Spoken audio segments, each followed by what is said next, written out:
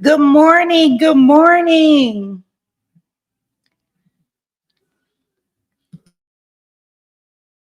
Oh, excuse me. I'm coughing this morning. Yes. Yes. I see it. I see it. And we're moving on up to the east side. Finally get a piece of some pie. I know it's a piece of the pie, but we're going to get a piece of some pie, right? Some pie. I don't know what pie, but we're going to get a piece of it. Right? Good morning. Good morning, Jules. Hey, good morning, Cindy. Welcome. Hey, Becca. Good morning. Good morning, everyone. And we're moving on up to the east side. Oh, you gonna give me a late fee? Yeah, you'll be docking me all the time. Look, I'm trying to be good. What's up, pretty brown girl? I tell you, I was like this morning. Hey, Kim, good morning. Good morning. You slept till 4:30? Wow. Wow. I tell you, so it's so funny because I seen exactly when it hit 500. I was kind of looking at my phone at the time and seeing where I was at. So I was able to actually screenshot. It was like at 498 and then two more subscribers came through. So I was actually able to see the 500. So I screenshotted it. And it happened at 5:03 this morning. And I hope y'all got y'all shots ready. Right? It's Friday. Like, what better day for it to happen on? I was like, oh, wow, I got to see it in person. I said, I feel like the luckiest person in the world. Thank you, Kim. Like, I was like, wow, check it out. And I had to see it. Awesome. Thank you to Jules. Hopefully, yeah, right. Like, we ain't got to get everybody, right? We just need some people, right? I look, I'm not greedy. I surely appreciate it. Look, come save me. Look, I got on my Batman shirt today. I'm out here with my Batman. They say if you can't be yourself, be Batman. So that's what I'm gonna be today. I am gonna be Batman. Batwoman, I guess I should say. And you know I got it in purple. Let me get that together. That way that'll be a little bit better. So y'all can make sure y'all see that I'm out here saving people today. Good morning, Moki. Awesome. Awesome, right? Good morning. Good morning. Good morning. Thank you. Thank you.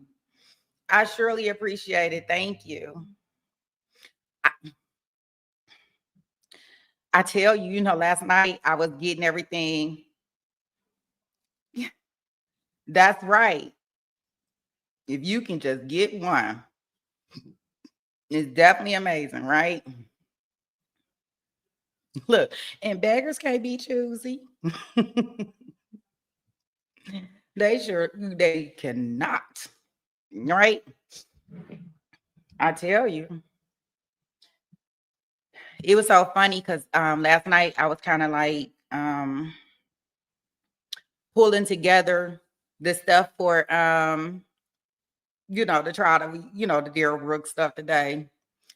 And I'm like, oh my gosh. When I seen that, I found that photo of him all handcuffed in the green padded. I said, with them long dreads, I said, now we knew he was gonna be a nutty buddy from the beginning, right?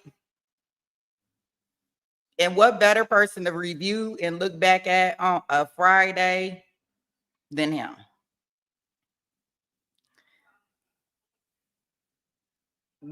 Yeah, Kim, I'm really hoping I'm glad. Like, this is just like so awesome to me. It's like unbelievable. I think when, the other day when a lot of people came in, I think I'm almost sure it was Tuesday. It was so many people in the chat and so many people. I literally was tearing up because it's just awesome. Like, this is always what I envision, right? I'm not gonna get emotional. Not this morning. We got a long morning and it's Freaky Friday. It's freaky, frisky, fantastic Friday for me. Like, it's all types of things that's going on. All right. Yeah, Moki. Oh my, like this guy here. Oh boy.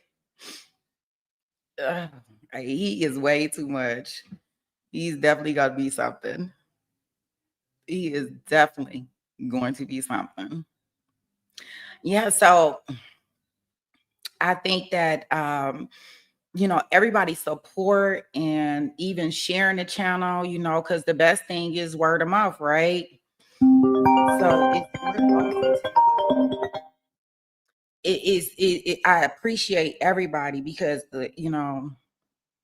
I've learned that, and you'll hear my saying that don't nobody got to do nothing for you out here, right? So anything that's done for you, you should be appreciative for, right? And that is really, really, really like something that's core to me, in whatever way. So I don't want anybody to ever think that I don't appreciate them and their time that they took out, the time that they came over here to check me out, right? Really? Well, that's fine. They can come hang out. Long as they nice, Moki. Yeah. So, like, so I guess that's my biggest thing. It's like just being appreciative and understanding, like, for all you that don't know, like I started out and it was just literally me and Benny in the chat. Like me and her all day for like a couple days. He said, well, most are. And we just had conversations like throughout the chat, watching the trial, enjoying the trial that we were watching at that same time. I think it was the Ronnie Walker trial. And that was the first one that I covered. And she was like, are you going to continue to do this? And I'm like, yeah. And so then we went over to the Christopher Davis trial, and then some more people came along, and then some more people came along. And so yeah, it was me and Benny. And it was so funny because I was just sitting up here talking to myself for a long time. I think for like maybe the first day or two with the trial, I was kind of like in here by myself, like, oh, I don't have anybody to chat with. Or it was people watching, right? But nobody was really chatting. Yeah, I'm glad, Pretty Brown. That's what we wanted to be like, fun, everybody enjoying themselves, and and like I said, I envision like panels where people can come up and talk because when you go to them big channels, they don't give you really that opportunity, and I be wanting to talk, right? Y'all can tell that, right? I ain't all this texting and chatting. I like to talk, right? My sister was asking me, she said, you're not tired of talking when you, because I get off the phone, I get off here and then I'm talking to her. I'm talking to her for like hours. Hi, Rose. Welcome, welcome, welcome. Thank you, thank you. I hope you enjoy yourself. Well, I know you will enjoy yourself over here. I know. Thank you. Yes. Moki, she made it. Thank you. Thank you to Jules, right? We in this together. Like it's like I don't know if anybody like I feel like I got all this extended family now. And regardless of what anybody thinks, you remember who was there, right? You remember who, came along on a journey with you. And at least I know I do, right?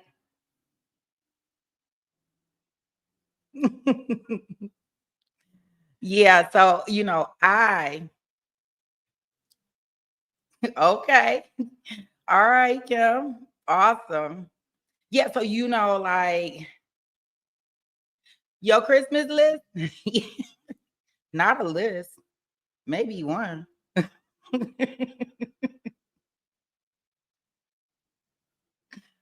I mean, would you say intimate, right? When I talk sometimes, right? Yeah.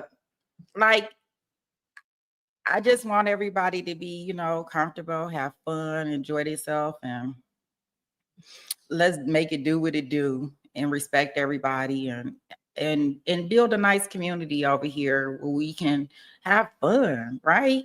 Even though we may be dealing with some serious issues, right? But we can still, think outside the box, respect everybody's opinion as we're thinking outside of the box and be okay, right? So that's the most important thing for me. Yeah, and to keep it, where we intimate, right? With certain aspects. Yeah, Hazel, welcome, welcome. I'm glad to see you in here. Thank you. You say that's why you look, yeah. Like if you don't, I mean, I've been in Arizona for I think 8 years now. I don't have any family down here. I except for my, immediate family, right? That I moved with. And COVID happened, so I wasn't able to really make friends because then they sent everybody home to work, right? And so then I didn't go out because I'm still like raising kids. So I'm like, okay, now they getting a little older. I'm like, I gotta give me some friends. But how you go out here and make friends? I'm like, because usually your friends that you have that are really close, they like high school friends or the jewel says I moved. Yeah. All my family's Orange County. Oh wow. Okay. So you kind of, yeah, and my family like 2,000 miles away. They all the way back in Ohio. So yeah, it becomes like depending on where you at, like, and I'm like, okay, so I love watching trials. I know that there's people out there that like watching trials, right? They like to talk because I've been seeing them like in the chat, different places where I'm at, and I'm like, okay, well, I'm about to make me some friends. Like I'm about to make me some friends. Like I could, like now I can go to the UK and I got friends. I can go to Europe. I can go to Canada, right? I can go to Florida. I can go to North Carolina, right? I can go some places. Right? I can go some places now and I can hang out with some friends. I got friends all over. Boom. Also, you say you go home every 4 to 6 weeks because the dog and I, y'all need the beach. I know because we don't have no water down here. The Jewel says it's hard to meet new people at my station. Or you can drive to Gilbert. Yeah, I don't mind driving to Gilbert. That's not far at all from where I'm at. So we good there. I recently moved from Chandler because I was in Chandler a couple years ago. Really, I love mountains, Hazel. I'm gonna take you up on that offer. The Jewels. I'm gonna take you up. They got downtown Gilbert is beautiful. Yeah, right. That's what I'm saying. Minnesota. Wow. Yeah, we have. I love mountains. Right. We got mountains all over here where we at in Arizona. Depending on where I guess I the jewels, and you may notice I used to stay out in Rio Verde, where I don't know, I can't remember what mountain it is. I want to say McDowell. I'm not, it's not McDowell. The whole backyard was just mountains.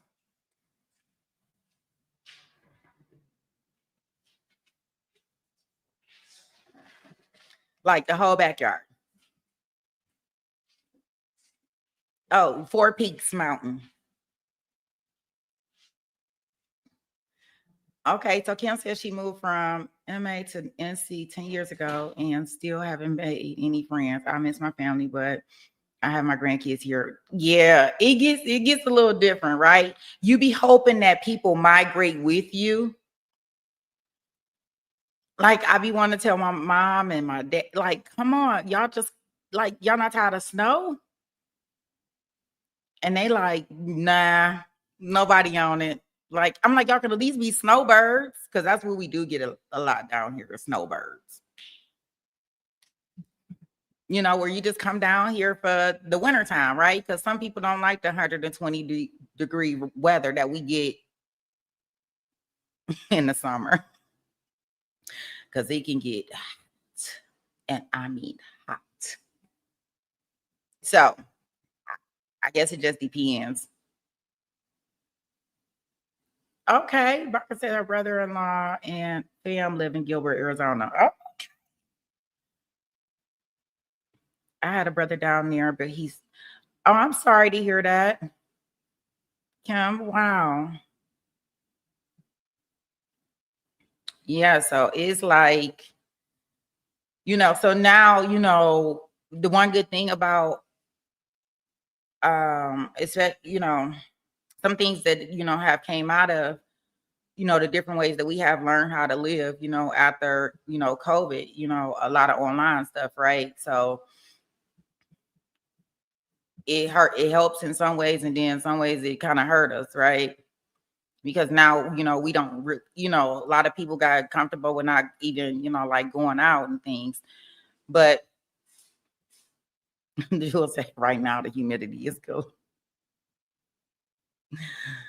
I guess I don't know. I be in this. I'm pretty sure you in the air all day too. I be so cold. So I don't know. I be ready to go outside. You said you're not going back to Massachusetts. You hate the snow. Yeah.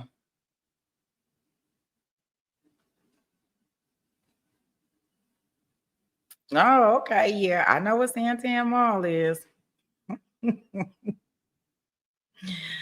Absolutely. Yeah. So I guess so it's nice, right? To have this, and then we're building and we growing, and it's awesome. It's awesome. It's awesome. And I appreciate everybody.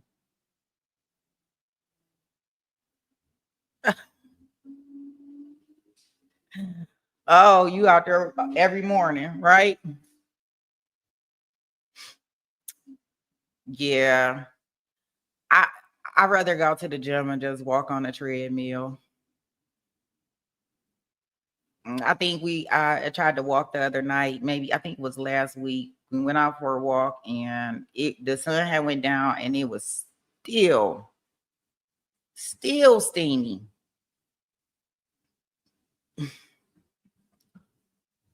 And you say you work in the hospital, so you got a sweatshirt on and a hoodie in your office. Yeah, I have to walk out into the heat. Not the treadmill. Like, no, no. The other day I was on there, and y'all know I am the person that will dance in the middle of the aisle at the grocery store with my headphones in. And I was walking on the treadmill, and my whole entire concentration was, please do not get so into this song and this beat that you are on that you start dancing on the treadmill as the treadmill moving, and somebody finds you and take a meme of you rolling off the treadmill because you're trying to dance. You done forgot where you at. I was so into my music. I'm like, oh my gosh, let me please concentrate. Because I've been messing around and started doing the whole beat, doing the dance on the treadmill and then rolling off of it. And of course, somebody will be there with a phone, talk about, look at this dummy. Talk about, yes, she can dance on the treadmill. I was like, oh, please concentrate. Please concentrate. So I said, maybe I do need to be walking on the street just in case I need to break it down. I might need to break it down.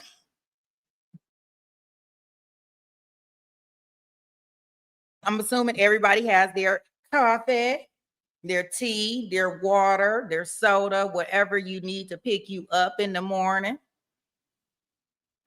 Right? I know I'm on my second cup. Yeah. Yeah. My second big cup of my Mickey D's. And it gets me all excited. Like I be so excited in the morning to go get coffee.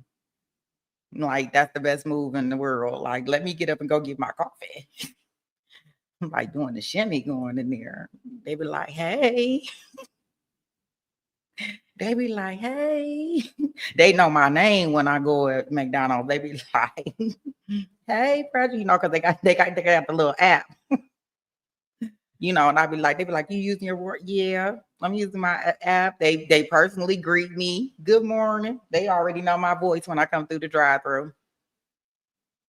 Right? They be like, I started. It's right for you. I love them. Especially when you okay, Kim, especially when you know you go there so often and they start learning who you are. You say you don't even speak before your coffee. I got you. I got you, Rocker. Like, wait a minute. Hold up. Like my brain ain't even functioning. And anybody that know when you like a coffee drinker, like you can't even cut this cold turkey. It's like a drug. Like I will be totally irritated. And if I don't drink coffee, I will get a headache. So I'm like actually going through the withdrawal symptoms. Like, really? Off of coffee? I would have never thought it. I'm like, dang, coffee is a drug, right? One that they give to you all the time and you don't even know about. I was trying to do some kind of fast, and it was like where you couldn't have caffeine. And I got the out here shaking and my head was hurting. I was like, oh, I'm cool. I'm going to go get me some coffee. And as soon as I drank it went right away.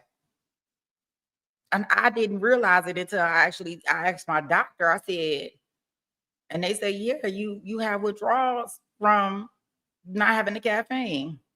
Pretty Brown says, when I was younger, I didn't get it. But when I started working all kinds of different shifts, I was like, yeah, right? Yeah. Because they give you that, like, you know, that, but and you don't, if you don't have it, you can definitely tell, like, I'm probably irritable, probably because I got a headache, you know, and not really realizing putting two and two together, right? So without putting that stuff together and just sitting up there, but now I know. So if I get the headache and I'll make sure that, hey, well, you didn't have your coffee, right? But yeah, I'm not playing that game. Not that game. I'm going to go get my coffee. So I did queue us up for our boy. I got us at I'm gonna start it at the opening statements for us today. Just for people that have not seen it, right? So they can kind of get an idea. I mean, well, we'll go through the whole trial. The one good thing, and we probably have to do it in pieces because y'all know our Ali versus Ali versus Ali. Our Ali and Ali case does start back up on Monday. So the way we'll handle this, we'll go through Darrell Brooks. We probably, if they have some sidebars and lunchtime, of course, we'll be able to skip through all of that, which is the good thing, because we'll have tons of TiVo time. So from what I could see yesterday when I was counting up the days, it was about 12 days worth of testimony. I don't drink coffee, but I suck an extra large iced tea every day from QT. I get the caffeine headache too. Yeah, because it probably has caffeine in it too. I'm sure it does. I got you, Banker. Cheers. So we'll go through as much as we want, right? And then y'all can let me know if y'all, at the end of the day, how y'all feel, if y'all want to do a sizzling Saturday and we continue on with our boy, or if we just want to piece it together as we go along, since some of you have already seen this trial. Yeah, because when I was looking at the clips, it doesn't seem like they are, I don't know. I think it may be a lot shorter than what the 12 days that Court TV has on here, but we'll have to take it clip, day by day and kind of see. Because I didn't go through all the days to see what not commercials, scratch that. I didn't go day by day to see exactly how many breaks, if Court TV cut out the breaks. I don't know. Or the sidebars, but even with his sidebars, they were very entertaining because of the certain fact that he was included in the sidebars. And for those that don't know about this case, he was convicted of driving his car through a Christmas parade where he injured tons of people and a lot of people were unalive. So it was a very serious situation. He did decide that he wanted to self-represent himself. We'll learn a couple things from Darrell Brooks as we go through this. One, we don't know the law unless we went to law school, and you should not represent yourself. Two, get a lawyer. if nothing else, that's what we'll learn from Darrell Brooks, right? And how not to act in court. Because I tell you, he definitely did it all and to the fullest. So without further ado, let's start with the opening statements. Yeah, we'll probably get it in the opening statements, Banker. I don't know, but I know it was terrible. And I think even a young child was unalived in this. So really, really, really a tragic event. And you talk about Christmas time where everybody's supposed to be happy, it's a parade, and then you got this car that just plowing through people. It's horrific. And they actually showed a video of like kind of this transpiring. So okay, without further ado, here we go. He injured dozens more, and I think here we go. Let's see. And where police involvement became inevitable. Candy from people who were in November. I don't know why it starts right there. The Waukesha Christmas Parade. The event started off. So as you can see, this is the courtroom setup. And just so to give some people an idea that have not seen it, you can see he right here because he didn't act so much a fool that they can't even have him in the same courtroom. So on this part, you'll see him. Right here, you'll see the judge and the rest of the courtroom. So right now, at the beginning of open statements, because all the shenanigans and the things that he was doing in the pre-trials and all of that stuff. Hey, TYK, good morning, good morning, good morning. Because everything that he was doing at that point in time, he can't even be in the courtroom. So that's how we started off this one. Normal. There were dance teams, high school marching bands, local community groups, local businesses, all making their way down the parade route. The streets were lined with friends and family members and neighbors, people there to soak up the atmosphere. Kids ran into the street to grab candy from people who were throwing it from the parades. It sounds corny, but I think you'll see from the videos, there was a true sense of joy in the air. Darrell Brooks killed that joy. He replaced it with terror, trauma, and death.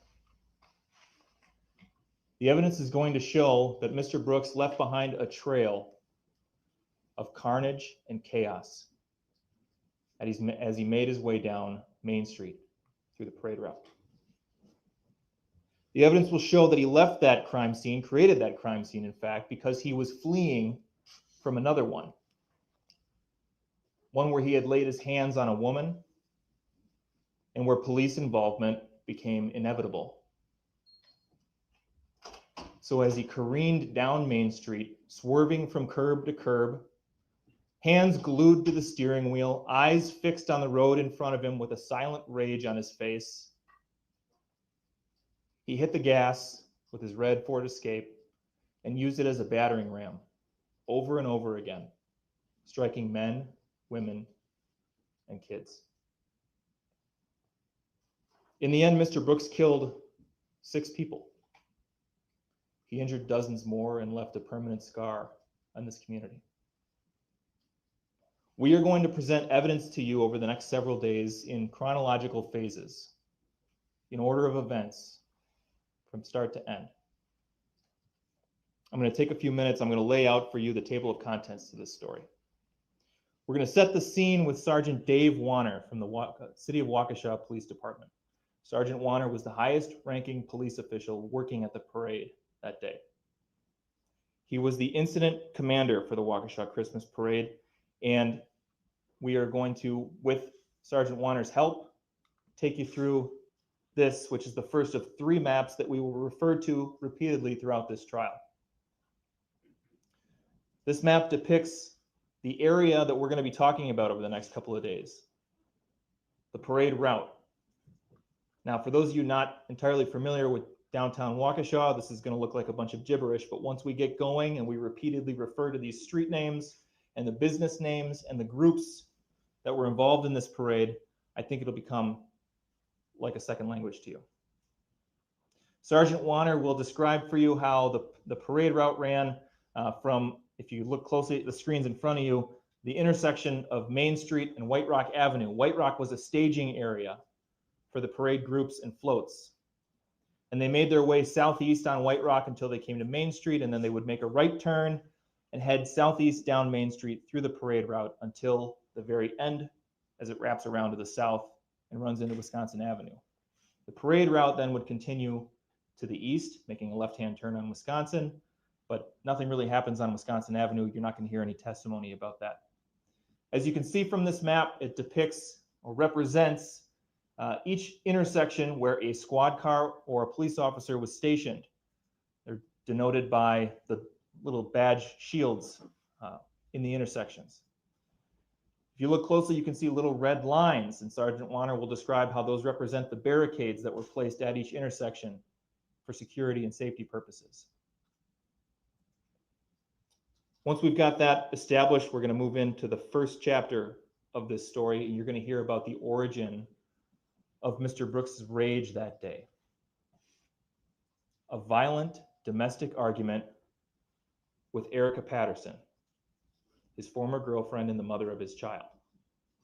Erica Patterson is going to testify either today or tomorrow, hopefully today. She's going to tell you that in November of 2021, she was staying at the Women's Center, which is a shelter here in Waukesha. And on the day in question, November 21st of 2021, the defendant showed up in Waukesha in his red Ford Escape that she knew he drove, and he argued with her, and he harassed her, and he punched her in the face. And the thing about a swollen eye is it's tough to fake. You're going to hear evidence about how after, let me back up. You're going to hear evidence about how the defendant took Erica Patterson all over town that afternoon, from Frame Park, across the river, up Barstow Hill, back down to Frame Park. And at some point, after she was struck, after she sustained that injury, Erica called her friends because she needed help, and she had no one else to call.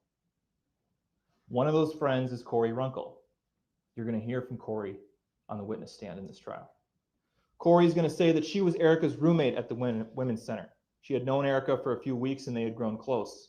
And when she got the call from Erica that Erica needed help, Corey immediately responded to help.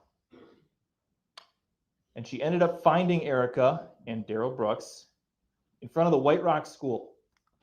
If we go back, the White Rock School is on White Rock Avenue. It's on near the top right portion of the map. It's just south of Frame Park.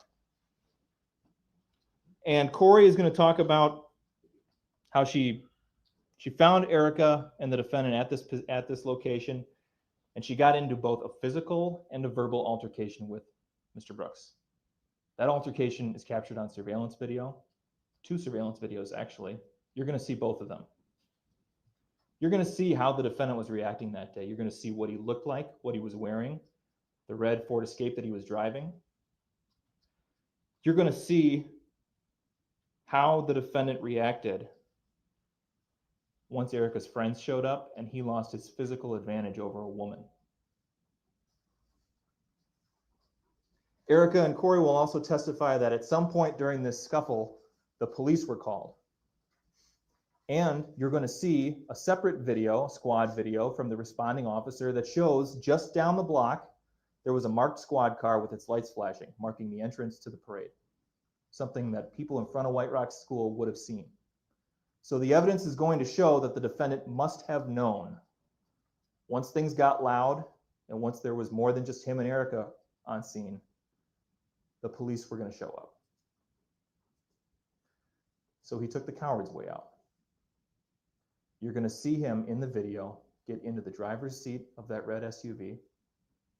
Corey and Erica will tell you that no one else was in the car. And you're going to see him pull off on White Rock towards Main Street.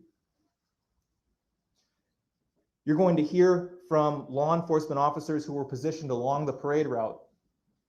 The officers who made their initial contact with the defendant, the first ones who tried to stop him. And the first one is Detective Tom Casey, the lead detective in this case. He's sitting at the state's prosecution table right behind me. He's going to tell you that he was working that day as security for the parade. He was working at Main and White Rock. He's the first law enforcement officer to come into contact with the defendant during this incident, face to face, or I think better describe it as face to windshield.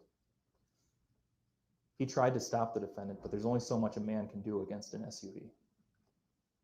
But he's going to tell you that he got so close, he got such a good look at Darrell Brooks's face that from that witness stand, he'll be able to say to you definitively, Darrell Brooks, the man in orange on the video screen, is the man who was driving the red SUV in this case. You're going to hear from a few more officers. Officer Bryce Buttrin, Officer Sonia Schneider. They were positioned at the intersection of Main Street and East Avenue, just a little bit further southwest in that map. You're going to hear them describe how they saw this red SUV approaching. They quickly realized it was not part of the parade. They quickly realized this was a problem. There are people, children in the street, lining the street. And so they jumped into action. They tried to stop it. As the SUV started barreling towards them, Officer Buttrin, again, tried to get in the way. He put himself at risk trying to get in front of the vehicle. Couldn't stop it.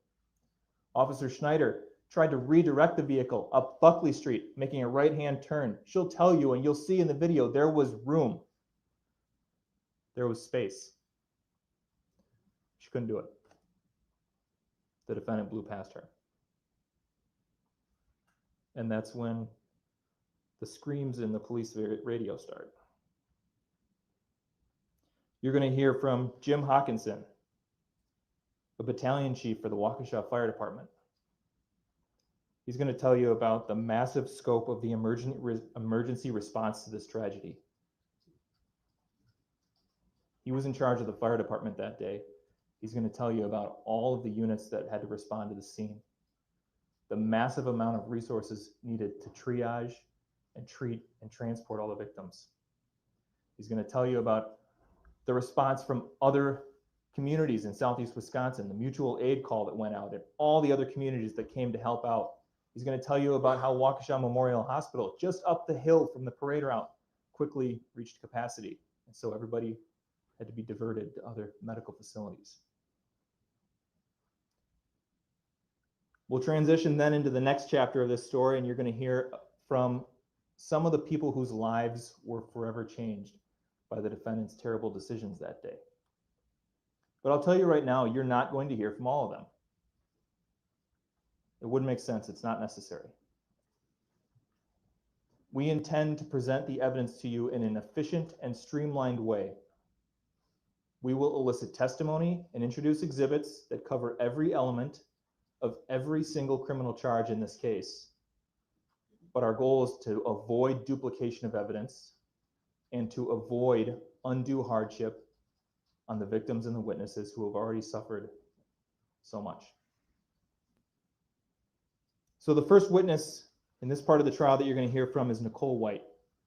She's the very first person, aside from Detective Casey, who was struck by the defendant on that day. She's going to tell you, as we look at this second of the three maps that we're going to repeatedly refer to, that she was marching with her coworkers and friends with Remax.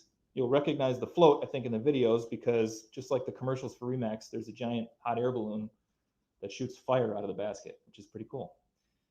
And she's going to tell you she was marching with her friends and her coworkers when, without any warning, she was hit from behind and knocked over. You're going to see video of that. Nicole White has a special significance in this case because, as the first person who was struck, she represents the point in time when Mr. Brooks was legally required to stop. You heard the judge read the hit and run jury instructions. And to summarize, in Wisconsin, anybody who's operating a motor vehicle who's involved in some kind of accident, they have a duty to stop, to investigate, to exchange information.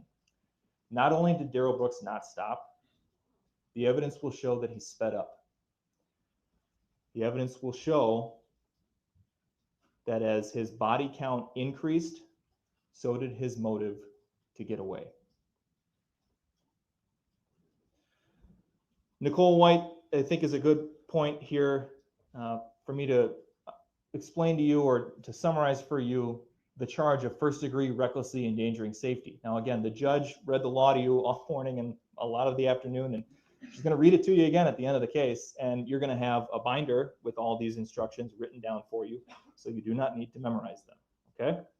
But we're going to talk about first-degree recklessly endangering safety. It's a crime where it's committed by someone who recklessly endangers the safety of another human being under circumstances that show utter disregard for human life.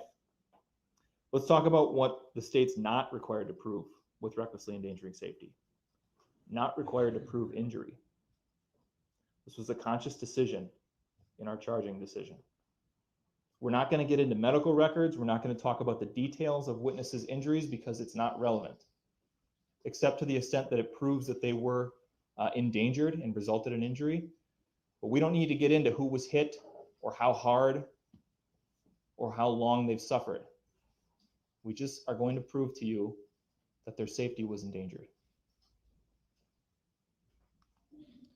So, after Nicole White, we are going to talk, you're going to hear evidence about the first of the larger groups that was affected by this incident, the Waukesha South High School Marching Band. 10 kids in that band got either hit or run over.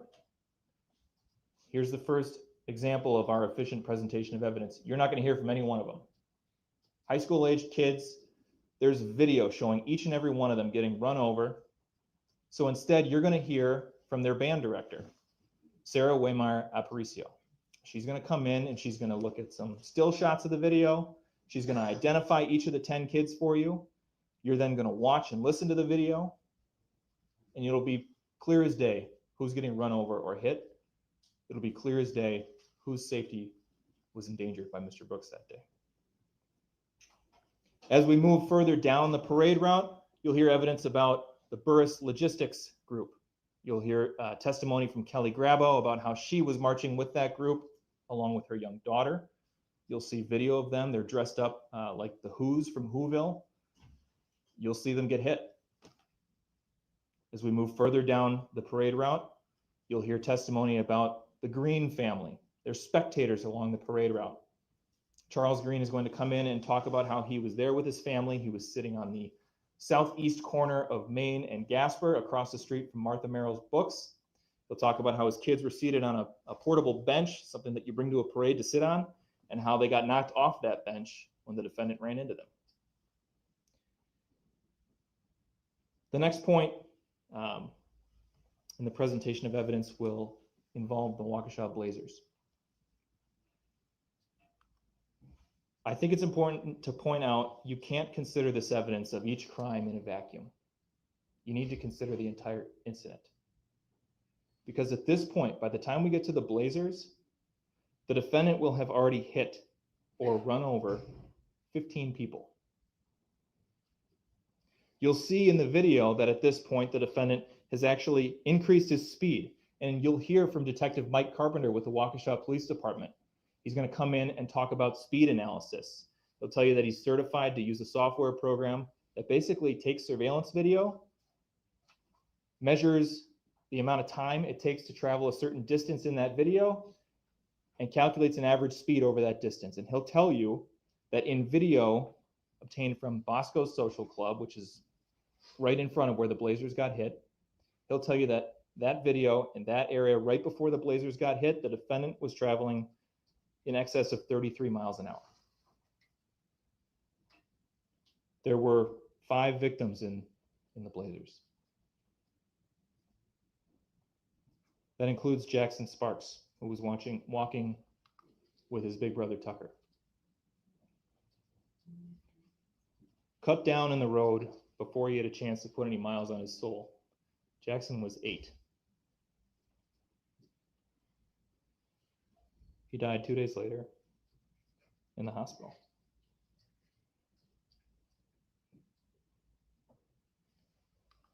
I think this is a good point to talk about the law of first-degree intentional homicide. Again, the judge provided the law to you. It'll be provided to you again at the conclusion of the trial. I want you to take a look at that second element. I don't know what the defense in this case is going to be. In fact, the defendant isn't required to put one on at all. He can sit there and not say a word throughout this trial, and that's perfectly within his right, and you can't hold that against him. And in fact, if he does that and we don't prove each and every one of these counts to you beyond a reasonable doubt, you must find him not guilty. That's the law. But if he does choose to present a defense, if he does raise any issues, I expect that he will likely claim that he didn't mean to kill these people. Take a look at that second bullet point. Keep that in mind as you're watching these videos, as you're learning about how this parade unfolded. Consider whether the defendant was aware that his conduct was practically certain to cause the death of another human being. We're going to move further down the parade route, and the next group after the Blazers is the Extreme Dance Group. There were girls of really all ages in this group, from toddlers being pulled in strollers up to high school age teenage dancers. 15 victims, 15 people associated with this group either got hit or were very close to getting hit. That doesn't include 2 additional spectators who were watching the parade from the south side of Main Street near the 5 Points intersection, right in front of the extreme dance team as the defendant drove through.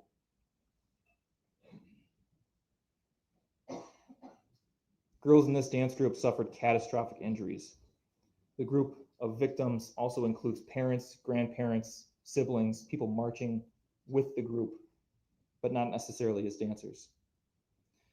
You're not going to hear from everybody who got hit. You're going to hear from the two instructors, the two young ladies who were tasked with teaching these girls these routines and marching with them and encouraging them and comforting them after the fact. And they're going to, in the video, identify for you where all these girls are positioned, and it'll be very clear the path of travel of the vehicle as it goes through that group of young ladies, who was hit and who was nearly hit. The next group down the parade route is Citizens Bank. And here we reach the second count of intentional homicide. Jane Kulik was marching with Citizens Bank with her friends, with her coworkers. This is the only count of homicide for which there is no clear video depicting how she died. So instead of watching video, you're going to hear evidence from her coworker and from the man who was driving the truck pulling this float. And they're really the ones who are in the best position to observe exactly what happened to Jane Kulik as the defendant plowed through that parade route. And they're going to describe for you how she was struck, how she was run over. The medical examiner will explain that Jane Kulik's cause of death was multiple blunt force traumatic injuries. We'll move further down southwest along the parade route, and we'll learn about a group that was standing in front of the steaming cup, spectators again. Innocent people have nothing to do with anything. You're going to hear about 3 kids who were standing along with a bunch of others along the curb in front of steaming cup. And as the defendant swerved from the left side of the street as he hit Jane back to the right side of the street as he was avoiding the vehicle that was ahead of him, clipped the curb and hit these 3 kids.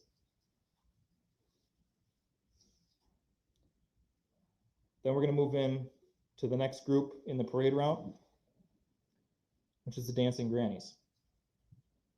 This is the deadliest point in the parade.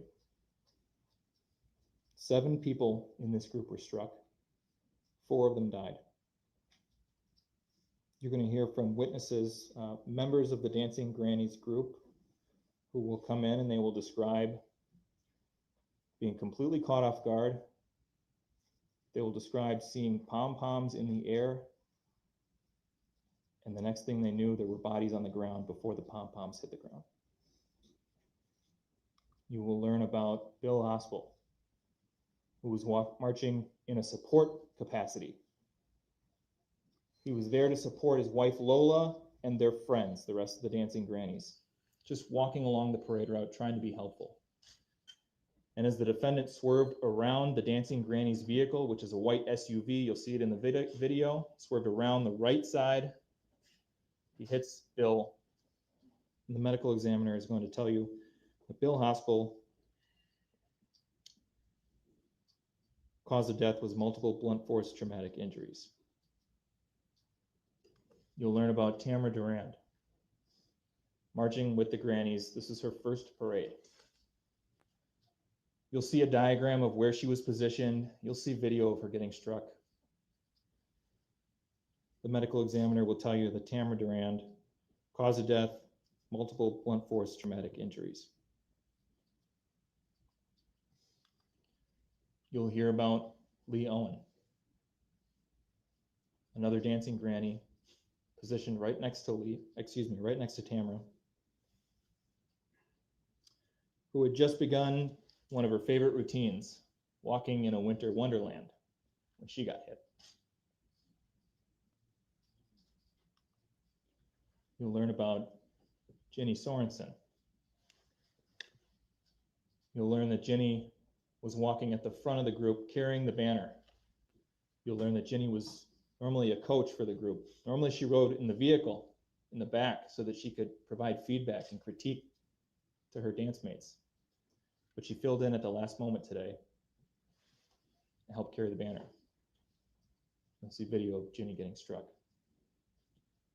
Medical examiner will tell you that Jenny Sorensen's cause of death was multiple blunt force traumatic injuries. You'll hear more speed analysis testimony at this point. You're going to hear from Mike Smith with the Wisconsin State Patrol, who's going to testify very similarly to how Detective Carpenter is going to testify about speed analysis. Basically, he takes surveillance video, this time from Curry Insurance, which is on the south side of Main Street. It shows the grannies getting struck. They measure point to point and measure the time between those 2 points and calculate an average speed over that distance, which is roughly from Clinton Street up until the camera cuts out.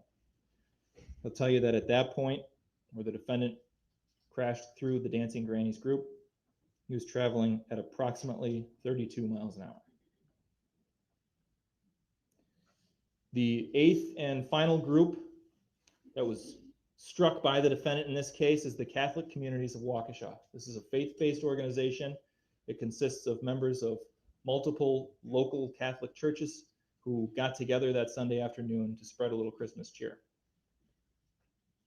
There is not great video, and perhaps that's for the best, of this group getting struck. In total, there were 19 victims in this group. In what little you can see from the video, you can see the defendant's taillights swerving from the left side of the street to the right. You can see them bouncing up and down. There are no speed bumps in that section of the road. The next phase of the evidence will involve the manhunt. How authorities found the defendant, took him into custody, and the statements he made after he was placed under arrest. You will hear from Officer Bryce Skolton, who was positioned, if you look at this third of the 3 maps I referenced, on the very top of this map at the intersection of Main Street and Wisconsin. Officer Skolton was positioned at that point to direct the parade route to make a left-hand turn from Main Street onto Wisconsin, to stop any traffic coming from the other directions. He saw the defendant come around that corner. He saw the defendant drive right at him as he's standing in the middle of the road. And as the defendant went around him to the left and went south, Officer Skolton fired 3 rounds from his service weapon. All 3 rounds hit the car. None of them hit the defendant. You will hear from another police officer who was not on duty that day. He just happens to be a police officer. His name is Officer Ralph Salyers. He's from the Waukesha Police Department. If you take a look at that map, he's going to describe to you being on the sidewalk, leaving the parade. He was walking past Les Paul Middle School. He's going to describe hearing a loud commotion. He's going to describe seeing a red SUV with just utterly total front end damage coming to rest in a driveway at 338 Maple Avenue. You're going to see video of the defendant in the red SUV pulling into the alley behind 338 Maple. And then a few moments later, you'll see what appears to be the defendant coming back onto the screen and running away from the vehicle, apparently in a hurry, apparently aware that he had done something terribly wrong. You're going to hear from a series of witnesses between that point and the defendant's arrest, where they will describe the defendant approaching them, contacting them, asking them to use their phone. Because he was in such a rush when he ditched his SUV, he left his phones behind. Then you're going to hear from Daniel Ryder, and I think the evidence will show Daniel Ryder really is a good embodiment of the spirit of Waukesha. Not knowing what Mr. Brooks had done, Daniel Ryder opened his home to the defendant. The defendant showed up at his front door without any shoes on, with a t-shirt, said he was cold, said he needed to use the phone. Daniel Ryder let him inside, gave him a sandwich, let him use the phone, and then gave him a coat. And a few minutes later, the police showed up. You're going to see body cam video of that arrest. You're going to hear from Officer Rebecca Carpenter that she responded to that area around where Daniel Ryder lives because of reports of a man knocking on doors. She takes him into custody. He identifies himself on the body cam video. They search him, and in his pocket they find a key to the red Ford Escape used in this attack. You're going to hear from a series of officers who retraced the defendant's steps that night, recovered surveillance video showing the path that he took. The path is depicted here in the third map that I'm showing you. You're going to hear how they recovered his sandal, his sweatshirt along the escape route. You're going to hear from Detective Jay Carpenter with the City of Waukesha Police Department, and he's going to talk to you about the defendant's statements after he was taken into custody. I'm going to let that interview speak for itself, other than pointing out for you that you will, I think, quickly learn a few main points about the defendant on the night that this happened. He was lucid. He was aware. He was intelligent. He was probing for information. And he was deceptive. We're going to then wrap up with testimony from people who plugged any of the remaining holes in the investigation. You'll hear from crime lab analysts about DNA evidence, about finding the defendant's DNA on the steering wheel of the red Ford Escape. You're going to hear from Wisconsin State Patrol Inspector Ryan Schultz. He's going to testify about the mechanical inspection that he did on this vehicle. In case you were wondering if there were any issues that would have prevented Mr. Brooks from stopping or from pulling over, he's going to quickly put those concerns to bed. He conducted that mechanical inspection. No problem with the brakes. The accelerator didn't stick. There were no mechanical problems that would have prevented Mr. Brooks from stopping. Finally, we're going to close our presentation of the evidence, not with a witness, but with an experience for you. You are going to go to a secure location, and you're going to have a chance to see the murder weapon with your own eyes. You'll be able to see that red Ford Escape. I want to close now with a few points about how the evidence relates to the law in this case. There are, obviously, we've gone through the 6 counts of first-degree intentional homicide. But in addition to those homicide counts, there are 6 counts of hit and run involving death. Those are separate charges. The evidence will support convictions on all of them, all 12 counts of homicide. But they involve the same 6 victims. Another point I want to bring to your attention is that for each count of first-degree intentional homicide and each count of first-degree recklessly endangering safety, if you find the defendant guilty of any of those counts, you have to answer a second question. Did he commit that crime while using a dangerous weapon? And here the evidence will show that he didn't use a gun or a knife to commit these crimes. He used 3,500 pounds of steel, rubber, and glass. The defendant's also charged with 2 counts of felony bail jumping. You'll hear evidence to support those charges, which includes the fact that the defendant was charged with a felony offense in a case in Milwaukee County and released from custody subject to conditions of bail. And then he was charged with another felony offense in a separate case in Milwaukee County and released from custody subject to conditions of bail. And those conditions of bail included requirements that he not commit any new crime. And those conditions of bail were in effect on November 21st of 2021.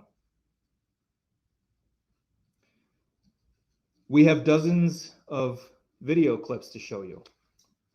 You're going to have notebooks and writing utensils while we present this evidence to you. It's a lot to keep track of.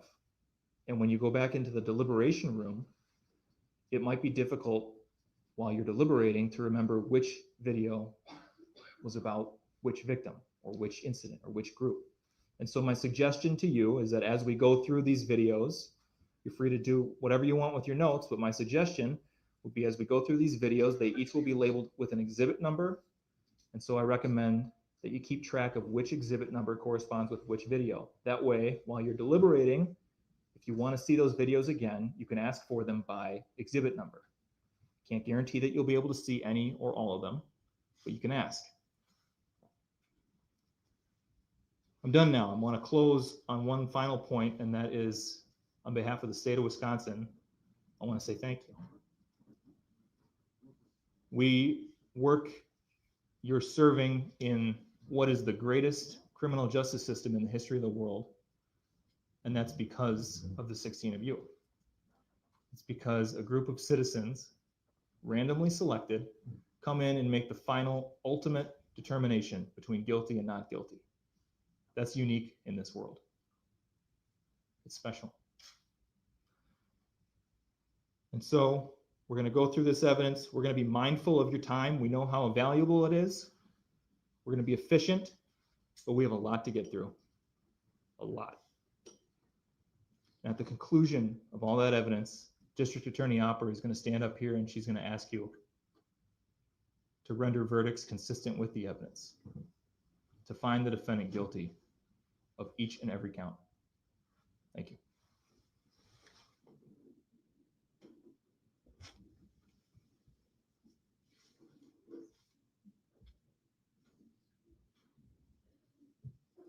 Mr. Brooks, my first question to you is, will you be making an opening statement at this point or deferring until your case? Meaning the defense portion of the case.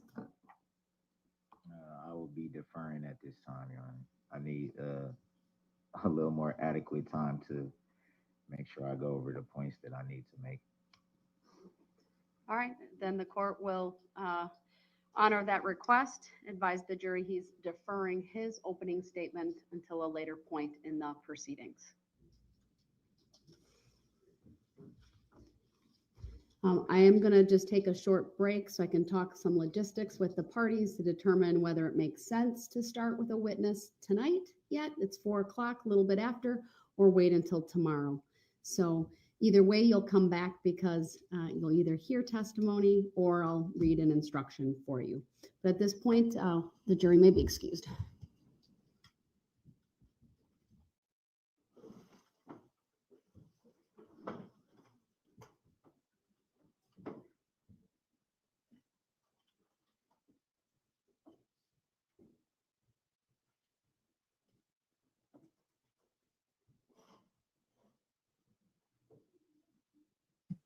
Okay, so we just heard from the prosecution team, their opening statement. It looked like Mr. Brooks don't have an opening statement on this video. I'm not sure if she discusses some things after the jury leaves, so we'll stay here for a minute to kind of see. Because the video clip is like 3 hours, right? So it's 3 hours long. So I'm assuming that they must have some of his shenanigans in this. Attorney Upper, your first witness, how long would that witness be? Our first witness is Sergeant Warner. I expect his testimony to take 10 to 15 minutes on direct. I would ask that you would hear his testimony this evening or this afternoon, Your Honor. He was supposed to have left town at about noon today to take his daughter on a college visit in Kentucky. He's delayed his departure so he could provide his testimony. And if we can get him in and out, he will leave at 5 o'clock and arrive at midnight at his destination. I have a second witness, if the court would hear me, who's here as well. Her testimony probably would also take about 15 minutes on direct, maybe a little longer. No, Mr. Mitchell says no. She has traveled here from Janesville. Her transportation is also difficult. And so she's here and ready to go if the court would indulge those two witnesses this afternoon. It certainly seems reasonable. Mr. Brooks, my question to you then is, do you want to come back over for the testimony of those witnesses? I would prefer to. I'm still kind of taken aback by not being able to know exactly how many witnesses are expected to testify and not being able to turn in my own witness list. Well, Mr. Brooks, you've been given copies of the witness list. The state's offered you a flash drive with all of the exhibits to streamline what will be presented at trial versus what is in discovery. So you've had ample opportunity to review those. I'm happy to bring you back. I need you to pledge to me that you will follow the rules of procedure and evidence, that you will only interrupt if you have an objection. That objection needs to be founded in law. And then you need to pledge to me that you will honor whatever decision I make so that the testimony of these individuals can proceed within the time frame that the prosecution has indicated it will take. You, of course, will have an opportunity to cross-examine them. Are you willing to follow the rules of courtesy and decorum and the rules of procedure and evidence?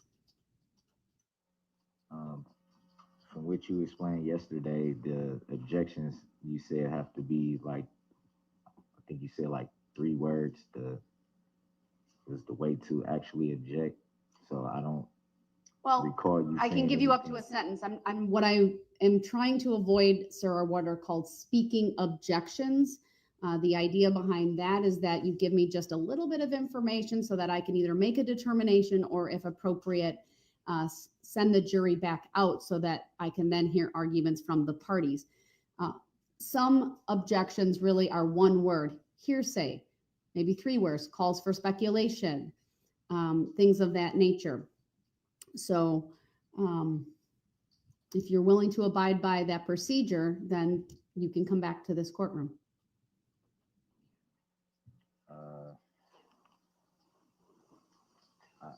I can't really definitively give an answer right now to that. So you're not willing to follow the rules of courtesy and decorum and procedure and evidence? That's not what I said. That's why I'm asking the clarification question, sir. I was clear in what I said. I don't think I can make that determination right now. Let me ask it this way, sir. You may reclaim your right to be present if you are willing to conduct yourself consistently with the decorum and respect inherent in the concepts of courts and judicial proceedings. Are you able to do that, sir? I thought I have.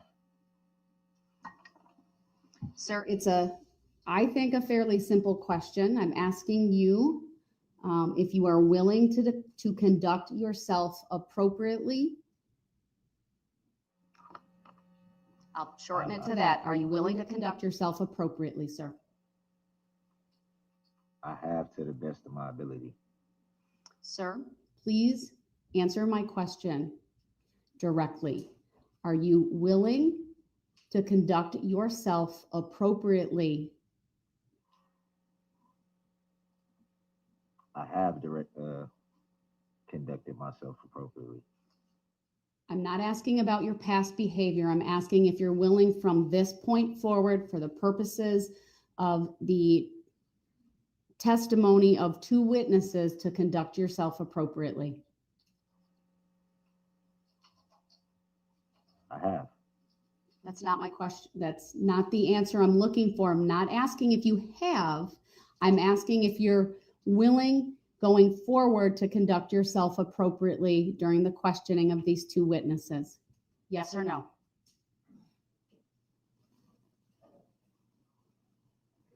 I'm going to end up getting put back over here eventually if I come over there.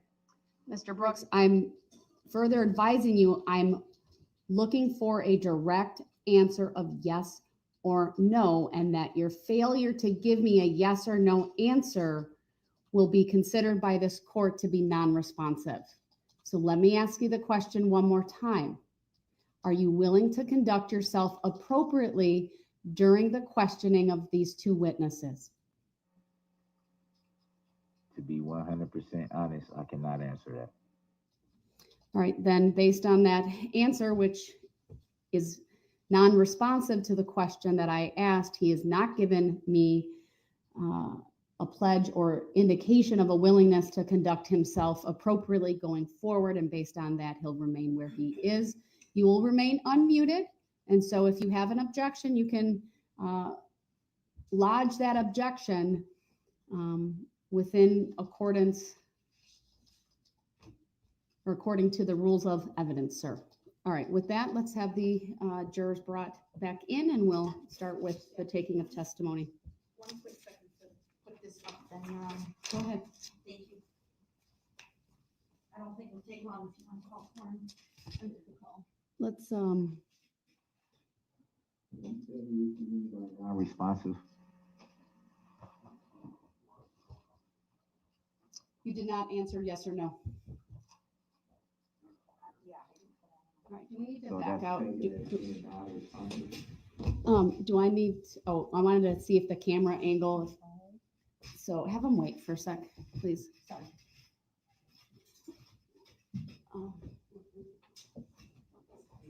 Usually, Your Honor.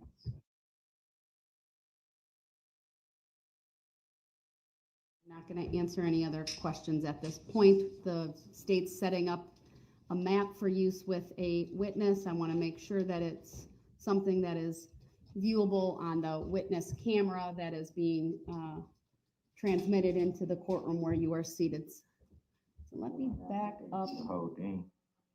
Let me back up, zoom out a bit.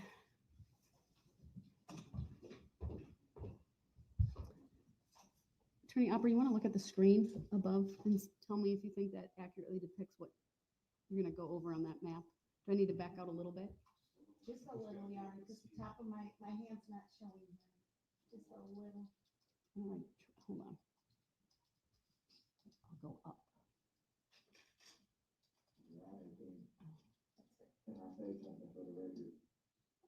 Do you think with where that chair is, the witness will?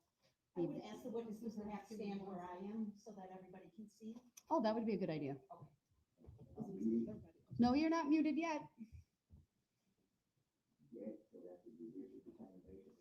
Mr. Brooks, if you're asking me to make a judicial determination, I've already rendered a decision about where you're going to be.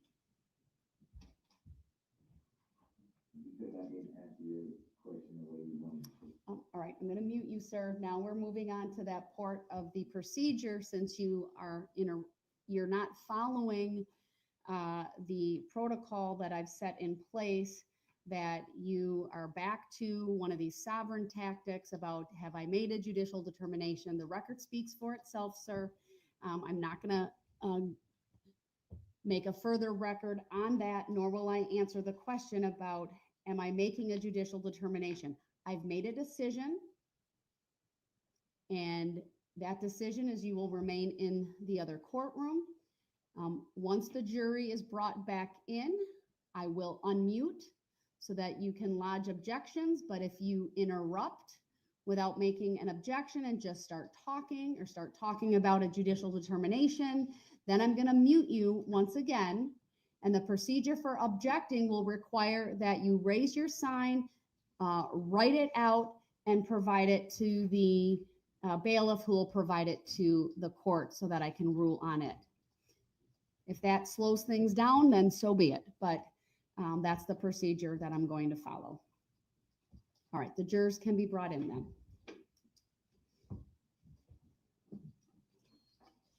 As a reminder, I'm not requiring an all rise even for the jurors. I understand you may do it, but there's a reason why I'm not requiring it, so.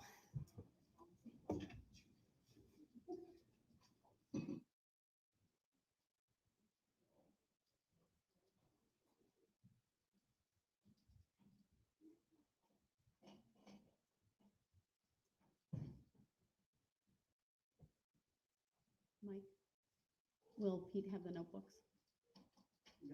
Oh, excellent. Thank you. You can start passing them out.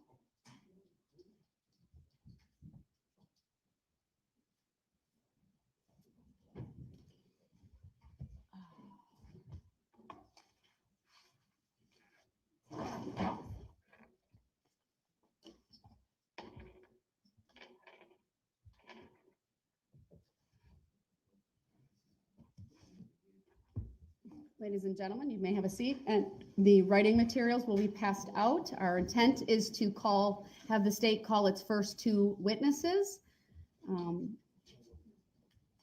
And then once that is done, I have an instruction to read, and then we'll break for the day. And I'll consult with the parties before I let you know what time you should report tomorrow. And keep in mind, my time I say we start for court might be different than your report time. All right. All the materials passed out? Very well. Then the state may call its first witness. Thank you, Judge. State call Sergeant Dave Warner. Good afternoon, Sergeant. If you would please make your way to the witness stand. When you get there, please remain standing, raise your right hand, and my clerk, Teresa, will swear you in. Do you solemnly swear that the testimony you're about to give shall be the truth, the whole truth, and nothing but the truth, so help you God? I do. Thank you, sir. Please have a seat, at least initially, or do you want him to stay standing? No, actually, you can start out seated, please. Very well. Sir, would you please state your first and last names for the record and spell each? Yes. My name is Sergeant David, D-A-V-I-D, Warner, W-A-N-N-E-R. Thank you. Go ahead, Attorney Opper, your witness. Thank you. Sir, how are you employed? I'm a patrol sergeant with the City of Waukesha Police Department, How long have you worked in law enforcement? 18 years. And as patrol sergeant, what are your general duties and responsibilities? I oversee officers across all shifts that are assigned to the patrol division. Want to direct your attention to the date of November 21, 2021. Did you work that day? Yes. Were there any events occurring in the city of Waukesha that afternoon? The Waukesha Christmas Parade was that afternoon. Has the Christmas parade been held in years prior to, prior to 2021? Yes, every year that I've been employed at the police department, we've had a Christmas parade.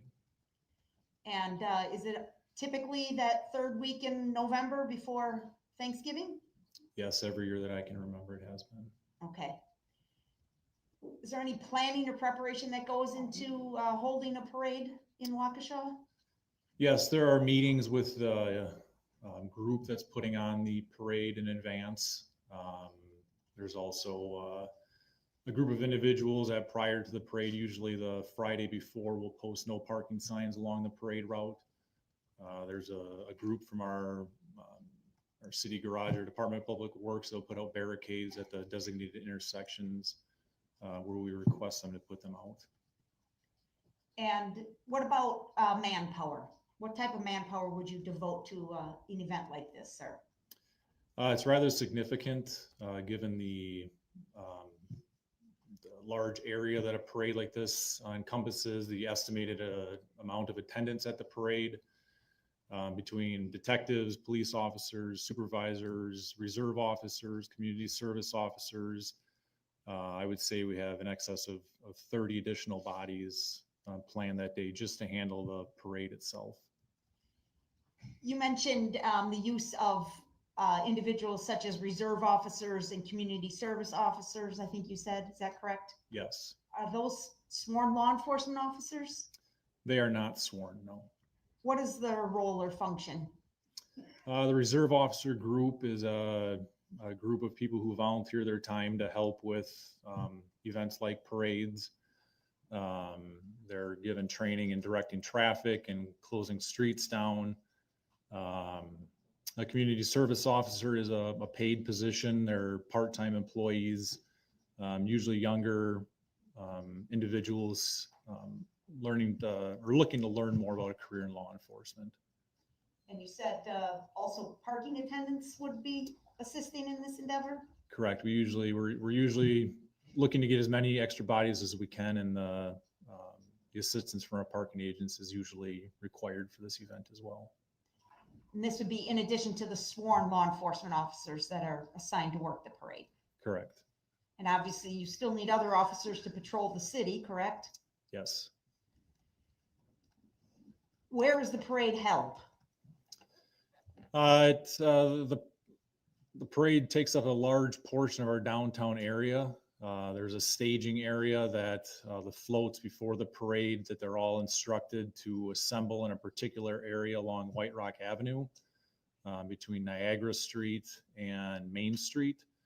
And that's about a 3-hour process of getting all the parade participants into that area and lined up accordingly.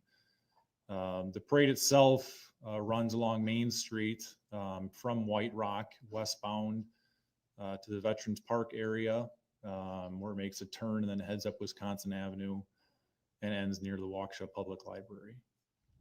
Sir, if I could ask you to stand up and refer to the diagram behind you. This is a map that's been marked as States Exhibit number 1. Do you see that sticker in the bottom right-hand corner? Yes. Okay, I'm sorry, it's a little tight up there, but if you could start in the upper right-hand corner of the map, and Your Honor, if we put up the digital copy of the map as well, I know it's hard to see, but then we'd have to do the screen share again. Is that correct? Yes, it's my understanding. Okay, I'm gonna ask the paralegal to please put up States Exhibit number 1 on the digital copy as well.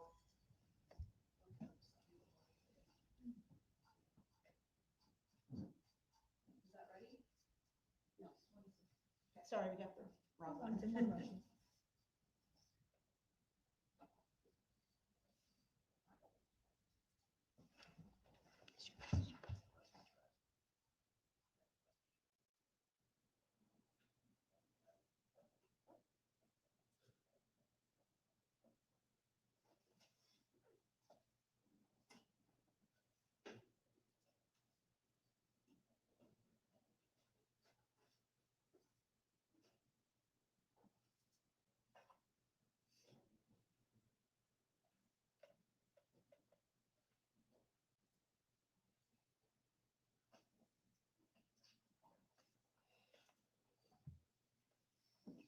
All right, Madam Clerk, thank you. We're ready here. As you present that, you know, you can hit that little arrow, that will get rid of those extra things that aren't needed. Go ahead. All right, and Ms. Gussie, if you could zoom in on the upper right-hand corner, please. There you go. All right, sir, if you can use the map, the big map in front of you, please, and the jury can follow along with the digital copy if they want. So starting in the upper right-hand corner. Yes. What's up there, please? That is Frame Park. And what's at Frame Park? Frame Park has a lot of, it's got a playground for children. There's a very large baseball diamond, different shelters. There's a formal garden. There's a boat launch. It's a very large park in our city that encompasses a lot of different activities. Is the boat launch shown on Exhibit 1? Yes, right here. Okay. And the waterway that's shown on the exhibit, what is that waterway? That is the Fox River. Now, is the parade route shown on Exhibit 1? Sorry, Attorney Upper, can you give me 1 second? Mr. Brooks, just a reminder, you're not muted. Oh, All right, I'm sorry for the interruption. Go ahead. I'm sorry too. I thought I was muted. I apologize. That's okay. Thank you so much. Go ahead and point out the parade route, please. So the parade route in this map is essentially this purple line. This area here is what I referred to earlier as a staging area. And then actually at this corner right here, westbound is where the parade route would follow down to the corner here. I refer to this as Veterans Park. That's that area there. And then it would turn up Wisconsin Avenue and end around the library right here, which is that green area. Okay, and we're just putting that up on the digital display too right now. Now, on this map, sir, we've designated several points along the parade route to reflect where various officers were positioned. Is that correct? Yes. Could you just briefly walk us through it? I don't need you to name every officer, but just point out the intersections and what was located at each intersection using Exhibit 1. Sure. I was here at the intersection of Hartwell and White Rock. I had a police SUV, an unmarked police vehicle, trying to maintain the integrity of the route and keeping the road shut down. Here we had various officers. It's kind of a mixed use of barricades, marked police vehicles, police tape, just in an order to keep the streets shut down and make sure that there's a visible representation that the streets are not open. Please keep going down, westbound down Main Street, please. Sure. So we come to Buckley and East Avenue here. Both sides of the intersection shut down with barricades. We come down further on West Main Street to Martin Street. The red line here signifies a barricade was in place there. At Main Street and North Barstow Street, again, barricades on both sides of the intersection there. Gaspar and East Main Street, a barricade. We also had a marked police fleet, as we did at other places where the yellow is signifying that. This is our 5 points area, as we call it, kind of a larger intersection with roads in different directions here. So at this intersection, we had a use of barricades, police tape, police vehicles. It's just a very large intersection to be able to shut down just with one of those things. So it kind of becomes a mixed use of different tools that are available to us. We have Clinton Street and Main Street here. Again, barricades on both sides of the intersections, along with officers. Maple Avenue and East Main Street, barricades and reserve officers. And then we come around toward the Veterans Park area, again, another very large intersection where we had an officer and multiple barricades shutting off the traffic. And then along Wisconsin Avenue here, we had one point at Maple Avenue where we had a CSO along with a barricade. And right now you're pointing at the very bottom edge of the map, correct? Very bottom here. Okay. And then from that point east, the parade kind of disassembles with floats going different ways depending upon their size and maneuverability at the end of the parade route. This map, exhibit number 1, is oriented north, correct? Yes. Okay.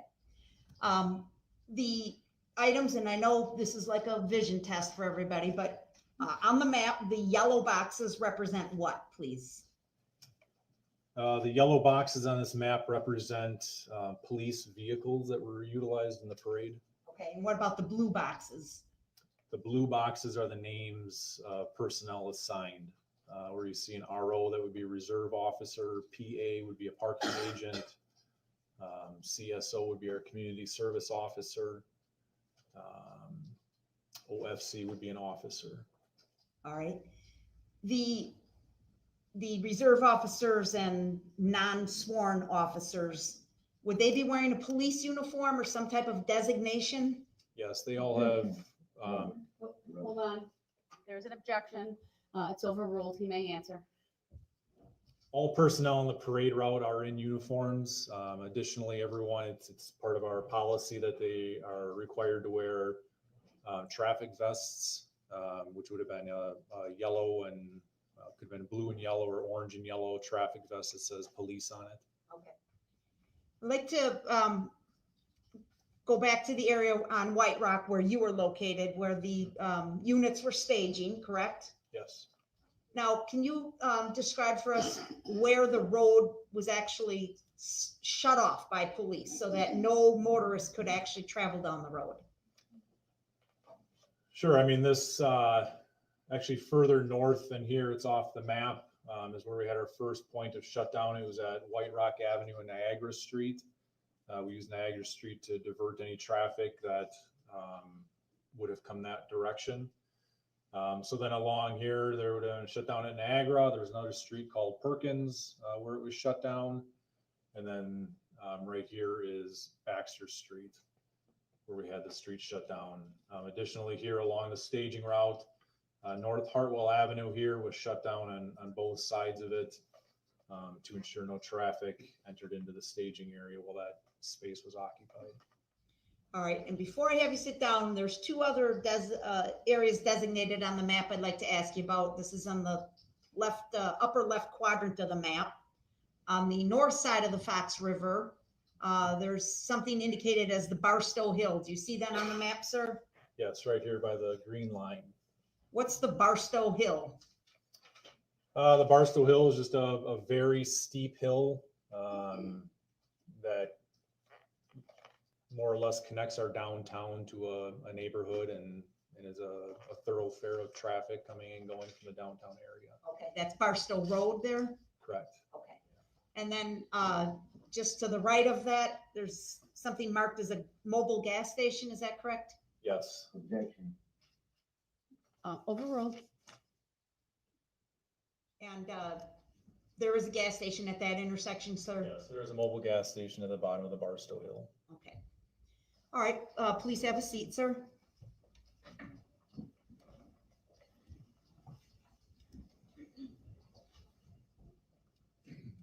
What time of day do you start sending officers out to their locations along the route here? At 1 p.m. is when the initial few officers head out to secure the staging area. So they're out there from 1 o'clock until about 3:30. Between 3 and 3:30 is when the rest of the personnel assigned to the parade would have arrived at their locations along the route. All right. And I assume you're in some, Your Honor, we just lost part of the Polycom. Well, we'll pause. See what happens otherwise. And we can take that down for now. We don't need the state table displayed at the moment. Mr. Brooks, we lost you for a second. As soon as we knew it was down, we stopped. We didn't take any additional testimony. I just want to confirm you can see and hear me. Yeah, I can hear.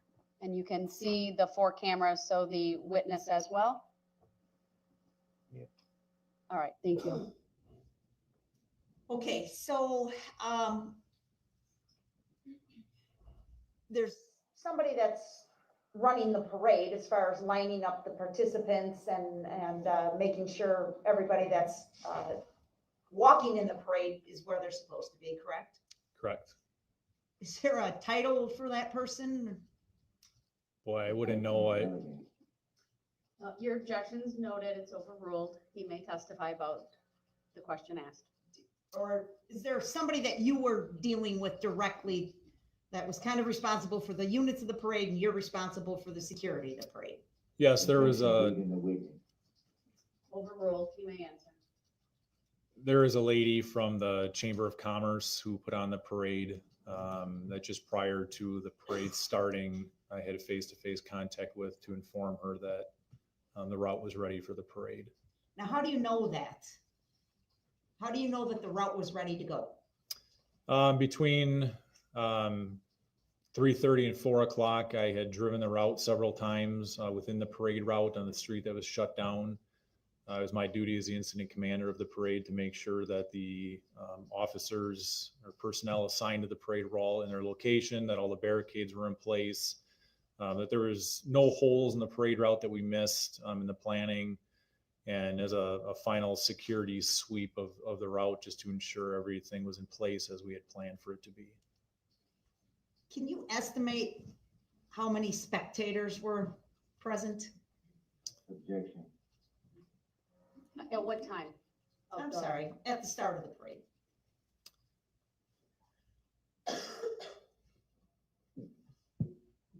Thousands. Once the parade had started, I was not on the route anymore. I think the last time I drove the route itself would have been just before 4 o'clock as my final lap through. Okay. And there's spectators on both sides of the road, north and south sides of Main Street? Correct. And all the way from Hartwell, all the way down to Veterans Park at the end there near Wisconsin Avenue? Yes, I'd say the majority of this. Oh, hold on, there's been an objection. Go ahead. What's your objection? That is hearsay. We can't know sure where everybody was at. The objection is noted. It is overruled based upon the foundation previously laid by the witness. Go ahead. The spectators are primarily from the intersection of White Rock and Main Street westbound. So you were satisfied it was appropriately safe to start the parade, is that right, sir? Yes. What did you do? I had face-to-face contact with the organizer of the parade. I indicated to her that I checked the route and from the police side of things that we were ready for the parade to proceed, and let her know that she could begin whenever she was ready. About what time of day was that? It was right about 4 p.m. And you had mentioned the units were staging on White Rock near where you were posted, is that right? Yes. And did you see, as the units would enter the parade route, then they all kind of move forward, I'm assuming? Yes, Overruled. the parade participants are set up on either side of White Rock Avenue, and they're kind of funneled together into almost a zipper type fashion as they enter the parade route. And as they march forward towards the parade route, then at some point, is the road behind them vacant? Correct. And what do you do when that happens? We try to cause as little disruption in the city. Shutting down White Rock Avenue, it's a very major thoroughfare in the city, and having it shut down for that extended period of time causes some pretty significant traffic problems. So as the road is no longer occupied by parade participants, we try to open up the road from behind them, keeping the back of the parade shut down, always taking into account a street for a car to turn off onto. So Did you remain in that same position near White Rock and Hartwell? yes. And do you remember how you had your squad positioned? Objection, that's hearsay. Overruled. I had my squad positioned across White Rock Avenue in an east-west fashion, essentially in the middle of the roadway. The road is much wider than the SUV squad I was driving is. I positioned it that way to give a visual representation to motorists that the road wasn't open. And is your squad marked or unmarked? It is unmarked. Objection, irrelevant. It's relevant. The answer may stand. Make sure if you hear an objection, sir, that you wait until I rule on it too. Thank you. Are there red and blue lights on your squad car, sir? Yes. Objection, irrelevant. Overruled. The answer may stand. Did you have your red and blue lights activated as it was parked across the roadway? Objection, irrelevant. Overruled. Yes. You remember hearing something about a disturbance near the boat launch? Yes. Objection, hearsay.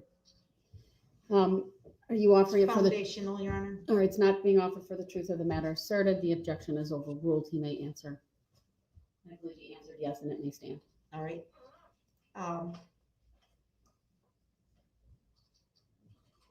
What do you remember hearing about an incident at the boat launch? When I was near my position on Hartwell and White Rock, I was speaking with one of our reserve officers. We were discussing the proper timing of the opening of the road. And I overheard actually on his police radio that he was wearing squads that were not assigned to the parade being sent to a fight at Frame Park that involved knives. Were you aware of any vehicles being associated with that fight? Objection, irrelevant. Overruled. He may answer. I did not hear of any vehicles associated. What do you remember next, sir? I remember seeing and hearing squads responding to this this fight at Frame Park. And at that time, we were still focused on opening up the roadway, and I made my way back toward my unmarked police vehicle, and I looked to my right or to the north down White Rock Avenue, and I saw a red SUV traveling toward me at a high rate of speed. What do you mean by a high rate of speed, sir? Objection, that's hearsay. Overruled. He may answer. I believe the vehicle is traveling in excess of 40 miles per hour. What's the posted speed limit there on White Rock Avenue? It's a 25 mile per hour zone. What about Main Street in downtown Waukesha? What's the posted speed limit there, sir? The speed limit Objection, irrelevant. Overruled. It's relevant. The speed limit throughout the parade route is 25 miles per hour. What did you do when you saw this red SUV traveling at a high rate of speed? Objection, leading the witness. The objection is noted. It's overruled. When I saw the red SUV traveling toward me at a high rate of speed, I used both hands and waved them overhead like this in an attempt to catch the attention of the driver. Were you dressed in a police uniform, sir? Yes. And just put on the record when the witness, so that's clear, placed both hands over his head in what I would describe as a waving kind of back and forth at a diagonal gesture. Thank you. Go ahead. Did the car continue in your direction, or the SUV? Yes, it did. What did you observe the path of travel for the SUV to be? Objection, that's hearsay. Mr. Brooks, it's not hearsay. Your objection is overruled. You may answer. Could you state the question one more time? Sure. Where did you see the SUV go? Better question. Objection, irrelevant. Overruled. The SUV entered the parade route. I want you to describe what you remember seeing as it passed your location, please. As I was waving my hands overhead, I was approximately 6 feet from where the SUV was driving. As the driver passed essentially in front of me by about 6 feet, I could see the operator of the vehicle and just a dazed, straight, focused look straight ahead, not looking at anyone. Did the driver appear to respond to your efforts to stop the vehicle? There was absolutely no response. Did you notice the car slow down in any fashion? No, in fact, Hearsay. It's not hearsay. It's overruled. He may answer. as the SUV passed me, I looked over the hood of, or the top of the police vehicle that I had positioned on the road there, fully expecting that as it passed that I would see the car slam on its brakes as it realized it had entered the parade route, figuring it was a lost motorist. I didn't see that happen. It continued into the parade route at a high rate of speed. What did you do? Upon seeing that, I got on my radio in an attempt to notify other personnel assigned to the parade route. I stated that a red SUV had just blown by me. Do you remember using those exact words, sir? Objection, that's irrelevant. Overruled. He may answer. I don't know if I said a red or maroon SUV, but I remember saying that it had blown by me.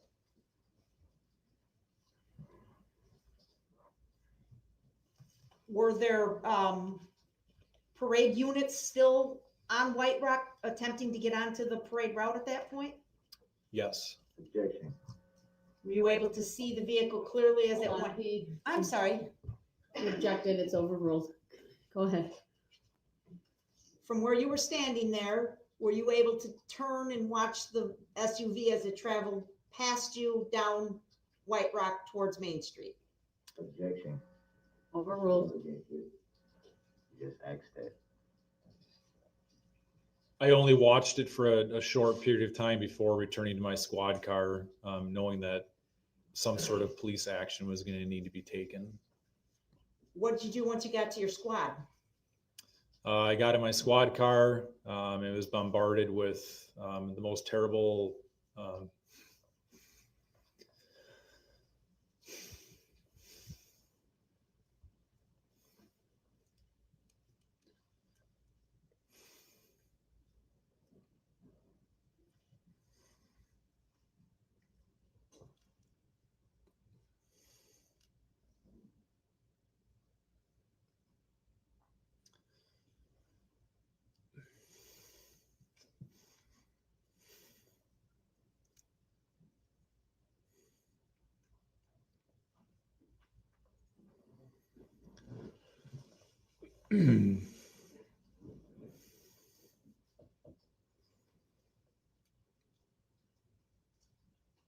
is the most terrible thing I ever heard.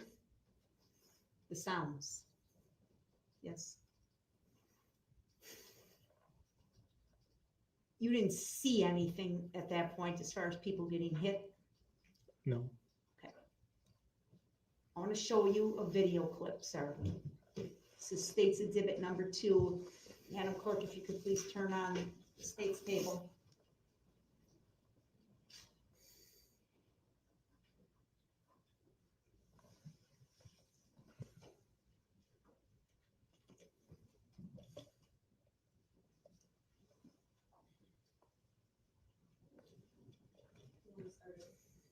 Yep, I'll tell you. Okay. Just show it to the witness. I'll show it to you first. So Sergeant Warner, if you look at the screen in front of you, we're gonna play a video clip. It's pretty short in duration.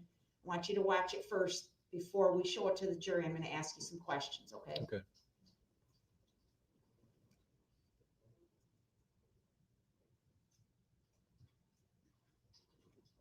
Did you see that clip, sir? Yes, Is that a video clip you've seen before? I have seen that. Yes. Okay. Do you believe that's a true and accurate representation of the SUV traveling on White Rock Avenue near the start of the parade at Main Street? Yes. Move for admission and permission to publish, Your Honor.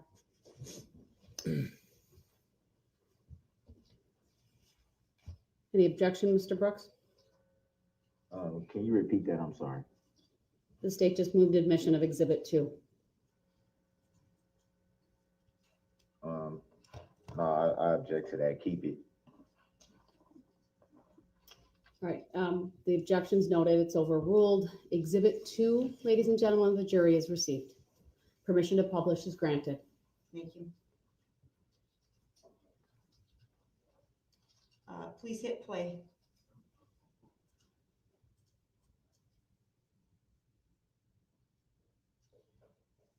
Sergeant Warner, is that consistent with the vehicle you saw traveling away from you past the parade floats that were about to enter the route? Yes. And is that consistent with the approximate speed you saw it traveling? Yes.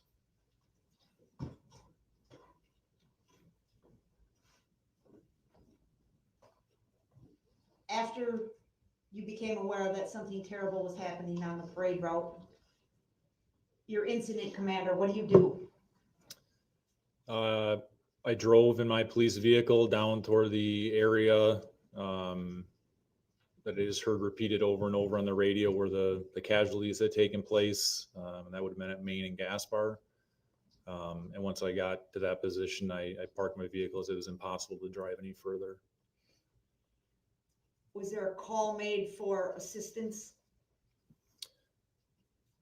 Yes, I don't know who said it, but an officer used a code over the police radio, basically requesting police assistance from any officer in the county that would be listening. Did multiple officers respond Yes. from within Waukesha County? From when, Your objection irrelevant. Overruled. Waukesha County and far beyond.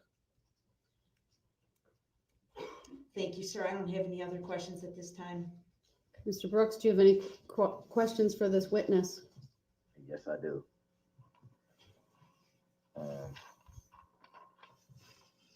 Good afternoon, officer. First off, Good afternoon.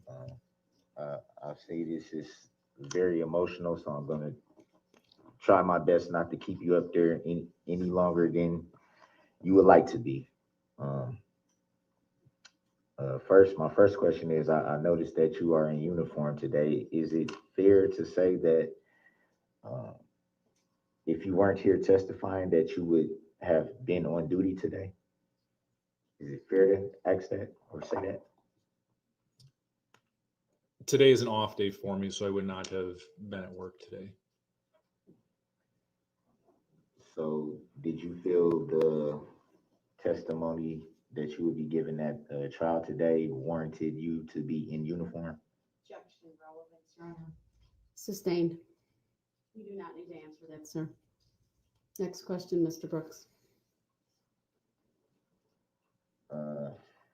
You said you've been in duty for 18 years, correct? Yes. in any of those 18 years, have you ever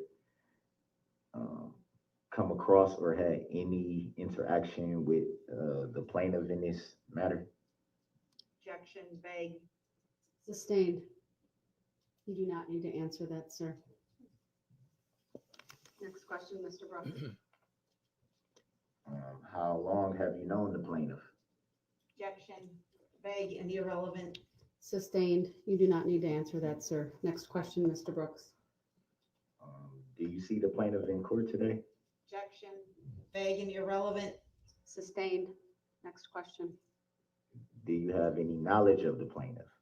Objection, Sustained. Have you ever even seen the plaintiff in this matter? same objection. Sustained. I want to go to the clip that was just shown. Would you like it shown to the witness again and published to the jury? I'm sure would he prefer for it to be so again? I just want to know if that's what you were asking. You can certainly question him about it, and if need be, it can be shown again. Okay, can you show the witness the video clip again? Sure.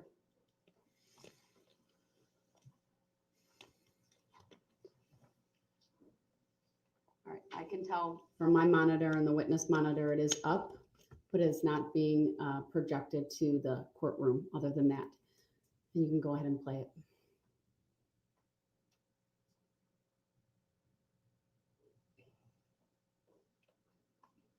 All right, your question, sir. In that clip, is it fair to say that you can see that there are people walking in the street and on the sidewalk? Would that be fair to say? Yes, I could see that in the video clip. Do you see anybody being targeted or being in a panic to get away from the vehicle? No, Do you see the said driver of that vehicle intentionally trying to hit anyone in that video? no,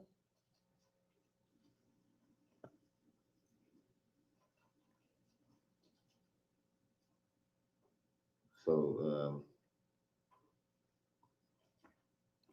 again, I would ask, were you brought here today to testify on behalf of the plaintiff? Objection, asked and answered. Sustained. He already answered that he was why he's here.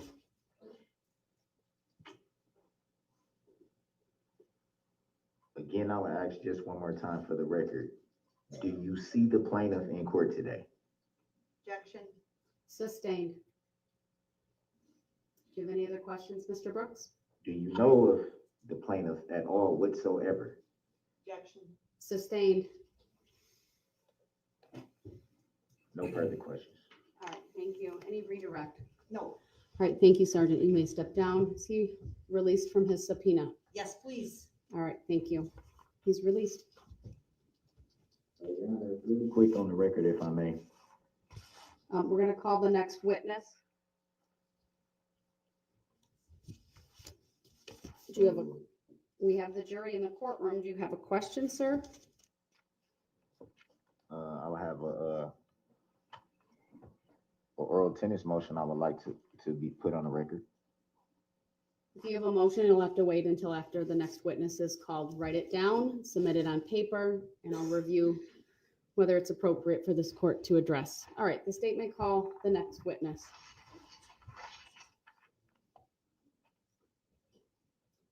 The state calls Corey Runkel. All right. Good afternoon, Ms. Runkel. If you would please make your way to the witness stand. When you get there, please remain standing. Raise your right hand. My clerk, Teresa, will swear you in. Is the map to stay up at this point? It doesn't need to, but it also doesn't need to come down, I don't think. How about I It's in the just way. use over here, we'll just put it behind. Okay. Just take it, just stick it behind. The easel can stay there.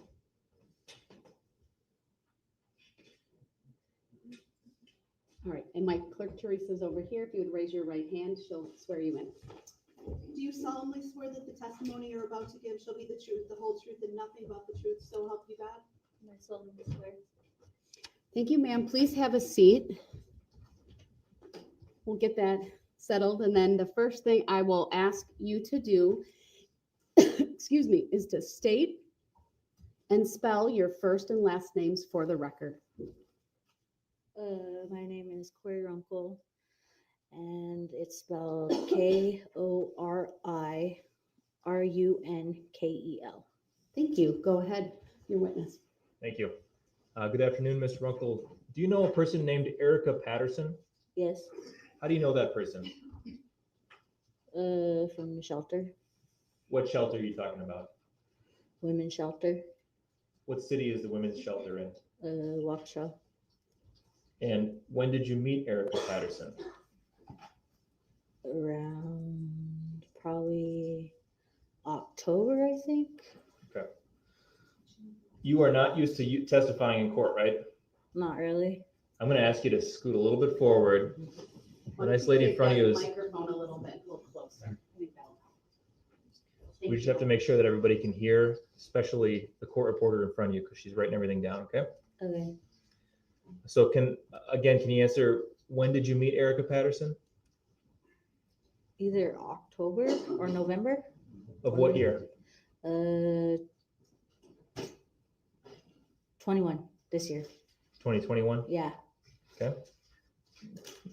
Did you meet her at the women's shelter that you're Yeah. talking about? Okay. What was your living arrangements at the shelter? Okay, it wasn't this year. It was last year, I think. 2021. Yeah.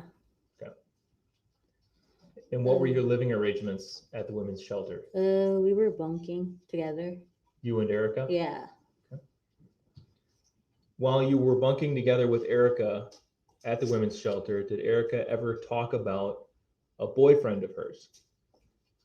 It wasn't her boyfriend. Okay. Did she ever talk about a man? Yeah. And did she ever provide the name of that man? Yeah. What was it? Darrell Brooks. Okay.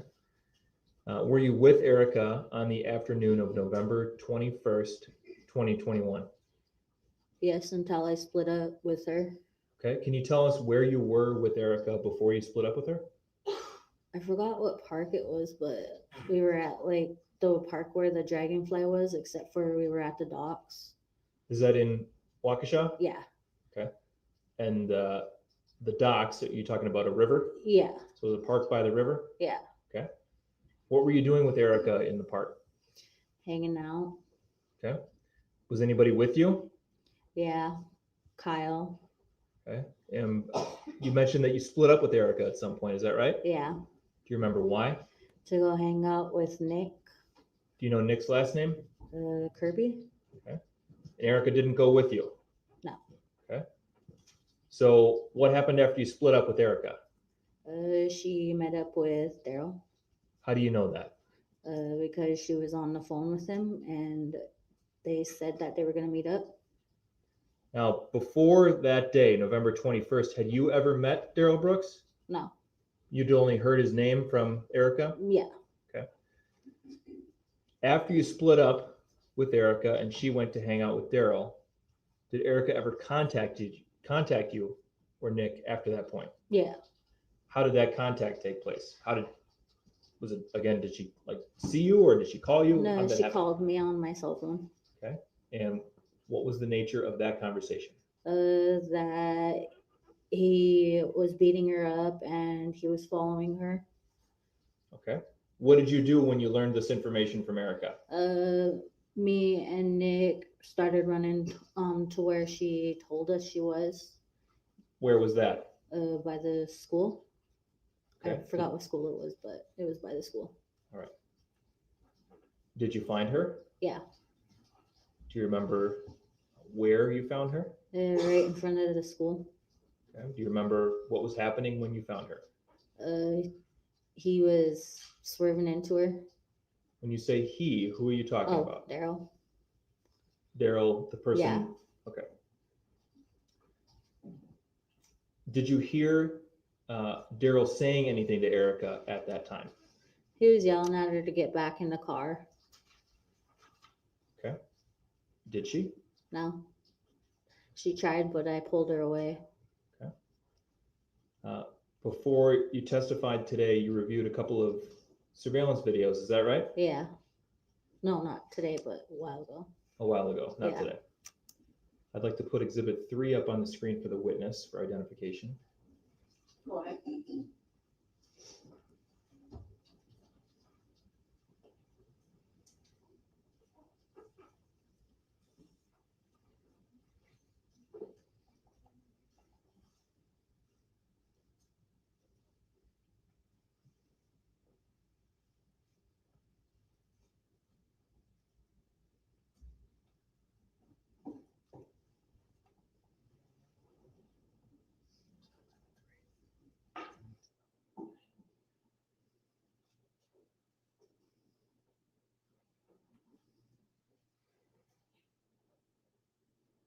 So, Ms. Runkel, we're going to play a few moments from this video. I want you to watch and see if it's the same video that you've reviewed previously. Okay, so we're just going to play about 10 seconds here. I could just tell that's her walking up. Okay, let's pause there. So you viewed this video. Is it an accurate depiction of how the events unfolded in front of the school you're talking about? Yeah. I move Exhibit 3 into evidence and ask to publish. Any objection, Mr. Brooks? Yeah, my objection would be, you've only played 5 seconds of the video, whereas the other 5, you just said 10 seconds that you would play. I'm curious to see the rest of the video. Your objection is noted. It's overruled. This is for foundation to establish it's what the witness is going to testify about. She's testified. It's a fair and accurate depiction of what the events that unfolded in her presence. And I will receive Exhibit 3. Permission to publish is granted.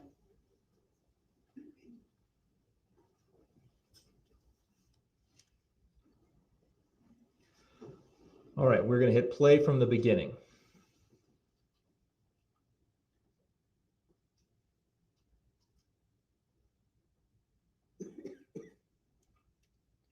There's his car. Let's hit a pause. Okay. Let's hit pause.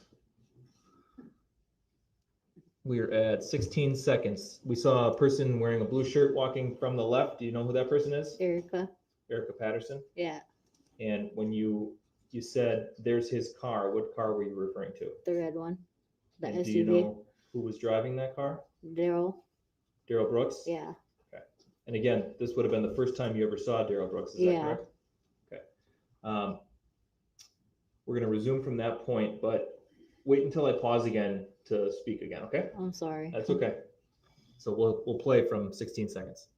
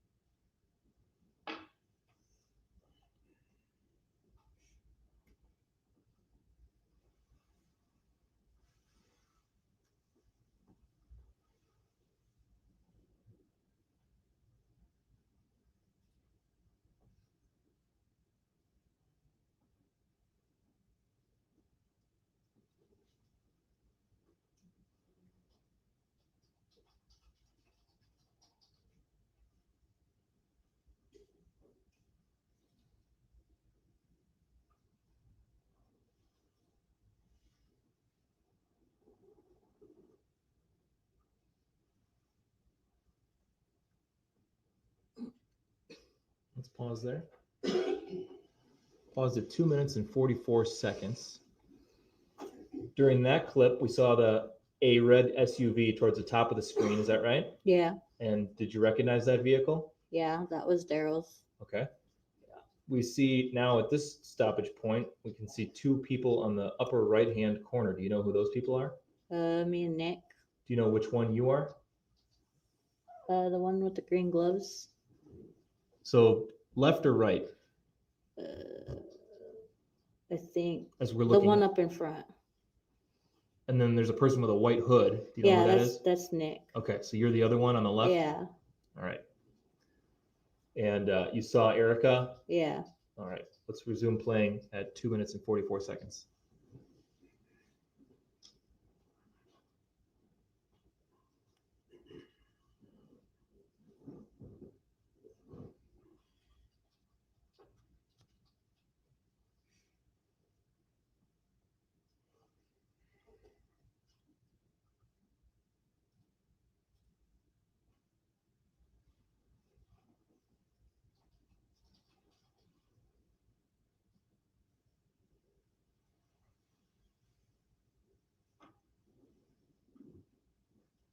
Let's pause there.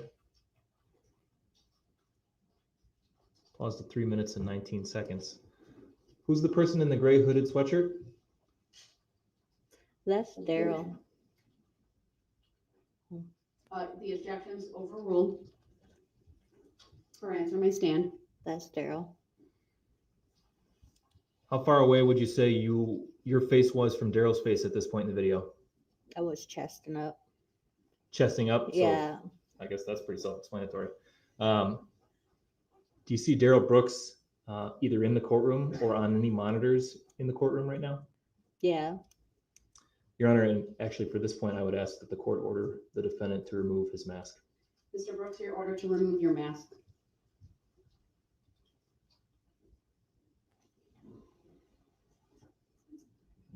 No, I'm not gonna do that. Mr. Brooks, we talked about this at a prior hearing. For purposes of identification, you're ordered to unmask.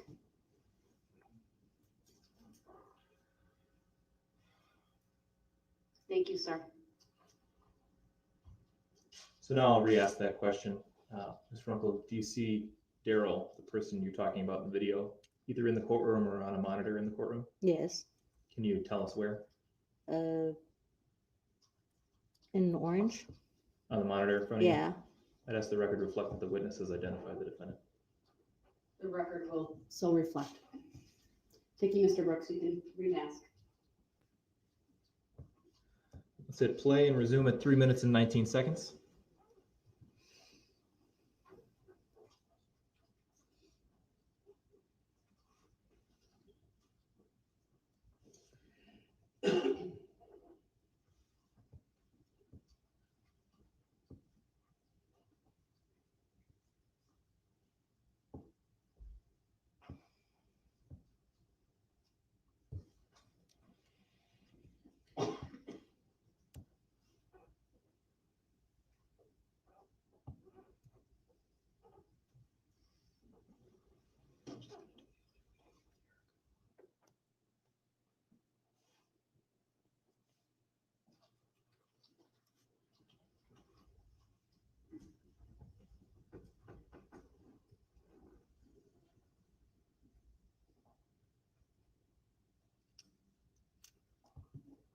All right, we've reached the end.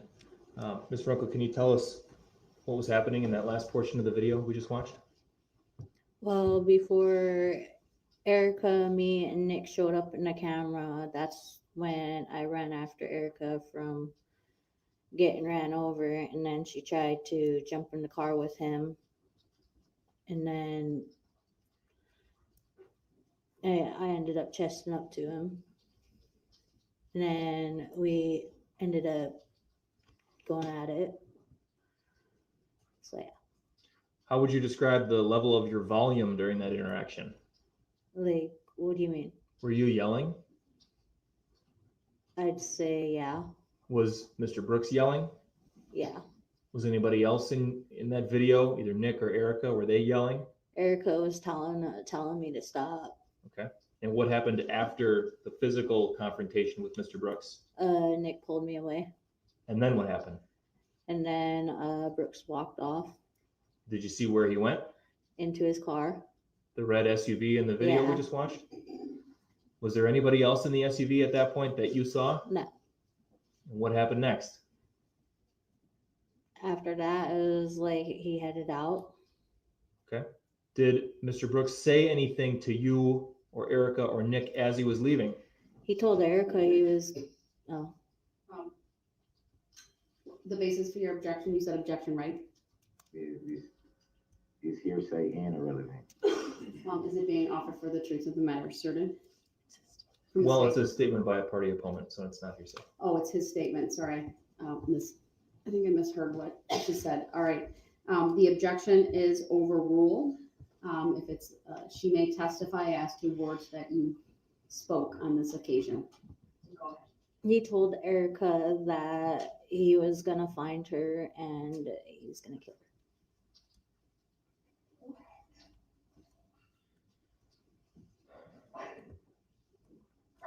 Could we pull up Exhibit 5 for the witness, please?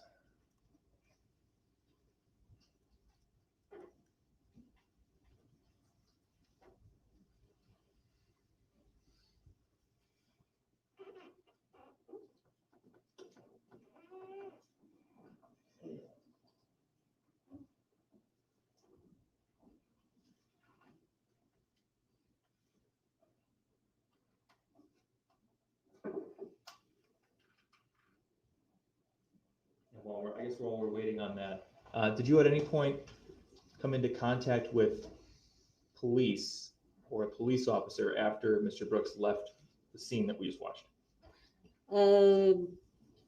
I forgot what that guy was at, the little stoppers, like where it stopped everybody. But we came into contact with him, and then he called the police officer, and then we had contact with the police officer. Okay. At any point while Mr. Brooks was still present for the scuffle, did you or anybody else in your group call the police? No.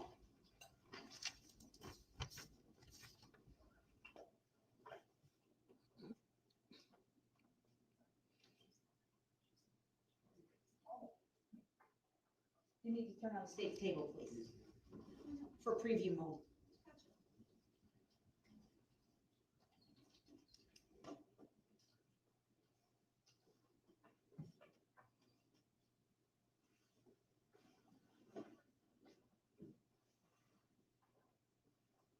I will confirm it's in front of mine and the witnesses monitor or on our monitor. All right, Ms. Runkel, I'm showing you on your monitor a photograph that's been marked as State Exhibit number 5. Do you recognize that photograph? Yes, Who's in that photograph? Erica. Erica Patterson? Is that an accurate representation of how Erica looked the night of November 21st, so after the Waukesha Christmas Parade? Yes.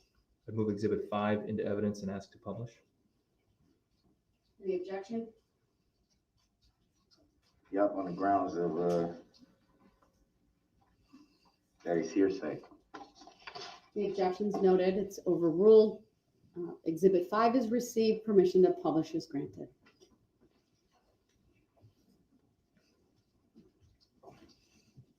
Were you with Erica Patterson the day before the parade, so November 20th? Yes.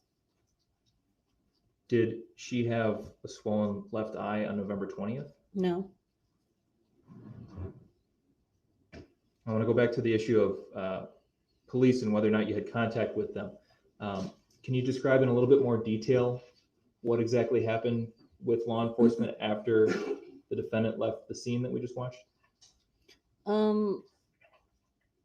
I'm not sure where we walked, but like I think we walked straight down to the parade. I'm not sure, but we stopped at these like stoppers where there was this I don't know what he's called. It's not a cop, but he was like a guard, and we ended up telling him that what happened, that Erica almost got ran over. I had to pull her away from the car, and he ended up calling the cops. He told us, hold on, let me call the cops, and a cop came and we started talking to him. Okay, but you don't, or do you remember the name of the officer that you spoke with? I do not. Okay.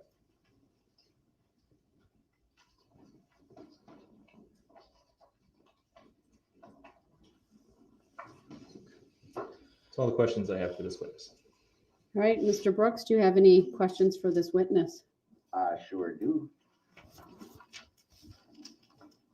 So, my first question would be,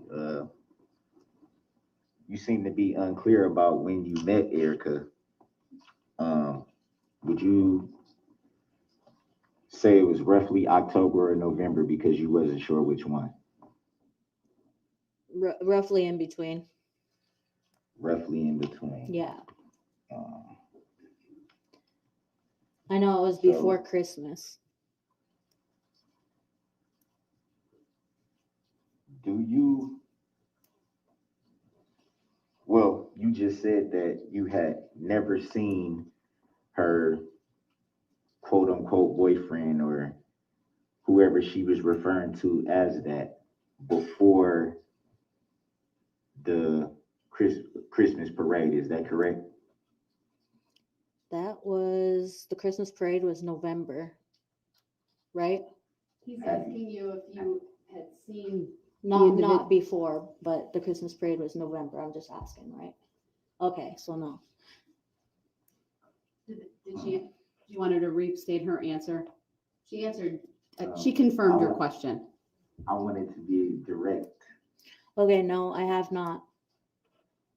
So you just testified that you can identify who was driving the said vehicle as soon as you saw the video played. If you've never seen the driver before that day, how would you even know who it was? I'll object. That is not a clear question. This is just going to confuse the witness. It's confused me. Also state it, Mr. Brooks, rephrase the question, please. Would you play the video again, the first 10 seconds? I'm guessing that it was. The exhibit 3. Exhibit 3. You want us to put, you want the first 10 seconds of exhibit Sure. played? Show the witness the first couple of seconds of the. All right, it's up.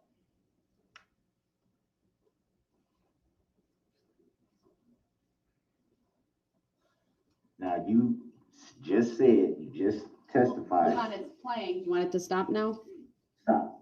Okay, You Play the just, first 13 seconds for the witness. thank you. you just testified that as soon as you saw the vehicle come into the camera view, you said, "Oh, there's his car." How would you know whose car it was if you've never seen this person before that day? Do you Can, understand the question? yeah, Go ahead and answer. because I was told that she was going to meet up with Darrell Brooks.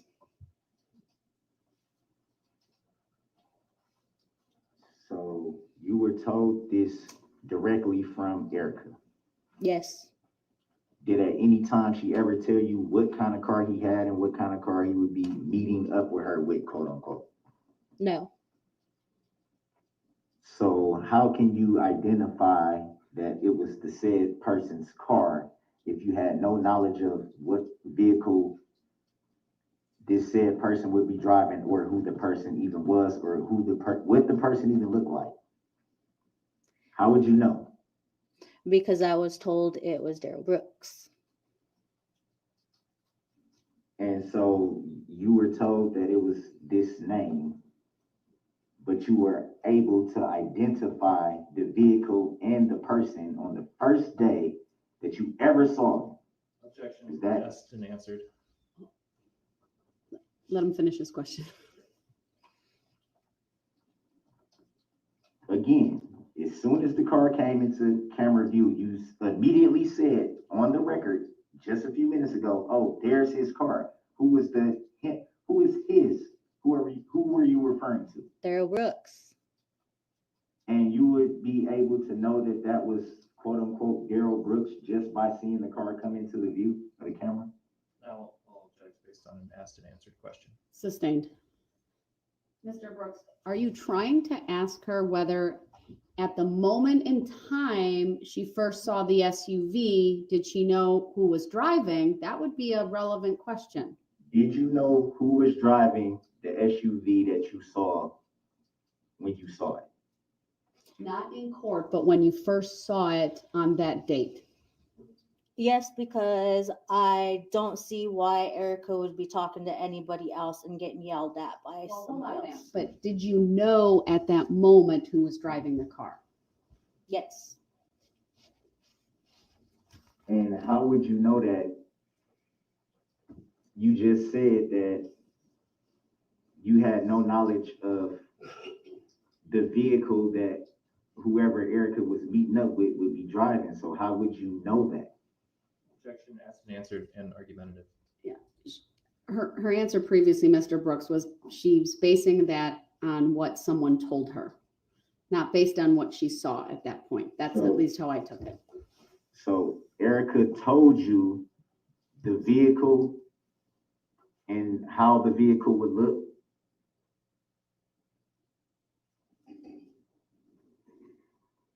Do you understand the question? Say that again.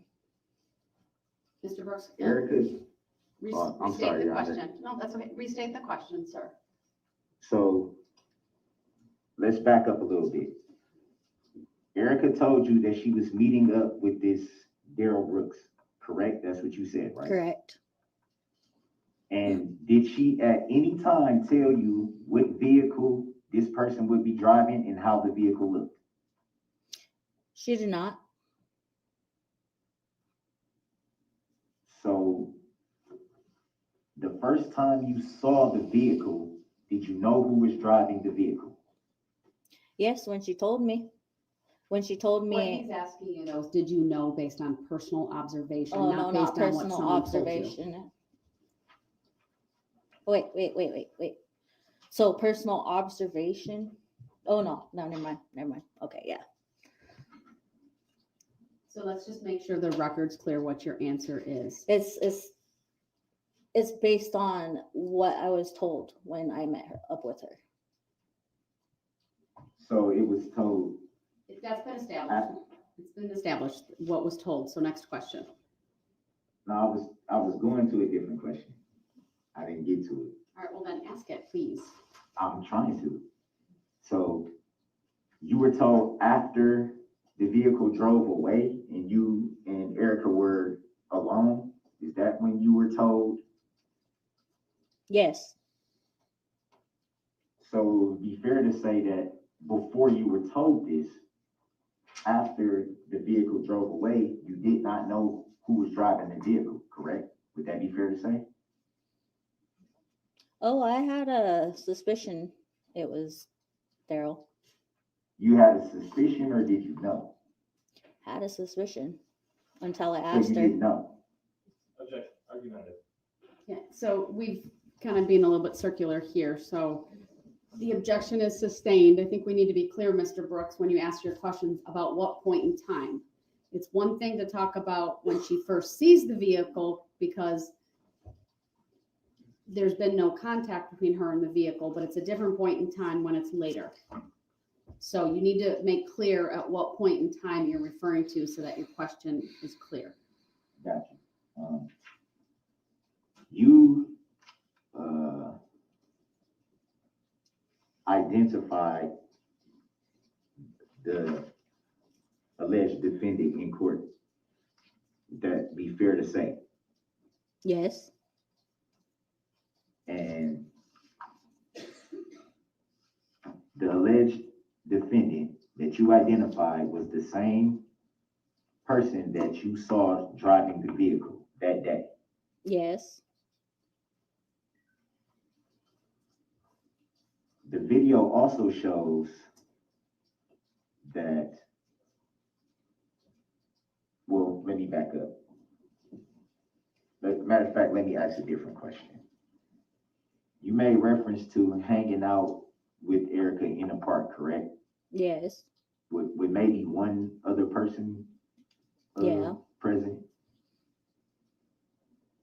Yes. Hanging out, what were you guys actually doing? Drinking? So would it be fair to say that because of alcohol being involved, that there may have been a misinterpretation of what you saw? Or No. what you thought you saw? Objection calls for speculation. The question, the way it's asked, calls for speculation. If you could please rephrase it. Oh, I asked it different. How much were you drinking? Was it a few beers, a bottle, Half a something to that pint. effect? Half a pint. Do you remember what you were drinking? Vodka. Do you remember if Erica was drinking? She was. And you said that you separated at one point to go hang with another person. I can't remember the name, but would that be fair to say that you separated from Erica to go hang out with another person? I did say that. Was that person also drinking that day? No. Did that person overhear any conversation between you and Erica? No. Would that be the same person that was saw in the video? Yes. So that would be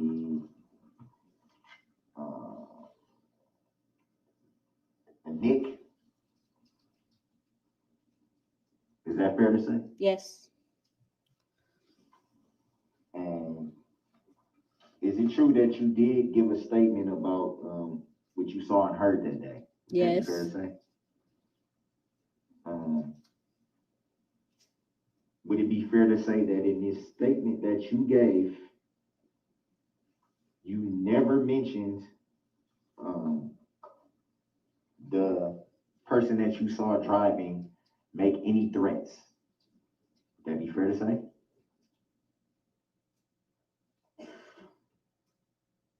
I never mentioned. Well, I have the statement right here in front of me. Would it be fair to say that the statement that you gave that day, that you did not say in your statement that you heard any threats being made or yelled towards Erica? Would that be fair to say? Possibly. So do you remember giving a statement? I remember giving a statement. Do you remember what you said in your statement? I do. So I'm gonna ask you again because I just asked. I have your statement in front of me. You did not mention any threats being yelled or made towards Erica. Would that be fair to say? I did mention some. What exactly did you mention? That you were yelling at her, saying that you were gonna kill her and to get in the car. And that's in your statement. Yes. Would you like me to read your statement to you? Yes. You sure? Yeah, sure. So I'll object based on the procedure that the defendant is employing at this point. Sure. Mr. Brooks, there is a procedure.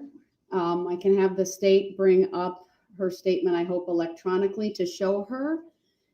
It would, That and would be then fine, Your Honor. all right. Bring it up for her to see.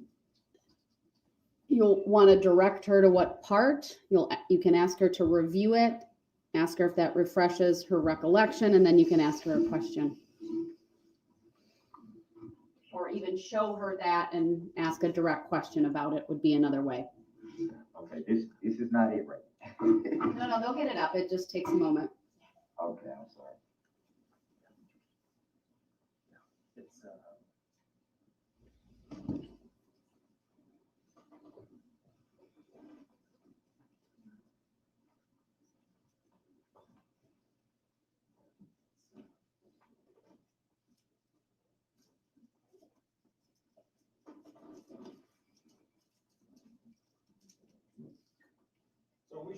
get the front, because we tested that twice yesterday and this morning, and it should have worked. You sure we can't get the front table? We can try.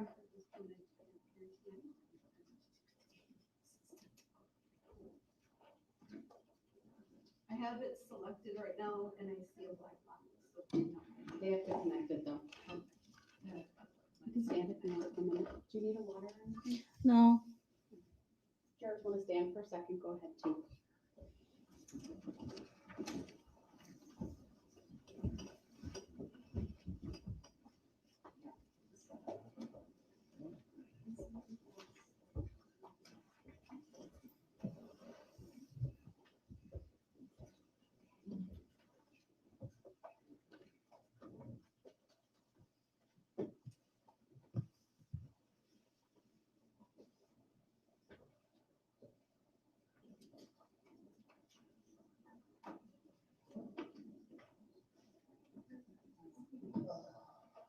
We have a lot of new technology in this courtroom, and it's great when it works. But it's a lot to get used to. Excuse me, Your Honor, if I may ask you, are we still on the record right now, or we are? Okay. We are. We're just taking a stretch break, but we're still on the record while they. Okay. I was gonna say something to the bailiff, and I didn't want to be disrespectful by. Do you want me to mute you for a second so you can? Oh, no, it's fine, it's fine.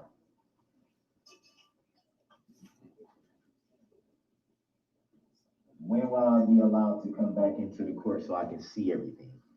You have earned your right to come back, sir. I mean, I can bring you back if you want to finish your questioning here. I do. All right, we'll take a short break for you to do that. All right, I'll have to excuse the jury for a moment. We'll be in recess as far as the cameras are concerned for that.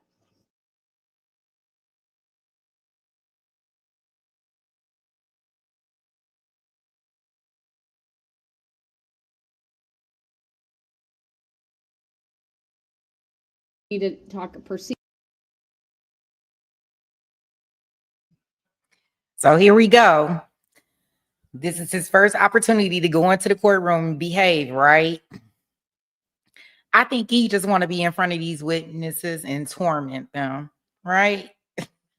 Like she's sitting on the stand like, why are you asking me these questions? And I'm glad the judge is stopping him and not allowing him to do all this mess, right? Causing all this destruction, right? He is just too much. Yeah, he'll go back and forth and back and forth.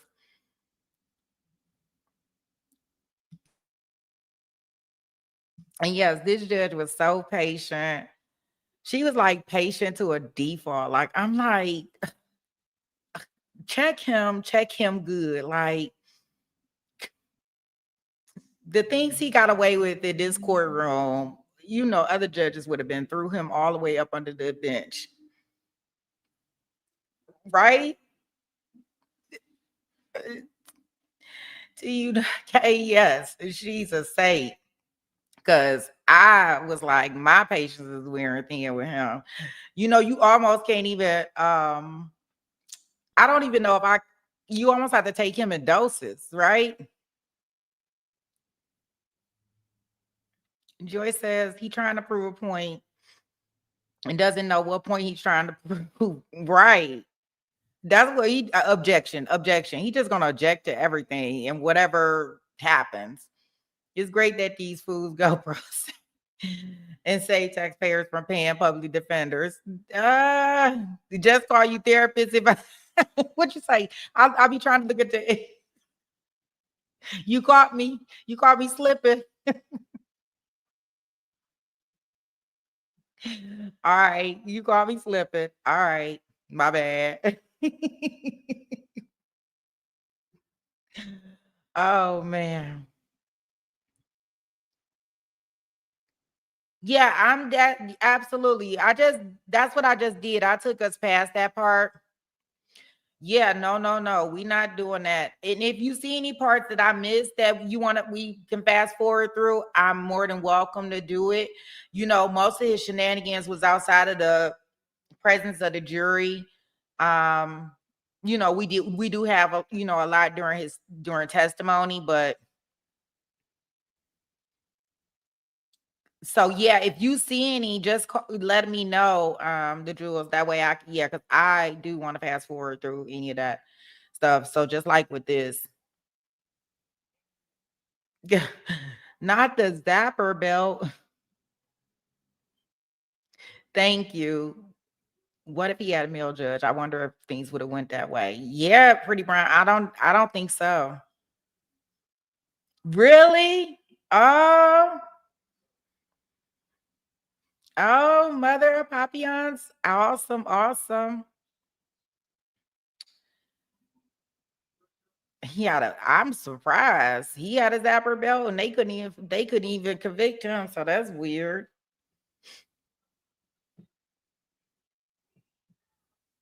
Wow. Okay, I'm gonna go ahead and resume. Procedure or Attorney Witchow, if there was something you wanted to address. Thank you. I think there may have been some misunderstanding on the nature of this statement in question. This witness provided a statement to a police detective who then wrote a police report summarizing the statement. So the proper method at this point for the defendant would be to confront her by orally quoting. So let me ask y'all put a 1 in the chat or a 2. Do we want to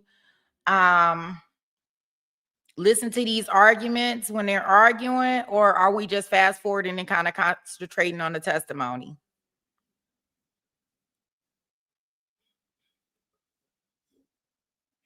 Y'all can let me know, because I don't know what happened in between each, when he cut up and when he didn't. From that, asking if she said or didn't say these things. To show her this statement isn't we're not refreshing her recollection. She didn't write this. I see. So I didn't know that, but that certainly makes a lot of sense. Mr. Brooks, did you hear what Attorney Witchow just said about the procedure? Is it a way to verify that is in fact procedure? Just to be clear for the record. Can we verify it? I had referenced earlier that I thought you were we might be showing her the statement to help refresh her recollection, but I don't have any of the statements in front of me, and I wasn't aware that it's the police report that may be referenced as written by someone other than this witness. She wrote a statement apparently, but the police report is a summary of her statement. So that kind of makes it problematic though. You could probably see what I'm getting at, Your Honor, by if it's a summary of what she said. Do you have the statement do you have a written statement of hers? Yes, I'm trying to get back to it. I got a lot of stuff coming over here. I know.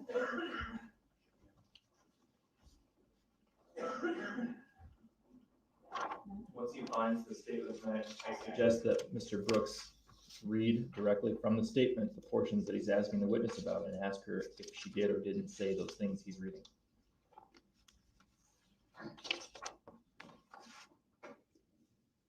Does the state have it available to put on the monitor if he's having difficulty finding his copy? Sure. Let's do that, please. What was that? The last part, I'm sorry. It'll be on the monitor in front of you. Oh, yeah, there you go. If you can't find, this is this.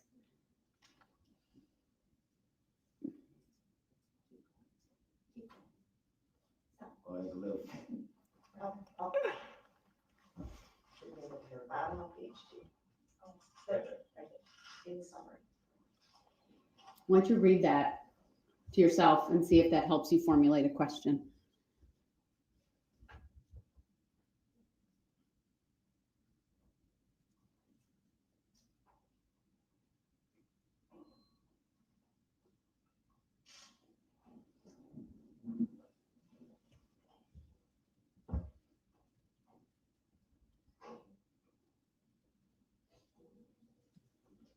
You need to scroll down a little bit. Yeah.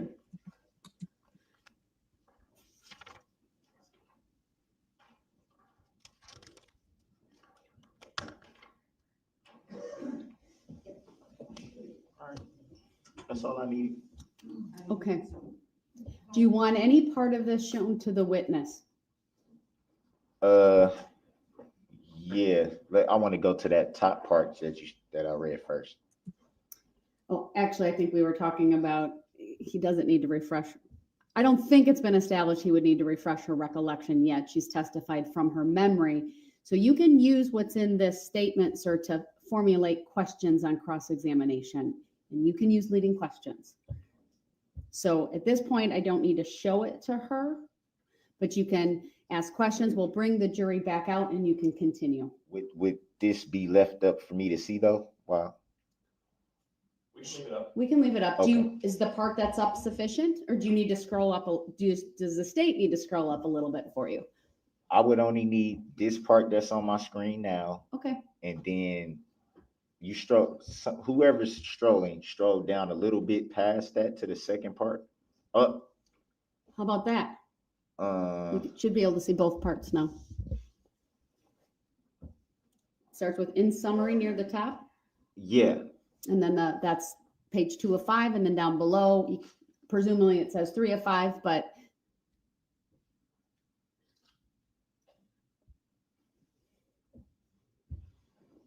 I'd like to bring the jury out, so let me know when you're ready. Okay, I'm ready. All right, let's have the jury brought back in. Mr. Brooks, you're doing a good job at I'm coming up with questions and attending. following the process, and I appreciate you asking to come back over here.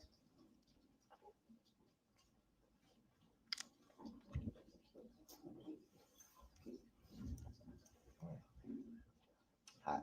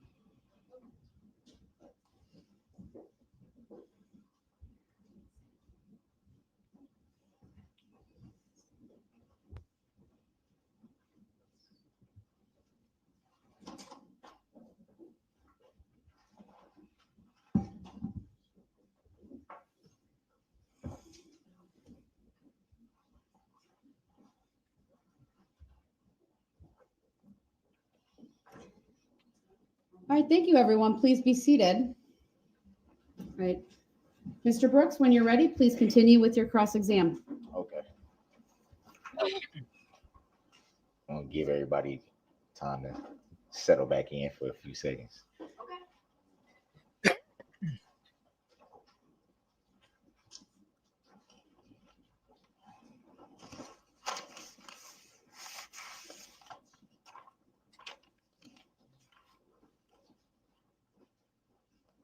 So, Miss, is it Runkel?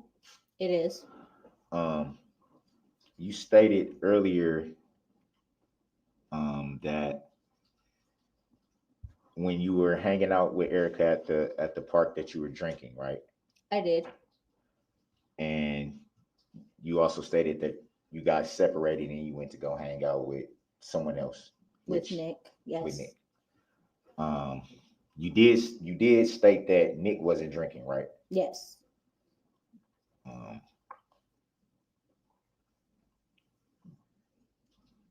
So I want to ask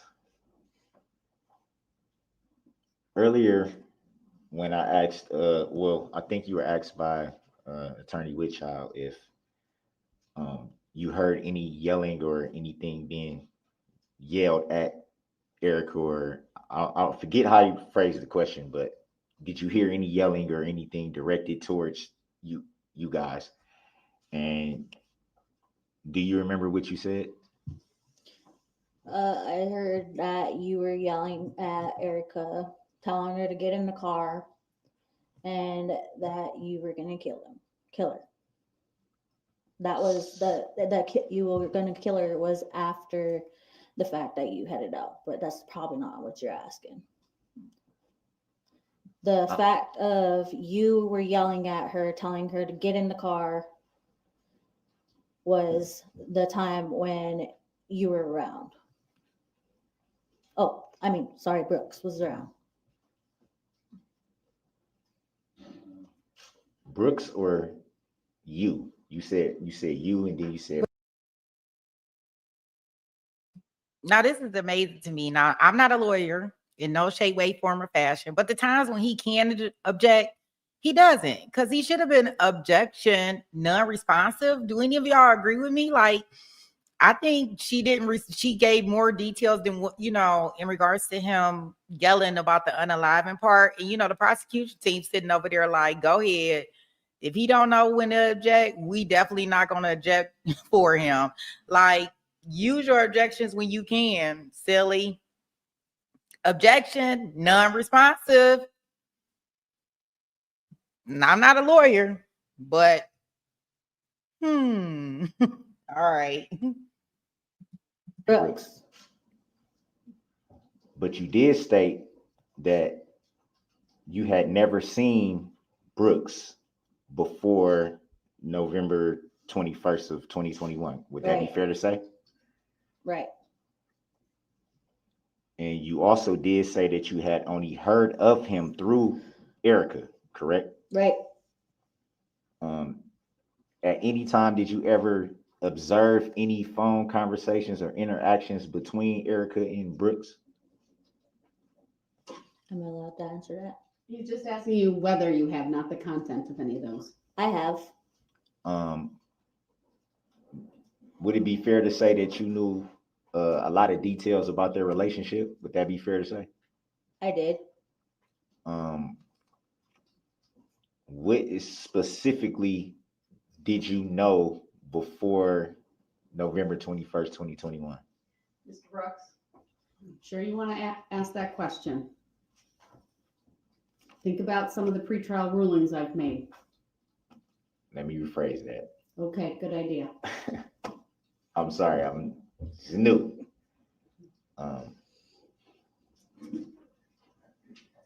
So you're in your statement that I'm looking at right here on the screen. It says it is Runkel, right? Yes. I don't want to mispronounce your name. It says Runkel further stated that she heard Brooks telling Erica he was going to smash her face in and that he was going to kill her. Yes. I didn't I'm sorry. Is that what you heard? Yes. So you didn't hear what you just testified to hearing? No. Or did you hear what I just read to you? I heard that after you were leaving. After. Not that what you just read. I heard that after you were leaving. You do know that this is your statement that I'm reading from, right? Okay, I do. We've established that, and this is argumentative. Sustained. Rephrase. I'm trying to figure out which one did you hear? Objection, vague. Did you hear the I'm going to smash your face in, or did you hear what you previously said? Well, I heard when you were sitting there arguing with her, I heard that. Who is the you you're referring to? Oh, I'm sorry. Brooks said that when he was arguing with Erica.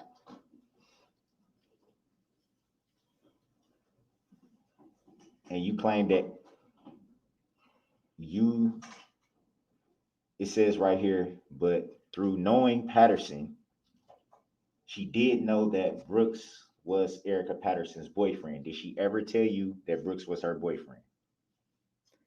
She said I'm sorry. She said Brooks was her ex.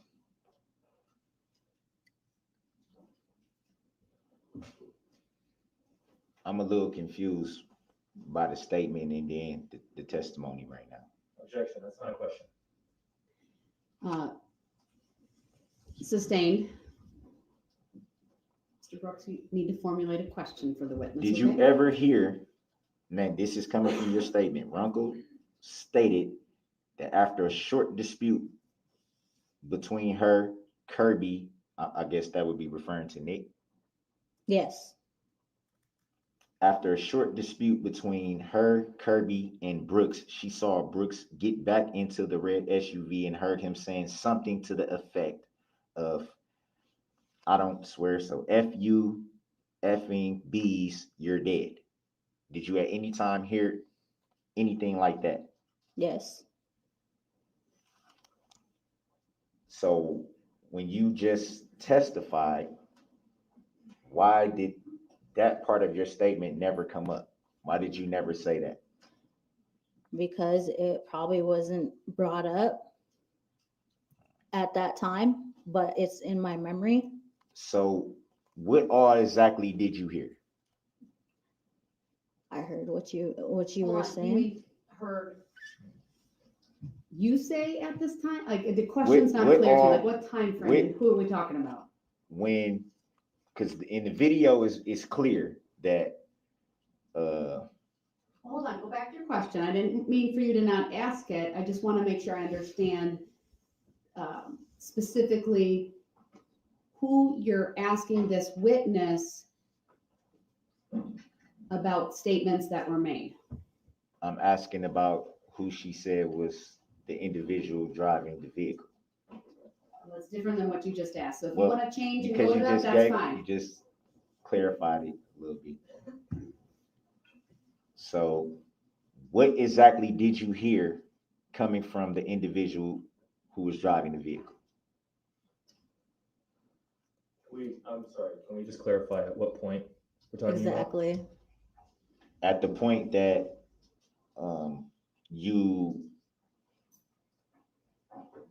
I guess I would refer back to the video at that point that we saw on the video. So what point of the video? There's lots of points. It was many minutes long. Roughly, I'm not, I think it was Can you describe what part of the video you the want? part her of to the talk about? video when that she testified to where she said she had the green gloves and So she was in the beginning of the video? no, it was like towards the middle. She was standing in the street and she said she had the green gloves because I think somebody asked her which one was she, Right. and she I said remember the that. one with the green gloves. I remember that. At that point, did you observe anything being said out of said vehicle? Did you hear anything being yelled or screamed or anything like that at that point? Well, before I showed up, I heard yelling. You heard yelling before you showed up. Yeah, because like before I showed up into the video. So how far were you down the street that you were able to hear what was being said? Objection. Not Calls for effect, not an evidence. She didn't say what she heard. She didn't say she could understand what was said.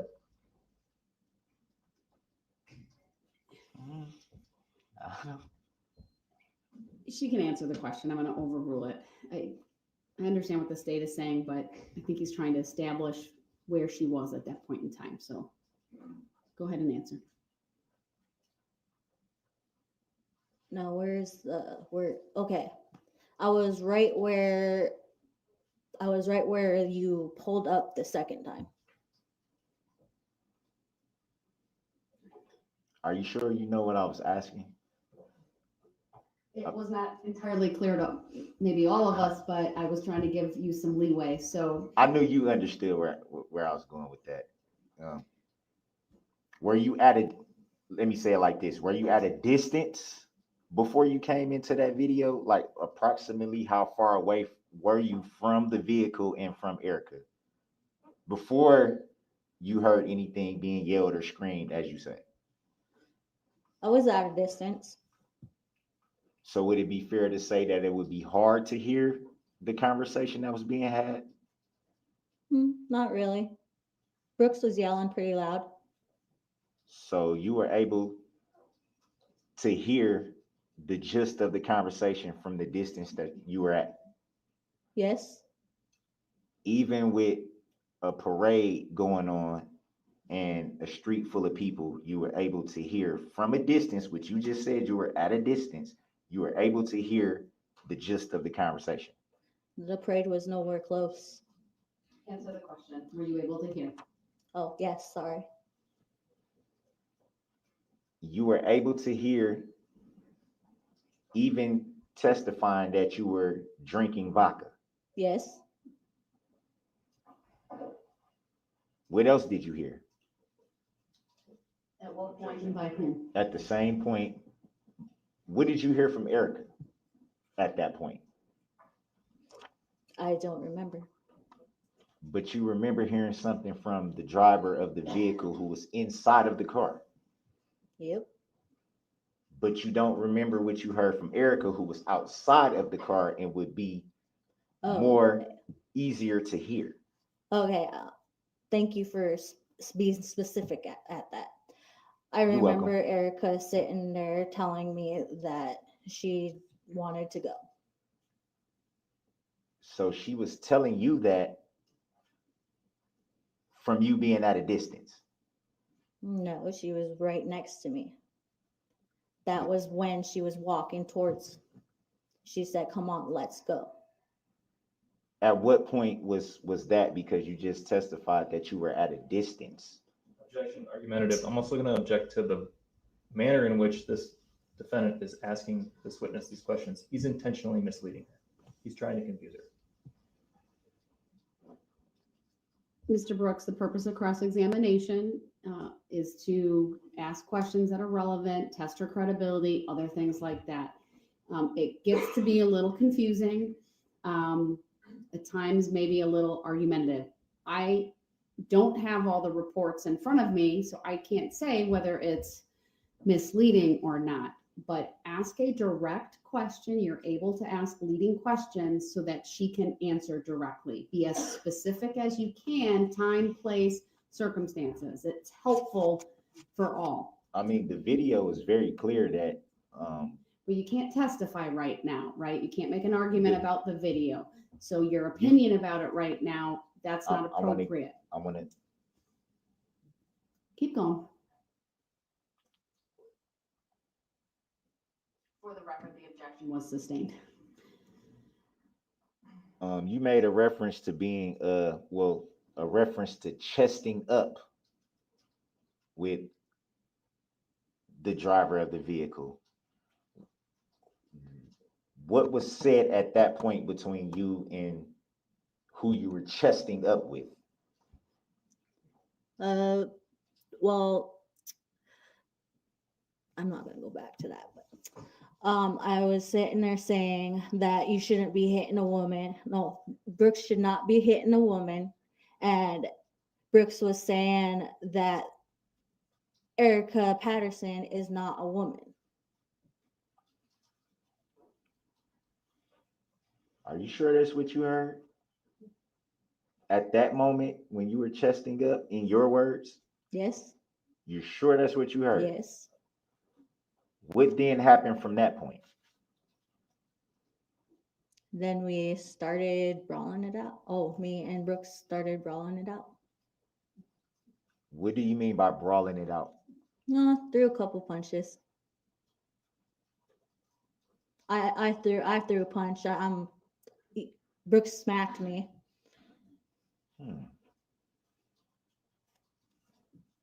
So did you put that in the report that you made, or the summary of the report that you gave to, I think it was Attorney Wichow said, a detective? Objection, there's no evidence. This witness prepared a report or a summary. Sustained.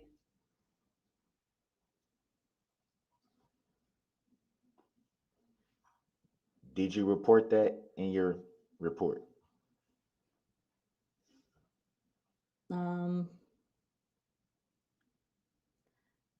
It's something that's in my memory, but I hope I did.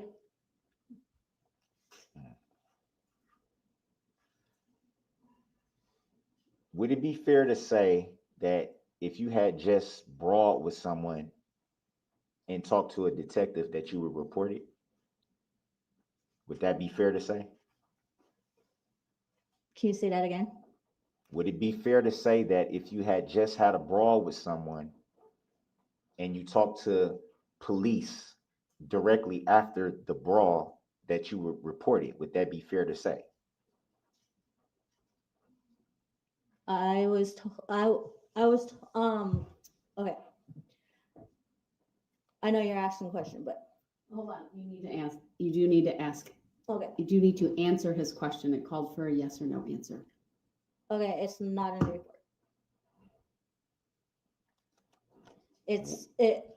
I specifically said.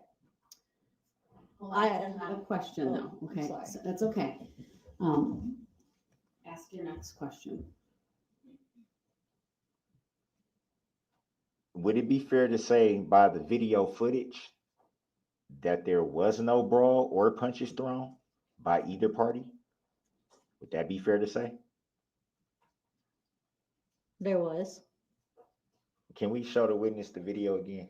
Are you asking her whether the video shows a brawl? Would it be fair to say that the video shows a brawl in which you just said that punches were thrown? That'd be fair to say. Okay, so what's a brawl to you? You can't. Oh, I'm sorry. I know. Okay, I think well, hold on, Mr. Brooks, are you trying to ask whether are you gonna confirm with her that she saw the video and then on that video, you cannot see a brawl between her and Mr. Brooks? Is that what you're trying to get at? A version of that, yes, but I was You gonna, gotta ask the questions I though was to gonna get to say, that. can the video be shown to her again? Ask your questions, sir.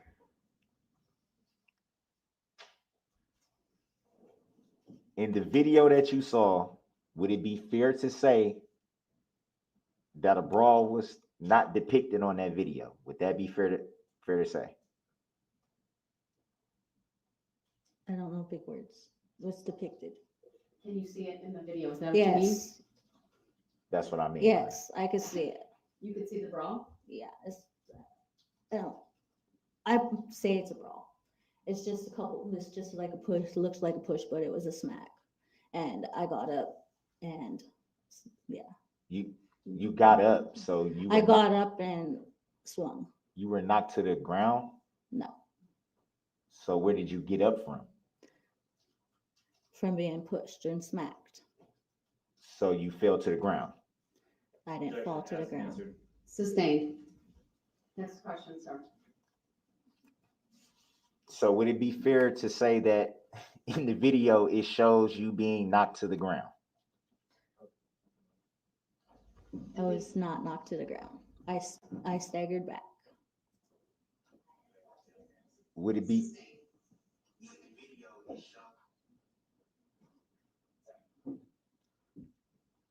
I got kind of thrown off for a second. You and me both.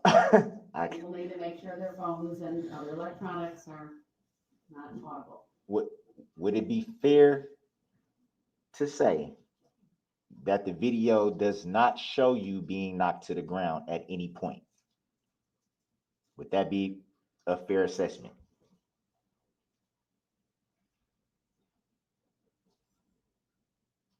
So I'll object to relevance because the witness never testified that she was knocked to the ground. So this is not a question aimed at her credibility. She just said she got knocked to the ground. She did not. She She said she got up. I'm sorry. She said she got up, which would constitute being, if you're not knocked to the ground or down, war you can't words get up. here, Mr. Brooks. I'm sorry. It's okay. No, she was clear. I think she clarified what it meant by getting up, and it might mean something different to you than it does to her. But we need to keep going. So what, can I ask what is getting up? What does getting up mean to you? Stagger back. So it would be fair to ask you then, does the video show you staggering back? It does. Does it show you being, as you called it, smacked? It does.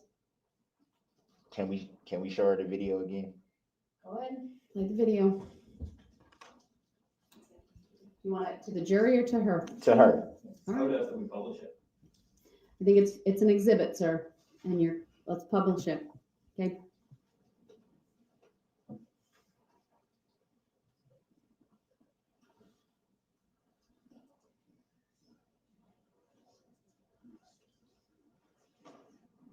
Your Honor, would it be too much to ask if we went straight to that part of the video?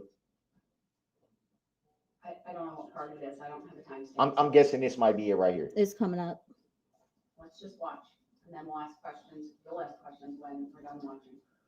We're playing from 3 minutes and 9 seconds on exhibit 3.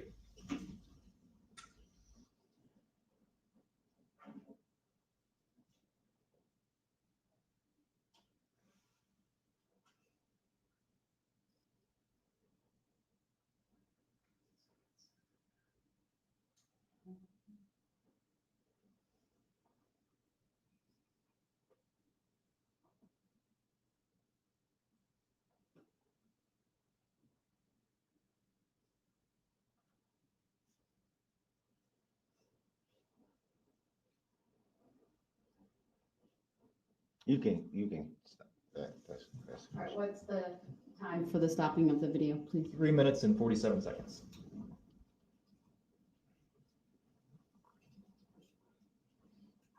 All right, your question for her then, based on my that? question would be, you just viewed the video again. That'd be fair to say. I did. At any time in that video, were you in fact smacked and staggered back? Can I tell the exact time? If you know, yes, go ahead. At 3:23. Can we see 323?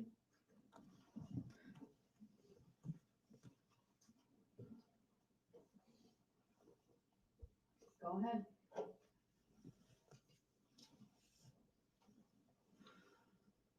We'll start it a little bit before, so make sure to capture it. You should be able to see the time.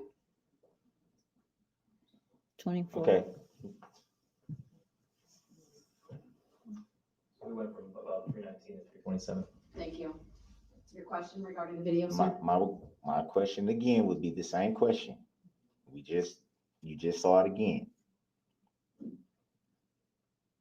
In the portion of the video you just saw, would it be fair to say, on your part, your interpretation, that you were in fact smacked and staggered back? Yes. Next question. Were you, are you sure you weren't over exaggerating that? No. It looked like a push. Objection argumentative. Sustained. Would you say again what happened directly after that? Directly after the smack, Directly after what you say is a smack? staggered back. No, directly after that whole incident. I call it get up, but I came back and swung. Would it be fair to say that the video doesn't show any of that you just said? Would that be fair? It shows it somewhere. So would it be fair that you're saying your interpretation of what you just saw would constitute a brawl, as you say, or brawling it out, as you say? Hold on, Mr. Brooks. I've given you a lot of leeway on this topic. What's the relevance of all of this at this point? I think you made your point about what happened and what didn't, and what's in the video and what's not, and the jury can ultimately decide that. You can argue it later on to the I'm jury. sorry, I thought this state Where are we was going? supposed to object to that. If they saw an objection, I'm a little confused about that. I need the questioning to kind of circle back to what's relevant for the trial. Well, I thought it was relevant because of what the video is actually depicting. And that video is gonna speak for itself. It's been an exhibit. Yes, it And does. so you've asked a lot of questions about it. So let's move on. Under 90611, that's my authority. I'm telling you to move forward. Next line of Did you questioning. hear anything after the, as you say, brawling out? Did you hear anything coming from the vehicle? Was anything said to you directly coming from the vehicle at that point?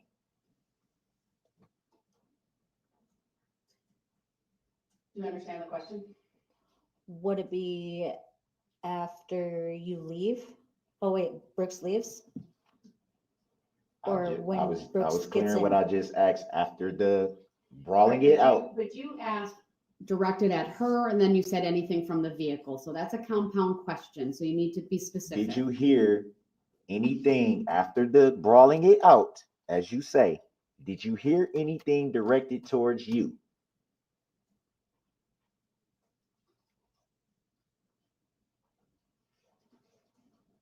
Directed towards me? No. Did you hear anything directed towards Nick?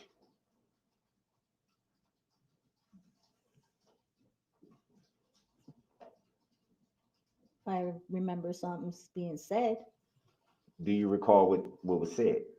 I do not. Did you hear anything directed towards Erica? Yes.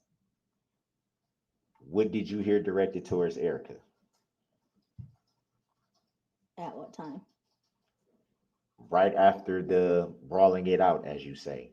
Did you hear anything directed specifically towards Erica? Not till he left. No, not till Brooks left.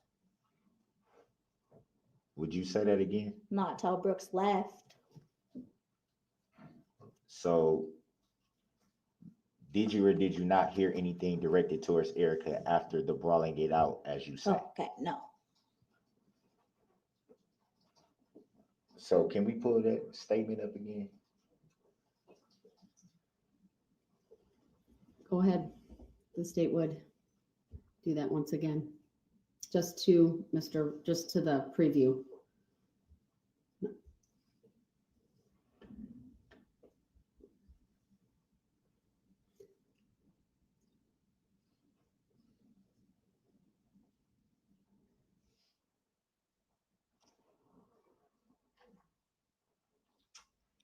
I'm reading directly from this statement where it says, Mr. Brooks, it may or may not be a statement, so you need to be accurate. I know you're referring to the a police summary, report. the summary of the statement. I'm reading directly from the summary of the statement where it says, Runkel stated that after a short dispute between her, Kirby, and Brooks, she saw Brooks get back into the red SUV and heard him saying something to the effect of F you effing bees, you're dead, as he was leaving. So I'll check on two grounds. One, asked and answered, and two, this could confuse the witness because it's not, she used the F and the B. Sustained. It was something on the back end of that I didn't get to. I'm not sure what you mean by that, sir, but was- you've already asked that question before, so the objection is sustained. I actually don't recall asking a question directly to that part of the summary. I do. You read through that previously. Do you remember what the question was so that I don't re-ask the same question? Mr. Brooks, move on.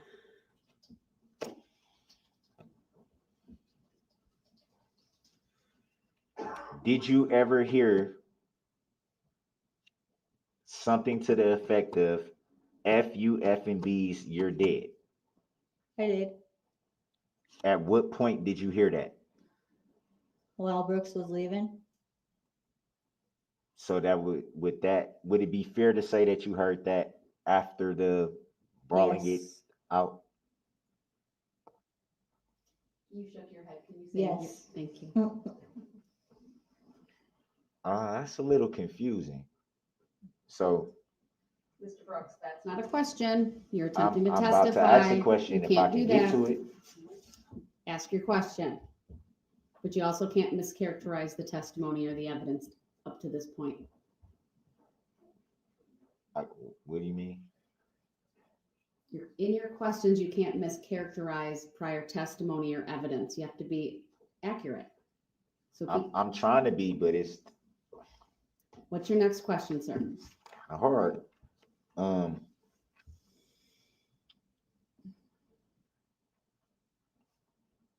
Just a quick second.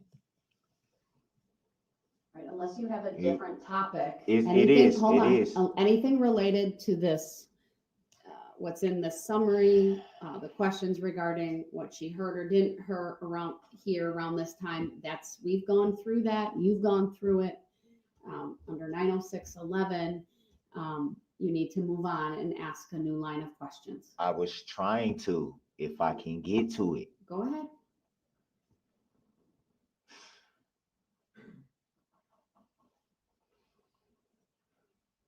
This part of the summary that I'm looking at now says Runkel stated that she did see pictures of Brooks following the Christmas parade incident via social media, and Runkel confirmed that was Brooks was I don't know, it looks kind of, I don't know if that's a mark on my screen that's going through. Okay, I couldn't read it. I'll object. I don't think there's a question there. Right. I didn't get to it yet. Well, then I'll object to the ongoing commentary with lack of any questioning. And I'll sustain that objection.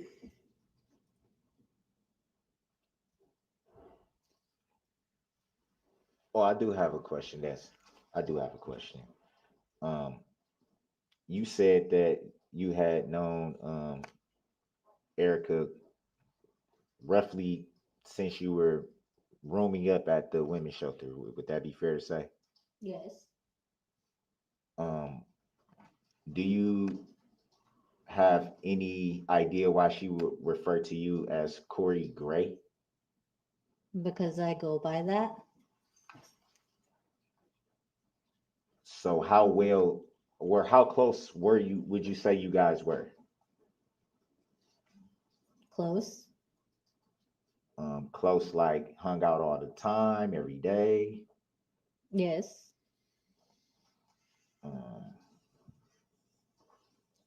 Hung out every day. Sorry.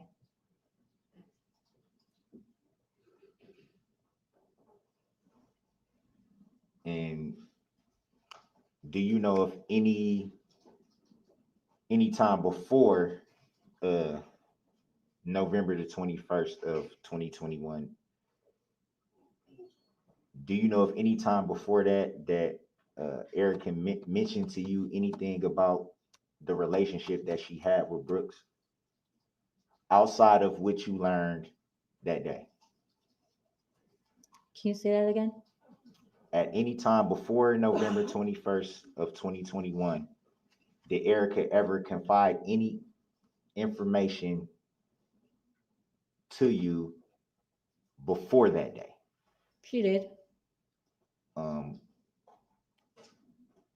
What was the nature of the information? It's not allowed to be brought up. I think she's referring to a pretrial ruling that she's aware of. Yep. So you want to rethink asking that question, sir? Otherwise, I'm going to allow her to answer it. What pretrial? I'm not going to state. No, That I'm right not. now. Are we both privy to the same pretrial procedure? There was a pretrial ruling about.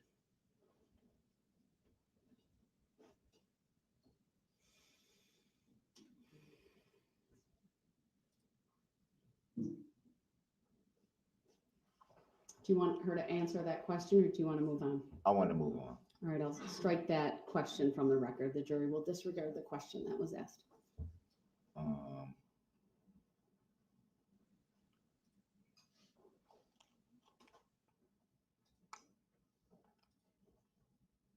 So I would want to ask, was there any during the brawling out point, was there any interaction between the driver of the vehicle and Nick? There was. Do you remember what the nature of that interaction or exchange was between those two? I don't know. I just remember jumping in front. Do you recall any threats being made towards Nick or from Nick towards the driver of the vehicle? Oh, I do. Relevance. Overruled. She may answer. I do. Do you remember what was said specifically? Not specifically, but I remember Brooks getting mad because Nick was coming to Erica's rescue. Right along with me. Do you recall any knife being involved in any of that situation No during knife. that exchange whatsoever? No knife. Were you aware that that was why police was responding to that incident? I did not.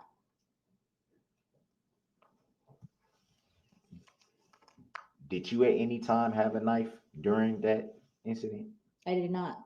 Do you know if Nick had a knife during that incident? He did not. Do you know if Erica had a knife do you know if Erica had a knife during that incident? She did not.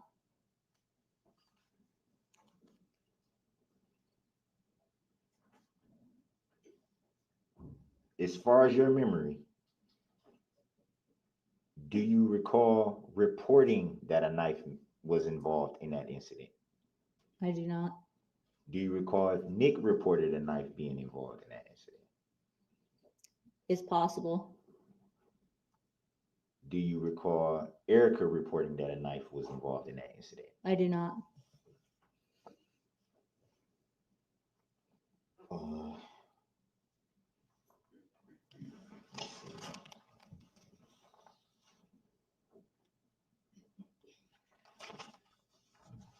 You testified to drinking a half pint of vodka that day. Was that the only thing you had to drink that day? Yes. Would it be fair to say that you were tipsy? Yes. Would it be fair to say that you may even have been intoxicated? No. For any reason that day, acknowledging that you were drinking, would that have impaired your thinking of the situation in any way? No. So would it be fair to say that you were of clear and sober mind during that whole incident after drinking a half pint of vodka? Yes.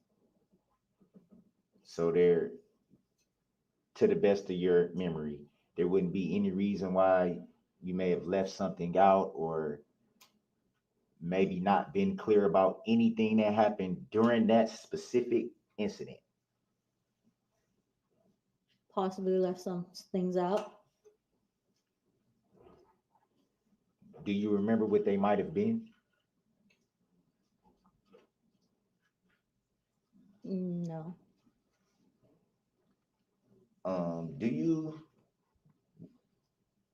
Do you know the plaintiff? Objection for previous reasons. Sustained. Have you ever seen the plaintiff? Objection. Sustained.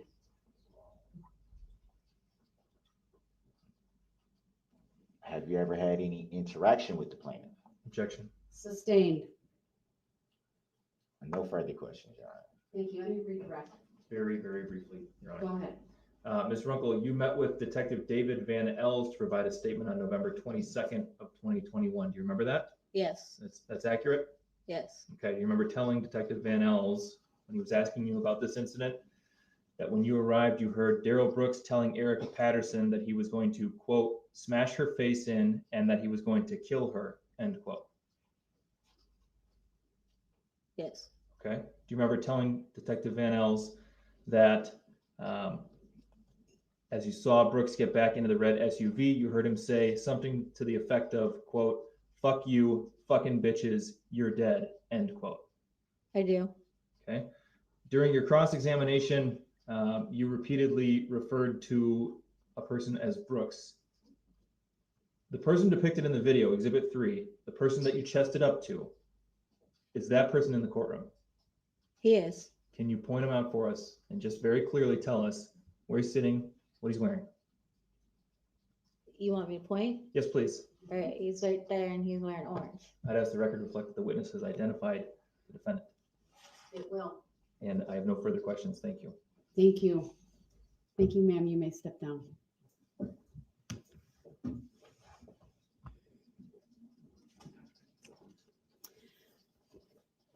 All right, ladies and gentlemen of the jury, this will be an excellent stopping point for us this evening. Thank you for your patience this evening. I do need to go through one instruction with you. Do not begin your deliberations and discussion of the case until all the evidence is presented and I have instructed you on the law. Do not discuss this case among yourselves or with anyone else until your final deliberations in the jury room. This order is not. Let's see if he cut up or if they ended. Involving additional time here. I think it runs much smoother when you are here, assuming you follow all the rules, which you have done a very good job at this afternoon. I also want to commend you on cooperating with the process even before you were brought over here. You were respectful, but you also made appropriate objections. You asked questions on cross-examination. Despite not wanting to unmask at first, you did do that, and I appreciate that. You asked some cogent, relevant questions, some of which went directly to the credibility of the witness. I would add, you might not always artfully ask the questions, but I think you're making some solid points. I would encourage you to keep prepping, to have questions written out based on the materials that you have. I really appreciate that you came back over and that you've been following the rules. I also want to encourage you, sir, to, if you choose, to wear your suit or other street clothes. It is your choice. I will let you make that choice. But I encourage you to consider that. I don't think there's anything we need to address other than perhaps timing. We went a little bit late here tonight, so I think I'm going to have the jurors report. I tell them we're going to bring them into the courtroom at 9. That usually means a little bit earlier with the. Okay, guys, I'm gonna put this in day 2. I just wanted to, so for people that had not heard, definitely how patient this judge is, and each day she kind of had to give him like a little bone, like just to kind of keep him up under some type of control. Just like somebody said, patting the dog, right? She had to do this every day, and yeah, he needed it every day too, but. And this is an everyday thing, except for when, she couldn't take it no more and she had figured out she had patted him on the back too many times. So here we go with day 2. Yeah,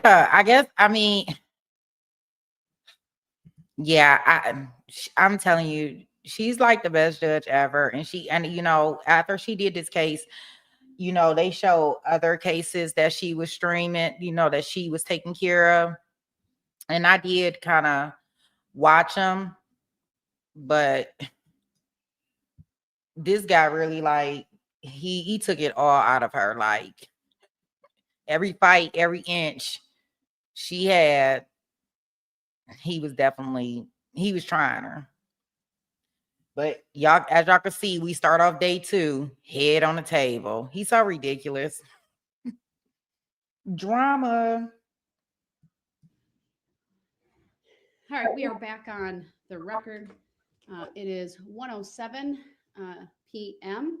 Appearances are as they were previously. Mr. Brooks is in the courtroom. He is in jail attire as. Wait a minute. Let me make sure this is not a part 2. I didn't think they had 2 parts on this day. Let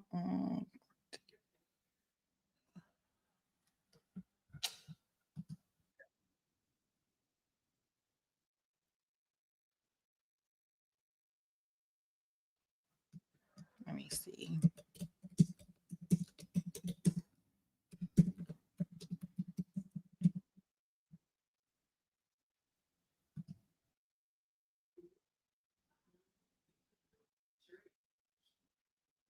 I don't know. Look like they got 2 of them.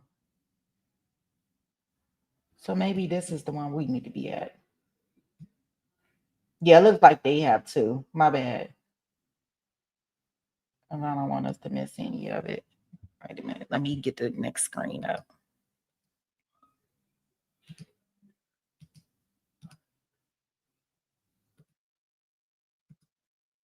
Well, we can already see what the afternoon is going to in detail, right? With him.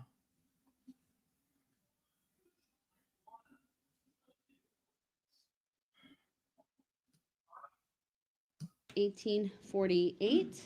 I have the state appearing by District Attorney Sue Opper, Deputy District Attorney Leslie Basie, Assistant District Attorney Zach Wichow, and I have the defendant, Darrell Brooks, appearing in person. I have the jurors coming in a little bit later today, so I'm not, but they usually come early, so I'm not sure if they're here, but I did want to make sure and ask if there's anything the parties wished me to address this morning. I don't believe there's been any new filings. I haven't seen any, but I did want to ask. We would just like to make a record with regard to the concern Mr. Brooks had yesterday about the juror that he believed he recognized from his initial appearance that may have made some type of hand gesture to him. I did not, unfortunately, write down the juror number. I know what the juror looks like, but I couldn't associate it on my chart. Do you recall the juror number? I'd be guessing. I think I know what it is, but Okay. I don't want to be Sure. correct on that. But we can have the civilian bailiff provide us with that information.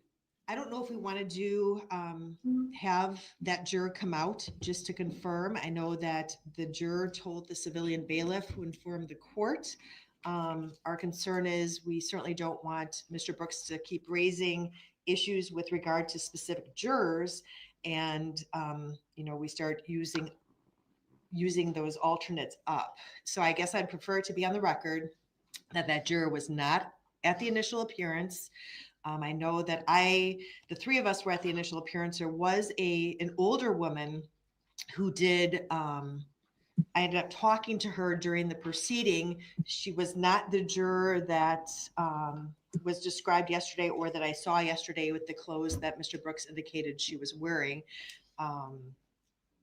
So I just really would like that to be put on the record that juror, in fact, was not at the initial appearance, and have her come in, provide her name, and do that. Or the juror number, not her name, her juror. So my understanding is that following what Mr. Brooks described happening at the initial appearance, there was a woman that one of the deputies spoke with and warned her. It's my understanding that woman may have been in the gallery on Monday and was warned about behavior then. I have issued an order. She is not allowed back in these proceedings because of that. I believe we know her identity, and I can tell you with certainty it is not our juror. So, and if there's anything else, any other requests, I don't think it's necessary to bring that juror out, given that record. but I will certainly do that if the state feels, or Mr. Brooks, that that's important for their understanding or confirmation at this point. Yeah, and I think what would be important is to know if her pool number is the first 41. Mr. Brooks actually was in court on day one of jury selection, I know for a fact.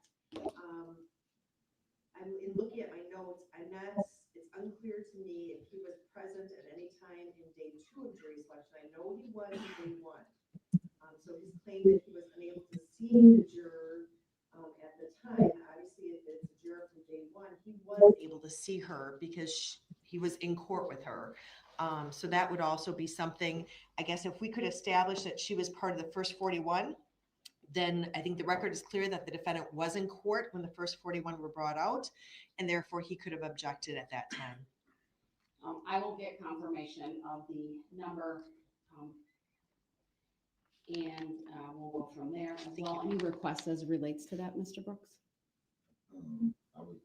Before I get to that whole issue, Your Honor, if I may, I would like to state for the record, and would like the record to reflect that I personally don't identify by that name. I am here as a third-party intervener in that matter, appearing as an authorized representative for my client. I accept for value, in return for value, all the charging instruments in this matter, and make my exemption available for discharge of all obligations and charges connected with this case.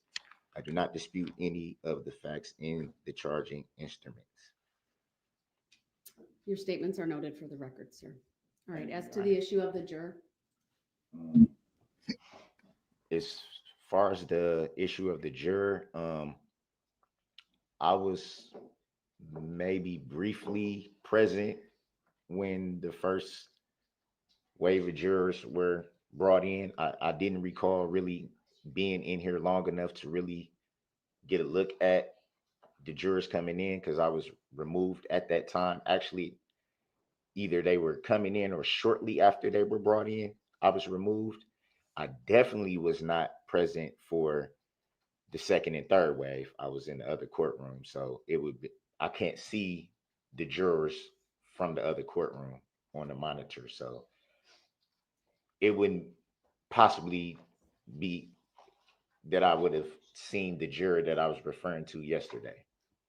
Understanding that that may very well be true. My recollection is you were removed pretty quickly due to an interruption early on. I don't have my notes in front of me as to when you were brought in or not. But I am advising you that I was able to confirm with others, including law enforcement, that the juror that you suspected was the woman who made an inappropriate gesture toward you at the initial appearance. They are not the same individuals. I've been able to confirm that. I know the identity of the woman who did what you said, and it is not this juror.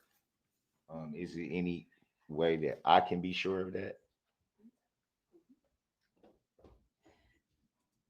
Do you want to have juror, I think it might be 41, I don't want to guess. But I can bring that juror out when the jurors get here, and we can have her under oath testify that she was not at your initial appearance or any of the proceedings in this case. I'm able to do that. That would be helpful, Your Honor. All right. Can we check to see where they're at and if they're here? And if so, to have that juror brought out.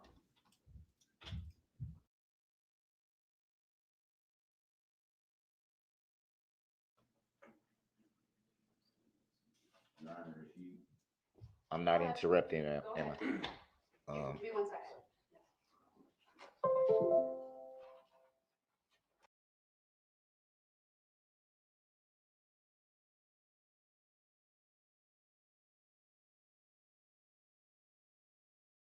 Questioning of law enforcement and others to determine the identity of that other person and confirm, in fact, that what you said happened, but it's not this juror. But we're going to bring that juror out just so you can, or I will, question her about that. So there's a very clear record that your concern and whether one of the jurors on this panel was at your initial appearance and made an inappropriate gesture can be put to bed once and for all so that you're satisfied they are two different people, okay?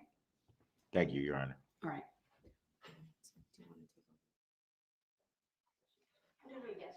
Just can sit in the jury box. She's a juror. She's not a, she may be put under oath and questioned, but she's a juror, and so no one can film her or take her photograph.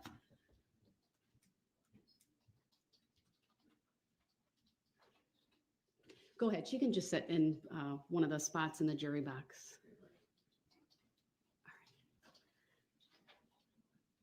Good morning. You can have a seat.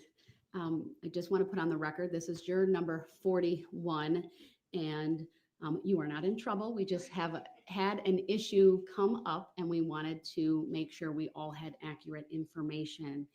At any point in time, did you attend any of the proceedings in this matter regarding Mr. Brooks?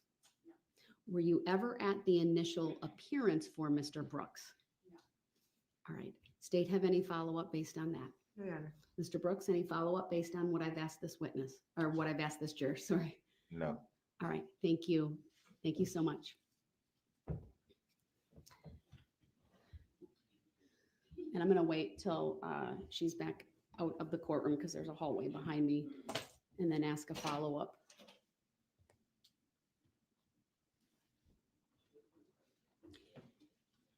Are they gone? Mr. Brooks, we brought out juror number 41. Was that the same juror that you initially suspected was someone who was at your initial appearance? Yes, Your Honor. All right. And again, she denied. She said she told us she wasn't there, and I trust that satisfies your inquiry into this issue. I'm still a little leery, but Okay. I say that I'm not interrupting, am I? Go ahead. I say that because I don't forget faces. I don't. All right. I understand what you're saying, but the record is made clear, and I'll make a finding that juror number 41 was not at your initial appearance and is not the person who made an inappropriate gesture to you either at or following that hearing. All right. Then any other issues from the state? Yes, Judge, just briefly, a few. From yesterday's testimony, we'd like to move into evidence Exhibit 1, which was the map. Exhibit 3, which was the video played during Corey Runkel's testimony. And Exhibit 5, which is the photograph of Erica Patterson. They were all testified to yesterday. Any objection, Mr. Brooks? Yes, Your Honor. I guess it would be to the terms of relevancy. There's been no testimony from Ms. Patterson, so I'm just curious to know the relevancy of that being made evidence at this point in time, because from what was said yesterday was that she would be testifying at some point. Would it not be better to have that admitted then if she decides to testify instead of right now when we're not even sure if she is going to testify? Your objections are noted for the record. There was a proper foundation laid regarding each one of these exhibits. They also are relevant to the issues within this trial, and I'll admit exhibits 1, 3, and 5, and also advise the jury when they come back into court this morning. Your Honor, I'm not interrupting, am I? Hold on, I'm not to you yet. If there are any issues, any other issues from the state. Yes, Your Honor, I would just like the record to indicate that I understand we did not follow up with this after the lunch break on the record, but it was my understanding that Mr. Brooks did receive the medical attention that he was seeking over the lunch hour. So I just wanted that on the record. And then finally, Your Honor, just a reminder to Mr. Brooks as to the other acts evidence.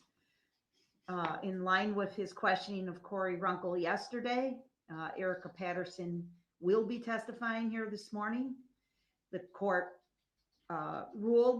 issued a ruling as to the other acts evidence. The state strictly abided by that. Mr. Brooks came very close several times to opening the door to that testimony. We treaded very lightly on purpose to be respectful of the court's ruling, but the court warned him twice. Mr. Witchow even personally went over and warned Mr. Brooks during Ms. Runkel's testimony. And before we start another round of challenges potentially during this Patterson's testimony, we just wanted to make a record of that so that Mr. Brooks knows if he opens the door to that other act's testimony, it will come in. And I appreciate the state raising that as well. Mr. Brooks, on the issue of medical attention, did you see the jail nurse or other medical personnel during the lunch hour yesterday? Yes, I did. I received a cleaning of my cut and a bandage. All right, thank you. Oh, I'm sorry. I was getting to the other parts of the injuries. They Go ahead. viewed the bruises that I have on my arm and legs as well. I don't know what's going to happen behind that, but I was looked at. All right, thank you. Does not appear to me that any of these injuries are interfering in any way with your ability to be here today and assist in your own defense. So that's good. Yeah, I'm just a little tender, just a little sore. So, All right, Mr. Brooks, do you understand what the state is referencing as it relates to the other act's evidence? I do not understand. Do you recall being in court at the end of August when the court addressed a number of motions, including a motion brought by the state to admit other acts?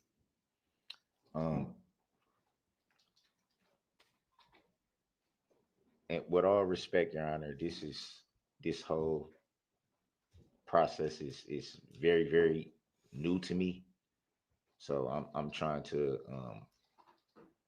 I guess, stay within bounds of the questions that I'm allowed to ask. If I color outside the line, so to speak, it is not intentionally, because I'm basically learning as I go. So I'm going to have my clerk print out the motion for other acts that was filed by the state, along with the response that was filed by your attorneys at that time, and further advise you the court did not grant the state's request to admit other acts as it relates to your conduct with Erica Patterson prior to November 21 of 2021. And your questions yesterday of Ms. Runkel could have opened the door to the court revisiting that issue. That's why the court stopped. It was interesting. Ms. Runkel clearly was advised not to talk about other acts. The state followed the requirement that they advise their witnesses about the court's order as it relates to other acts. And I believe I kind of paused twice and said, "Are you sure you want to answer that?" I referenced generally some prior rulings so as not to alert the jury to anything more than that. And then at one point, Attorney Witchow also came over, muted your microphone. I don't know what was said, but my understanding is he basically kind of gave you the same caution. There's a ruling, something to that effect. And I know you didn't proceed with the questions that you had originally attempted to ask this witness. So it's very clear what we're talking about. Again, I'm going to give you these filings so that you understand what I prohibited in this trial. And the record to reflect those filings are being provided. Madam Clerk, do you happen to have the document numbers for those? Sorry, I should. 170. Document 170.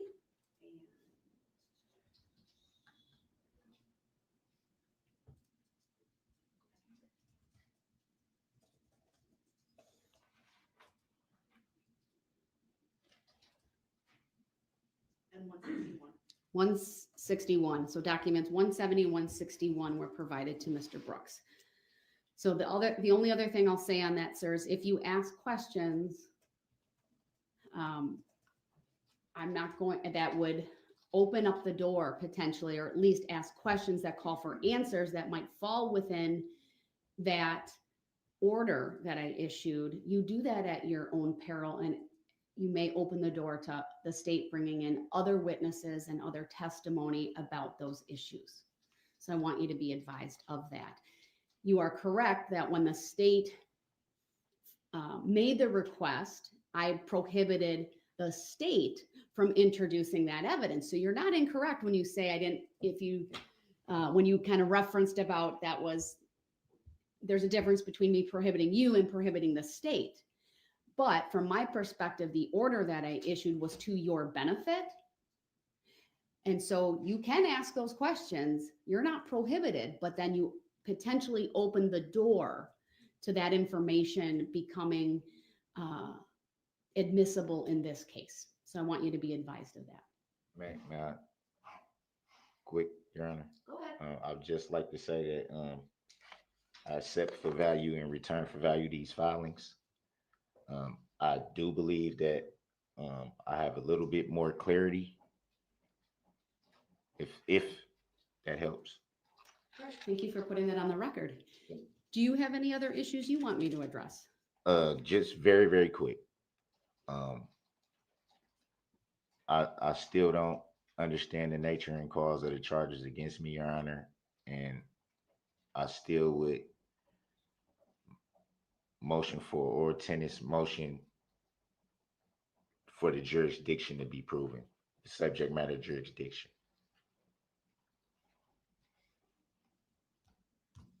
And also a motion for finding of fact. Your requests are all noted for the record, and for the reasons previously stated on this record, I'm not going to answer those requests any further. They've already been denied by the court. I point you to the case of, can I have my Post-it note back? The Beneby decision at 654 F 3rd 753. All right, anything else, sir? I'm not interrupting, am I? No, I'm asking you a question. Just for the record, Your Honor, I would like the record to reflect, is that a judicial determination that you are making?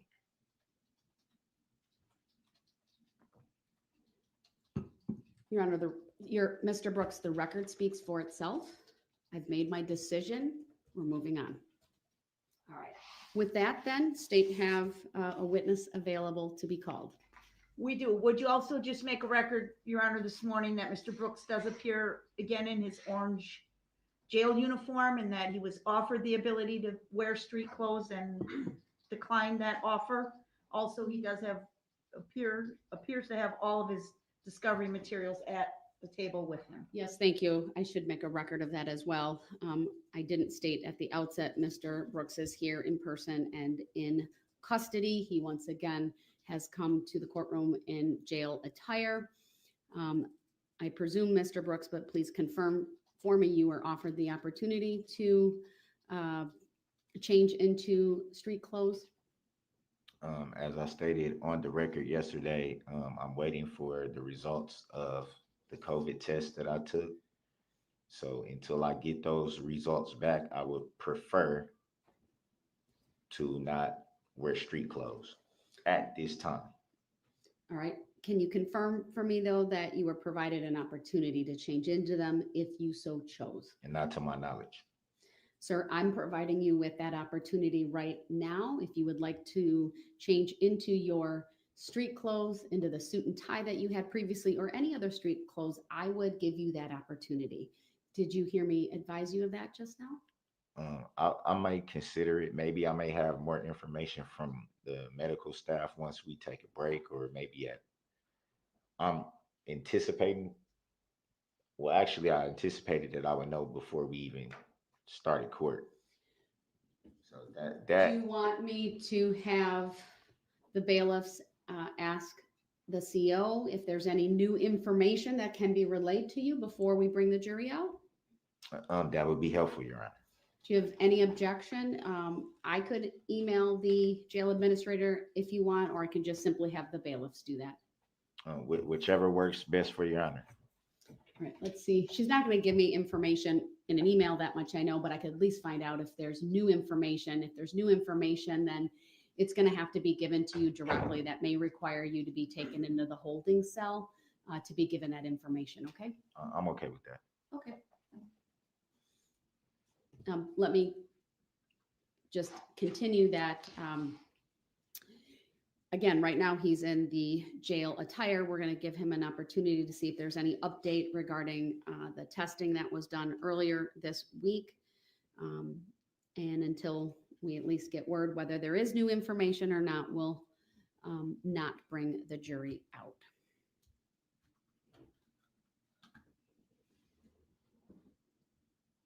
I will make a record that Mr. Brooks does have the 3 boxes that have been referenced previously. I see the objection sign. I see the selected statutes that the court provided to him previously, and I see he has a number of papers in front of him. So he looks as if he's prepared to participate meaningfully today. Can I say something real quick for the record, Your Honor? Sure. I did bring these boxes up.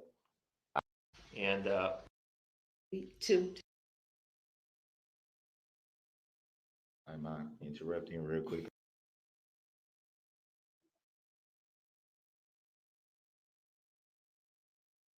This is printed off. I don't want to interrupt with printing here. Or do you want to send it to the?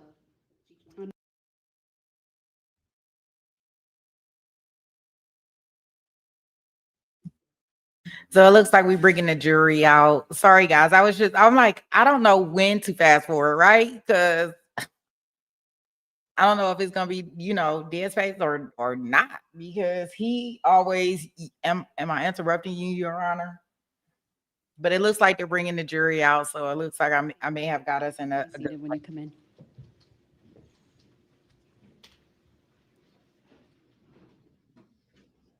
And good morning, ladies and gentlemen of the jury. Welcome back. Have a seat, and I'll make sure looks like you all have your writing materials to take notes if you so choose. For the record, I have received exhibits 1, 3, and 5. With that, the state may call its next witness. thank you. The state calls Erica Patterson.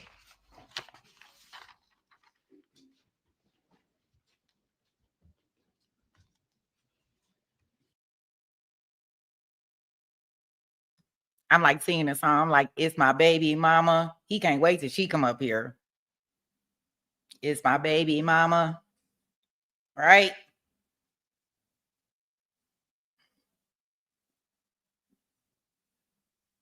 Here we go.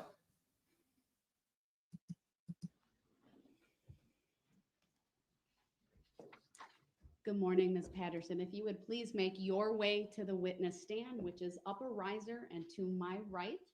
When you get there, please raise your right hand. My clerk, Teresa, who's standing over here, will swear you in. Do you solemnly swear that the testimony you're about to give shall be the truth, the whole truth, and nothing but the truth, so help you God? Yes. Thank you. Have a seat. First thing I will have you do is to state your first and last names for the record and then spell each. Okay. Erica Patterson, ErikaPatterson. All right, thank you. Go ahead, your witness. Thank you. Good morning, Ms. Patterson. How are you doing today? I'm fine, thank you. Sorry. All right. Can you tell us, do you know a man by the name of Darrell Brooks? Yes, sir.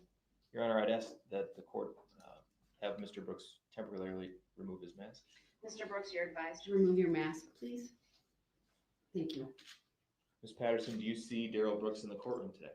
Yes, I do. Can you tell us where he's sitting and what he's wearing? On the left side, and he's wearing an orange shirt and a mask. I'd ask the record reflect that the witness has identified the defendant.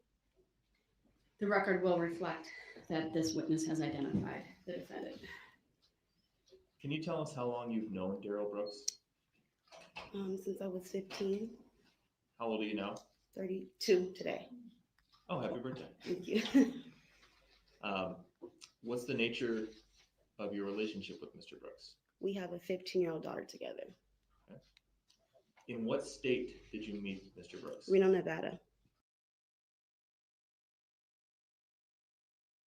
I just paused. Y'all can do the y'all can do the math, right? She 32 today. She met him when she was 16, and they got a 15-year-old daughter. Can we say creep? All right. And when did you come to Wisconsin? Last year, 2021, June 13th. Why did you come to Wisconsin? We were coming out here. I was going to be out here for 2 weeks and go back, but I never went back. Who did you come to Wisconsin with? Darrell Brooks, Where did you live when you got to Wisconsin? Atlanta, Georgia. Or we lived with his mother, sorry. Mr. Brooks' mother? Mhm. In what city was that? Hold on, was that a yes? Yes, I'm sorry. That's okay. That's what my job is, to make sure their record is Yes, correct. ma'am. Milwaukee, Wisconsin. At some point, did you stop living in Milwaukee and start living in Waukesha? Yes, I did. Do you remember approximately when that timeline was? November 2nd, 2021. Okay. Where were you staying in Waukesha? The women's shelter in Waukesha. That's downtown? Yes. Do you know a person by the name of Corey Runkel? Yes. Where did you meet Corey Runkel? The women's shelter. Were you roommates? Yes. I want to direct your attention to the date of November 21st, 2021. Yes. Did you know anything about a parade happening in Waukesha that day when you woke up that morning? I didn't know about the parade. Okay, what about that afternoon? Did it become apparent to you that something Yes. was going on? Yes. Did you come into contact with Darrell Brooks on the afternoon of November 21st, 2021? Yes. Where did you first come into contact with Mr. Brooks? At Frame Park. And how did that come about? What were you doing and why did he get there? We were messaging and calling each other all day. We were arguing back and forth. He came out there. Well, I told him I was with Miss Corey, and he came out there. I told him where I was. Got in his car. We drove around, and then I forgot the street. We went up that street. It's a hill. It's kind of by the Walgreens. We went up that hill. We drove around. Me and him got into an altercation. He hit me in my eye. I jumped out of the car, walked and found my way back by Frame Park. And then he followed me there. And then I went back in his car. I got out and I had called Corey. Well, I called Corey before that. And she came to meet me. I told her that me and him got into an altercation. So she met up with me. And by the time she got there, she pulled me out the way because his car turned around. He swerved. She pulled me out the way. He got out of his car and they got into an altercation. He pushed her in her face. And I don't remember if she hit him back or anything that we walked away and walked back to the women's shelter. Okay, let's go back and go through some of the details of that, all right? Yeah. You said that you told Mr. Brooks that you were hanging out with Miss Corey. Yes.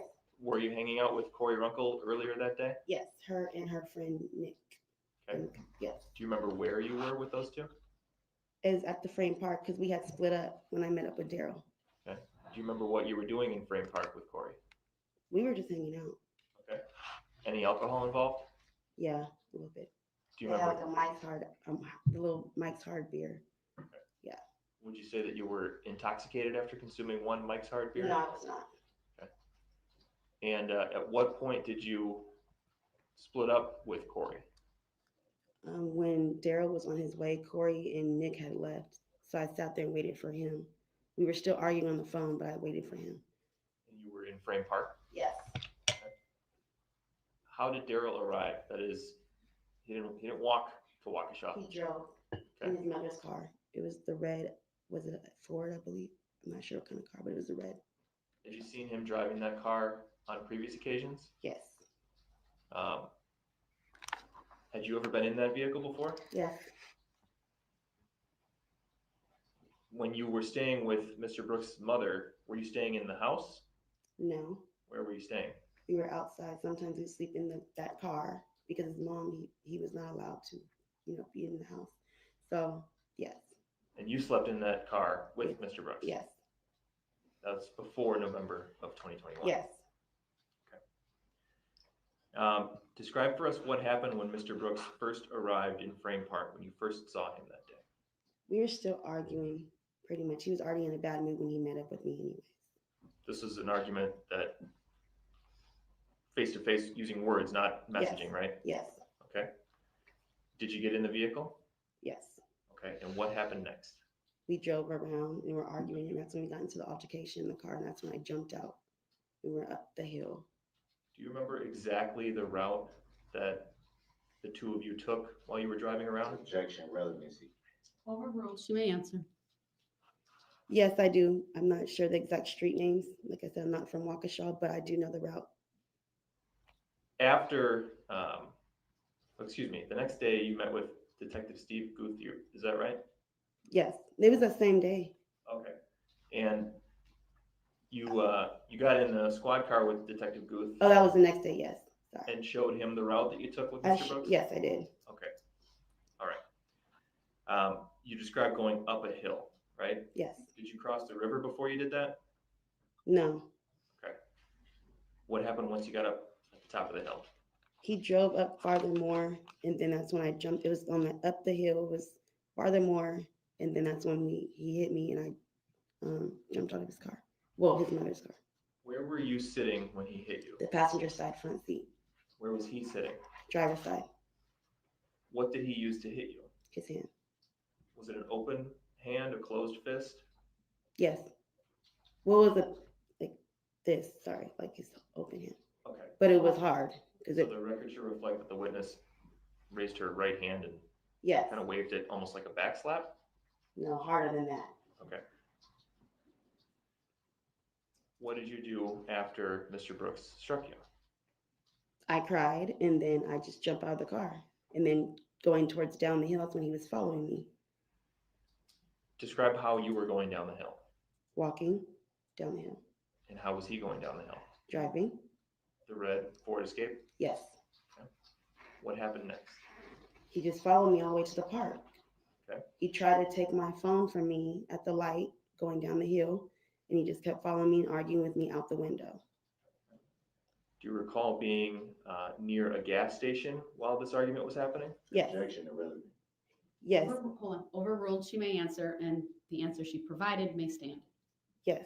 It was right at the light. The gas station on the, that's a gas station on the left, and then Walgreens is towards the right. And do you remember what was being said at the gas station? I do not remember. What happened when you got past the gas station? I kept walking. He was still following me. Did you at any point attempt to contact anybody for help? No, just Corey.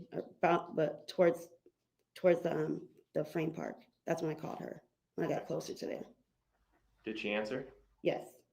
What did you say? I said he just hit me, and I said I need you to meet me, and that's when she met me. Where did you go? I walked past Frame Park, and I went. I met Corey, and I got into his car, and then got back out, and I met Corey at White Rock School, I believe it is. When you say his car, you're talking about who? Darrell Brooks. And were you familiar with White Rock School at the time? Did you ever No. been there before? No. You just know that from That's- talking about this Yes. afterwards? Yes. What happened when you got to White Rock School? That's when because I had got there, got back in his car, talked to him, got back out. Corey had met.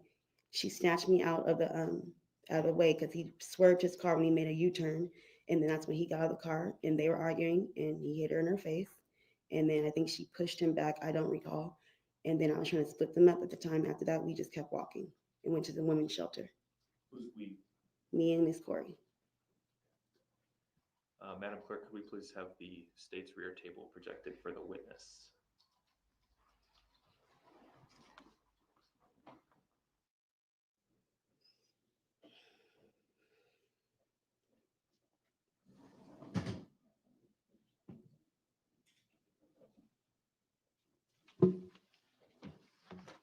Hey, Ms. Patterson, I've projected on the screen in front of you a video marked as State's Exhibit number 4.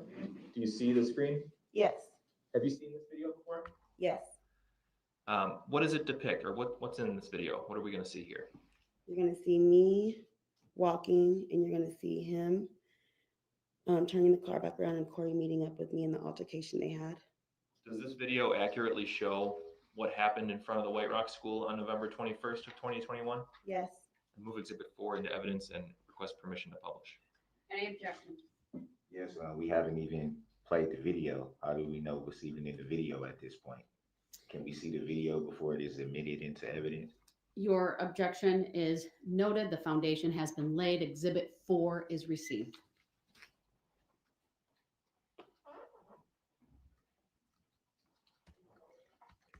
And permission to publish is granted. Can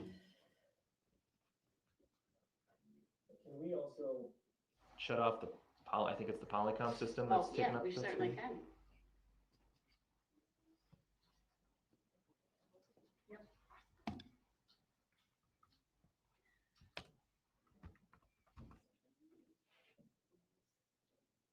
There you go. All right, we're going to play from a timestamp of 51 seconds in this exhibit.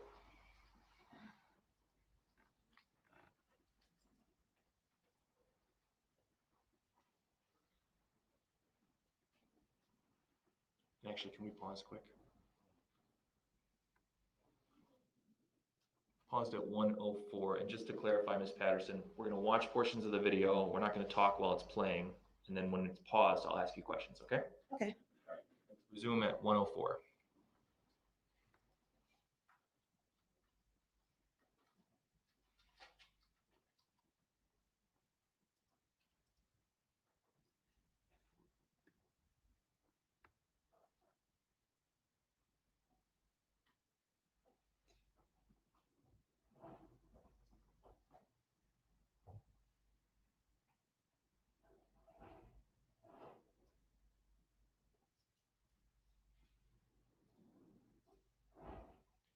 Let's pause. We've paused at 1 minute and 37 seconds. Ms. Patterson, who did we see in the video there walking? Me. Okay. And we saw a red SUV, right? Yes. Who was driving that SUV? Darrell Brooks. Was there anybody else in the vehicle at that point, to your knowledge? No. Okay. Let's resume playing.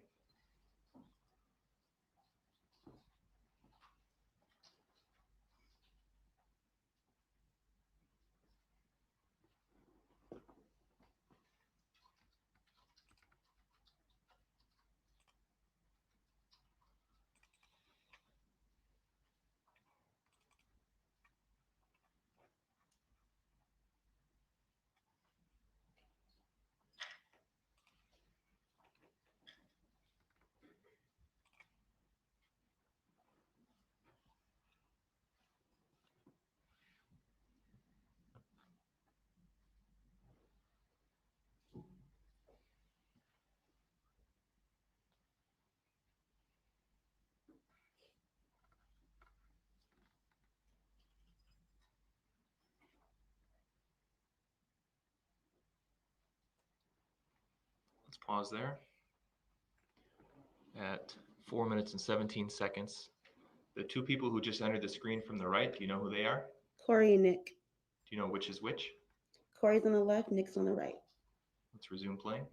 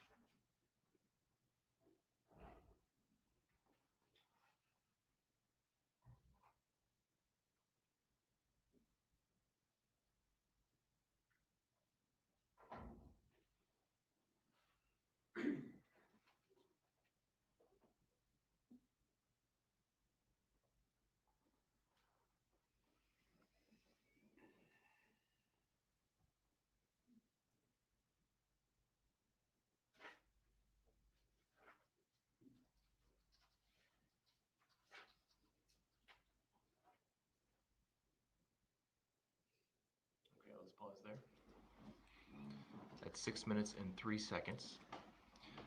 Ms. Patterson, we watched the video, but you were there. Can you tell us what was happening during that portion of the video we just watched? Corey and Mr. Brooks were arguing, and that's when he pushed her in her face, and I don't recall what she did back, and then that's when he drove off. One of them, I think it was Nick, called the police, and that's when he drove off. Do you remember what Nick said when he called the police? I believe Nick said he had a knife, if I recall, but he didn't have one, but that's what Nick said on the phone. When you say he, who are you talking about? Darrell Brooks. And you didn't see Mr. Brooks with a knife that day? No, What about Nick? Did you see him with a knife? no, Did you have a knife? no, Corey? no. Why do you think Nick said to the police that there was a knife? Probably to make them come faster. Who got into the driver's seat at the end of that video? Darrell Brooks. And again, anybody in the vehicle at that point? No. Other than him? No. Let's resume playing from 6:03.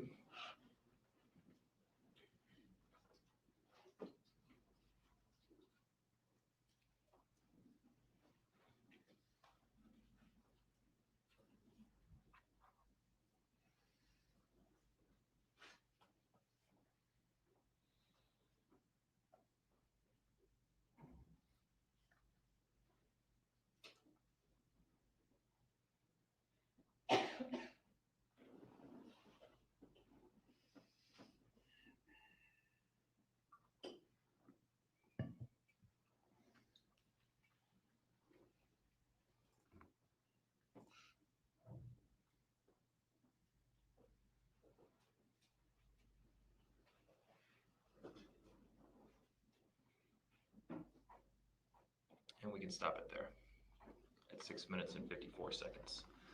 What did we see in that clip, Ms. Patterson? I walked away from Corey and Nick because I was mad because me and her started arguing after that because she was mad that I even met up with Mr. Brooks. Okay. And then she was running after me. Do you know the direction that you were walking there? Straight. And then That's fair. Waukesha's sorry. confusing. I'm sorry. It really is. I'm sorry. Towards downtown or away from? Towards downtown. Sorry. And where did you go after you walked off the screen here? I just kept walking until they followed me, and then we made a left. I'm not sure which street it was, but we made a left. We didn't know yet. We just made a left turn and went straight towards the women's shelter. Before you turned off of the street you're walking on here, did you have contact with a police officer? Yes, we did. Okay. And you spoke briefly with that officer? Yes. And then where'd you go after you spoke with that officer? Then we left. That's when we made the left across the street and went towards the shelter, women's shelter. At the moment when Mr. Brooks left the little physical scuffle that we saw there and got into the driver's seat, how would you describe his demeanor? He was angry. Okay. How do you know that? What was he saying or doing that led you to believe that? Besides the fact that he was arguing the whole time and he hit me, he was just mad. He just left very angry. He just drove off fast. He was mad they called the cops. You don't recall any specific things that he said at that point? No. Do you recall what kind of shoes he was wearing? I do not. Do you remember meeting with detectives after this and saying that he was wearing blue slides? I don't recall that, Okay. but I'm sure I did. Can we please pull up for the witness only?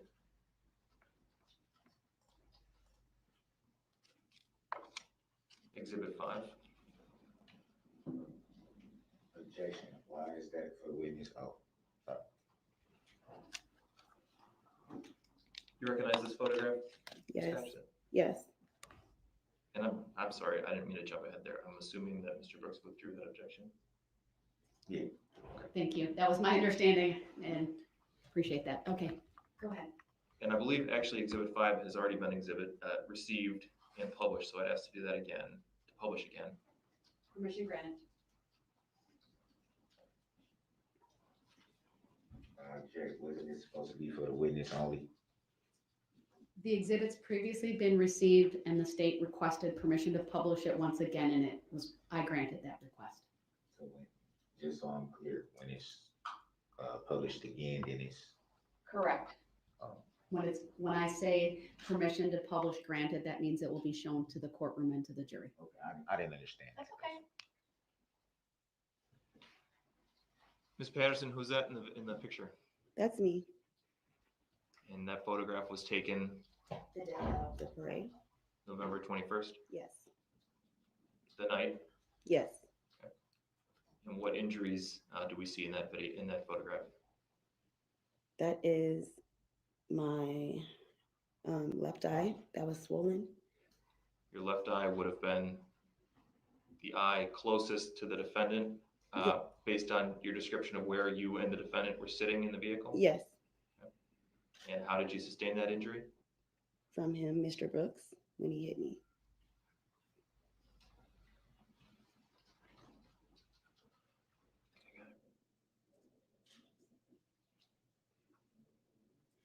Ms. Patterson, did you consent in any way to being struck in the face? No. That's all I have for this witness. All right, thank you, Mr. Brooks. Do you have any questions for this witness? Yes, I do. First of all, good morning Good morning. and happy birthday. Thank you. You stated that you were hanging out with your friend Miss Corey on the day of this incident, correct? Yes. Would it be fair to say that you were hanging out drinking? Yes. Would it also be fair to say that you occasionally drink too much? Objection, Sustain. Would it be fair to say that, well, let me back up. What were you drinking? A Mike's Hard beverage.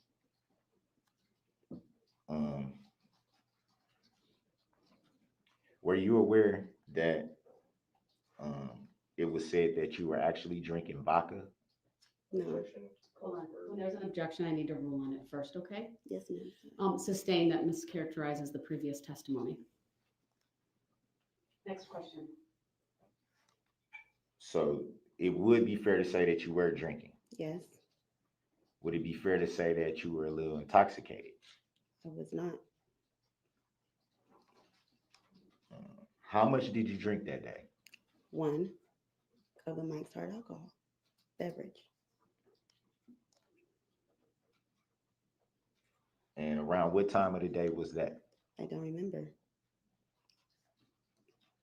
Was it shortly before meeting up with the alleged defendant, or was it sometime before? It was before. Did you have anything to drink after? No, I did not.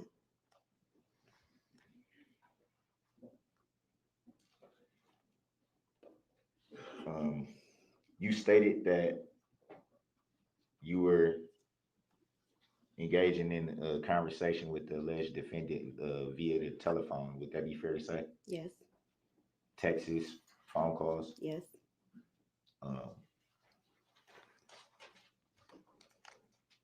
Were those texts and phone calls of what nature were they of? Me and Mr. Brooks were arguing throughout the day. In the texts and phone calls? Yes, we were.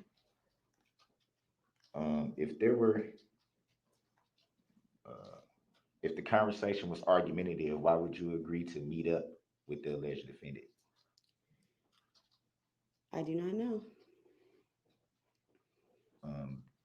Do you recall how the meetup was supposed to be set up? I don't recall. Did you at any time ask the alleged defendant to meet up with you? Well, I told Mr. Brooks where I was. Did you at any time ask to meet up with the alleged defendant? No, I did not. So it would be fair to say that the alleged defendant just came where you were? Yes, I told you where we were. And obviously, we were going to hang out. I never told Mr. Brooks to hang out with me. I told him where we were. So why would, if there was an argumentative conversation prior to you meeting up with the alleged defendant, why would you tell the alleged defendant where you were? Objection asked and answered. Sustained.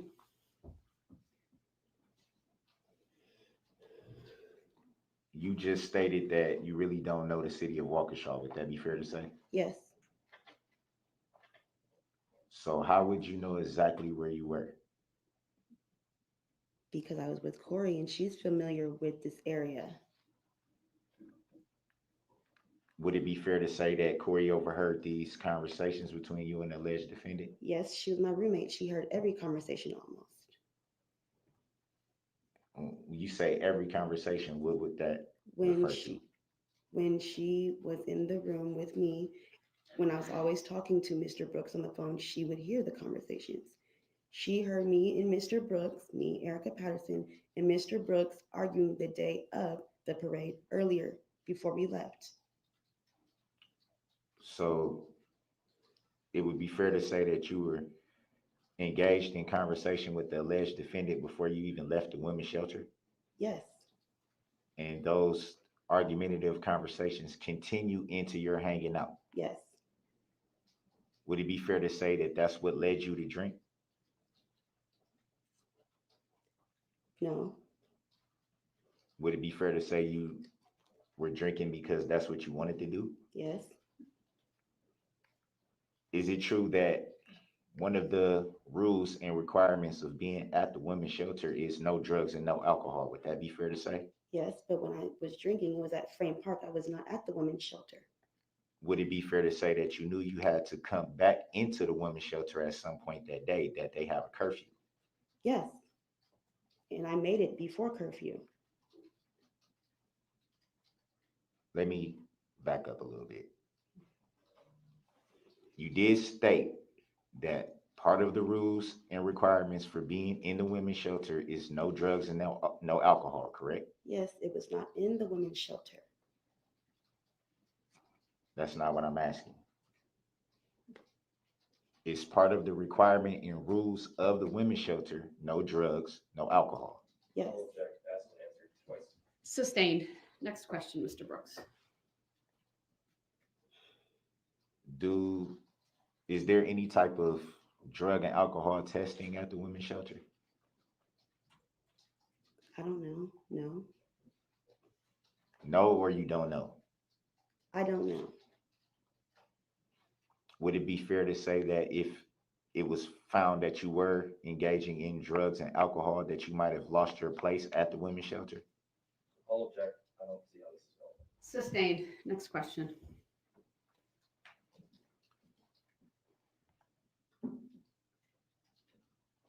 So around what time were you hanging out with Miss Corey, you said? I don't remember. Do you remember where you were at? Frame Park. Do you remember where in Frame Park? No, And approximately at what time did you meet up with the alleged defendant? I don't remember.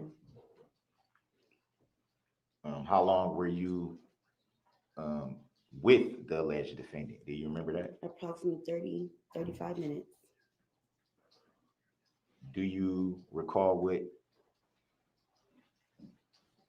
Well, you said that during this time you were with the alleged defendant that there was a arguing going on. Would that be fair to say? Yes, Do you remember what that argument was about? he was arguing with me about money because I did not bail him out. You also said that well, let me back up from that a little bit.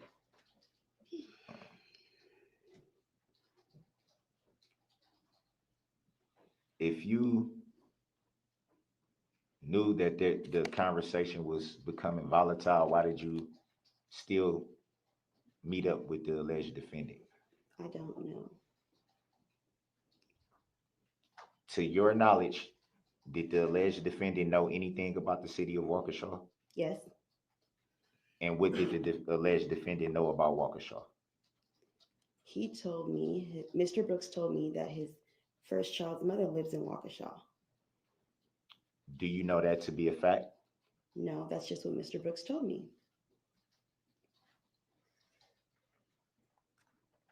Are you aware that the alleged defendant, in fact, has no mother of any child that lives in the city of Waukesha? Objection. If Mr. Brooks wants to testify, he should do so in a different stage of the trial. Sustained. You don't need to answer that. Yes, ma'am. Other than what you can recall about what the alleged defendant told you that they knew about Waukesha, how did the alleged defendant meet up with you in the location that you gave? Mr. Brooks already knew where Frame Park was. Mr. Brooks previously had been to Waukesha plenty of times before. He's told me that. And when was that told to you, and what conversation? Was it that day? Before that, I'm not sure which day it was. I just know he knows about Waukesha.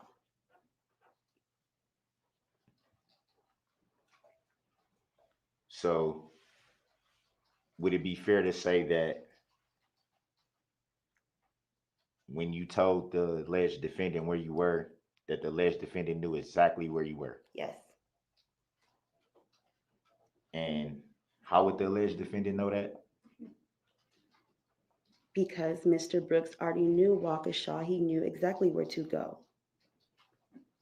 Did you at any time give directions where you may have been?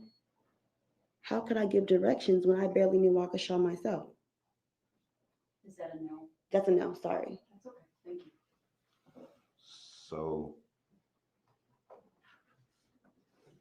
if you barely knew Waukesha yourself, where did you get the information of where you were from, where you were at the time of the conversation via telephone? I left the women's shelter with Corey, and she knows that location. She told me what Frame Park was. I didn't know the name.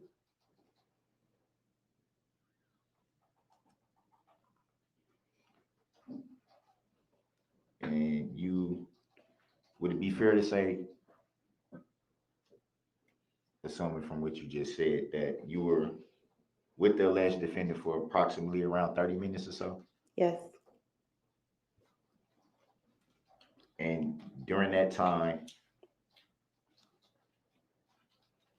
did you make any disparaging remarks or anything to entice the argument to escalate? No. So you didn't say anything at all during your 30 minutes with the alleged defendant? No, because I was crying the whole time because Mr. Brooks was yelling at me, arguing with me. So you said absolutely nothing at all? I was crying the whole time. Did you say anything? No.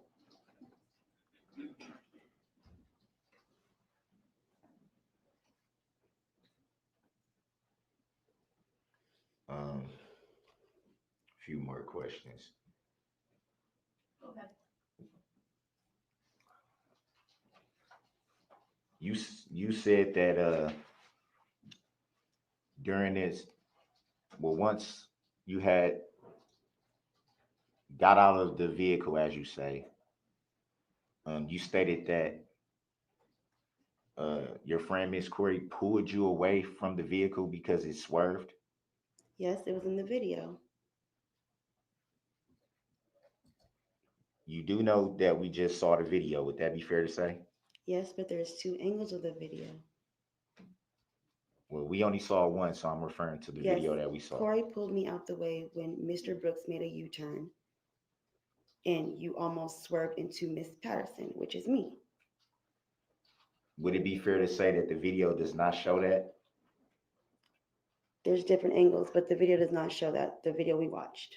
So the video that we just watched, that the jury just saw, there is no swerving of the vehicle and you being pulled back. Would that be fair to From say? the far angle, you can kind of see it. Yes. Would that be fair to say? That You there's, answered the question, Mr. Brooks. Next question. Under 906.11, sub 1, sub C, I direct your attention to that next question.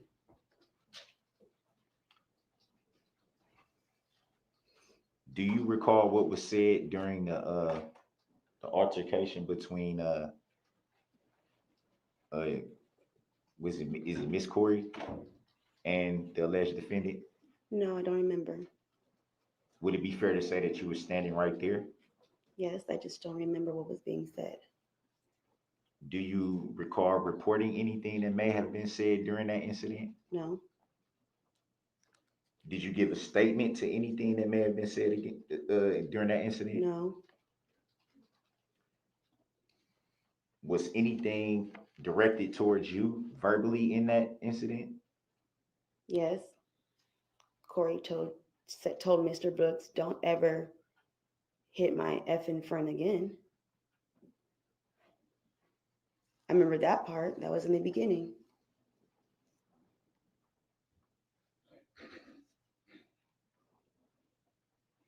Do you remember anything else that may have been said? No, Do you recall anything being said by Nick to the alleged defendant? no, Do you recall the alleged defendant saying anything to Nick? no. I don't remember.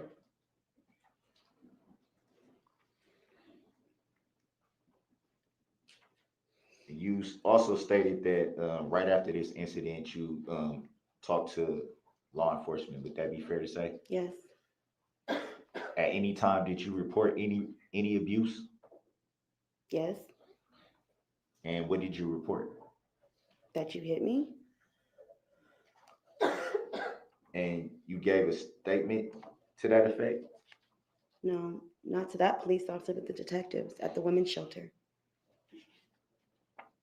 Well, I'm referring to right during, well, Oh, I don't directly remember. after the incident. I don't remember what I told that police officer.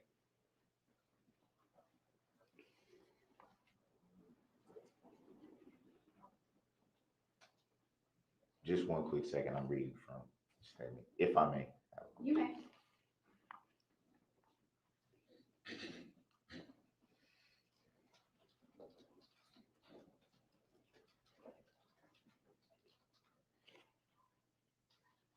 Do you remember what was said by the alleged defendant when that incident ended? No, I do not remember. Do you remember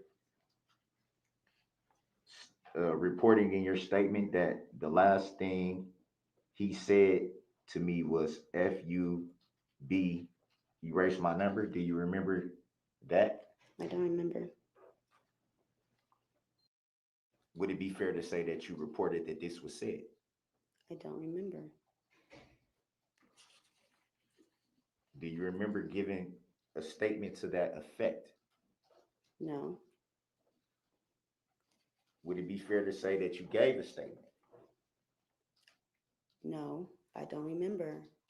I gave a statement to the detectives at the women's center. So That's would what I it be remember. fair? I'm sorry, I didn't know. You done answer. Yes, All right, next question. Would it be fair to say that your memory is kind of cloudy of that day because you were intoxicated? no,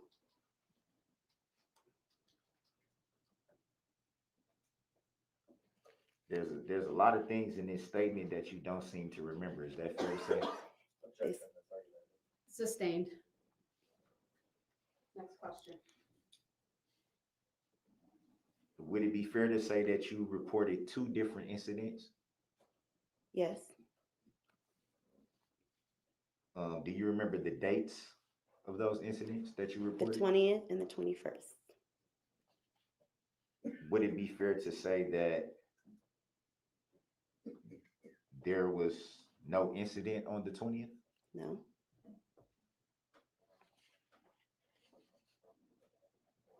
would it be fair to say that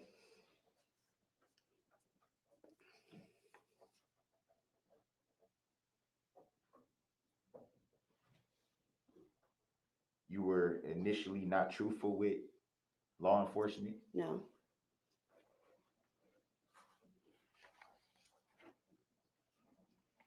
Do you recall making a statement to law enforcement on November the 22nd of 2021? I don't remember. I made this statement on the 21st of the day of the parade when I met the detectives that night. Do you recall making a second statement the next day, or the next morning rather, which would have been the 22nd of November 2021?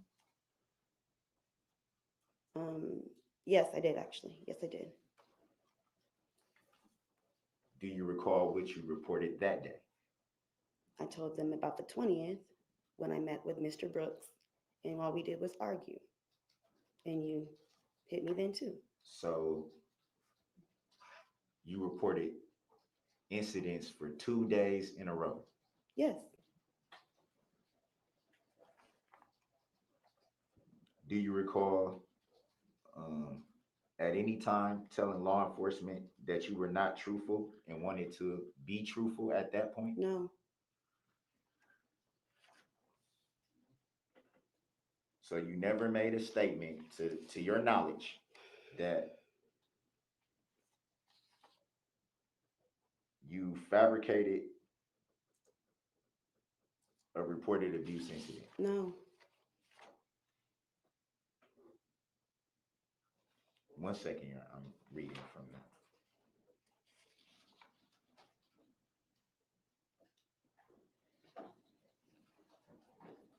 To the best of your knowledge, do you remember talking with a detective? I don't want to butcher this name, Your Honor. I don't know how to pronounce it. You can spell it if that's helpful. A detective, Behrendt.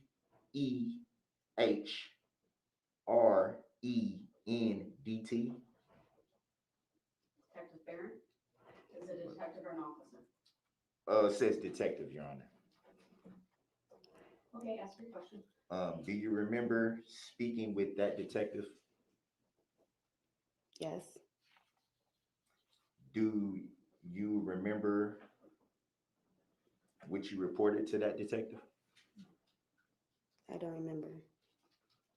I'm reading directly from the statement, Your Honor, if I may. Ask your question. Do you remember reporting to that detective saying you were not completely forthright with all of the information that you had given because you were afraid to get other people involved in your drama or your business? I don't remember that. And I'll object and move to strike based on the fact that I think I'm safe in saying that that is not from the report which the defendant is referring to. The objection is sustained. I'll grant the motion to strike by the state of the question and any response that may have been elicited before I address the objection.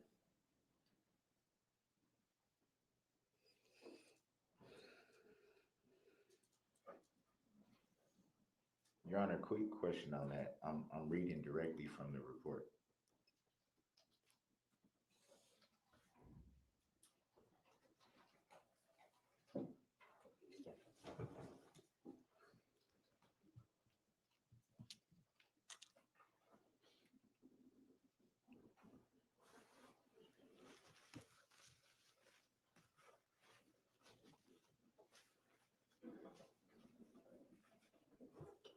Next question, Mr. Brooks. Just 1 second, Your Honor.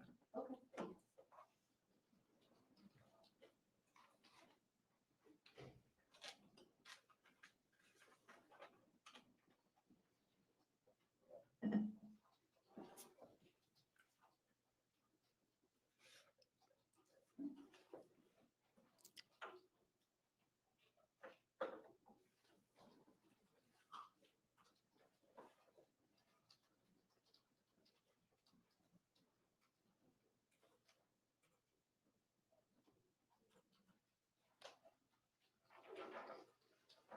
apologize for that, Your Honor.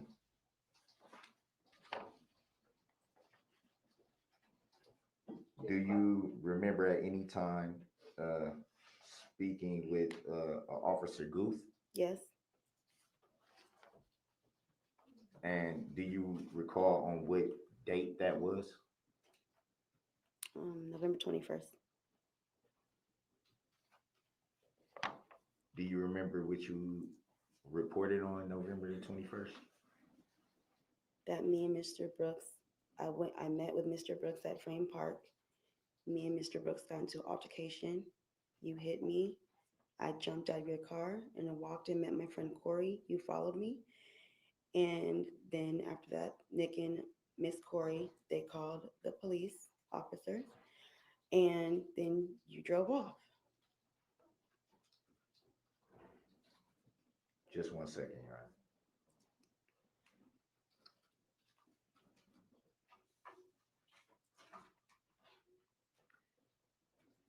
Do you recall reporting to Officer Guth that you were not completely forthright with the information that you reported? I don't remember.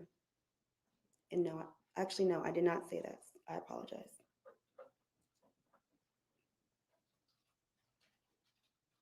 So reading from what was reported to Officer Guth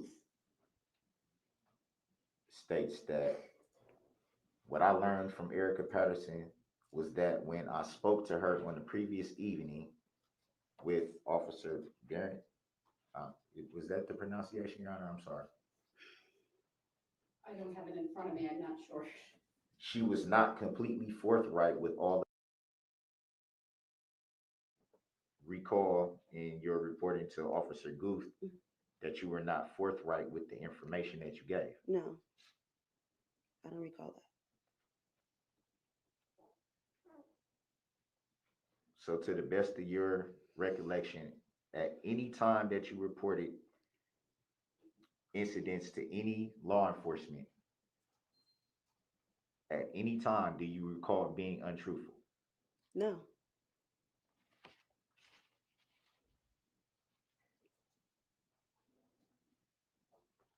So do you remember the date and time of the first incident that you allege? I don't remember the time, but it was November 20th. Do you remember what time of day that may have been? I just said I don't remember. Do you remember where you were at? Frame Park. So would it be fair to say that both alleged incidents that you are alleging happened at Frame Park? The second incident on November 21st did not happen on Frame Park. We were driving around and he hit me. What I'm asking is where you were at when you met up. Frame Park, yes. That's not what you just said. Yes. That's how Mr. Brooks knew where Frame Park is. He already knew Waukesha area in the first place. Same park? Yes. Do you remember where you were at in Frame Park? No, it was in the parking lot, the first side of the parking lot, kind of by the baseball field, I think that is. If that is the baseball field. Do you recall who you were with? Nobody. I was with Corey on November 21st, and the first day on November 20th, I was by myself. So it would be fair to say that you went to intentionally on the 20th, yes.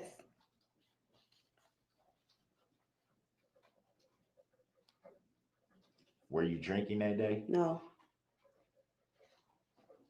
And how did you know how to get to Frame Park, as you call it? I knew how to get to Frame Park because I'd been the previous times before that with Miss Corey. Walking past it, I knew how to get there because Corey walked with me that day too. I just was not with her. She walked towards there with me. And so then you separated? Yes. Did you separate from Miss Corey at any time during the 21st? Yes, I did. She left with Nick and I was with Mr. Darrell Brooks. Do you recall, to the best of your knowledge, that it may have been someone else that she was with, that was with you that day? She was by, which day are you clarifying? Which day? November the 21st of 2021. She was with Nick that day. The entire day? Yes.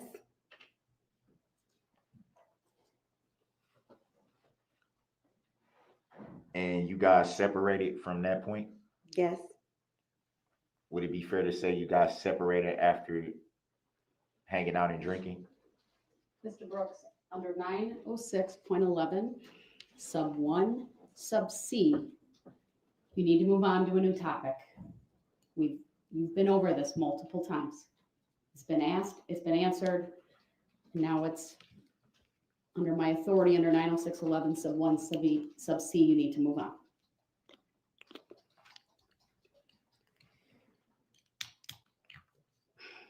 So to the best of your knowledge, well, let me back up.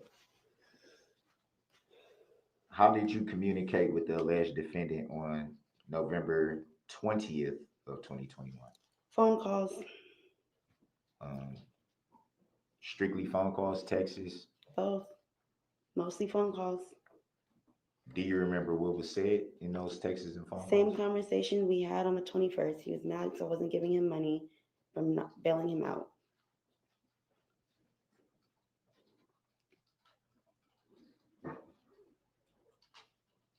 So why would you meet up with the alleged defendant that day? Because I just wanted to. We have a 15-year-old together. I mean, I was always going to talk to you then. Do you remember if there was any agreed upon meeting up that day? Yes. By you, by the alleged defendant? Both. Do you remember the reason why you were meeting up? I just said why. So it would have been just to conversate, Just to conversate. Would it be fair to say that you could have communicated strictly by the phone? Yes. Objection. Under 906.11, sub 1, sub C, the objection is sustained. Next topic, if you have one, Mr. Brooks. You said that you came to Wisconsin from another state. Would that be fair to say? Atlanta, Georgia, yes. June 13th, 2021.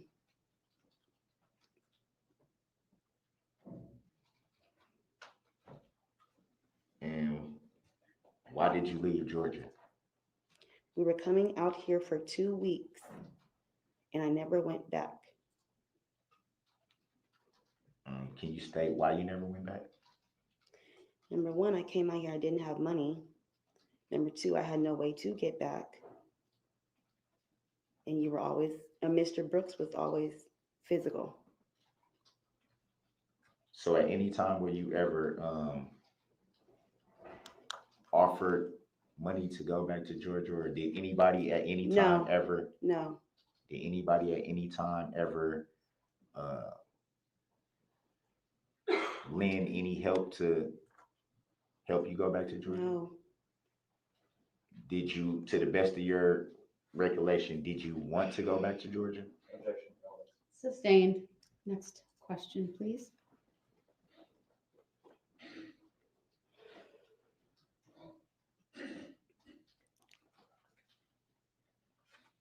So why didn't you file a report with law enforcement on November the 20th after you alleged that you were abused? Because I've been dealing with it for so many years, I just didn't do it. I don't see what this has anything to do with this case. How long have you known the alleged defendant again? Since I was 15. I'm 32 now. Would it be fair to say that you lived in different states from the alleged defendant? Yes, but I'm sorry, that there was. I was going to object and ask for clarification on the timeline there. I'll sustain the objection, rephrase the question. I was going to get to that, Your Honor. Would it be fair to say that during the duration of the time knowing the alleged defendant that the majority at that time, you did not live in the same area or state? Yes, off and on. I met Mr. Brooks in Reno, Nevada. I moved out of Reno, Nevada in 2017 to Atlanta, Georgia. I moved Mr. Brooks throughout. I've known him throughout, back and forth, off and on. The whole 16 years, me and Mr. Brooks were not together, but it was off and on. Did you guys live in the same area off and on during that time? Sustained.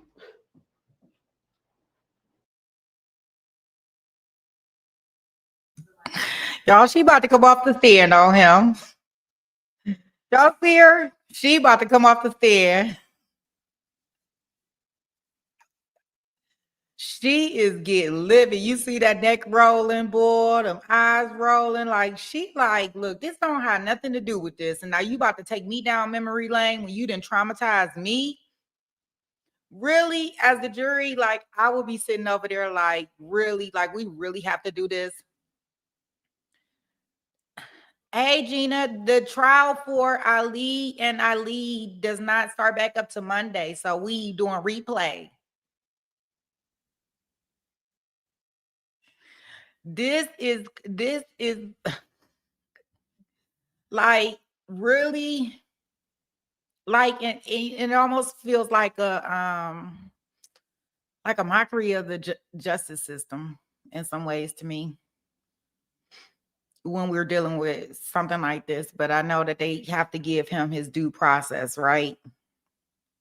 And if he wants to represent himself, you know, people like us, we are always willing to see you go up there and try it. But I just don't understand. It's like he tormenting these people as they go up on the stand. And, you know, of course he wanted to get at this baby mama, right? Because he was mad at her. Yeah, you said Pretty Brown Zero said he trying to say it's all her fault. She started this basically. Well, because he couldn't, because he was trying to hit her, he was trying to run her over. Yeah. So initially, this I guess is what he's saying. If you would have let me hit you, all would have been good. I don't know, but he is he about to make her jump off the stand. That's what he trying to do. He pushing her. Push it to the limit. That's what he doing. All right. I just had to stop there because I said, ooh, I said, maybe I missed the part the first time when I watched it. Maybe she is gonna jump off the stand. Out of the 16 years you said it was, correct? Yes, off and on, Mr. Brooks. How much of that time did you actually spend with the alleged defendant? Sustained. Also under 906.11 sub 1 sub C. Move on.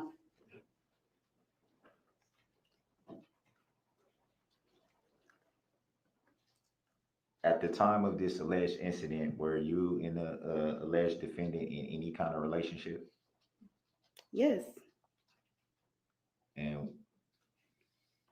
were you a couple? Were you just co-parenting, or what was the nature of the relationship? Is basically we were together. I wouldn't have came to Milwaukee, Wisconsin if I was not with him. So it'd be fair to say that you were in a committed relationship. Yes.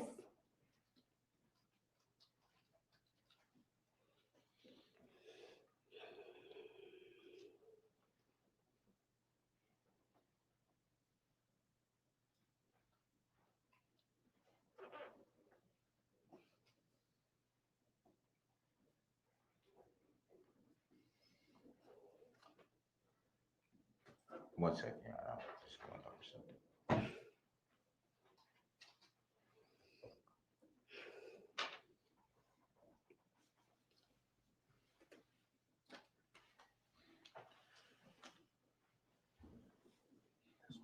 Would it be fair to say?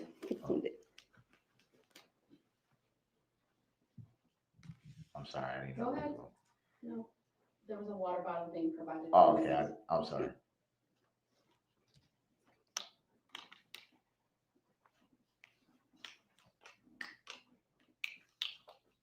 How how did, before you came back into contact with the alleged defendant, how long had it been since you had seen the alleged defendant? I don't know, but it was years, a couple years. So it would be fair to say that there was a significant gap in between interactions with the alleged defendant. Yes. Sustained, however, she provided the answer. It may stand. Next question.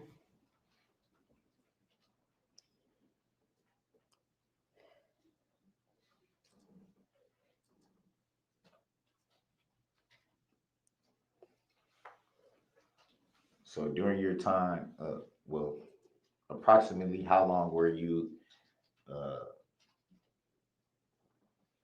staying around the alleged defendant before this incident on November 21st took place?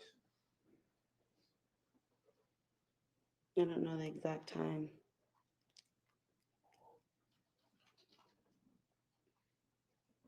I just answered your question on the exact time. Were there any separations or gaps during that time? Sustained.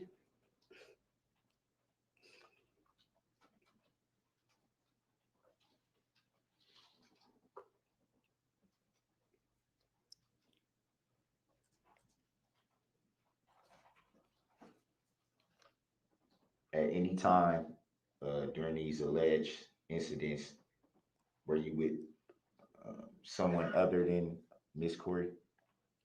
Corey and Nick the day of the 21st, and then we separated and I met back up with them.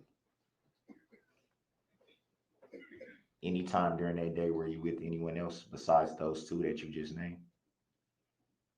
Mr. Brooks, you. What about the alleged incident on the 20th? I left with Miss Corey, and then she went a whole different direction, and I went to Frame Park and met up with Mr. Brooks.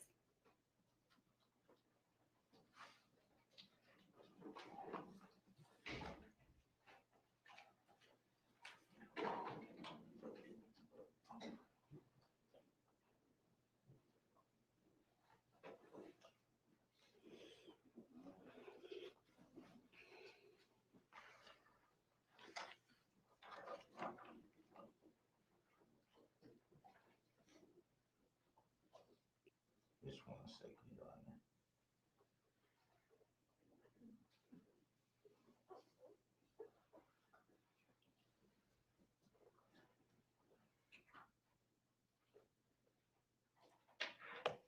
So, to the best of your recollection, you were not drinking both of those days that you cite, the 20th or the 21st? The 20. Hold on. Mr. Brooks, under 90611, I'm stopping this cross-examination. You've asked the same question, multiple questions, multiple times. And at this point, I'm going to declare that the opportunity to cross is now concluded. I didn't know that was the same question, Your Honor. Mr. Brooks, it's been asked and answered multiple times. So with that, I'm going to turn to the state to see if they have any redirect. Some brief clarification. Go ahead. Ms. Patterson, after the parade incident, which took place after the video we saw, right? Yes. Okay. You remember meeting with Detectives Jessica Barron and Steve Guth that night? Yes. Okay. And you gave a statement to them that night, correct? Yes. You gave a second statement to Detective Guth the next day. Is that accurate? Yes. Okay. So let's talk very briefly about the first statement, the night of the 21st, the night of the parade incident. Yes. You told them about an incident that had happened between you and the defendant on November 20th. Is that right? Yes. And you also told them about an argument that you had had with the defendant on the 21st. Is that right? Yes. But you left out the part about any physical violence on the 21st. Is that accurate? Yes. And then when you met with Detective Guth for your second statement, yes, on the 22nd, that's when you confirmed that there had been violence with Mr. Brooks on the 21st. Is that right? Yeah, yes. Well, they seen my eye on the 21st when they came. So I did let them know about the incident on the 21st. I did. The next day I let him know about the incident on the 20th is what happened. Okay. Yes. Thank you. To make it better. Sorry. That's all I have, Judge. Thank you. Thank you. You may step Thank down. you, Your Honor.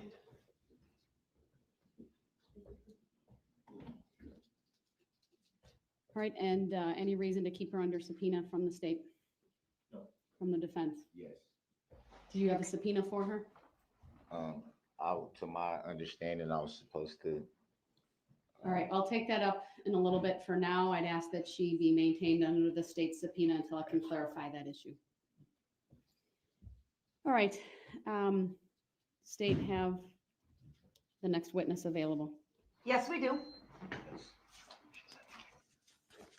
Wow, he thought he was about to recross her. Yes, welcome, welcome. Everybody that's new. I definitely appreciate it. Thank you all.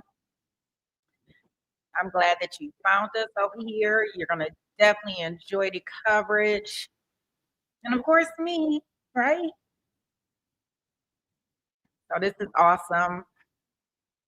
We're just having I guess what you want to call a Freaky Friday. And who better to do this with? Look at him. He is so worried about trying to recross her.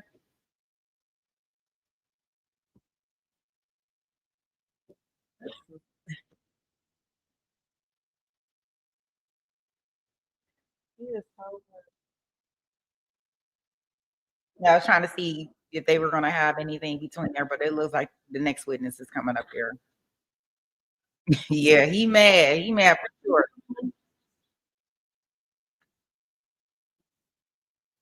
He don't even want to lift her subpoena because he think he may call her back.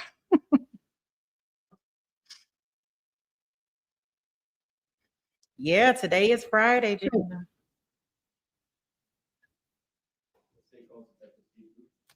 All right, detective, please make your way to the witness stand. When you get there, please remain standing. Raise your right hand and my clerk Teresa will swear you in. Do you solemnly swear that the testimony you're about to give shall be the truth, the whole truth, and nothing but the truth, so help you God? I do. Thank you, sir. Please be seated. When you are seated, if you would please state your first and last names for the record and spell both. Detective Stephen Guth, Steven Guth. Thank you. Go ahead, your witness. Thank you. Detective, what do you do for a living? I'm a detective for the City of Waukesha Police Department. How long have you worked for the police department? 20 years. How long as a detective? 7 years. Okay. Were you working as a detective on November 22nd of 2021? Yes, I was. On that date, did you meet with a person by the name of Erica Patterson? Yes, I did. What was the purpose of meeting with Ms. Patterson? I wanted to clarify her statement to me regarding a domestic related incident that had occurred. And as part of that clarification, did you get into a squad car with Ms. Patterson? I did. And what was the point of doing that? I wanted to ride in the car with her since she was unfamiliar with the geography of the city, and so that she could point out to me specific directions on where she went with Mr. Brooks. Can we have Exhibit 1 up on the screen for the jury, please, and for the witness? Permission to publish Exhibit 1. Granted, I'll go over here for a moment. It's the rear laptop, correct? Yep. Laptop. And you said publish, right? Yes, please. All right. Just confirm that that's what you want? It is. All right, then permission to publish is granted.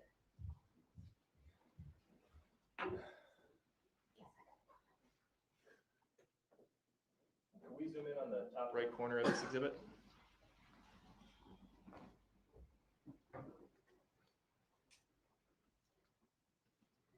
Okay, where did you first, or where did this journey with Ms. Phillips, or Patterson, excuse me, Ms. Patterson begin? Once I picked her up, we moved to Frame Park, and we parked in the area that's close to where that star is, where it says Frame Park. In the top right corner? Correct. Okay, and where did you go from there? From there, we traveled on Baxter. So the way that the frame park is here, can I touch the screen? Do we have the ability to let the witness touch and Yes. mark? Just let us know at what points we'll capture it, and then we can also print it at another location and if need be. So we met generally in that area that's highlighted now in yellow. We traveled in this direction on Baxter. Okay. And then what? As we continued down Baxter, we got to this street called Buckley. And then from Buckley, we made a right turn and ended up on Carina. Let's go back up. Yeah, don't And move the let's- screen until we can capture it. Let's capture there. And we probably need to, If you saw the little number counting the percentage, that means it's done capturing it. Once it stops. can we clear that now? And let's zoom out. We'll get that printed and we'll have that marked as 1A. Now, from where you left off there, after you made that right turn onto Buckley, can you draw on the screen where you went next? Yeah, so again, on Buckley, we did travel down Buckley to Carina. And then on Carina, we made a left turn, traveling along the river till we reached Barstow. And then from Barstow, we made a right turn, traveling up northwest Barstow, all the way to the Barstow Hill, where it's highlighted in green there, up the Barstow Hill, and it's going to come off the map, but all the way up to Bidwell. Okay. And did she indicate at what point you should turn around? At Bidwell and northwest Barstow. Did she indicate where she went with Mr. Brooks after that? Well, she jumped out of the car at Bidwell and northwest Barstow.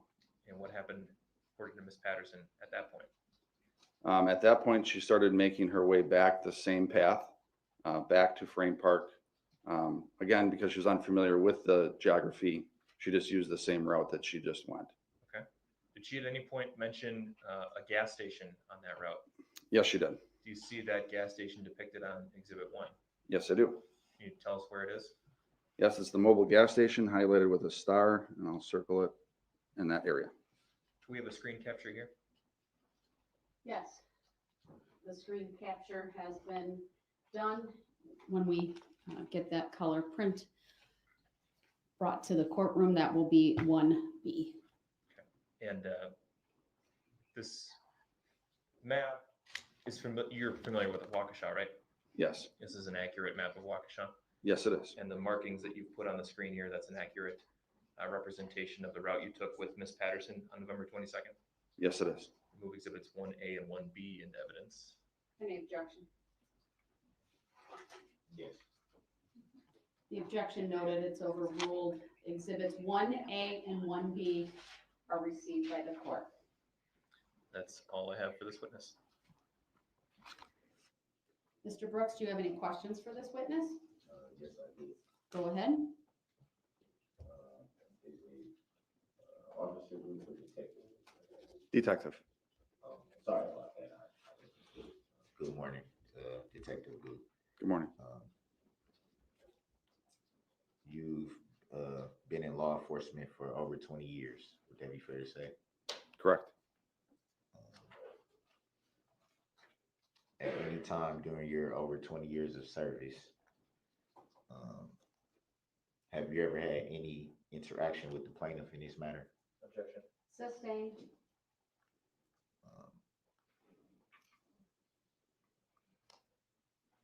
Can you state for the record if the plaintiff is in court today? Objection. Sustained. Have you ever seen the plaintiff? Objection. Sustained. Do you even know of the plaintiff? Objection. Sustained. Ever spoken to the plaintiff? Objection. On what grounds? Sustained. On what grounds? It's sustained. Next question. May I ask what grounds, Your Honor? Mr. Brooks, do you have another question? I do. I was just trying to follow the rules that you said by saying that an objection has to have a basis. So I'm Unless just- it's self-evident to the court. It's sustained. Next question. On what grounds, Your Honor? Do you have another question? Otherwise, under 906.11, I will give the state an opportunity to ask any redirect. Yes, I do have more questions. Go ahead.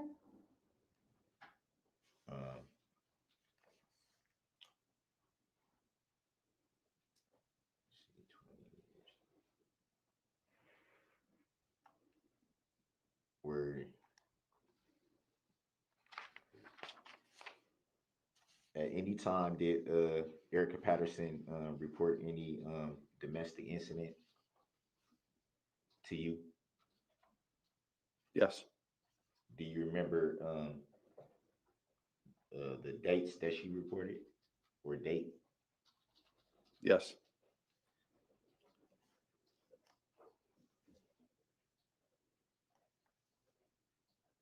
At any time during that report, did you find her to be untruthful?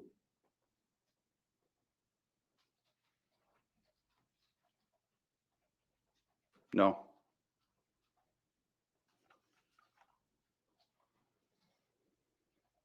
Just 1 second.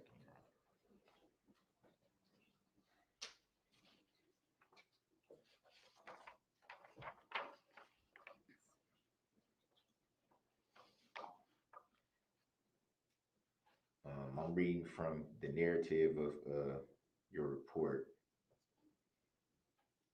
and specifically the part where it says, "What I learned from Erica Patterson was that when I spoke to her on the previous evening with Detective Barrett, she was not completely forthright with all of the information she had given." Would that be fair to say? Correct. So would it also be fair to say that from the report that you wrote, that you're acknowledging that there was some untruth in the report reported to you? No, that's incorrect. You did make this report, correct? Correct. So you did report that what you had learned from Erica Patterson was that when I spoke to her, now these are your words, when I spoke to her on the previous evening with Detective Barrett, she was not completely forthright. You said what you learned was that she was not completely forthright. So is it fair to say that there was some untruth to the report? No.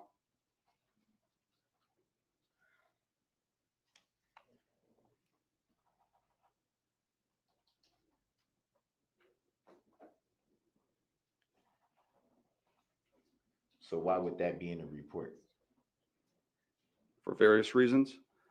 The most common reason is that when domestic victims report crimes that happen to them, a lot of times they're very afraid of their abuser. And so they don't always give all details, because if they do give all details about what happened to them, they feel like they may have something happen to them in a future date from that same abuser. So would it be fair to say that you could have just stated what you just said in your report? I did state that. Not in the report. Is it fair to say that obviously you've been in law enforcement for a very long time? Is that a question? Would it be fair to say that it could have been reported in the way that you just stated, instead of stating in your report that there was untruthfulness? I didn't state untruthfulness in my report. If you further read into the report, I state what I just stated.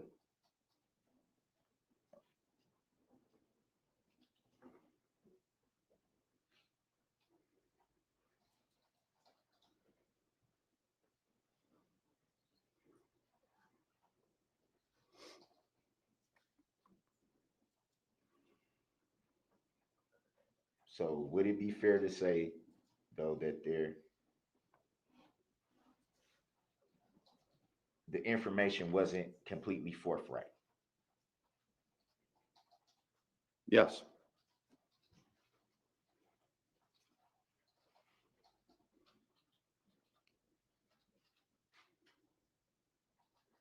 To the best of your knowledge, would it be fair to say that there was in fact only one incident? No.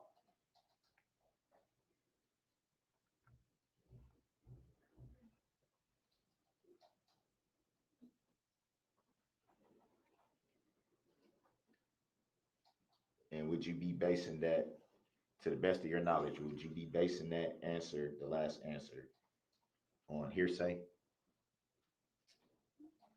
No. So you would be basing your answer on eyewitness account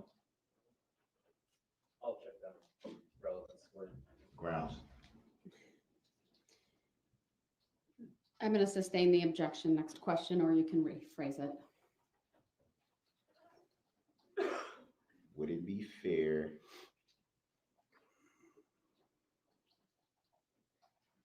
I don't know how I can rephrase that without asking it the same way, Your Honor.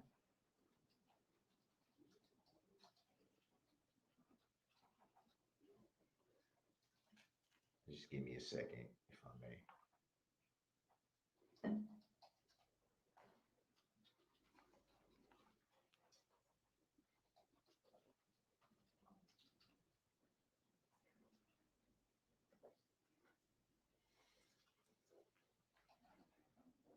At any time during your report or time spent with Ms. Patterson,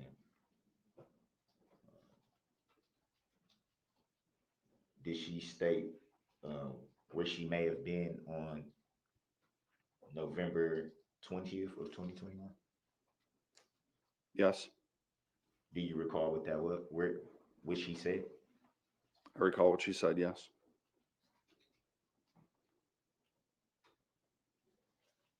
To the best of your knowledge, do you believe that she was being truthful? Yes, I'm just going to advise the jury that ultimately it's the jury's determination of credibility that matters. And you heard me read an instruction yesterday. That's obviously the instruction you'll follow ultimately in the jury room. To the best of your knowledge, do you recall any injuries on the first reported incident? yes, Do you recall what they were? yes,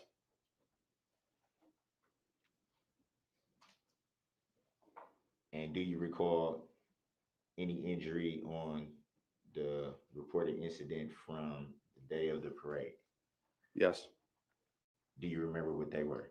yes. Can you state on the record what they were? On which day? The 20th. Her mouth was injured due to being slapped in the mouth. Do you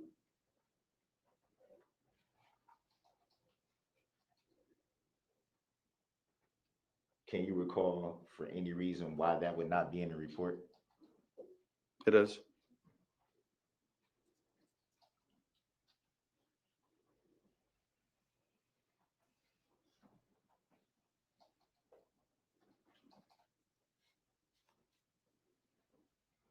To the best of your knowledge,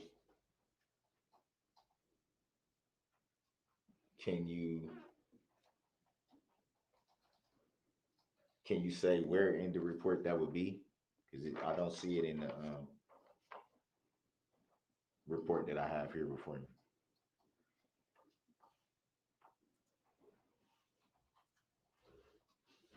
You asking me which report states that she was injured in the mouth? Are you asking if it was reported to me that she was injured in the mouth? No, I'm not. I'm asking you, why is there no injuries reported for that incident, alleged incident? It was reported to me that she was injured in the mouth by being slapped on the 20th. Are you aware that that was not testified to? No, Hold on.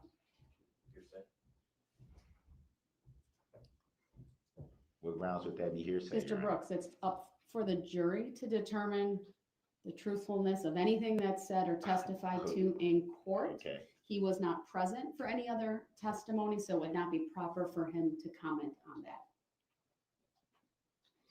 Next question.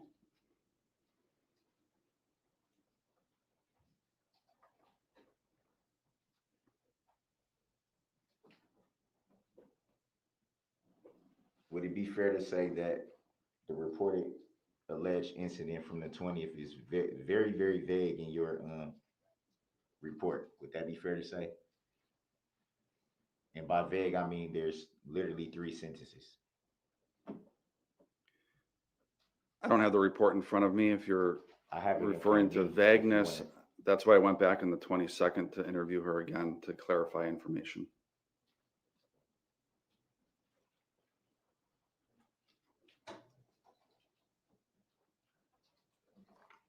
So on the 22nd, and this is your report I'm reading from, it says, due to the influx of information, we were unable to make sense of all the information. Would that be fair to say? Correct.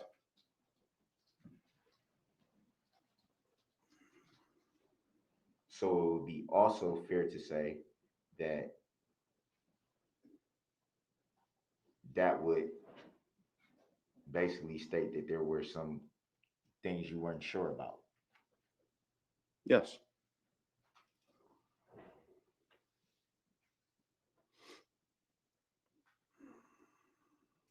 You also say in your report that you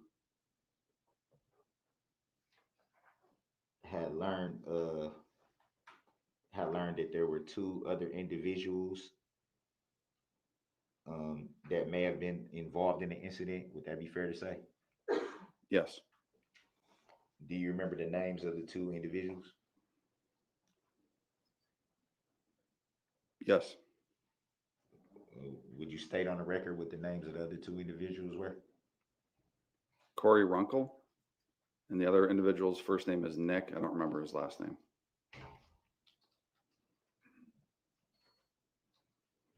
Did Corey Runkel in any way report anything about the incident to you?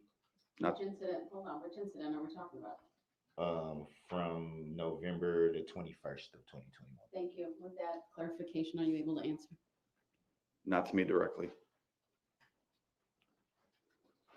Do you recall if you had learned of any information about what Corey Runkel might have said to any other law enforcement? Yes. Do you recall what that was? Yes. Would you like to state on the record what that was that you may have learned? I learned that she was with Erica Patterson on the 21st, on November 21st, 2021, when Erica Patterson was involved with a domestic incident. She responded to help her friend. Do you recall of learning if Corey Runkel was with Erica Patterson on November 20th of 2021? I don't think Corey Runkel was with Erica Patterson on the 20th.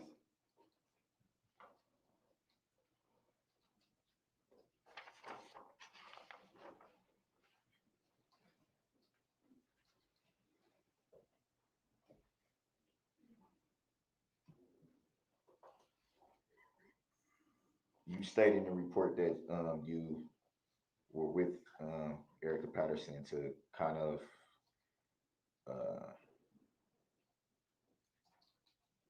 basically you took her on a drive to pretty much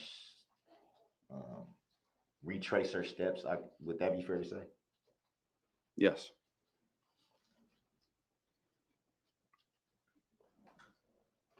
At any time, did any incident about November the 20th of 2021 come into your conversations with Erica Patterson?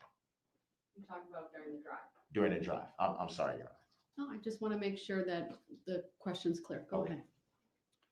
I believe we did talk about it, both incidents from the 20th and the 21st. Do you recall what was said? Yes. Do you recall putting that into your report? I recorded our conversation. I don't know if I put every detail of our whole recording in the report. In fact, I know I didn't. So not every detail from our recorded conversation is in that report. The report is a summary.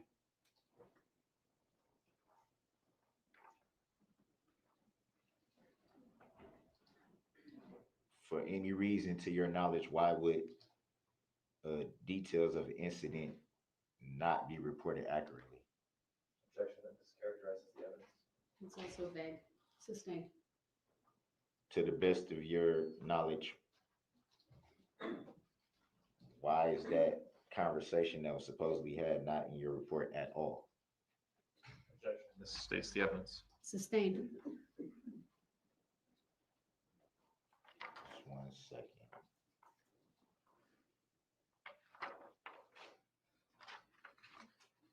Sorry, Your Honor, I got tons of paperwork.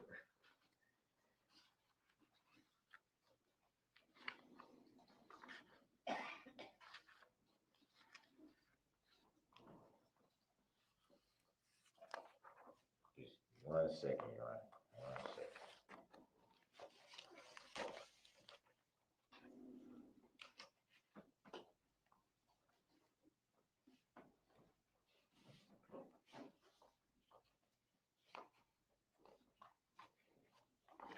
And you stated that you interviewed Ms. Patterson on multiple days. Would that be fair to say? Yes. And on both of those times that you interviewed Ms. Patterson, did the reporting ever deviate? Mr. Brooks, under 906.11. You need to clarify your question. It's ambiguous. It's confusing. What I'm getting at by that question is, did what Ms. Patterson said change from interview to interview? No. So at any time during your interview, did you learn less or learn more? I learned more in my second interview. So it would be fair to say that the information you learned changed. Would that be fair to say? Objection, argumentative. Overruled. He may answer. It did not change. I just learned more information. More information about what alleged incident? The 20th, the 21st? Both, honestly. I'm Both. sorry. Both, honestly. So would it be fair to say was it 2 interviews that you did or 3? 2. So with both interviews, you continued to learn things that you didn't know from the previous interview. Objection, asked and answered. Sustained. Would it be fair to say that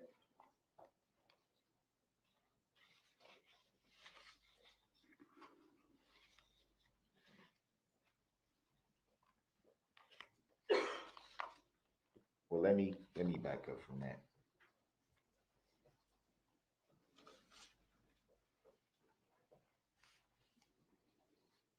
Would it be fair to say that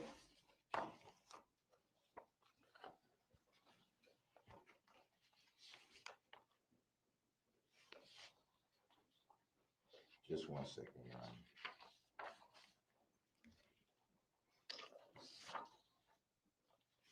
Trying to find my list there. Detective Goose. Report, if I may.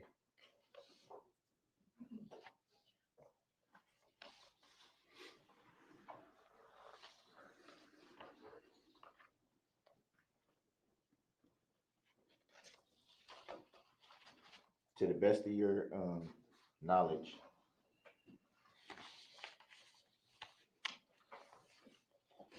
did Erica Patterson give any report to any other law enforcement that you were aware of? No.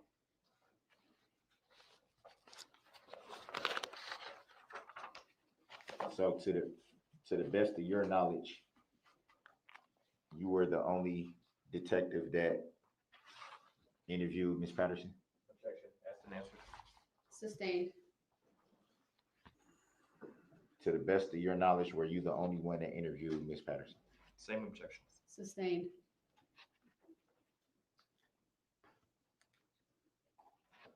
At any time, did you learn anything about the alleged incidents that Ms. Patterson claimed from any other law enforcement? Objection. Same reason. Sustained.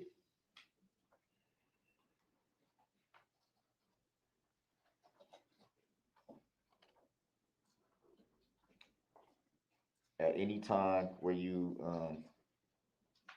or at any time did you view the video footage from White Rock School?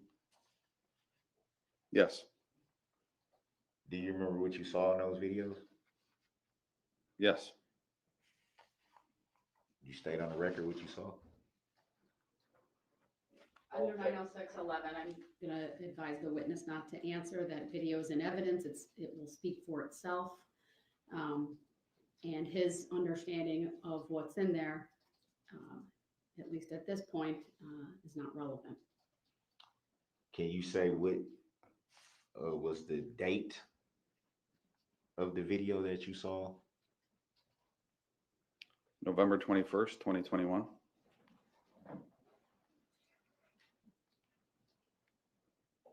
Did you see any video from the other alleged incident from November 20th? I'll object. I don't see the relevance to anything that happened on the 20th. Sustained.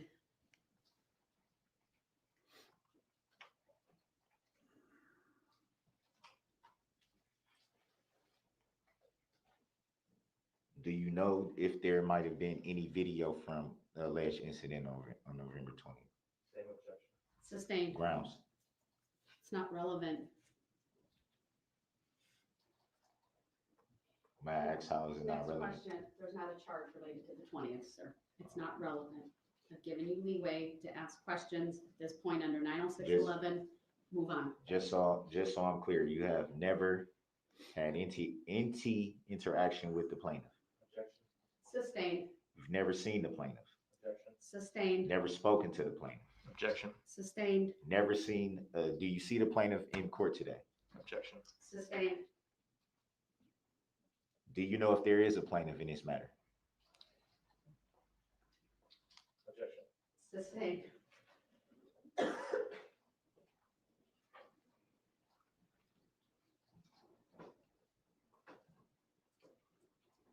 Have you had any prior knowledge of the plaintiff in this matter? Objection. Sustained.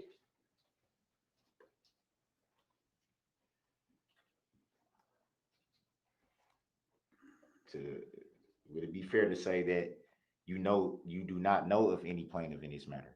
Objection. Sustained. On grounds? What grounds? Under 90611, I'm declaring the cross-examination now closed. Do you have any redirect for this witness? Briefly, Your Honor. Thank you. Detective, when you reported that Erica Patterson had been less than completely forthright with you, what did she leave out the first time you spoke with her? She left out the incident that happened to her on November 21st, 2021. The incident where she accused Mr. Brooks of punching her? Correct. Okay. You testified on cross-examination that in your general experience, victims of domestic violence do not report 100% of the details all the time. Objection. Hearsay. Overruled. Grounds. He hasn't asked a question yet. Grounds for the. He can ask this question. This witness testified about his experience based on a question you asked. So the redirect is appropriate. I just say that every situation is different, Your Honor. Which You're we do know attempting to that. testify, so no, you may not say that. The jury will strike that comment made by Mr. Brooks. You'll have an opportunity, if you so choose, to testify at a later point in time in this trial. The state may ask its question. Thank you. Did Erica Patterson provide to you a specific reason for her situation, why she was not 100% forthright with you? Yes. What was that reason? She was extremely afraid of Mr. Brooks. Thank you. I have no further questions. All right, thank you. Detective, you may step down. Any reason to keep this witness under subpoena from the state? Not from the state. Anything from Mr. Brooks? Yes. All right, I'll take that up later and reserve that until I can review that with the parties. All right, this would be an excellent opportunity to take a mid-morning break. It's 10:49, about 15 minutes. All rise for the jury. We are in recess.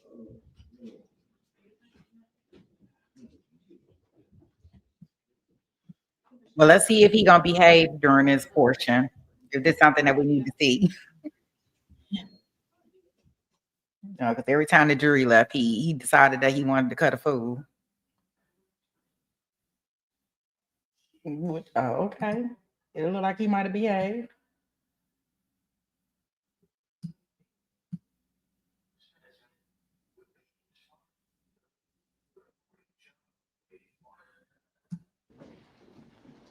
I was made aware of I didn't look at it yet, so.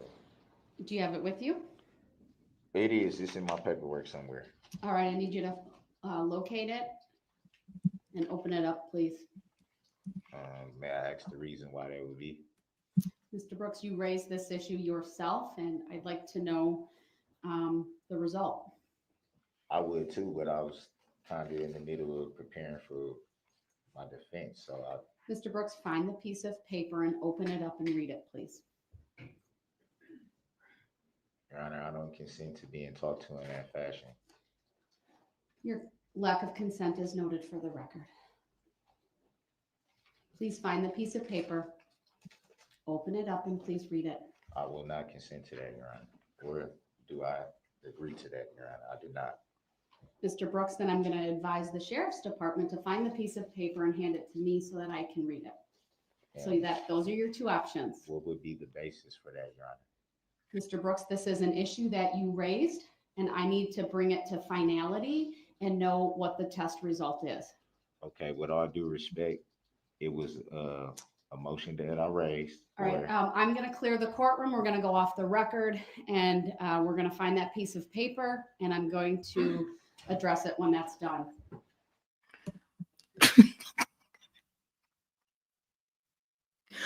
Whoa.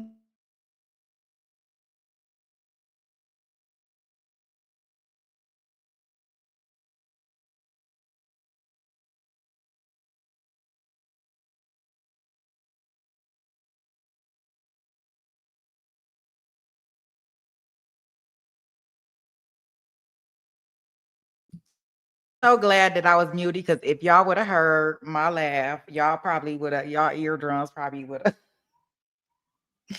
It was so loud, it almost hurt my eardrums. Excuse everyone from the courtroom, take a recess so that the test result could be obtained, and if necessary, by reasonable force. It's my understanding there was some type of situation or altercation between Mr. Brooks and the deputies. Ultimately, though, I think he was taken into the bullpen. He was brought back out, but it was very clear to me that he was upset. I think understandably so, but I needed to make a record of what was being done, including that I have obtained the test result.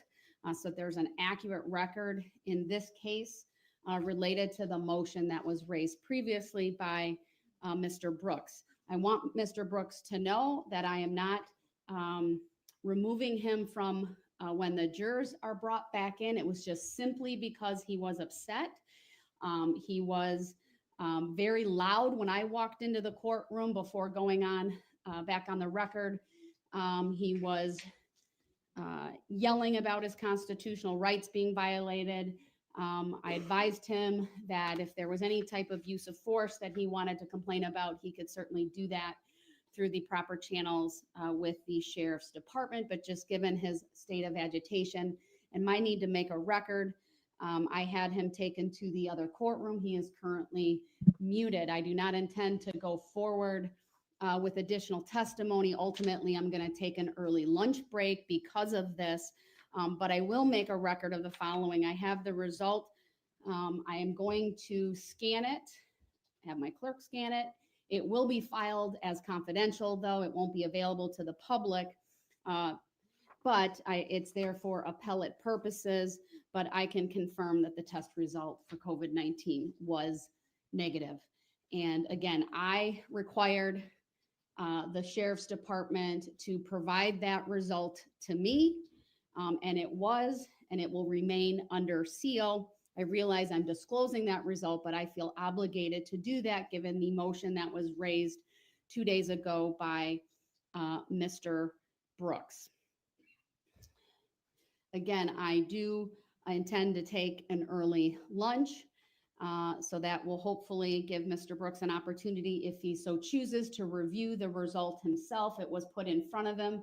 I did see that he either shoved it or tossed it or just dismissed it. It looked like it went on the floor when it was put in front of him, but we'll certainly have the deputies give that to him again.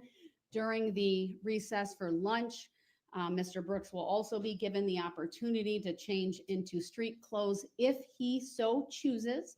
But when we come back, he will be in this courtroom. I agree. Mr. Brooks was making a couple of statements about how he was abiding by the rules and being respectful, things of that nature. I agree. He's done an excellent job while in court here this morning. He's been respectful of the rules. He made some early on. I let him, make his objections or lack of consent. He did that respectfully. When I said I was moving on, he generally was able to do that. We were able to get through 2 witnesses. He was able to follow along, ask cogent, clear, responsive, and articulate objections. He was able to elicit information from the witnesses regarding either their memory, their credibility, and other things. Generally speaking, he's been able to competently represent himself and provide, again, solid cross-examination this morning. So I'm going to give him an opportunity to hopefully settle back in and to come back here when we return from lunch. So with that, we are in recess. Probably come back at 1 o'clock. Since it's only 11:30 and we'll take the full 90 minutes for lunch today. All right, thank you, everyone. Thank you.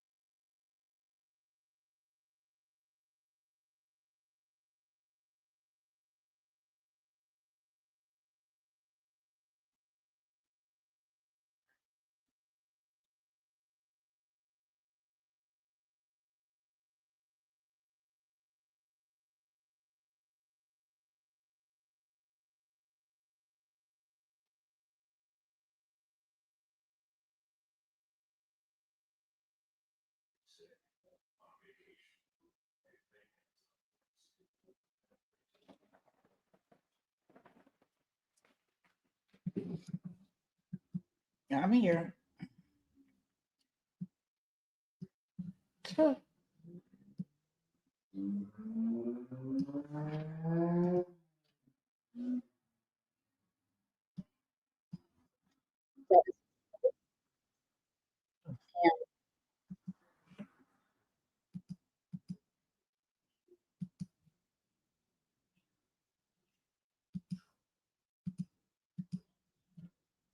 I got us. Let's see.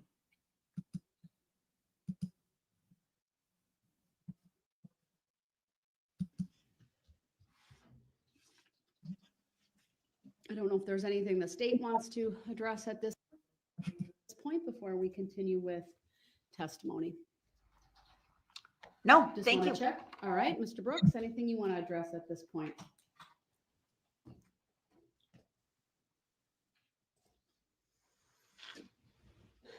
It's hard for me to see his head. He's bent over, but I thought I saw him shaking his head.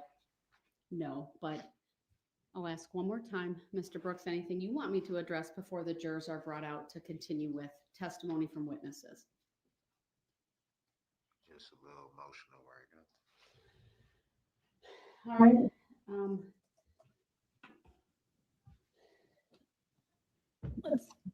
bring the jury out. We'll continue. I presume the state has a witness available.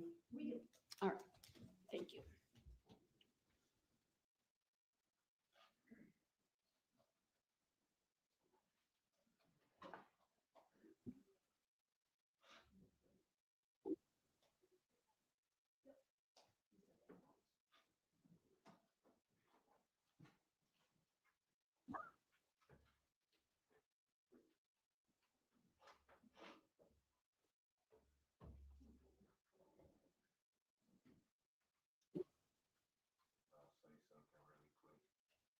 Mr. Brooks, the jury is headed out, but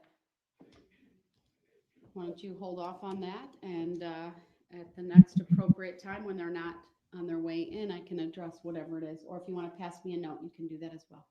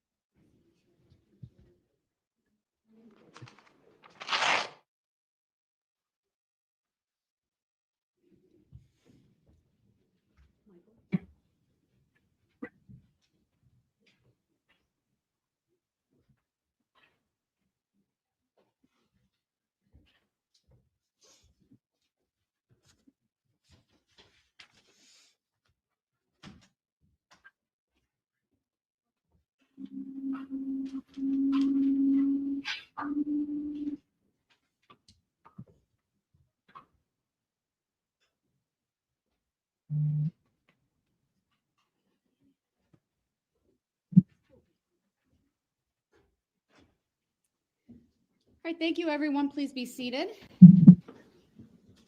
And good afternoon to our jury. State may call its next witness. Thank you, Your Honor. The state calls Officer Jeremy Phillips. All right, good afternoon, officer. If you would please make your way to the witness stand, which is to my right. When you get there, please remain standing, raise your right hand, and my clerk, Teresa, will swear you in.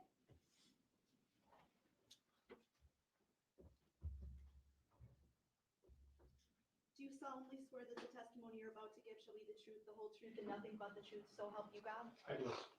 Thank you, sir. Please be seated. First thing I will ask you to do is to state your first and last names for the record and spell each.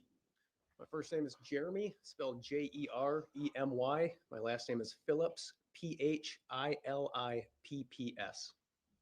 Thank you. Go ahead, your witness. Thank you. How are you employed, sir? I'm employed with the City of Waukesha Police Department. And how long have you worked in law enforcement? I've been in law enforcement for a total of 14 years next month. All with the City of Waukesha? I have about 5 months with the City of Dodgeville Police Department in Wisconsin. The rest has been with the City of Waukesha. All right. Sir, I'd like to direct your attention to the date of November 21 of 2021, please. Were you working that afternoon? I was working that afternoon, yes. What was your duty or assignment? I was assigned a normal patrol beat, squad area 216 at the City of Waukesha on a 11 a.m. to 9 p.m. shift. Were you aware there was a parade taking place in downtown Waukesha that afternoon? I was aware that there was a Christmas parade downtown Waukesha. Were you directly assigned to work the parade? I was not assigned to work the parade. You said you were one of the officers that was just involved in general patrol of the city that afternoon. That's correct, yes. Okay. I'd like to direct your attention to time around 4 o'clock or 4:30 in the afternoon. Do you recall getting dispatched to Frame Park? I do recall being dispatched there, yes. Do you know the exact time you were dispatched? I believe it was 4:52 p.m. approximately there. Okay. And where is Frame Park located? Frame Park is rather large, but it's generally located in the downtown area off of White Rock Avenue and Baxter Avenue. What was the nature of the complaint you were responding to? I received a complaint to respond in emergency fashion, which means light and siren, for subjects fighting in the park with a knife allegedly involved. Where were you coming from? I was in the patrol area of East Moreland, roughly at East Main Street at the time. And that's where I was responding from. Was Main Street shut down at the time for the parade? Main Street where I was responding from was not, no. Okay. I guess let me ask a better question. Were you able to travel along Main Street to get to Frame Park? From where you were located to get to where you needed to go, did you travel on Main Street? I did not travel on Main Street to get to Frame Park. Okay. And which direction did you come in from then? I came in on East Moreland, westbound, to White Rock Avenue, westbound. And as you approached the area, could you see individuals associated with the parade? Yes, I could, as I neared the vicinity. What do you remember seeing? As I neared the vicinity of White Rock Avenue at Baxter, directly in front of me appeared to be a unmarked patrol vehicle, silver in color, which was blocking the roadway at White Rock Avenue and Hartwell Avenue. And I believe off to the side, I could also see a marked patrol vehicle.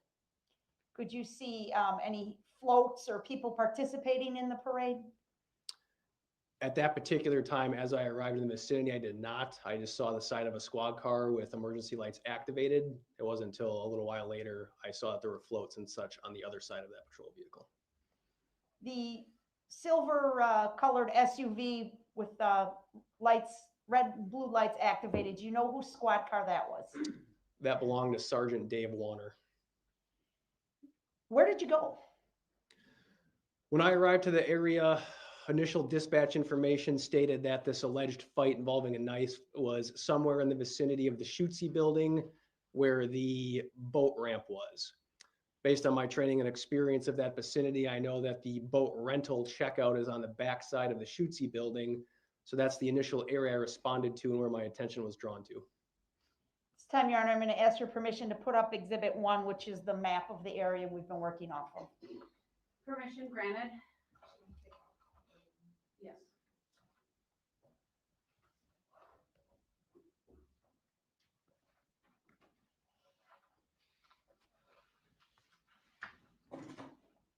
Do you see that item in front of you, Officer Phillips, on the screen? I do now. Okay. Oh, it needs to be public.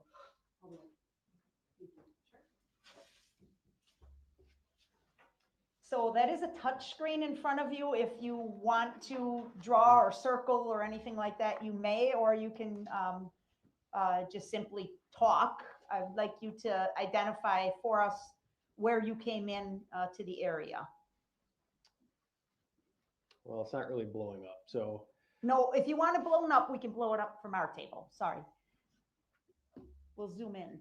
If you wouldn't mind, where it says Frame Park in the upper right-hand corner, that would be, looks like the vicinity that I probably responded to. I would need to see a bigger image.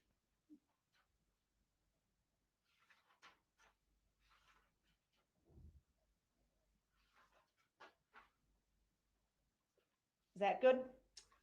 That will suffice. Okay. So I responded in a direction on White Rock Avenue, coming this way. This now is Baxter Avenue, which I would have made a right-hand turn onto. And right about in this parking lot area is where the Schutze building exists. And then there would be a boardwalk and some trails behind that where the boat ramp would be. Okay. And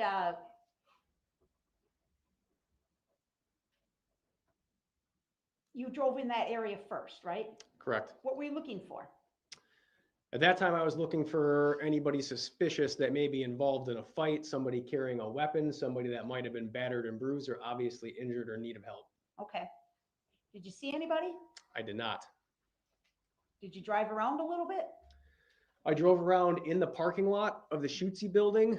There was another officer already on scene who, from my understanding, was already on foot in and around the vicinity of the Shootsy building and advised that they could not find anybody at the Shootsy building. Okay. Officer Phillips, do you see White Rock School on this map? I do, yes. Could you put an X on White Rock School? White Rock School is this elongated building right here. So we'll draw a large X through it. Okay. And you said the roadway running parallel to White Rock to the north is Baxter? Correct. Okay.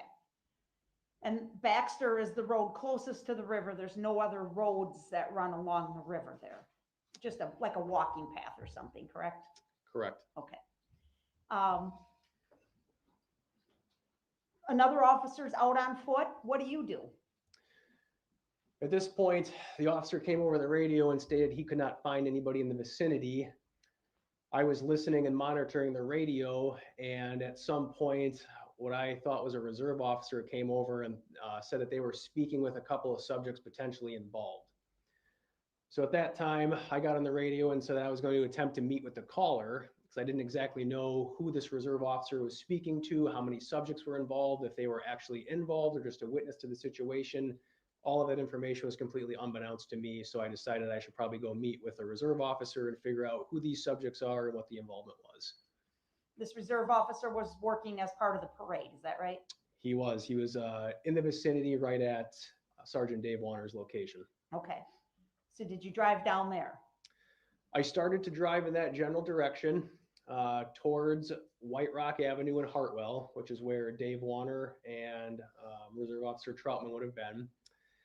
Before I could fully reach that intersection, there was approximately 3 subjects off to my right-hand side on the sidewalk that were yelling, screaming, and waving, like flagging me down. The way that they were doing this, they appeared to be in distress. They appeared that they needed immediate help and certainly appeared that they needed to speak with somebody in law enforcement. Can you put a small X on the map in the approximate area where you met up with these 3 individuals or they were waving at you? It would have been about halfway between Baxter and where Sergeant Warner's squad was parked. So again, this is going to be an approximation, but I'm going to put that X right about here. Okay. So I assume you pulled over. I pulled over, I rolled down my passenger window, and 2 of the subjects started yelling that their friend had been assaulted. So it was right at that point that they started trying to tell me that their friend had been assaulted, that information came over the radio on the primary dispatch channel that something had happened downtown and somebody had been hit. So at that point, my attention started to get a little bit diverted because hearing that on the radio is not something that just happens every day. That perks you up pretty quickly to figure out, that could be a serious injury. That could be more officers needed something that affects. That took my attention away briefly. As I looked back at the subjects, they started to again say that their friend had been assaulted. So I said, hold on, let me pull over so I can get out so I can speak with you directly in person and figure out what's going on. I pulled my squad over. Yep, go ahead, I'm sorry. I pulled my squad over. I exited my driver's side of the vehicle, came around to the front of my vehicle when a short black female who was wearing what appeared to be a blue coat and blue jeans walked in the front of my patrol vehicle. There was 2 other subjects that were with her, and they started to indicate that she had been assaulted by a boyfriend of some type. I started to talk to the female who had the blue coat on, and I said, okay, I said, well, what happened? Who is this person? And she tried to downplay what happened. She didn't want to be cooperative. She made comments to the effect of nothing happened. It was just a verbal argument. I'm fine. I just want to leave. Did you see any injury on her? So at that time, I did. The two subjects that were with her tried to tell her that they said, no, Erica, you need to tell him what happened. And one of the subjects looked at me and said, officer, you need to look at her face, because she was bladed a little bit to 45 degrees away from me. So I kind of stepped and looked a little bit to the side, and I could see that her face was swollen. There was obvious bruising on it. She had an obvious black eye on one side of her face. The other eye also looked like it was swollen, but it was appear that she had facial injuries that were obvious. You said they referred to this person by the name of Erica, is that right? Yes, Did you eventually ask this person for her name? I did eventually ask for her name, yes. What did she tell you? She told me that her full name was Erica Patterson and that her date of birth was 10/7 of 1990. Okay. And were you going to investigate her complaint further? I was attempting to investigate the complaint further, yes. And then what happened? So as I was speaking to this woman who identified herself as Erica, along with the two other people that were with her who I did not identify, the calls on the radio at that point were 1078 after 1078 after 1078. Okay, And what does that mean? so 1078 in law enforcement jargon is officer needs immediate assistance right now, all available units. As that was being called multiple times, other people were coming on the radio and stating there were subjects down in the street, then it was 10 people down, then it was 15, then it was to 30 or 40. And I had to make a decision at that point, speaking with the subjects, particularly the one who appeared to be involved and the most injured, who was not being cooperative with me, that the greater danger and the clear and present threat that was happening downtown had to draw my attention. I had to leave. All right. The events that you've described for us so far, are those all captured on your squad video, sir? Yes. And at that time, in November of 2021, were you wearing a body camera? I was not wearing a body camera at that time. So you had a video recording device in your squad car, correct? But when you exit your squad, it's no longer recording your activities unless you can be seen on the camera in front of the squad, correct? I have an audio recording device on my person that is synced and connected to my squad exterior windshield camera. Okay. And that camera in your squad is stationary, is that correct, sir? Yes. Okay. Eventually then, do you leave the area where you're speaking with Erica and the other two individuals and go to Main Street? I leave the area. I tell her I'm sorry that I had to go. I went down White Rock, navigated float traffic, went down East Main Street in a westbound direction, and eventually came to East Main Street at Barstow Street, where I exited my patrol vehicle. Okay, I'm gonna ask. Oh, yes. Before I move away from Exhibit 1, could we please get a screenshot, Madam Clerk, of the drawings by Officer Phillips? And then I'm gonna ask to switch to Exhibit 6, please. So for purposes of the record, I believe I'm at 1C for the capturing using the annotation feature. I think we agree with that? Yes.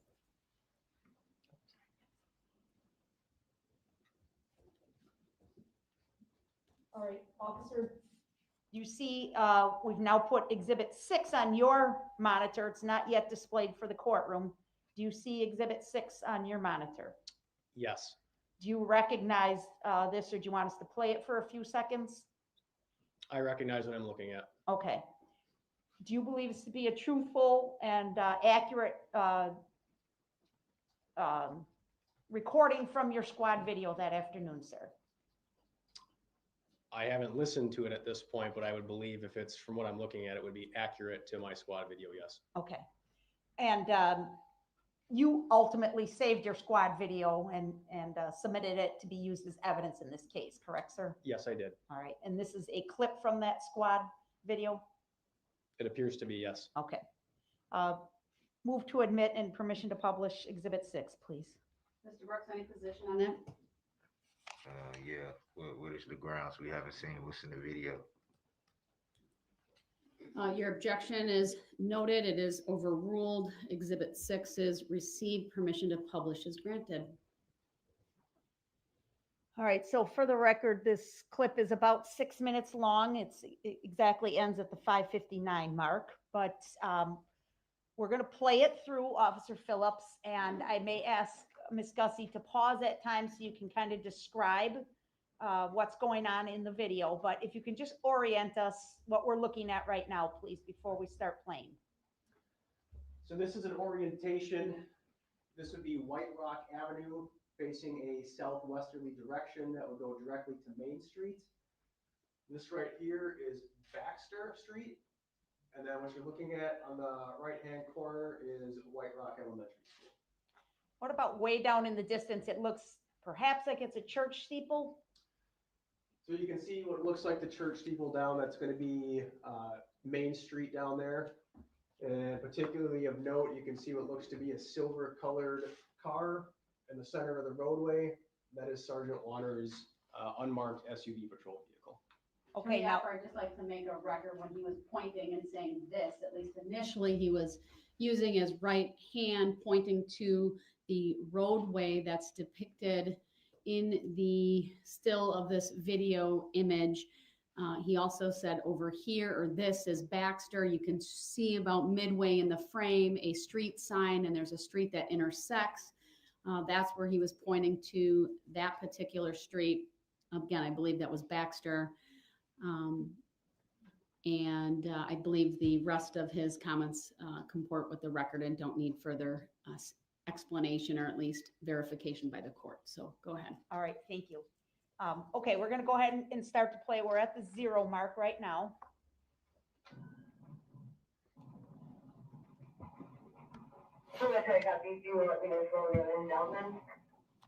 Where are you going now? Pause, please. I'm sorry. 9 second. We're pausing. Go ahead, officer. So what you're looking at here is Baxter Street. And right off to your right-hand side, I get that pointing at things with my hand isn't necessarily ideal. But the building over here is the Shootsy building. Where those squad lights are there is the parking lot of the Shootsy building. There's at least one officer already on foot in this vicinity of the Shootsy building where the alleged knife fight with multiple individuals were involved. Okay, and I see, looks like red and blue lights there in the middle of the photo or the video. Correct. Whose squad is that? I know one of them is Officer Nick Hendrickson. Okay. And is that the officer that you were referring to earlier when you said another officer was also trying to help you find these subjects involved in the fight? Yes, that's correct. Okay. Off to the left, it looks like there's a bunch of cars parked there. Correct. Is that general parking available to the public? That is general public parking for the Shootsy building. Okay. All right, we're going to go ahead and play again. For the subject of it or claiming that this fight happened.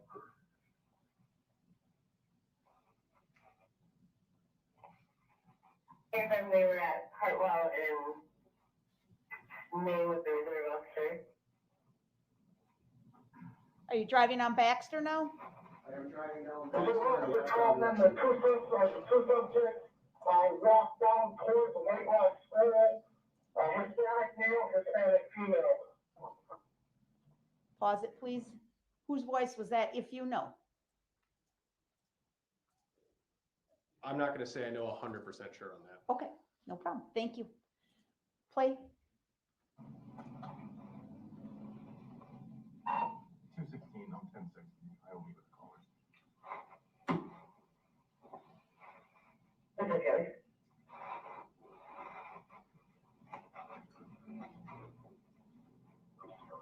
Slow everybody down. I don't see anything resembling what's being reported.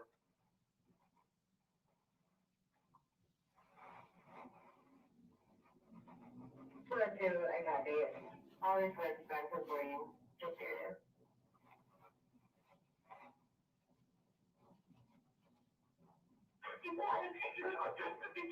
Pause. It's a little hard to see, but on the right-hand side, did you see the individuals walking down the street there? I did. My squad just passed. I'm sorry, but sidewalk. Yeah. About 2 seconds prior, there were 3 individuals who were walking down the sidewalk. these are the three individuals that flagged me down on the passenger side of my car. Okay. Go ahead.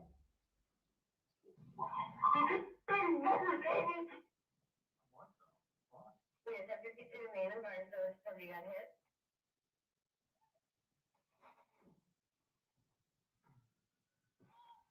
What? What? Black guy, red SUV just assaulted my car in the park. This big guy, he not hit me, so they called the cops. You guys involved with a knife or something? You can check me. Okay. Nice. Okay. I've already been slashed with the knife. Let me pull over here. Yeah, Stand by me, you need a 52, I copy 854. 122, of their car, that's the westbound, by subway.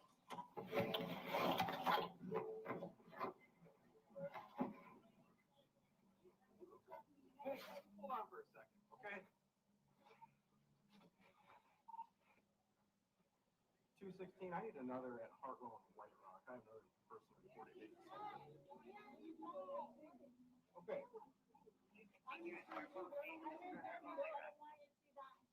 White Rock, Hartwell, right. Me and my baby daddy, we argued all the time. Okay. He ran me over with a car. Right now we're just talking. Nothing is happening. There's no knife, nothing. They call and said they're going to argue.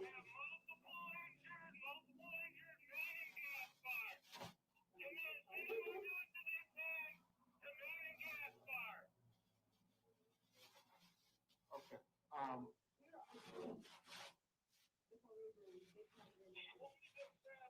Shots fired, Wisconsin and West. I'm checking for injuries. There was someone running through the parade route at a high rate of speed. 1078.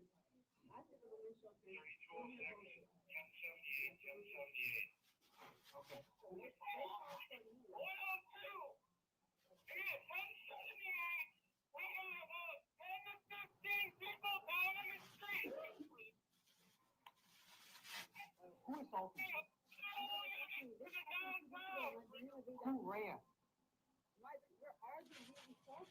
Do you have a weapon? We have multiple subjects down, 10 to 15 people, main and gas fire, repeating, main and gas fire, 1078. I didn't call it. You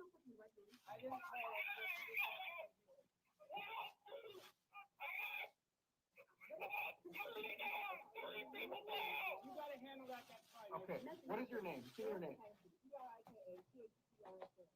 Patterson, what's your date of birth? So, 10/7/1990? Erica Patterson? Okay. Okay.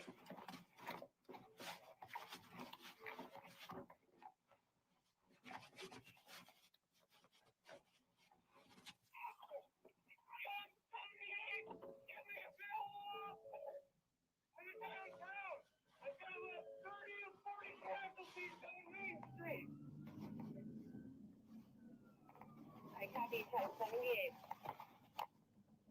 Well, my name is 552.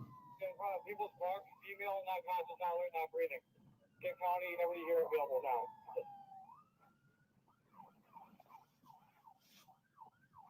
Well, everyone's got multiple critical branches.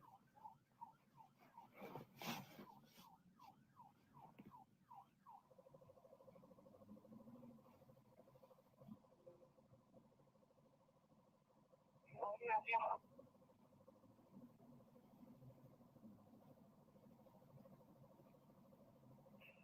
We're doing CPR on an individual at 369 West Main Street.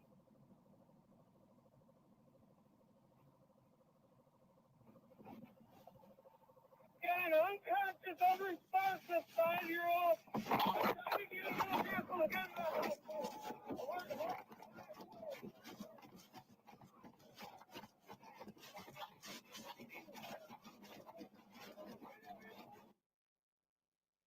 Was that you running away from your squad, sir? That was me running away, yes. Okay. Go ahead and have a seat, please. It was a little bit difficult to hear when you asked Erica Patterson who assaulted her. Did she tell you a name? She did not, no. She did not provide you with any names? She did not. Okay. You had her name and her date of birth, and that was it at that point? That's all I could gather before I had to burn out of there as fast as I could. Okay. Now, when you got to Main Street, where'd you go? When I got to Main Street, as most of you probably just saw in the video, I took a westbound direction all the way down to Barstow. There's still floats in the parade. I think there was a lot of people that didn't exactly know what was happening in front of them. When I got to Barstow and exited my patrol vehicle and you saw me running down towards the center of the street, at that point I was just trying to assist any officer, EMS, civilian individual that was around, and it was just mass chaos, carnage everywhere. Did you attempt to render aid to some injured individuals? There was approximately 2 to 3 individuals I can remember talking to directly. They were all members of the band. I don't know which band it was. It was one of the high school bands. They were in the vicinity just west of Barstow on Main. There was a number of them laying in the street, obviously injured. I had face-to-face contact with a few of them laying on the ground. There were parents screaming at me to help their kids. I did what basic measures that I could take as far as emergency life-saving goes. I checked pulses. I asked them to squeeze my finger, asked them what hurt, what they could move. The 2 or 3 I talked to could still move. They could still talk. They could tell me what hurt. There were multiple people standing around them also providing aid. At that point, some of the radio traffic that I was picking up on, I was gathering that potentially a vehicle had driven through the parade and hit some of these individuals. I contemplated throwing some of these people in my patrol vehicle and trying to get them to a hospital. However, my vehicle just simply isn't equipped to have that kind of space or room to do that. So given the fact that I didn't want to try to move anybody unnecessarily that would have caused further damage to them, especially if somebody's involved in blunt force trauma, such as a car crash, I said, hey, if you're doing fine right now, somebody will be by shortly, we'll get you an ambulance, just hang tight where you are. And that's basically what I had to ensure at least the 2 or 3 people that I came across. The third person I came across was also a band member. She was a female. Her leg was obviously injured. She was being held upright by a couple of adults. And I asked her what was wrong, what was hurting, if there's anything more serious with her as she was being held up. And she said, officer, I saw what happened. I saw who did this. And I said, what can you tell me? And she said, a red SUV sped through the parade and did this. She didn't say anything more than that. I said, okay. I was like, stay with your family, stay with your parents. Somebody will be by with an ambulance to get you shortly. These 3 injured individuals you spoke to, would you describe them all as being about teenage years? Objection. Overruled, he may answer. This is the grounds, Your Honor. Overruled, he may answer. So is he gonna answer to the question, to Yes. the prosecution table, or to the jury? I'm not sure. He's looking at them answering the questions, but they're not answering the question, asking the questions. You may answer the question, sir. The 3 individuals that I met with initially had band uniforms on, and it was my understanding that the band from that vicinity right then and there was a high school band. So I would place them all at teenage age range. Okay, thank you. Were you aware that at some point a person was taken into custody in the 500 block of Elizabeth Street that was related to this incident, sir? Objection, irrelevant. Overruled. I was made aware a little while after my involvement directly in the downtown area. Yes. Did you learn the name of the person who had been taken into custody? Yes. What was that name? I knew from radio traffic at the time that it was a Darrell Brooks. I didn't know the date of birth or middle name or anything at that point. Some point later, after the chaos had somewhat settled, did you have an opportunity to go back and try and investigate the initial complaint you had taken from Erica Patterson? Yes, I did. Did you attempt to identify Ms. Patterson fully through police records? I did identify Ms. Patterson fully by positive ID. Yes.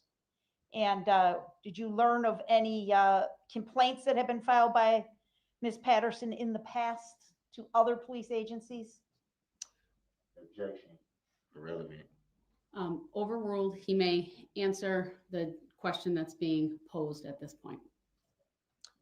I did conduct some more investigation after my involvement in the entire mass casualty incident. When I went back to the police department afterwards, and I was able to verify that Erica Patterson had been involved in other police cases outside of Waukesha. And specifically, could you find anything linking Ms. Patterson to the defendant, Darrell Brooks? Objection. Hearsay. Overruled. I did find information through our reporting system and other law enforcement sources to directly link Erica Patterson to Darrell Brooks, yes. And did that information also directly link Darrell Brooks to a vehicle described as a red SUV? Yes, it did.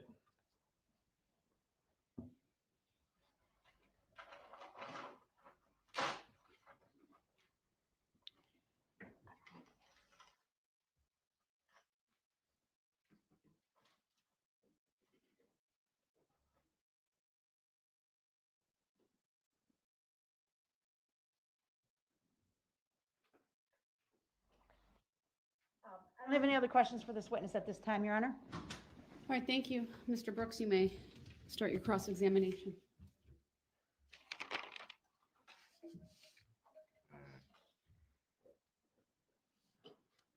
I notice, Officer Phillips, you are in uniform this afternoon. Were you scheduled to work today?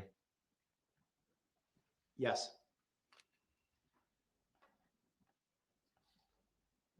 So it would be fair to say that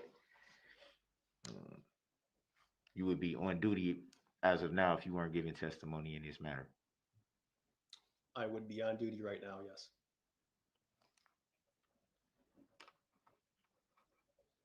So it will also be fair to ask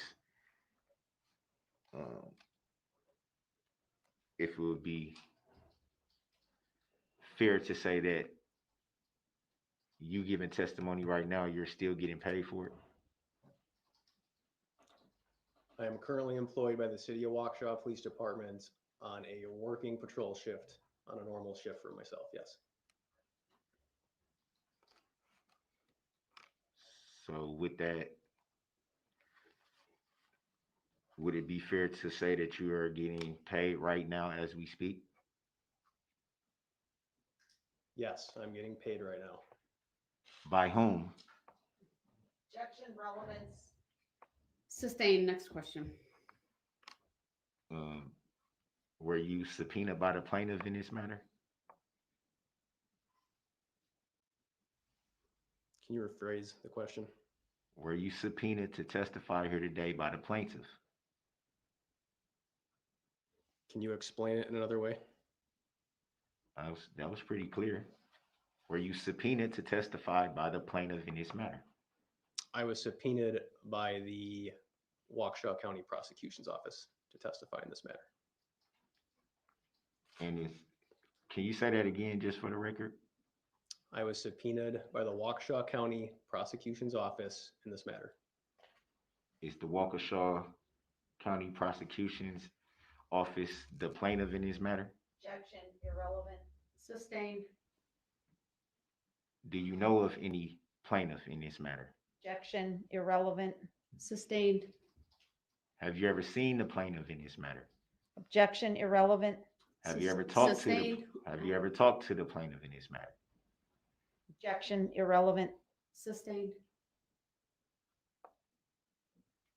Why are you continuing to look at parties that are not asking the questions? Objection, argumentative. Sustained.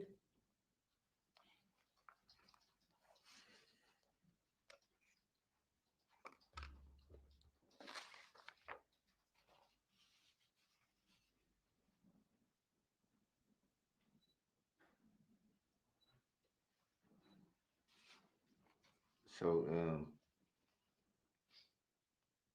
in the video, it's kind of hard to hear everything that was said when you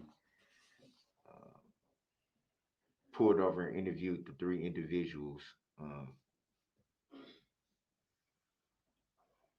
Can you give a little more commentary on what was actually said? Can you clarify exactly? What exactly were you told by the three individuals that you pulled over to interview? I don't remember or recall exactly what all three individuals said to me, as 1078 and the screams for help by other officials over the radio were directing my attention to figure out what was also going on downtown. What I recall hearing from these individuals is that one of the individuals that was not Erica indicated that their friend had been in a fight or an altercation. So that's when I decided to pull over to try to get more information out of them. Erica, told me that nothing happened, that there was just a verbal altercation, that she wanted nothing to happen and she just wanted to leave. That's when another one of the individuals said, Erica, you need to report what happened. And she still didn't want to. And that was basically about the extent of it when I just tried to get her name as these calls over the radio were coming for whatever was happening downtown that was unbeknownst to me at the time. So would it be fair to say that you do recall the commentary of the interview? I'm sorry. Now I will object as argumentative, Your Honor. Sustained.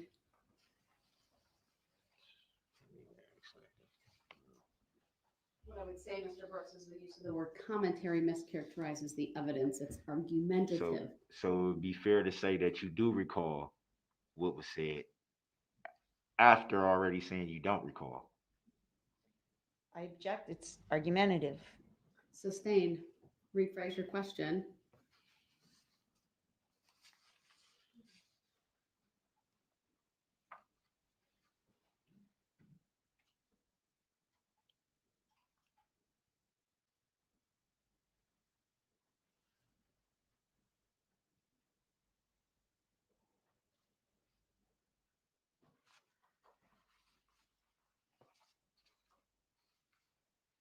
It would be fair to say that you responded to a fight at Frame Park, possibly involving a knife. That'd be fair to say. That is what the initial dispatch was, yes. Was any knife recovered from that scene, or? I did not recover a knife. No. Did you see anybody with a knife? I did not see any individual with a knife. Did you learn who reported that there was a knife involved? I do not know the subject's names that actually reported the incident, no.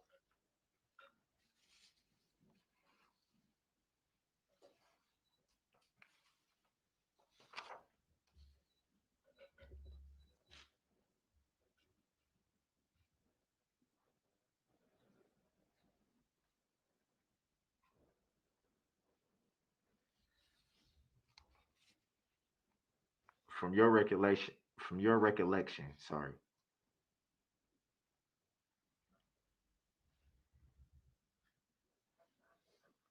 Just 1 second.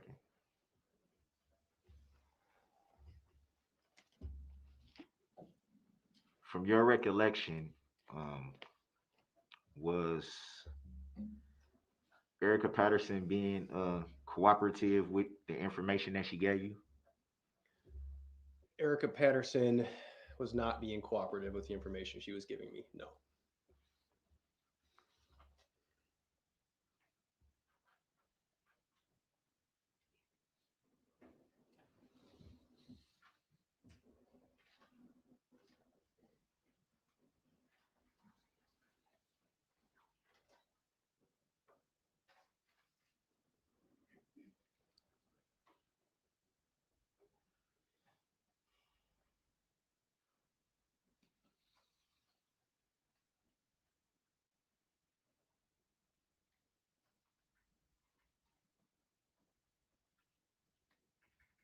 Do you recall if the male individual reported any information to you? I believe I heard a male's voice during the time that I was flagged down. I don't recall what information he told me directly. But there was 3 individuals that you interviewed at that time. Would that be fair to say? There were 3 individuals present at the time I was flagged down. Yes, And one of them was a male. Would that be fair to say? correct. Yes. But you don't recall him relaying any type of information to you at that time. I remember hearing a male's voice. I don't remember what information that specific person told me at that time.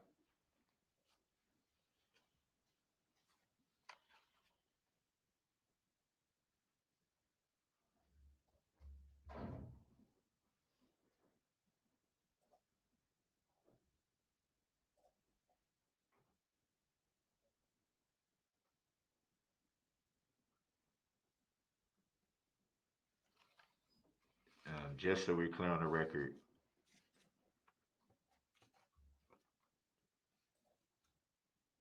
how long did you conduct that interview? Would you say, was it a couple of minutes or? I'd have to look directly at the squad video for an exact timestamp, but I would say it was in the vicinity of 1.5 to 2 minutes.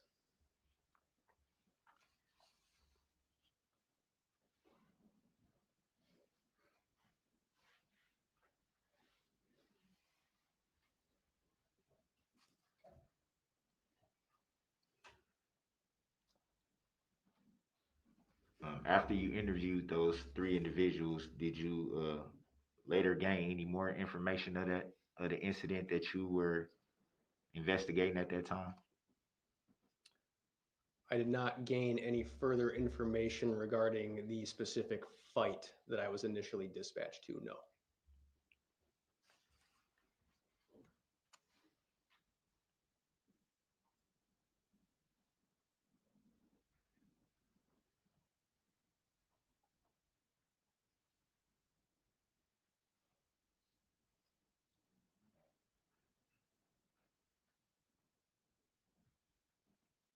And just so we're clear for the record, you did not talk to the plaintiff about testifying. Objection. Say. Sustained. Did you say vague?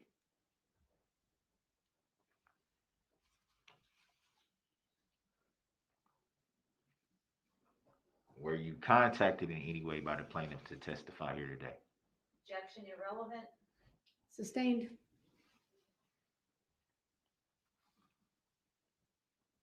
Do you know if there's even a plaintiff in this matter?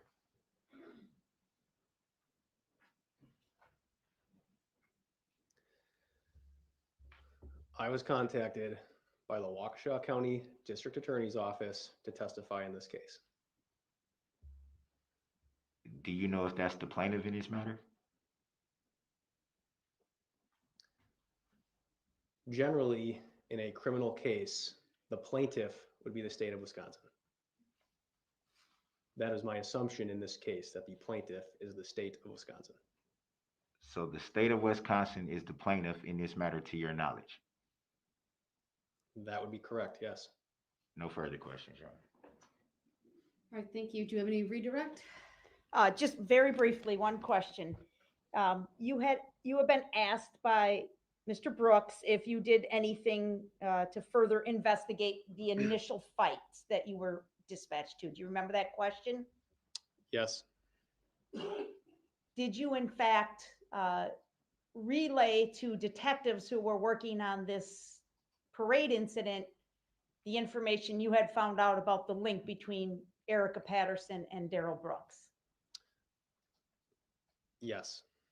To your knowledge, did detectives then follow up? To my knowledge, it's detectives that followed up on any further investigation regarding the fight itself. Thank you. Nothing else. All right, thank you, sir. You may step down.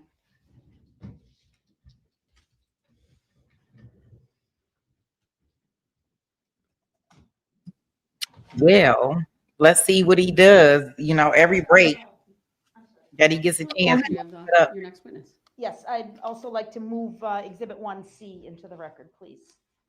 Exhibit 1C is received. Thank you.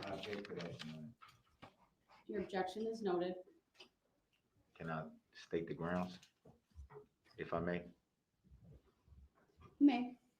There's a point in the video that was shown, like during the interview part between the officer and the three individuals where, That's not the exhibit we're talking about. well, We're talking about 1C, which is the annotations to the map that were made that are captured by the annotation system that the state just moved in and the court received. okay, I didn't understand what was being referred to. I was gonna bring this up, but I wanted to wait. Sir, because I let's didn't- take it up outside the presence of the jury later on. You'll have to remind me later. I've already received the video, which is exhibit number 6. That video has some language in it that you made an order on. So I just want to put that on the record, something that you ruled on. Sir, we'll take it up outside the presence of the jury. All right, I need to keep going on. Next witness, please. The state will call Kyle Edwards. All right, Mr. Edwards, please make your way to the witness stand, which is to my right. It is up a riser. When you get to the witness stand, please remain standing, raise your right hand, and my clerk Teresa will swear you in.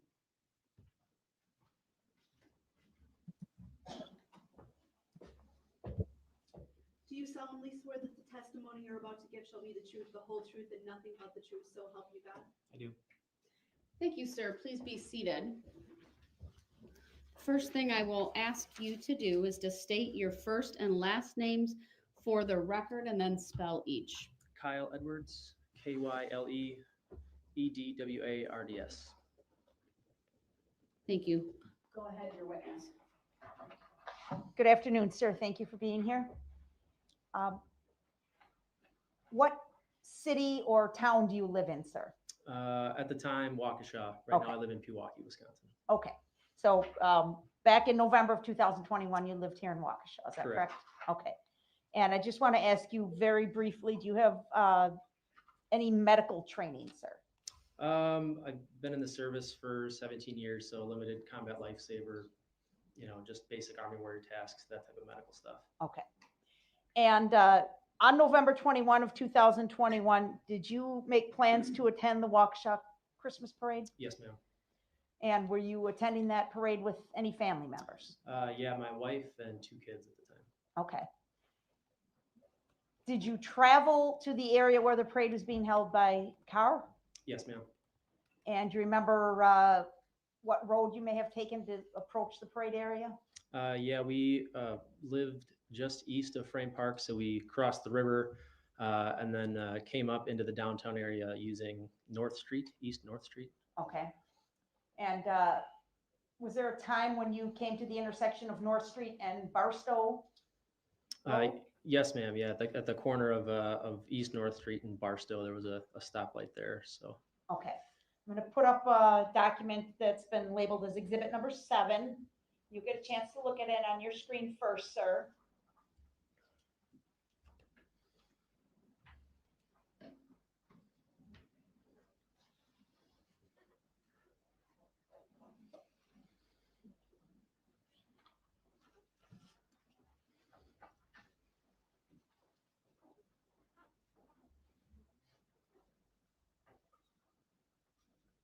I'm sorry, Madam Clerk, could you, there we go. Thank you. Do you see exhibit 7 on the screen in front of you, sir? Yes, ma'am. Do you recognize what's shown in exhibit number 7? I do, ma'am. What do you see there, sir? So that's the intersection we had stopped at. We were coming southwest on North Street, which at the time is a one-way, and stopped at the intersection of East North Street and Barstow with a gas station on our left. Okay. Does the photograph in exhibit number 7 accurately represent that intersection to the best of your knowledge, sir? Yes, ma'am. All right. Move to admit and permission to publish number 7, please. The position on that, Mr. Brooks? Yeah, object. Irrelevant. Your objection is noted. It's overruled. Exhibit 7 is received. Permission to publish is granted.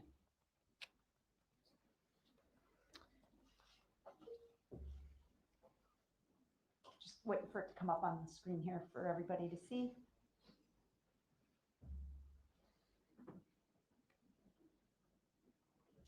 Okay. So the roadway is clearly marked as North Street, and the other roadway is clearly marked as Northwest Barstow Street. Do you see that, sir? Yes, ma'am.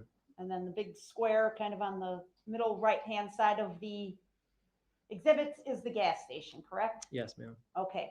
This is actually a touch screen in front of you, so I'm going to ask you to please mark with an X where you were positioned on North Street. And North Street is a one-way street, is that correct, sir? Yes, ma'am. What's the direction of travel, if you could mark it in a spot not near where we're going to need to point out other Yeah. things? Yeah, so this is Okay. the one way. Okay, perfect. And what about Barstow Street? Is that one way or two way, if you know? I believe it's a two-way. Okay. And did you stop at that intersection, sure? That's a controlled intersection? Yes, we were stopped at the red light. Okay. And you were in that left-hand lane. It's a two-lane street there? Or 3 lanes, maybe? 2 or 3. There might be, it looks like there's a turn lane there. So. Okay. And so you're stopped at the lane closest to the gas station? That's correct. And what happened as you're sitting there, sir? So about the same time as we were coming up to stop at the stoplight, there was a vehicle that made a left from Barstow onto the wrong way to go to the wrong way on North Street and stopped right up against our vehicle. So, Okay, could you just draw the travel, the path of travel that you just described, please? Yeah. What kind of vehicle was this, sir? it was a red SUV, kind of an older model. Do you know maker model specifically or not really? At the time, no, Okay. I wouldn't be able to say. Just a red SUV. So. Okay, and you've already indicated that's the wrong way to be going on North Street. Correct, ma'am. Overruled. What did you do when you saw this red SUV turning the wrong way into your path of travel? We kind of approached that stop line at the same time. And so we were really with the other vehicle hood to hood. And again, my wife and 2 kids were in the car. And the driver of the other vehicle kind of put up their hands. I could see through the 2 windshields that the other driver put up their hands and was kind of gesturing wildly, like, again, I don't know if mouthing is the right word, but kind of frantically. It seemed upset at us that we were, either going the wrong way or. So I kind of did the same thing. Just put my hands up and just kind of was confused because we were coming up to a stoplight and a car had approached us and was hood to hood. Okay. Did you stay parked hood to hood or what happened? So the person in the other vehicle kind of made mention with like a knife hand to his right, my left, to go in maybe towards the gas station. But he was kind of pointing to go into the driveway of the gas station. So I looked in my rearview mirror. There was no one parked behind me at the time. And other than that vehicle having to maybe back up into the intersection, I could see that they were motioning to go into the driveway of the. So I put the car in reverse, backed up maybe 5 feet, and then the vehicle drove into the gas station parking lot. Do you know who was driving that car? Again, windshield to windshield, we were, somewhat able to identify, basic features. But when the car drove into the parking lot, it kind of stopped, positioned itself at an angle, and the driver rolled down the window. Okay. Should I draw where they stopped? Sure. So the vehicle drove in and kind of stopped on a diagonal like this. All right. And you're still stopped at the stoplight? Correct. There? Still stopped at the stoplight. Okay.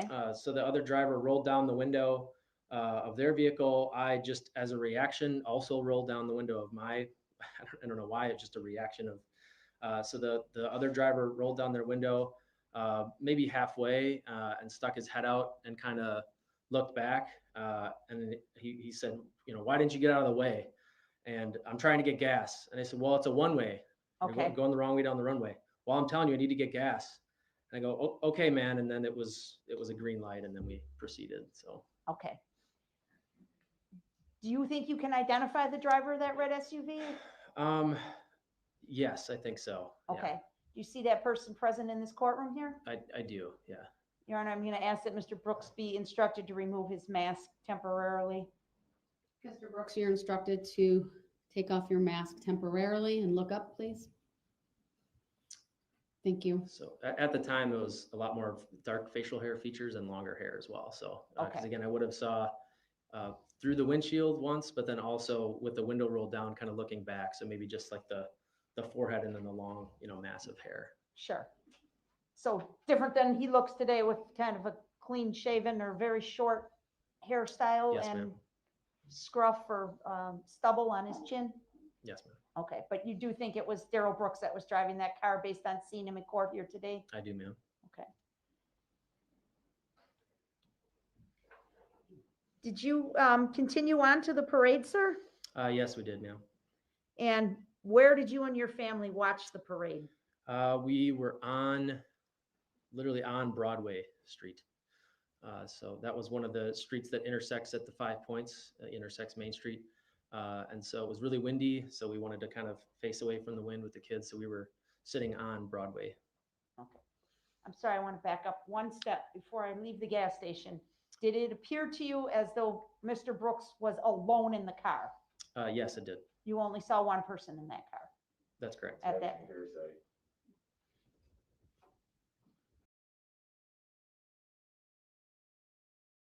Answer may stand. Did you see any Black female subjects walking in the area during this time? No, ma'am. Okay. Okay, now let's go back to the parade. You said you were near the 5 Points Yes, ma'am. and you were kind of positioned in area, try to get out of the wind, right? Not out of the wind, but with our backs to the wind. Yes, Okay. ma'am. It was very windy that night, right? Yes. Overruled. Did you see a red SUV go through the parade as you were watching it, sir? Yes, ma'am. What do you remember seeing, sir? It was from our left. It approached to right. The direct view in front of us, there were no floats or parade participants. It was kind of a gap in the parade entries. Okay. And so the vehicle approached from our left. There was somebody that flew through the air, and then it exited to the right of our perspective, and that's all we saw. So because we were a little bit, maybe a row or two back from the front of the parade, we didn't have a long view of it coming and it leaving. It was kind of an enter the frame of reference and then exit pretty quickly. Okay. But you did unfortunately see a person flying through the air? Yes, ma'am. Could you tell anything about the person as far as what group or unit they were with? If you know, if you don't know, that's okay. No, it was just dark clothing. Okay. The objection is overruled. His answer may stand. At that point, sir, near that 5 Points intersection, did you hear the horn of the SUV honking as it came through that intersection? No, ma'am. What did you do next?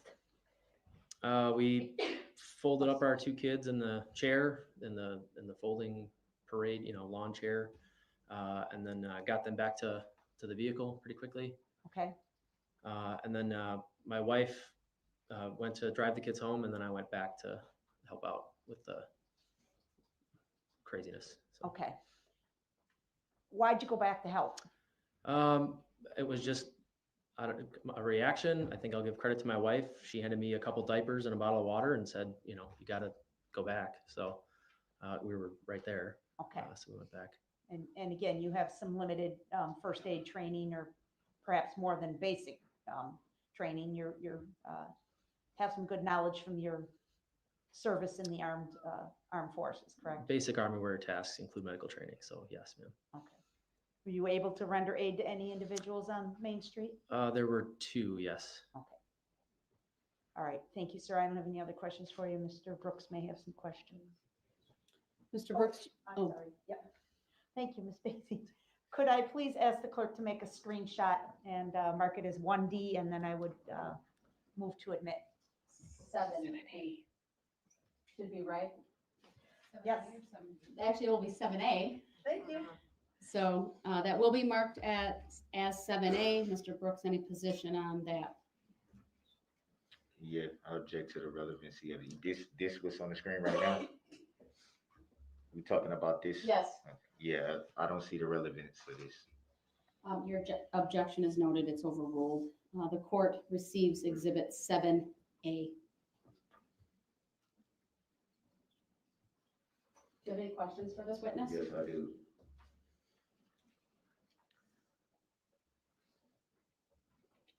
In your, you have a written statement and a statement that you gave to Officer Barrett. Would that be fair to say? I don't remember the name of the officer that took my statement. Would it be fair to say that you were interviewed by an officer, a female officer? Yes. And would it also be fair that you have you gave a written statement to that same officer? I think I signed the statement that she wrote. So it'd be fair to say that the officer wrote down what you told her. Yes. And do you remember the date that interview took place? A couple days after the parade incident. Any reason why it wouldn't have been the same day as the parade? I would assume that they were rendering aid to the victims of the incident, and it took a while to get back to anybody that had called in with any altercations, or not altercations, but interactions.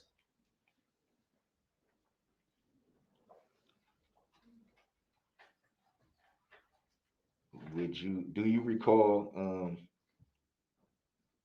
stating in this interview that you saw the news and a picture of the male driving the said SUV? I believe in the statement I said that I wanted to provide a description of who I had the interaction with before I saw any picture of anybody on the news.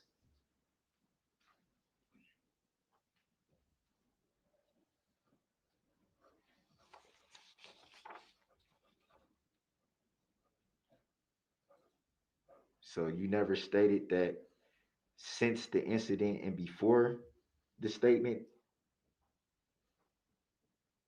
that you saw the news and the picture of the male?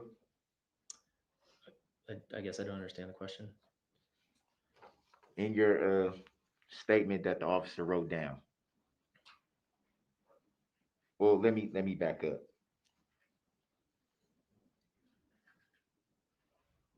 Did you see a picture of the alleged defendant on the news? Yes, but not before I provided the description to the officer.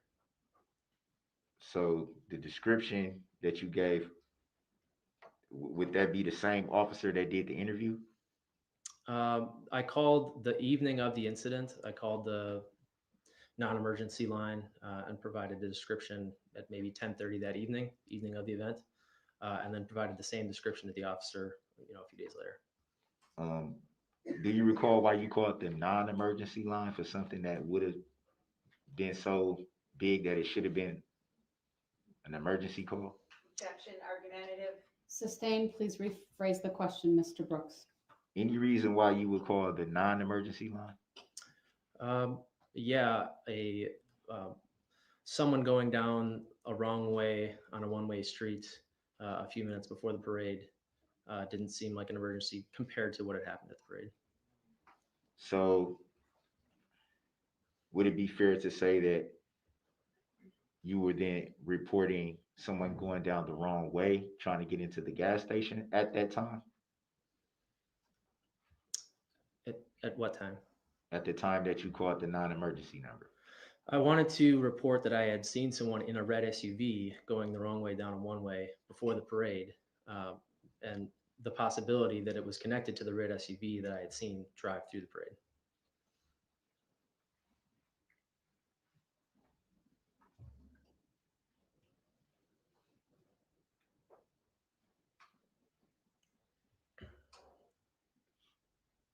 So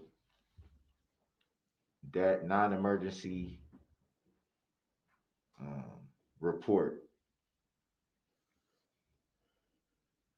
as you state, would have been to make a possible connection between the two incidents? I was just reporting what I had seen. So at that time, would it be fair to say you weren't sure if there was a connection? I would say that I had a red SUV 5 feet from my hood, and then I saw a red SUV drive through the parade and wanted to, notify the police that I had seen that. So at the time, were you sure that there was a connection? Pretty sure, yes. And what would have made you pretty sure? The color of the SUV, the approximate age of the SUV, the timing between the 20 minutes of where I was in Waukesha to the 25 minutes later that I had seen the red SUV go through the parade.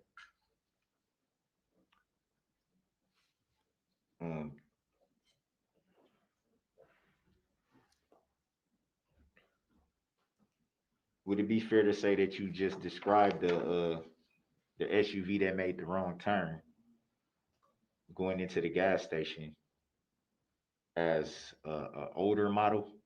I think that was your correct words. Is that fair? Yes.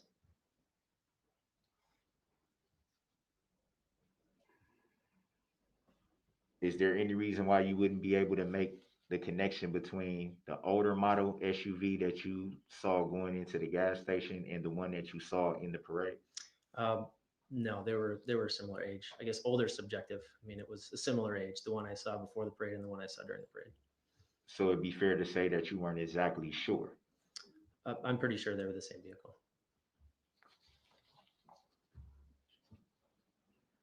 Do you recall in your statement saying that you were 95% sure? That sounds right. Yes, 95%. I would give that same percentage. Yes.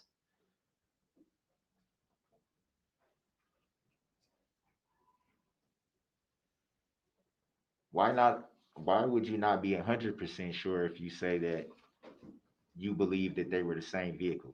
Objection, argumentative. Sustained. Please rephrase the question, Mr. Brooks. I guess I'll say it like, what put any doubt in your head that they weren't the same vehicle? I wasn't able to see the driver of the person going through the parade because it was moving so fast.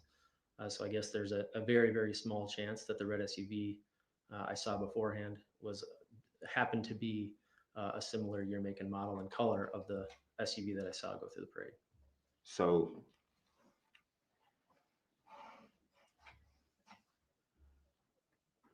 you weren't exactly sure who was driving the SUV in the parade?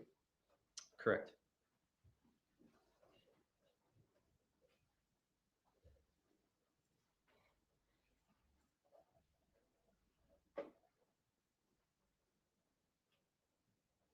Do you recall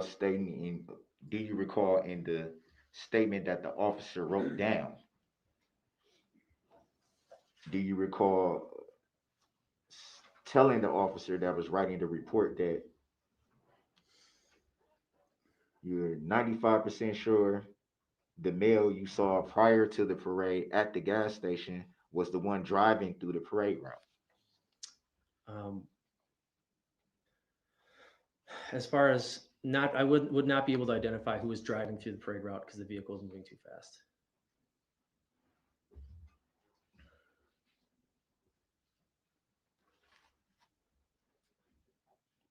Do you recall saying that his voice was the same?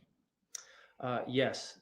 So when the second interview had taken place, again, I wanted to provide the description to the officer, the visual description the night of. But just as I did now, I'm 95% sure that the interaction that I had prior to the parade was with you. Who do you refer to when you say you? Whatever your name is. So you don't know the alleged defendant's name? I do, yeah.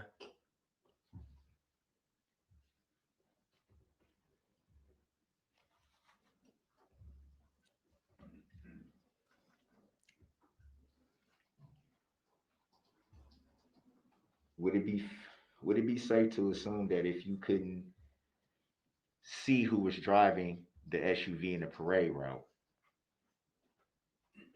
that you also couldn't identify was if it was the same voice?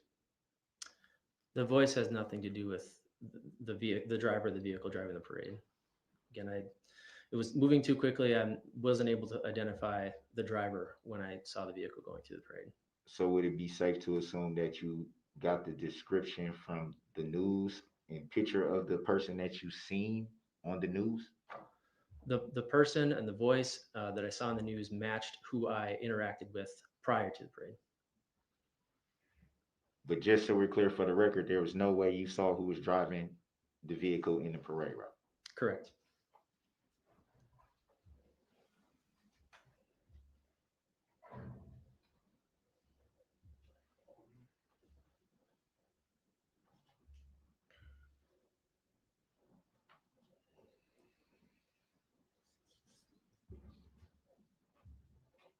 Going back to the interaction at the gas station, do you recall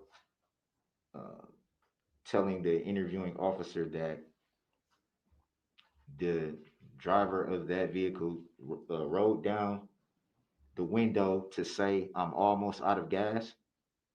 Yes.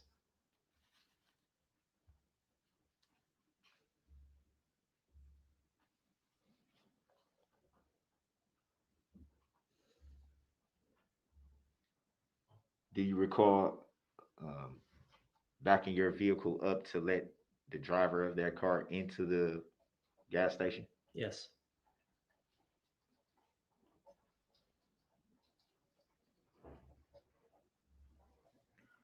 Do you remember how far you backed up?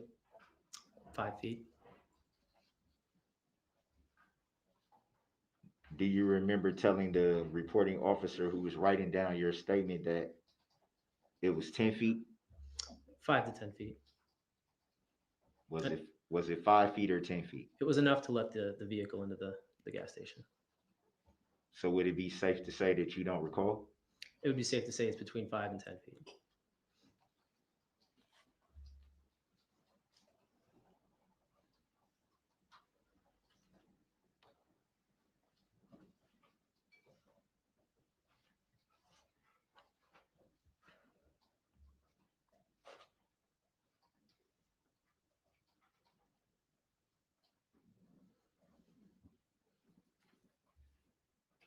After your initial non-emergency call, it was the night of the parade that you made the non-emergency call, correct? Yes. Do you recall how long after that you were then interviewed by law enforcement? A few days. Did you try to attempt to call and report again? Yes, I think so. I think I'd called again maybe a day or two later, just because again it was when I first called the night of. They seemed to be pretty busy, so I called a day or two later just to make sure that anybody had taken down the statement that I had made the night of, and then it was a couple days later that the officer came out to interview me. Would it be fair to state that at that time you were still seeking to report what had happened at the gas station? That's correct. So you weren't seeking to report any connection between the gas station incident and what you saw in the parade route? Objection asked and answered. Overruled. He may answer. I was calling to report what I had seen before the parade. And the second reporting was before you actually were interviewed, correct? Just so we're clear for the record. What do you mean by the second reporting? The second time that you called to make a report about the gas station incident, that was before you ultimately were interviewed by law enforcement. That's correct. The second call was just to make sure that they still had my name, and I didn't really file a formal report that second time. It was just a call to see that they still had my name and contact info, and they had said that an officer would be out eventually to interview. At that time, when you called to make sure that they still had your name on file or your report about the gas station incident at that time, had you made any connection to that incident and what you saw at the parade? I'm gonna object. We've been through this. Sustained. It's been asked and answered. Mr. Brooks, I draw your attention once again to 90611. Noted. Next topic, please. Noted.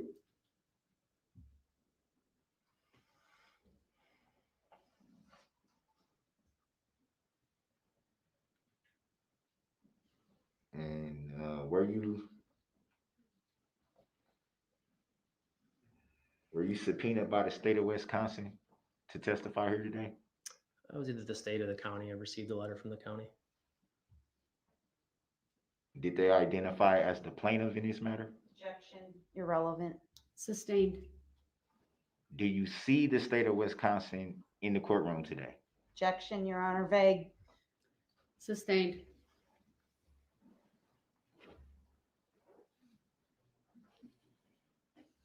To the best of your knowledge, do you know if the state of Wisconsin is the plaintiff in this matter?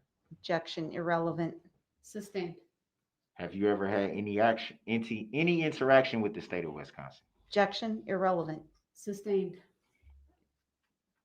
Ever had a phone conversation with the state of Wisconsin? Objection. Irrelevant. Sustained. Do you even know the state of Wisconsin? Same objection. Sustained.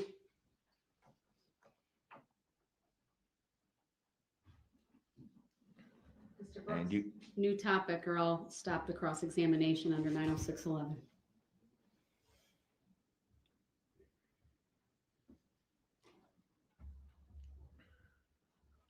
one second.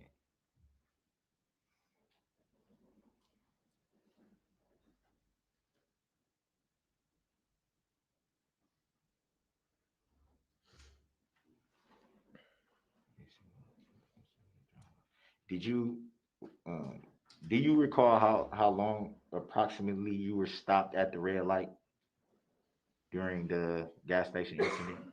A minute or two. Did you ever see the vehicle that went into the gas station actually get gas? When we turned left onto Barstow, I noticed that the vehicle didn't stop for gas and was gonna either exit to go back on north, but it didn't stop at a gas pump. Did you see the vehicle pull off from the gas station, or was it just kind of stationary parked? I can't say to what the vehicle did because I was already at that point out of view. I just know that it had not gone to one of the gas pumps. No further questions. Any redirect? No, Your Honor. All right, thank you, sir. You may step down.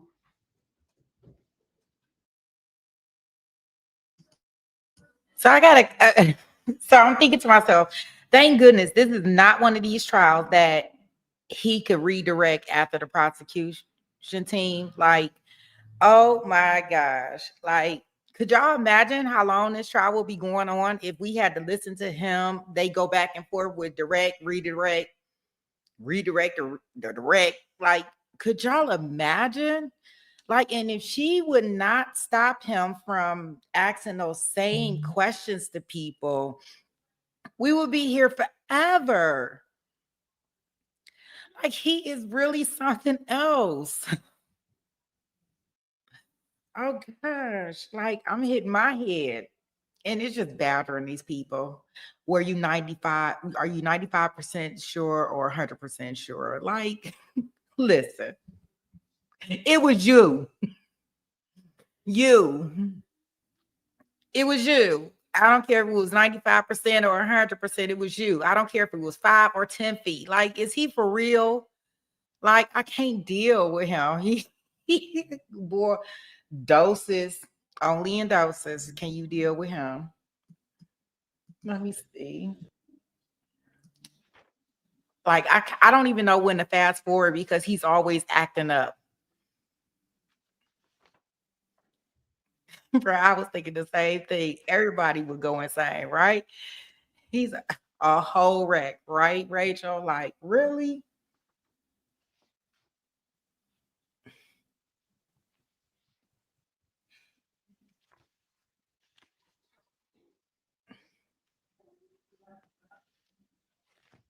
the judge back there pacing.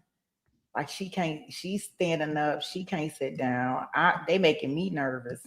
Ask you about the events of November 21, 2021, okay? Do you remember that afternoon, 3:30, 4 o'clock in the afternoon, what you were doing? Yes. What was that?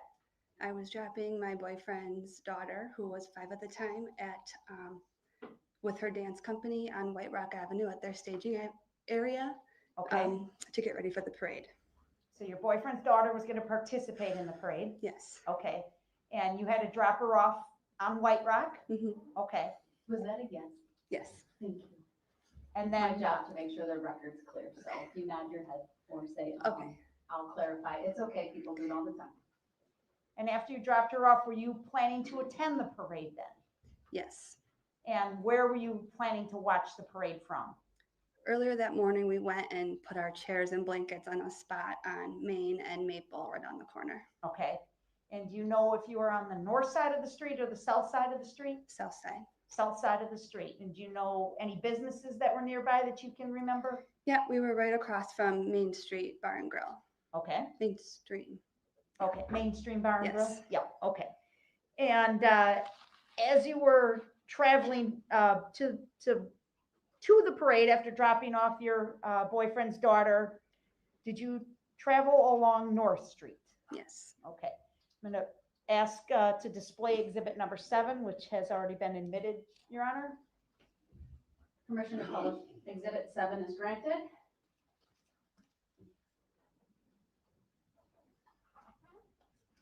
All right, so it's up on the big screens. It's also on the monitor in front of you. Okay.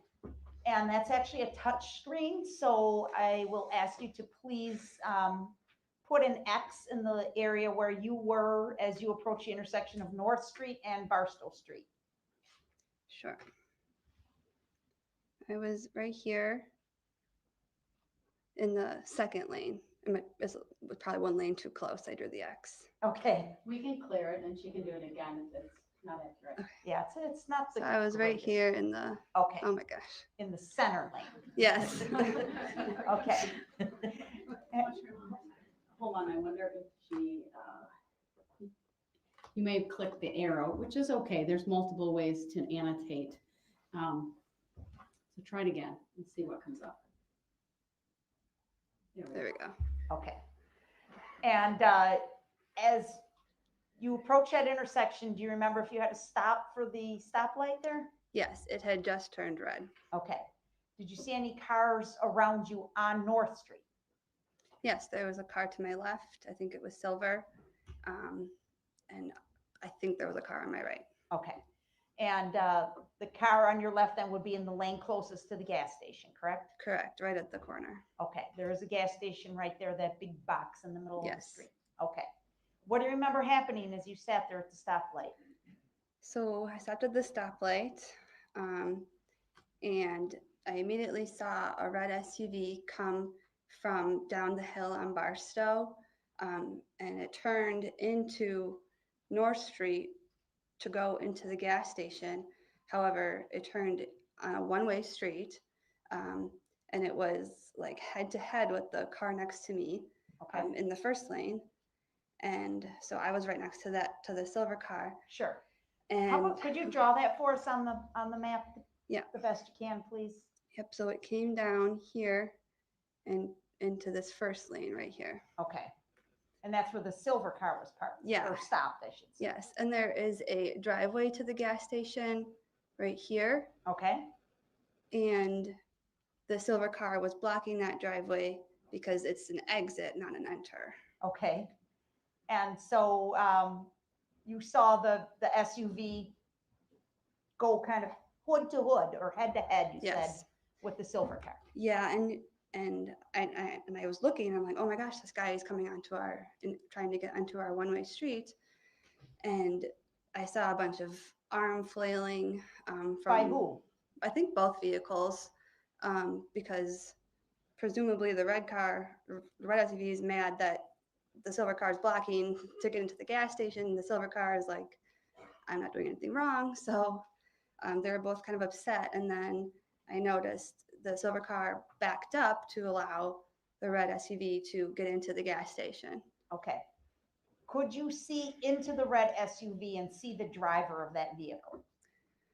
When I was, before it had entered the before silver car backed up and red SUV went into the driveway, I could just see outline. Okay. However, after the SUV pulled in, he stopped immediately as soon as he got into the driveway and stuck his head out and was still doing this, like yelling at the silver car. Gesturing and Yes. yelling. Could you hear what was being said? No, I had my window up. You had your window up. Okay, but you could, it appeared he was yelling. Yes. Did he appear angry to you? Irritated. Okay. And could you tell how many people were in that red SUV at that point? Or did you see anybody other than the driver? I did not see anybody else. Okay. Do you think you can identify the driver of that red SUV? Yes. Is that person present in the courtroom here today? Yes. All right, I'm going to ask Mr. Brooks to remove his mask, Your Honor, for identification by this witness. Mr. Brooks, thank you. Record to reflect, he took his mask down. Yes. Is that the driver of the red SUV you just described for us? Yes. Okay. Now, did you eventually go on to the parade? Yes. So right after, 5 seconds after the SUV got in and stuck his head out, then the light turned green and I went and parked my car. Okay. And then met with my family at the location. Okay. And did you see a red SUV on the parade route? Yes, about 30 minutes into getting there. Okay. So I'm just going to slow down here a little bit, okay? You're doing a great job. Thank you. I just want to ask you now, as you're standing there at the parade, what do you remember about the first time you saw that red SUV? So at first, so a group had just passed us. I believe it was the Catholic community group. And then there was a large gap. And so I looked to see, what's next. Okay. And saw a red SUV, which I originally thought was part of the parade, in the far right lane of Main Street, but it was going really fast. And I said to myself, why is this going so fast? And then it clicked as soon as it switched over to the far left lane, and then into the group of people right in front of me. And that will be the Catholic community group? I do believe so. Did you see the red SUV strike any people in the Catholic community group? Several. Can you estimate how many? At least 15. Okay. And did, I'm sorry to ask it this way, but did you see anybody like actually fly or roll or tumble? Yeah, so originally it was, I heard sounds like thuds, and then it was in the air, like bowling pins. Okay. Did you get a look at the driver of the vehicle as it went through the parade? Yeah, when I had just said it veered to the left and then struck the group of people, it was about probably 6 or 7 feet from where I was standing. Okay. And I saw directly through the driver's window. What did you see? I saw a man focused on the group ahead of him. Is that Darrell Brooks that you saw? Yes. And as soon as that happened, about 10 seconds after, I froze and I said to my mom, who was with me, I just saw that guy at the gas station. And it clicked that it was the same person. You remember exactly that it was the same person? Yes. Okay.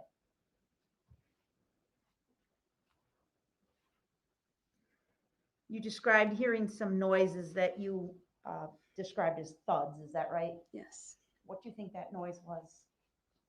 Hitting a large group of people with a vehicle. Okay. Did you hear Mr. Brooks honking the horn on the vehicle at all? No. You described some driving maneuvers where you saw him going from side to side of the road, is that correct? Yeah, I saw it coming up Main Street in the far right lane and I was in the far left, on the sidewalk of the far left, and it was then in the far left lane. Okay. Were you able to estimate the speed of the vehicle at that time? Objection, hearsay. Overruled. Would you be able to estimate the speed? To the best of my knowledge, I would say 20 miles per hour, perhaps. Okay. Did you ever see the vehicle stop? I think it had to at least very well slow down. It couldn't just continue on over as many bodies as it did. I remember the brake lights, but then it continued. Did you actually see the vehicle drive over people? I saw it hit the group and people fly, and then there was just chaos in the street. Okay. Had your boyfriend's daughter already gone through? No, she had not. Okay. So she was back waiting to join the parade, or We did you didn't know where she know was? at the time, no. So as soon as it happened, my boyfriend leaped up to go help people, and I grabbed him. I said, no, go find her. So then he took off and had to go find her down 5 blocks. Okay. All right, thank you, ma'am. I don't have any other questions for you. Mr. Brooks, do you have any cross-exam for this witness? I do. First of all, good afternoon.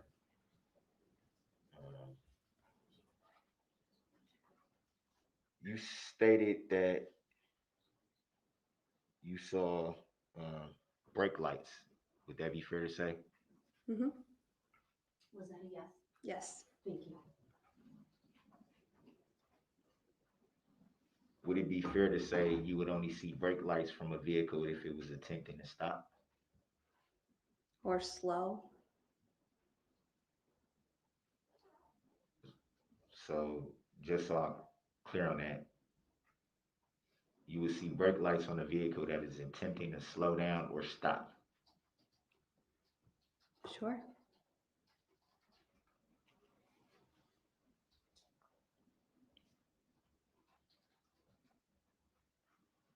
And you stated that you can estimate the speed of the vehicle. I estimated 20 miles per hour.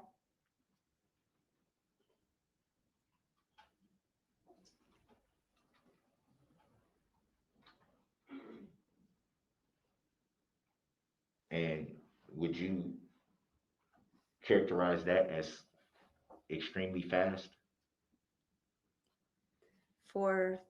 Yes, for the parade, yes.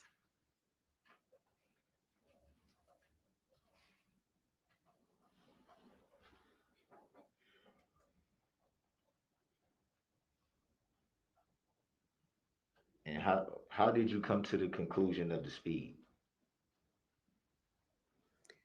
With how quickly it went from point A to point B in my range of sight.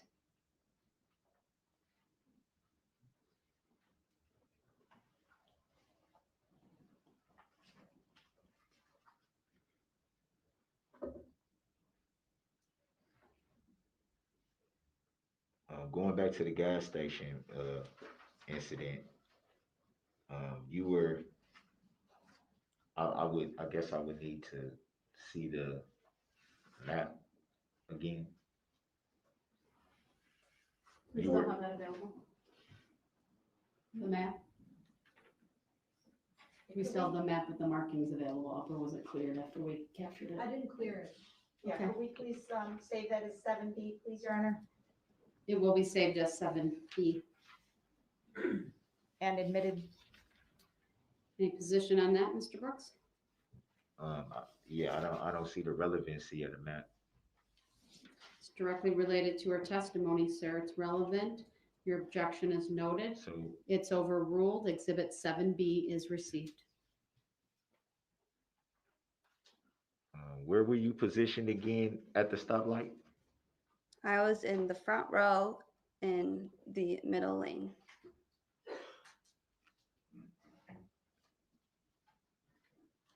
Do you remember if it was a car to your right? I think there was a car to my right.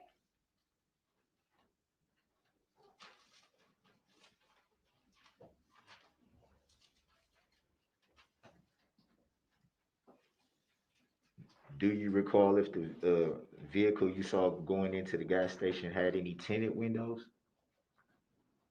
I do not.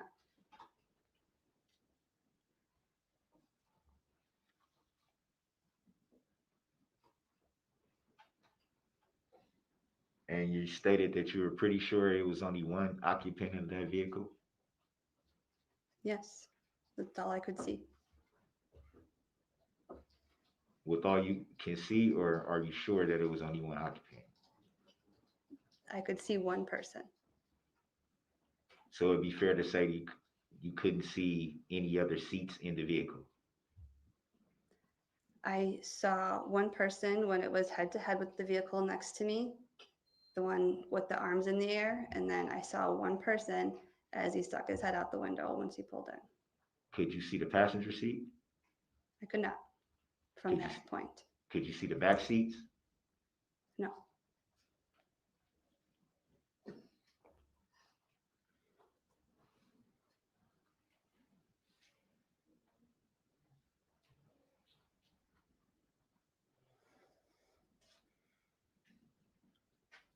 Are we done with the map? I'd like to turn. Oh, yeah, I'm sorry. Thank you.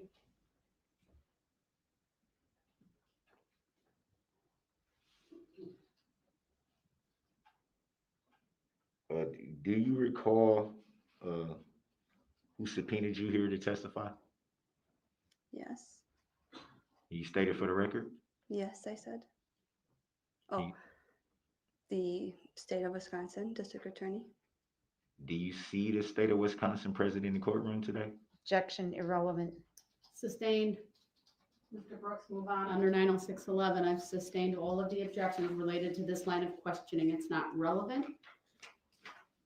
Next topic, or I will find that the cross-examination by you is done. So you're sustaining every question pertaining to that part of questioning, or is it for Yes. every testimony? Or It's on that topic, so you may continue if you choose another topic.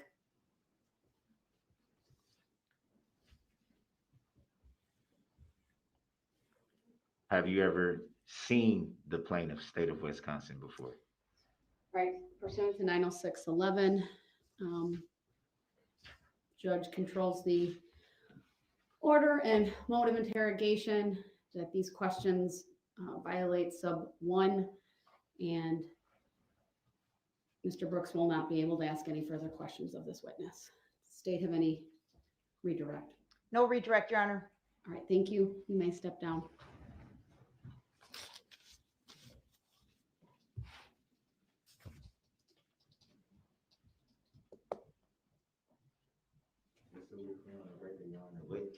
What was Mr. Brooks, violated? I'm not going to address that right now. I think this will be a good time to take our afternoon break.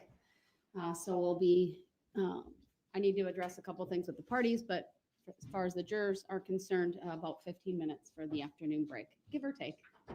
All rise for the jurors, please.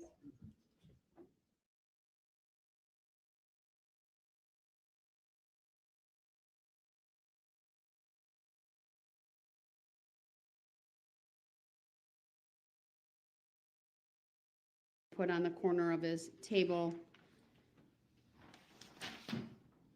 I wrote down the time. It's not at my fingertips. I'll look for that.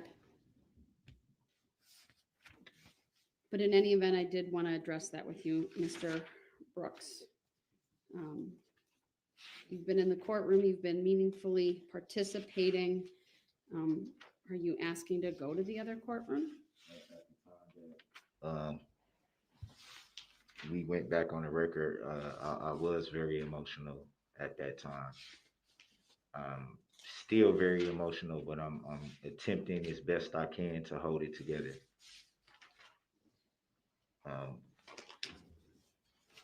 That does lead me to since we are addressing certain things outside the, Well, I'm addressing this first, sir. Are you making a request to go to the other I'm not courtroom? making any requests at this time. Like I just stated, I'm trying my best to hold everything together, considering how this day has been. I can't expect anybody else to know what's inside my head to know what I'm going through right now. But yeah, we'll just leave that there. All right, thank you. That is noted for the record. At some point, sir, after I admitted Exhibit 6, you raised an objection. I told you I would allow you to raise that outside the presence of the jury. Now is your opportunity to do that. And which one would you be referring to? Exhibit 6, sir. Oh, the video.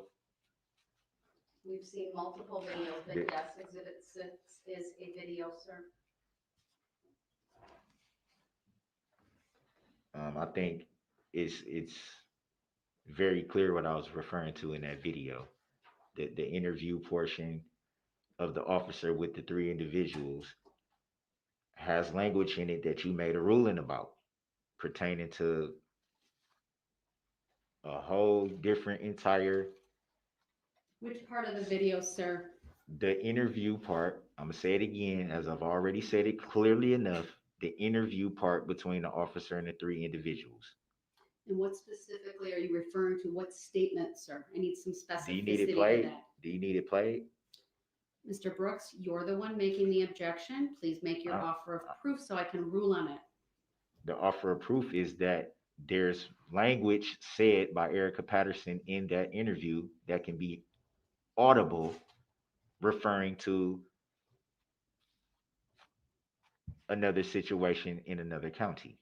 You made a ruling on that would not be admitted into evidence. So at the very least, that portion of the video that you've already admitted into evidence should be removed, or the whole video should be struck and removed from the record. And I'm saying that because of the ruling that you made, the judicial determination that you made, Your Honor. Let me turn to the state. Attorney Opper, I don't specifically recall. If I need to review it on a break, maybe I will, but do you have any idea what this is referring to? I do not, Your Honor. I did not hear anything in that recording that would violate your previous orders. Object. It's very clear if the video was played that you can hear language said in that portion of the video that you clearly ruled on. I'll review it at a later point in time. The state will need to just file that clip on a flash drive so I can review that in chambers. From my perspective, even if there were to be something, it was not offered for the truth of the matter asserted. This was to provide an account of what the officer was experiencing, but I'll review it. If there is something in there, I certainly can. It doesn't change the fact that the video itself is admissible. It might have an impact on whether it's played again for the jury, at least at that particular point. But again, I didn't personally catch that, but there was a lot going on in that video at that time, a lot of audio. There's clearly, in addition to the audio from the squad, you can hear the radio. So I will need to review it again. Mr. Brooks, I'd appreciate if you not roll your eyes at me. There was a lot going on in that video. I don't think anyone in this courtroom would disagree with me. What I'm telling you, I'm giving you the opportunity to raise the issue since you essentially didn't. Well, let me state it this way. You raised it when you thought it was appropriate. I told you I'd take it up outside the presence of the jury. That's what I'm giving you the opportunity to do. What I'm telling you is I'm not going to make a ruling specifically because I need to watch the video. And so I don't think that's something you should be rolling your eyes at. That's proper for this court. It would be something that if I were to just give my ruling right now, it would be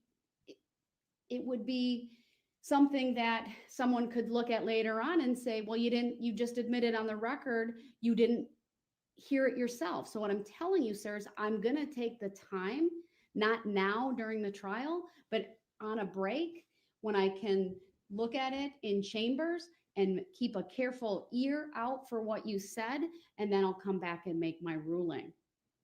Your So Honor. that's giving deference to your request. So I don't think it warrants you rolling your eyes at me. I wasn't rolling my eyes to you about So that. and with I- that, we're on recess, I would- 15 minutes, everyone. The court's. Your Honor.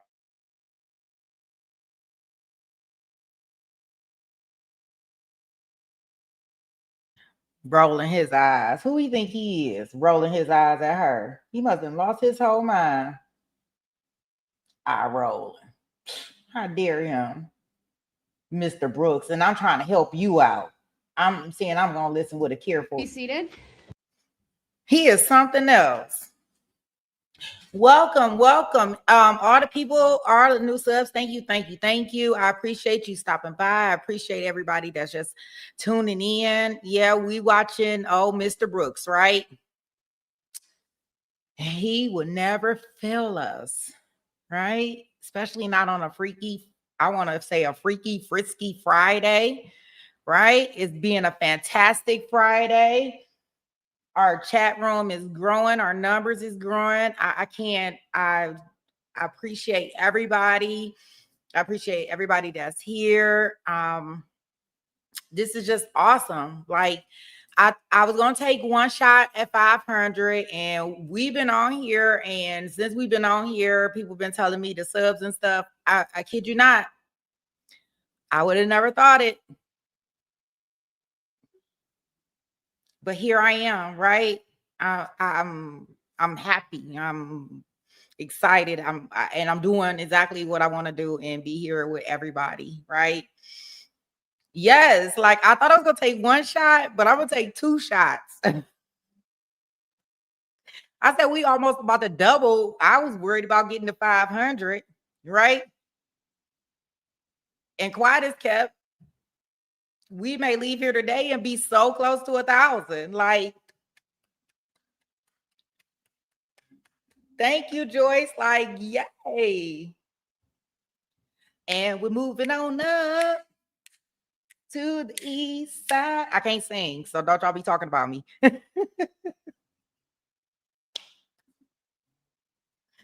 I know. I will not hurt y'all ears, right? I won't do that to y'all. Because sometimes I get in my little mode, right? And I want to see something. But yeah, this is like awesome. Like awesome, awesome, awesome. Like just want a little piece of the pie, right? I'm just so excited. I'm so glad that what we building here is really nice. It's comfortable. People, when they come over here and they're here, they're enjoying the content. They're enjoying, our community, our chat room, everything. I told you yesterday. Oh, you say we was doing doubles today? Yeah. I didn't know we was doing doubles. I had agreed to one shot. But I think it's absolutely necessary with the movement that we doing today, right? That I take two times, right? And they keep playing around. I might be up here with 3, and I'll see y'all on Monday. You gonna take a double for me? All right, Joyce. I'm telling you, we gonna have us a day. You on your third. Yeah. Oh, wow, wow, wow, wow. I tell you, I'm gonna get there. But if y'all want me to make it through, Mr. Brooks, we probably should have had us a whole bunch of drinks, right? Before we started with him, boy, we'd be out here clowning. YouTube and kicked us off. We wouldn't know how to behave. Do that voodoo that you do. I tell you, like, yeah, they've been kicked us off because I probably said some stuff that I wasn't supposed to say. I try to be on my best behavior at all times, right? And this guy, he would sure take you there. Like I was thinking to myself, because they don't like you using a lot of, profanity, right? On YouTube. I was like, man, this guy, he brings it out of you. They should have an excuse. Like, I should be able to put a disclaimer up, like, this is what we gonna do and on this today, and just take it. We all grown, we all adults, like, figure it out. But this guy, he brings it out of you, right?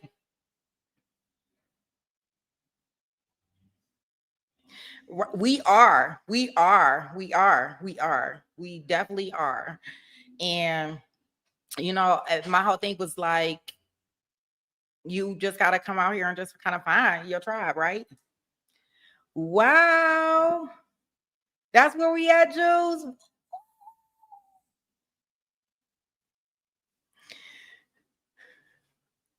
I can say whatever I want. I better practice, right? I'm gonna stay on my best behavior. I am going to practice because, Lord, if it happens, right? I don't want to be doing that. I don't want to get in the habit of doing that because it could get real bad. Jay West says the question he asked actually helped the prosecution. I couldn't figure out his line of questioning. Nobody can figure out his line of question. Like, are you the plaintiff? Do you know the plaintiff? Is the plaintiff in this courtroom?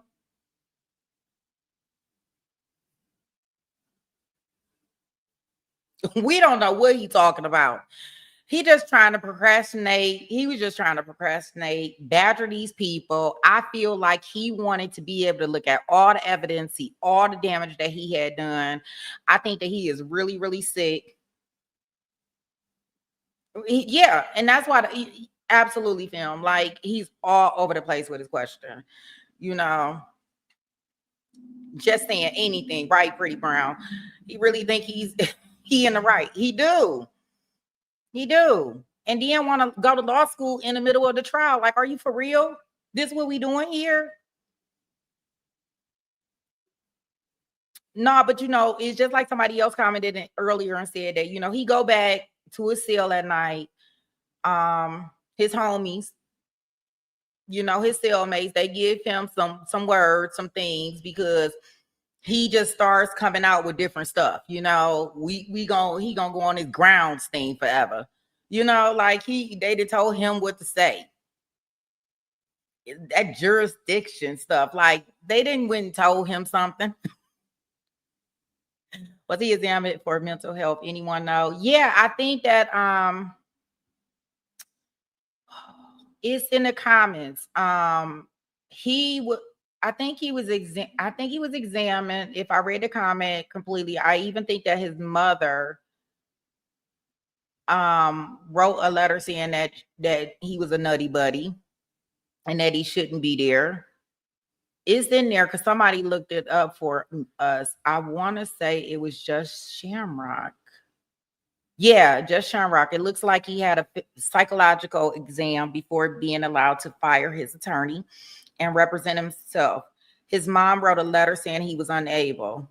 And so she put the sources in it. And that happened on September the 28th, 2022. Thank you so much, Shamrock. So yeah, he did. And he decided that he still wanted to do.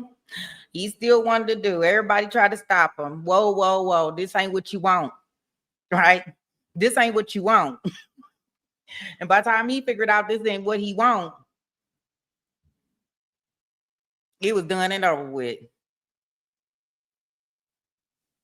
Oh, they said it was a social disorder. He got something. I mean, you could tell even from y'all seen the thumbnail, like if that didn't tell people that we was about to watch the most crazy of crazy trials, even if they haven't seen the trial, that was enough, right? And those were in his pre-trial hearings.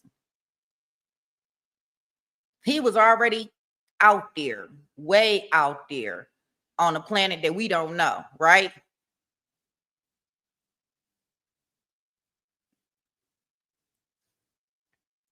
Amazing. That is amazing. Okay, let's see. Let's see what else he got in store for us on this freaky, frisky, fantastic. It's all of the above Friday. Pretty Brown Girl says the judge really been helping him because I feel like anybody else would have like, boy, go to jail. Right. Go right to jail. Don't go past go. Don't collect $200. You go right to jail. We don't want to hear nothing you got to say. Nothing. FAFO Friday. All right, guys, let's see. We are back on the record. Mr. Brooks, you have incredible hearing because you are right. At approximately 2:58 to 2:59 in that video, I can hear Erica Patterson saying that I get into an argument or I argue with my baby daddy all the time and he previously ran over my foot. So I'm going to take the request under advisement. At this point, I'm inclined to strike this exhibit from the state's case. I'm going to give the parties over the weekend to file any written requests regarding it or further authority, and I'll address it first thing Monday morning. So thank you for bringing that to my attention. I'm not interrupting. No, go ahead. Did you make a ruling on the filing for the demand of verified statement of particulars by affidavit? Mr. Brooks, I'm not going to address that. It is an argument that's without merit. I'm summarily denying it yet again. We're going to bring the jury back out, okay? We're going to continue with testimony. Does the state have the next witness available? We do, Your Honor. Your objection is noted for the record. We're continuing, Mr. Brooks. Thank you. I'm aware of that, Your Honor. I was just trying to make sure I didn't interrupt you while you were saying something. So State's next witness, please. Will you be proving the subject matter? We need the jury. Here. Oh, we do. Oh, sometimes I get a little ahead of myself. Let's bring the jury out. Tenant's motion to dismiss this case for lack of personal and subject matter jurisdiction. And I like to state that for the record. Your statement is noted. You have not proven subject matter jurisdiction yet, Your Honor. Are you making the judicial And I determination? direct your attention to the Barnaby decision, Mr. Brooks. Is that a judicial determination?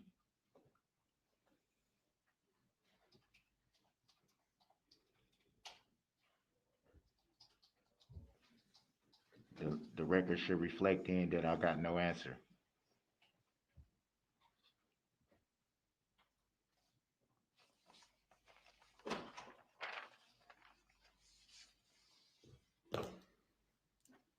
All rise for the jury.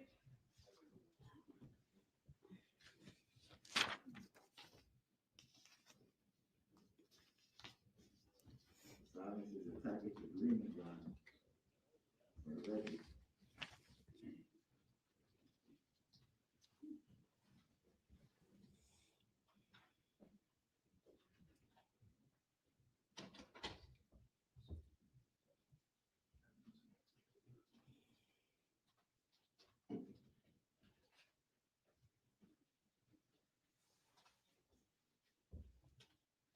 I have a Post-it note, Madam Clerk. All right, thank you, everyone. Please be seated.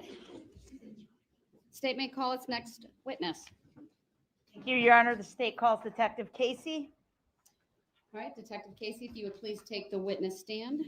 When you get there, please remain standing. Raise your right hand, and my clerk, Teresa, will swear you in. Do you solemnly swear that the testimony you're about to give shall be the truth, the whole truth, and nothing but the truth, so help you God? Yes. Thank you. Please be seated. Would you please state your first and last names for the record and spell each? Thomas Casey, Thomas, Casey, Casey. Thank you. Go ahead, your witness. Thank you. Detective Casey, what is your current employment? I'm employed by the City of Waukesha Police Department. And what is your rank? I'm a detective, How long have you worked in law enforcement? over 25 years. And, Directing your attention to the date of November 21, 2021. Were you on duty that day, sir? Yes, I was. In what capacity? Well, my rank was detective, but I was assigned to the Christmas parade as traffic control. Okay. Just helping out? Just helping out. All right.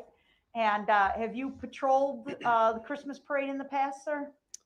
Yes, I have for many years. Okay. And the parade's always held on Main Street in downtown Waukesha, is that right? Yes, it is. Okay. About what time did you report to the parade route? That day, myself and 3 other people started at 1 p.m. And where'd you go? My position was on White Rock Avenue and East Main Street. Okay. And you're, as a detective, you typically dress in plain clothes, is that correct? Typically, That day, were you in plain clothes or a police uniform? I was in a police uniform. Could you describe that for the jury, please? I had a jacket on that had shoulder patches on each side. I had a hat that said police on the top of it. And I had a neon vest on that said police on the front and back of it. Were you driving a squad car? I had an unmarked squad with me, and I also had a marked Ford Explorer with me. And the unmarked squad, are there any red and blue emergency lights on that squad, sir? Yes, there are. In more than one location? Yes, the front, rears, and then the sides. Okay. At your post there on White Rock and Main Street, did you have your unmarked squad parked there?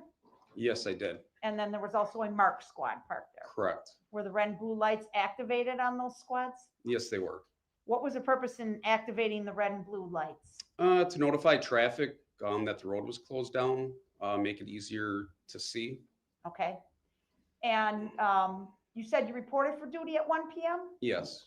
And about what time was it when you actually went down to the parade route and shut down that intersection? Right when I got there at 1 p.m. Okay. So that area was closed since 1 p.m. that afternoon? Correct. So the area on White Rock Avenue between Niagara and Main Street is the staging area for the parade floats when they come in. So they close that area about 3 hours earlier before the parade starts. I see. What was the weather like that day? It was very cold and windy out. What time was the parade supposed to start? 4 p.m. And do you know about how many units were participating in the parade? There were 67 units that were assigned that day. And all of them are told to report to the staging area to line up before they get onto the parade route. Is that right? Correct. The roadway is closed in my position, and they're all supposed to enter from the north and come south. Okay. How many spectators would you estimate were present at the parade? Oh, there had to be at least 5,000 people. There were there. The parade route is about 6/10 of a mile long. The sidewalks were packed. There were some people in the roadway. So we estimate that there was probably at least 5,000 people watching the parade that day. Okay. And you're obviously aware, sir, that there was a tragic event that occurred as the parade was underway, correct? Correct. Do you know of the 67 units that you told us about, how many units were impacted directly by the conduct of Mr. Darrell Brooks? There was 8 units that all had people that were injured during the parade. And you know which units those are, or which groups those are? Yes, I do. If I were to show you video of those groups early in the parade route before the SUV goes through, would you be able to identify those groups for us and tell us a little bit about each one? Certainly. All right. Just to be clear, sir, well, if we could please put up Exhibit 1.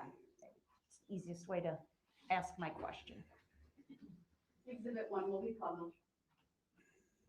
I would quickly like to object to being called that name. I do not recognize the name that the prosecutor used. Your objection is noted. It's overruled. So again, the direction of travel for the parade is which direction, sir?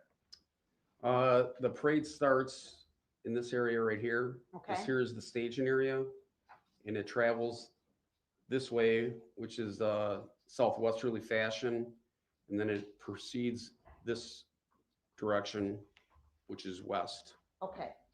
So the units that were struck first by the SUV were near the end of the parade, correct? Near the end or maybe the middle. There Or were the- still some parades that haven't even started the parade route yet, and there were some that had already finished. Okay. And so we'll just play these videos, please. And I'm going to ask you again, as we play them, to identify the various groups that were impacted. So Attorney Upper, any request as relates to the annotation? no, I don't think so. Not at this time, Your Honor. We can let that one go. All right, Mr. Brooks, any request as it relates to the annotation? I don't understand what is annotation. Next time, wait. The monitor, the touch screen made annotations, made marks. We've been capturing it. The state said they were not asking that an exhibit be made. Unfortunately, they're no longer on there. So we won't have the specific markings. Would you have wanted those markings to be captured? Okay, because I would give instructions to Detective Casey to redo them if you wanted. All right, then go ahead. All right. So I'm going to ask, we're going to preview Exhibit 10, please.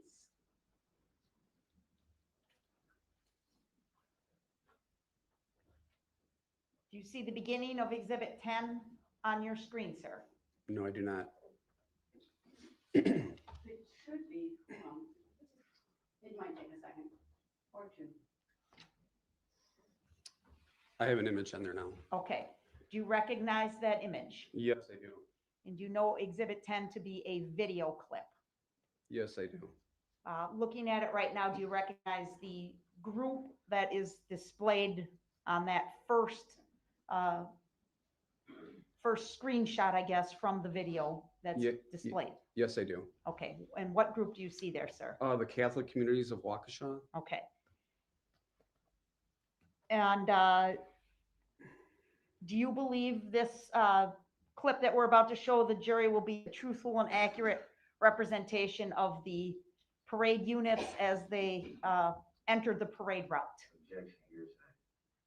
Overruled. Yes, I do believe that they do. Okay.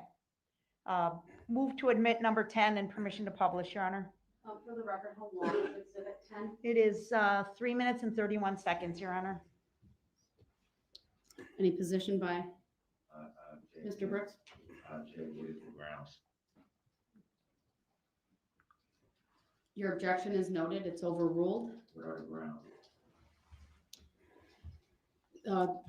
Permission, the Exhibit 10 is received. Permission to publish is granted.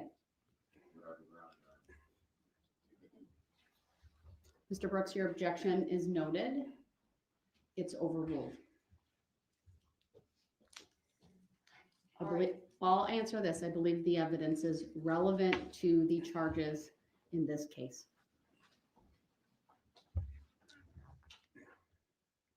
Detective Casey, before we begin playing the video, what do you see? Could you please describe for the jury and orient them to what they're seeing at this point? So this would be the Catholic Communities of Waukesha. They would be marching westbound on Main Street, which is at the early beginning of the parade. And the cross street there would be East Avenue, and the church behind them should be St. Matthias Church. Okay. And did they have a banner in front of their group as they marched down the road? Yes, they do. Okay. To your knowledge, sir, you've seen many videos from this parade, correct? Correct. And you saw some of these units, at least as they entered the route, correct? Correct. Did the Catholic Community of Waukesha, did the participants for that group wear any specific clothing or uniforms, to your knowledge? No, they do not. The objection is noted. It's overruled, and the answer may stand.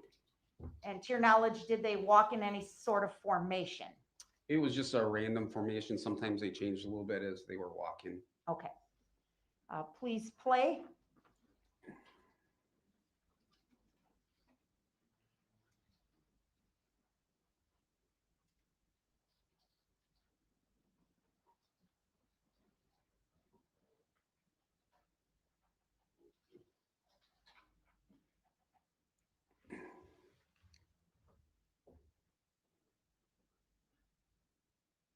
And now at about the 24-second mark, what's the next unit coming into the screen? The Dancing Grannies. Okay, and Right. they had a banner?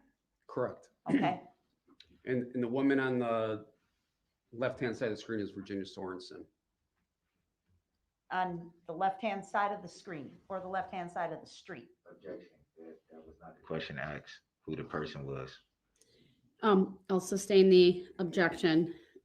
The answer was non-responsive. I'll strike it. Next question. Juries shall disregard the last answer provided by Detective Casey. All right. Actually, we're just gonna play this and we won't identify any people at this point.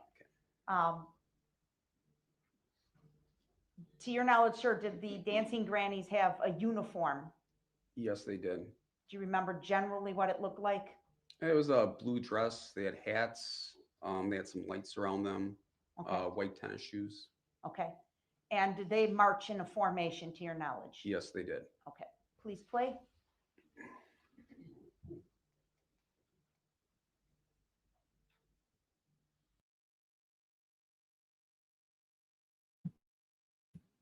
Y'all boy just won a over objection, right? He got it sustained.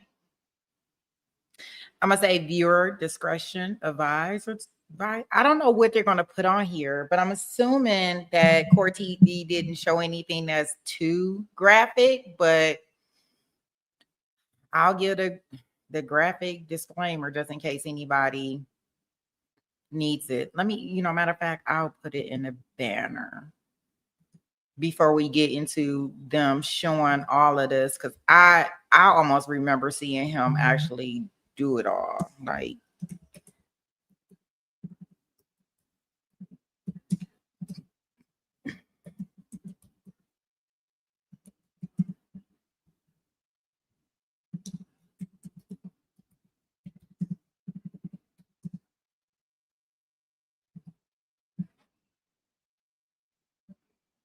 yeah, let me update this and then that way at least I know. I am trying to warn people because I have no clue. So it kind of keeps us a little safe here. All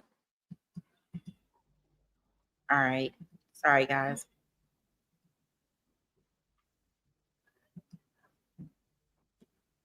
Joyce, you say no, they didn't? Okay. Yeah, I couldn't remember if they showed like the car plowing through it. I thought I almost seen it, but maybe I was watching some other videos.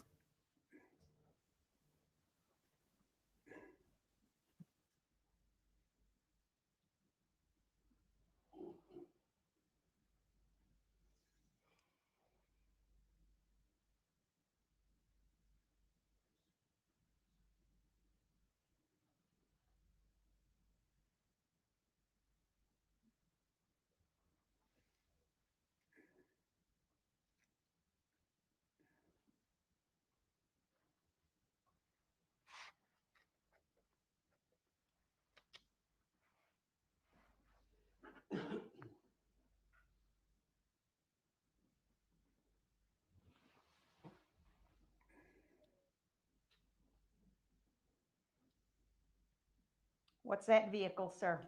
It's a support vehicle for the Dancing Grannies. All right. Did you happen to see that? No, strike that. All right. So that they had a banner in front and then a white, looked like SUV type vehicle at the rear of their group? Yes. Okay. That was the 146 mark. I paused and we will continue to play.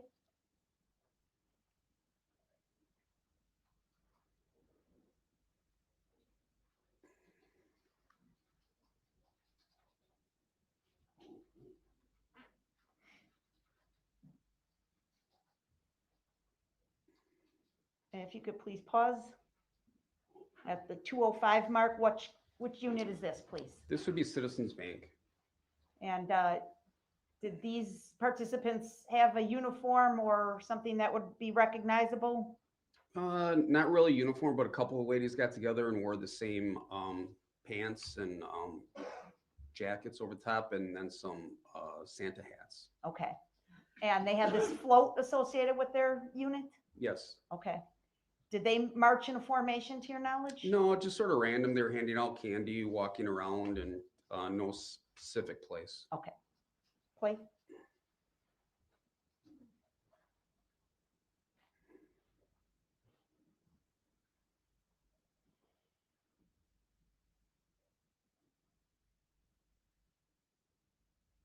Pause. What's the next unit? This would be extreme dance. And do you know about how many people are involved with this unit? Overruled. You may answer. I would estimate about 35 girls, younger age, varying. Okay. And again, they started with a banner in the front. Yes. Did they have a support vehicle involved as well? Yes, pickup truck that there were 2 people in the back of the bed, which were resupplying the candy for the people that were marching. Okay. Did these girls have a certain uniform? Yes, they did. What do you remember about their uniform? Black tights, black sweater, white tennis shoes, and they all had a headband on that lit up. To your knowledge, did they march in formation? The girls in the front, there was 4 different groups.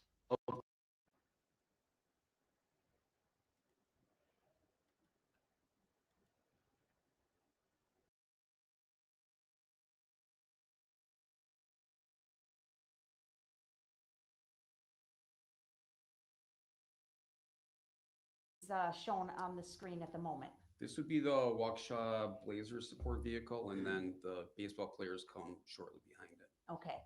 And to your knowledge, did this group walk in any certain formation?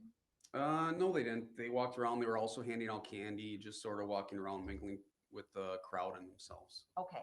And were some of the players wearing their baseball jerseys? Yes, they were. And other individuals just had on like hats and coats and nothing discernible, correct?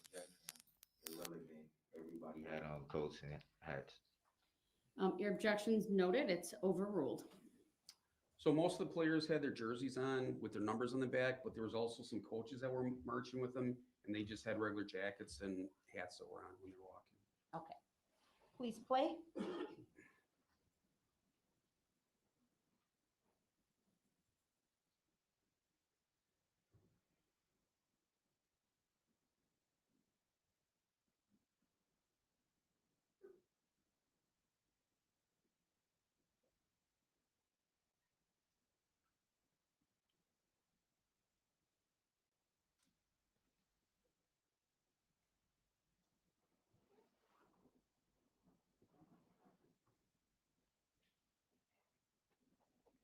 All right. At the 38-second mark, we've paused it, or 39 seconds, we've paused it. What's the next unit coming into view? This would be Barris Logistics. You can see the pickup truck that's pulling a float that has the Grinch on the back. Okay. Please play.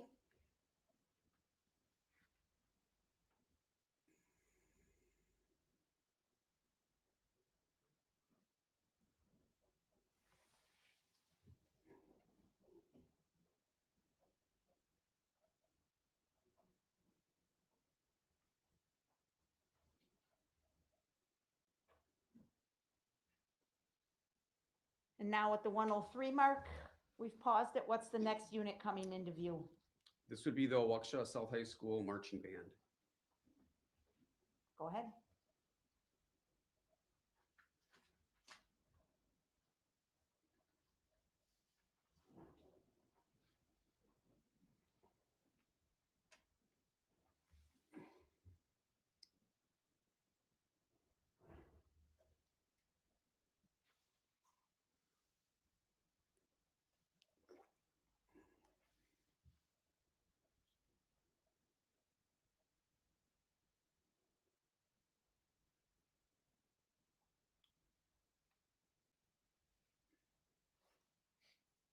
And if you could pause, what's that unit right there in the middle? Well, there's the mascot first for the Waukesha South Band, and then directly behind that is the Remax Realty support vehicle. Okay. Is it easy to distinguish the Remax vehicle? Yes, they had a big hot air balloon basket on the back, and they had a flame that was blowing out the top.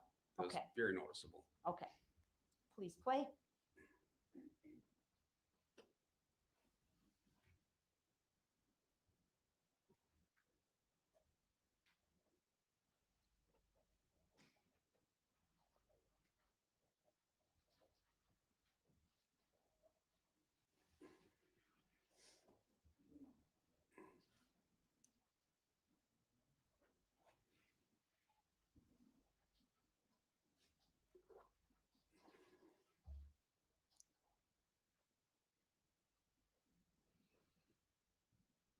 And we're gonna stop it there at about the 2:15 mark. So that's the Remax group going through, correct, sir? That is correct. Okay.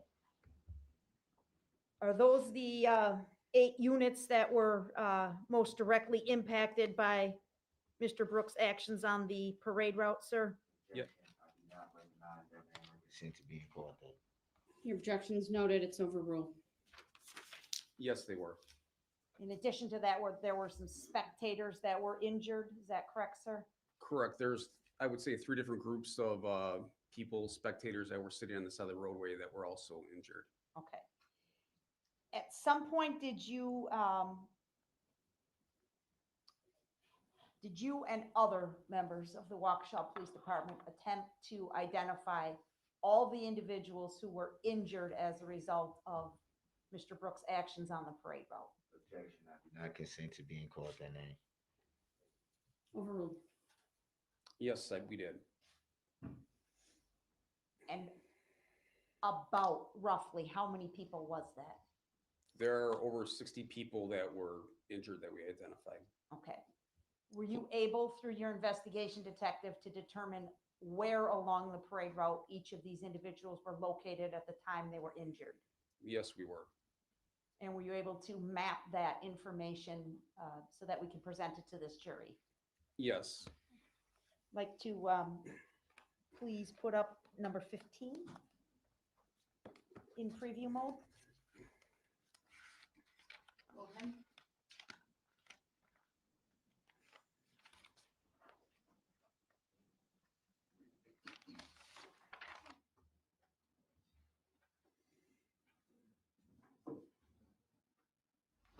Detective, do you see State's Exhibit number 15 on the screen?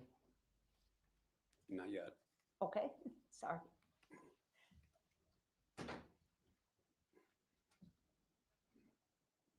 Is it up? No. Okay. Okay, please tell me when it is. It is up now. All right. Can you please identify State's Exhibit 15? This is a map that I put together that identifies the officers that were on the scene, certain locations of interest that people mentioned when they were interviewed. Also identifies the victims and the deceased that died during the parade event. Is this an accurate summary of your investigation, sir? Yes, it is. Move to admit number 15 and permission to publish. Mr. Brooks, any position? Your objections noted. The exhibit is received subject to all of the other events laying the foundation for this are ultimately presented to this jury, but you may publish as well. Thank you.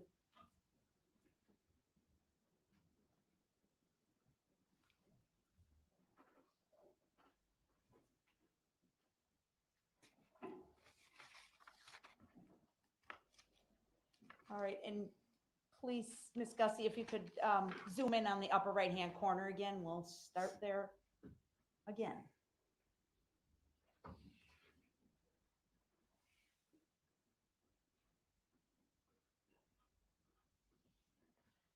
All right, so first in the upper right-hand corner, you've designated where the location of White Rock School and the altercation with Miss Erica Patterson that we had testimony about earlier, correct? Correct. And then moving down White Rock, we see the location where Sergeant Warner was, correct? Correct. And then we'll keep moving down, please.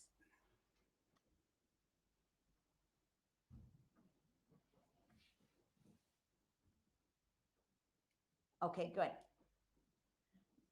I see your name in the middle of the map, sir. Could you start at that spot and describe what's in that area and then start working down the street towards Buckley? So my location, I had 2 vehicles with me, an unmarked Ford Taurus and a marked Ford Explorer. We had put the squad and the 2 squads in plastic barricades diagonal, so the parade traffic could continue on westbound, and the vehicular traffic that was on East Main Street and Pleasant Street could make turns, and so we wouldn't obstruct traffic that much. Could you draw that path for us, what you're referring to? So the vehicles could continue this way without being stopped. Okay. Or the opposite way. And then the flow of the parade came this way down to my location and continued westbound without being obstructed. Okay. I'm not asking for that to be captured, Your Honor. Let me ask Mr. Brooks if he's asking that the annotations be captured. Already ruled that they wouldn't be. No, that was for that one particular. We don't need it on this one. All right, then it won't be captured. Go ahead and clear.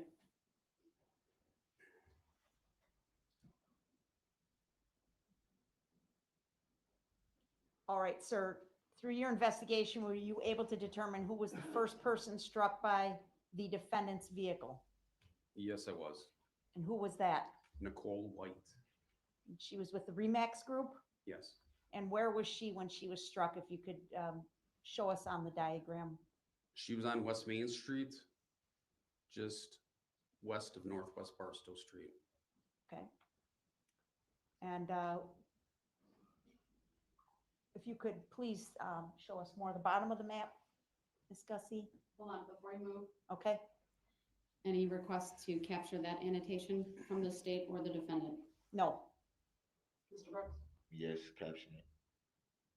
All right, we'll capture that. Will be 1D.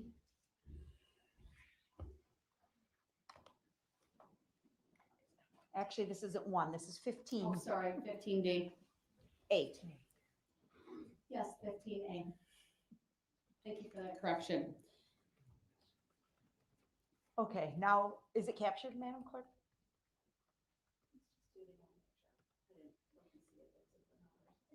I see it, yep. Okay. Should I clear it now? Please? Yes.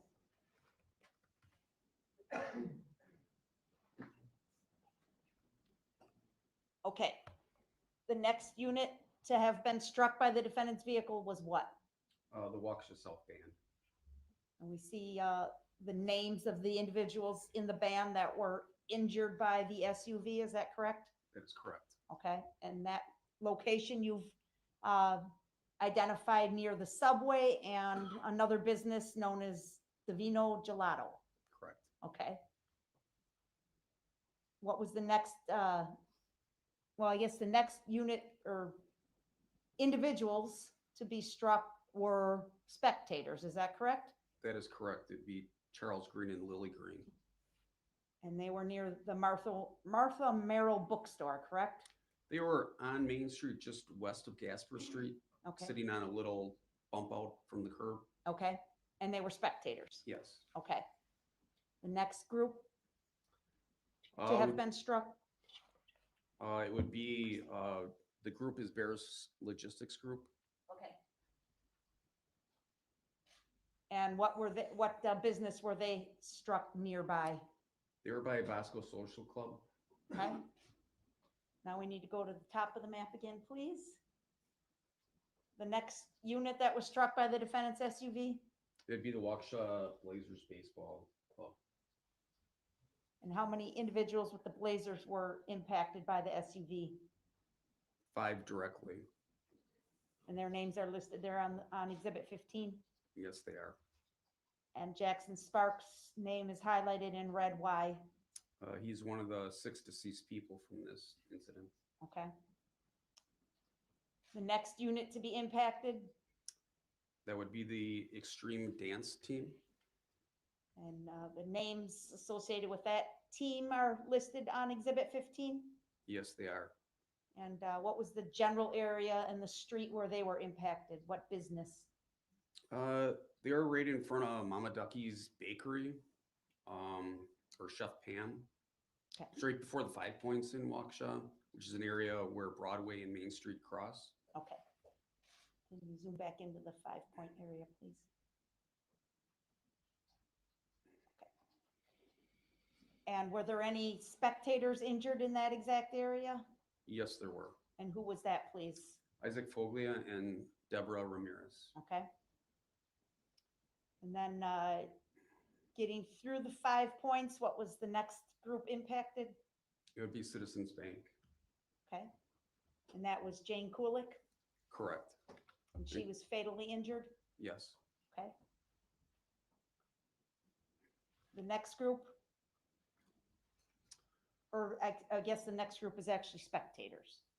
Correct. There was 3 children that were sitting on the north side of the roadway on the corner of Clinton Street and West Main, and they were struck by the vehicle when it came through. What business is located right there? The Steaming Cup is on the northwest corner of that intersection, so they're very close to that. Okay. The next unit that was impacted, That would be the Dancing Crannies. and that was just past Clinton Street, sir? Correct, just west of Clinton on West Main Street. Okay.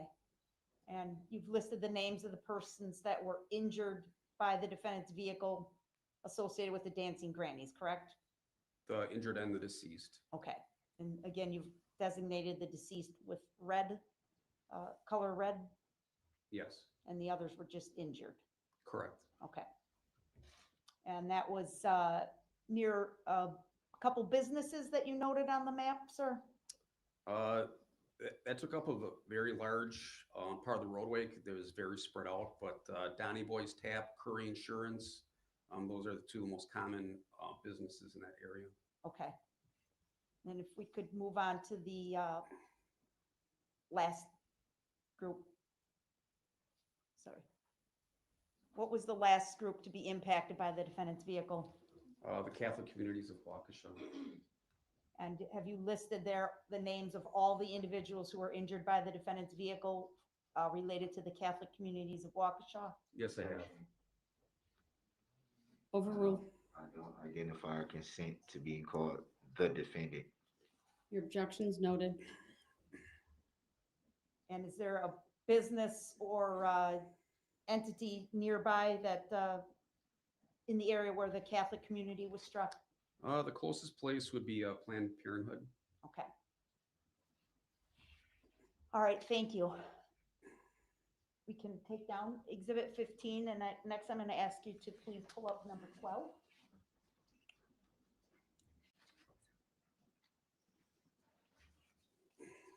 While she's doing that, Detective, I'll ask you a pretty basic question.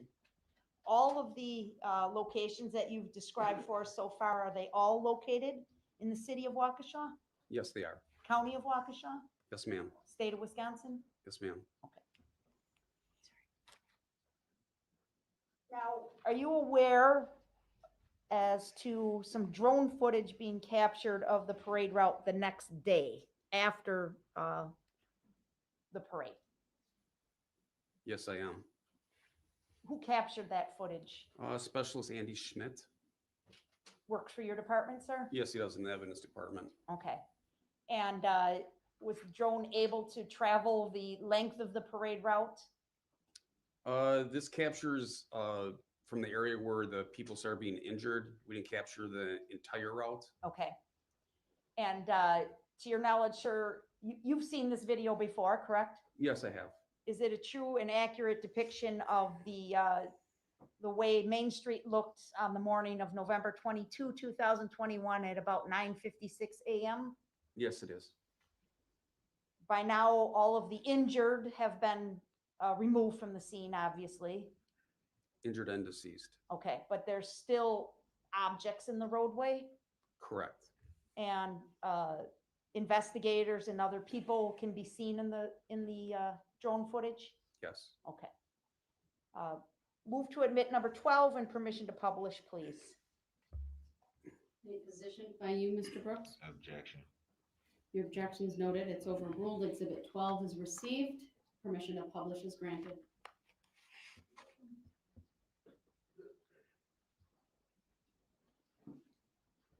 Okay, so again, we're going to start playing this, and I will ask Ms. Gussie to pause at various occasions so you can describe what we're seeing, but if you can just give us a general idea where we are right now, please. So right now the drone would be sitting on pretty low to the ground on West Main Street, just west of Northwest Barstow. And which direction is it facing? It'd be facing west, Okay. the direction of the parade took. Okay. And can you see or identify the business on the right-hand side? That'd be Smart Asset Realty. Okay. And can you tell us, I don't know if you could tell, what's on the left-hand side? Can you identify anything? there Just right a little now? bit further up is Subway sandwich shop, and I know that the Vino Gelato is right next door to that. Okay, that's kind of right about the roof of that vehicle that's parked there on the left, right? It's the Subway sign? Correct. Okay.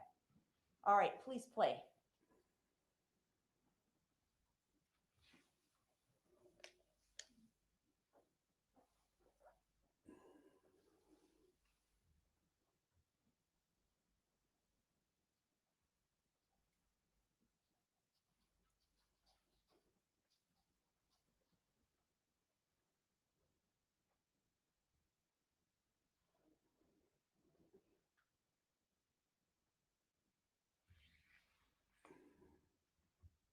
And can you pause it here, please, at the 23-second mark?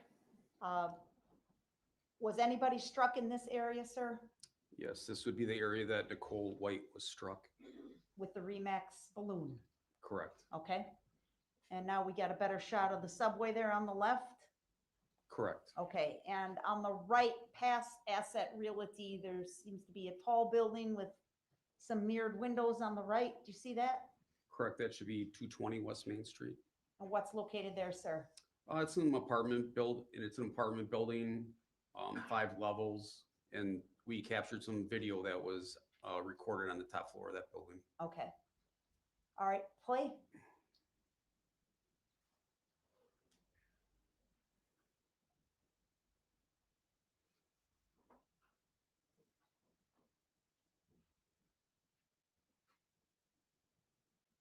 And we'll pause it at the 35-second mark. Was anybody struck in this area, sir? This would be the area of the Waukesha South Band. Okay. Play.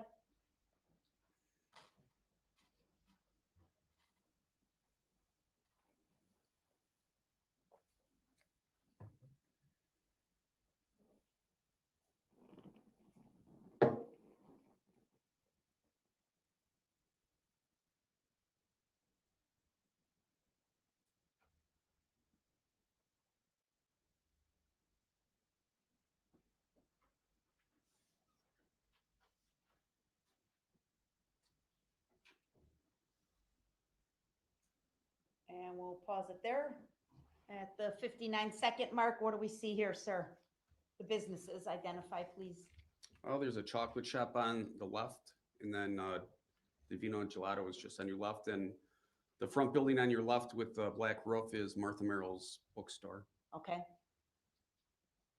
Was anybody struck in this area?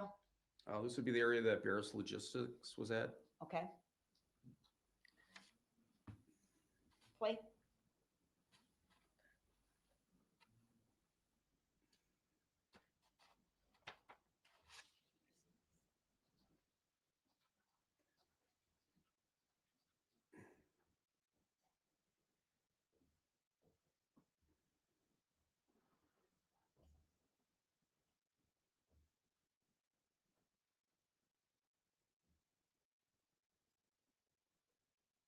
Scuzzy, you could just keep it playing. I'm going to talk, but you could keep it playing. It's at the 117 mark. What's that cross street here? This would be Gasper Street. Okay.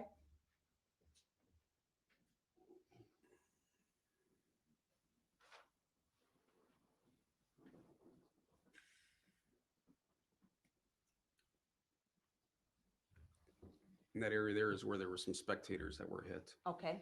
Thank you. Now we've just crossed Gasper. Correct. Okay.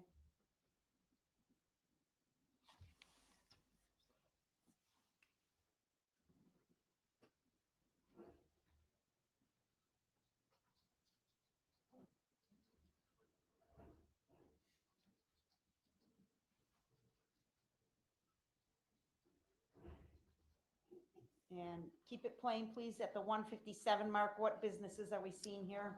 The joke shop is on your left and the Waukesha Theater's on your right. That's the area that the Waukesha Blazers were in when they were hit. Okay.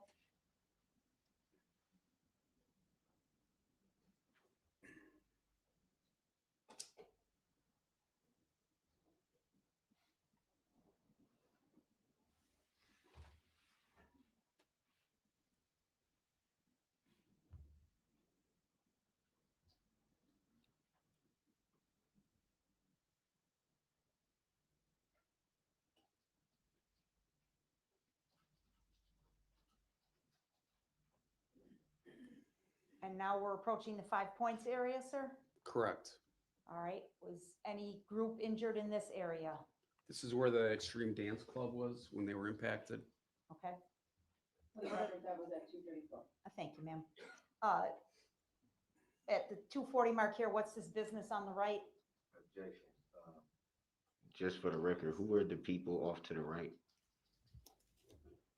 You can question the witness during cross-examination, okay? On the right, there's Mama Ducky's and Chef Pam's Kitchen. Okay. And this is where we get that weird cross streets. That's why it's called 5 points, right? Correct. And that's why everybody gets lost in downtown Waukesha, right? Yes. Okay.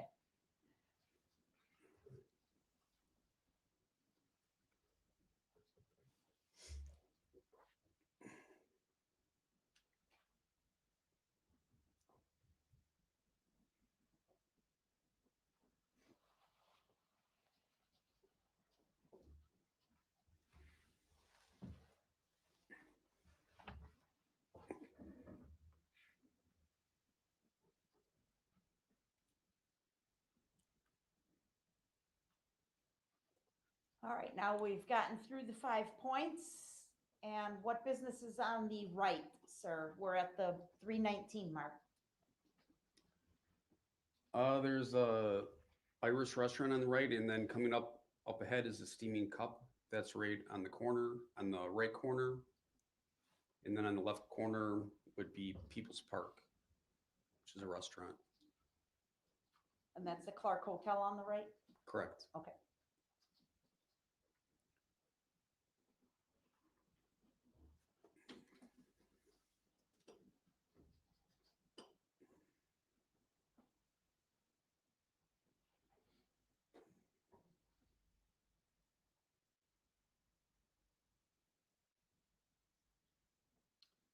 We'll pause it here at the 351 mark. Do you see a vehicle in the picture at this point, sir?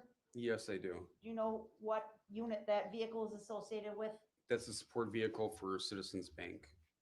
Is this the area where Jane Kulik was struck and killed? Yes, just up in front of the vehicle on the right-hand side, there's 2 green hash marks that would be the location that she was found at. Okay. Play, please.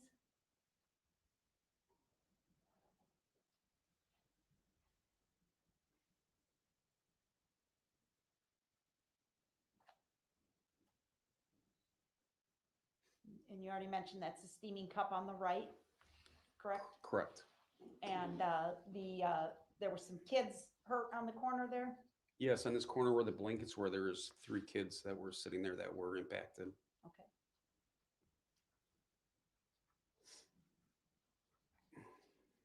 Now, at this point, it's about 4:17 and the drone's gonna focus in on some skid marks on the roadway, is that right? That is correct. After further investigation, did these skid marks have any relevance to this investigation, sir? We believe they have no relevance to this investigation at all. But at the time, we weren't sure, correct? Correct.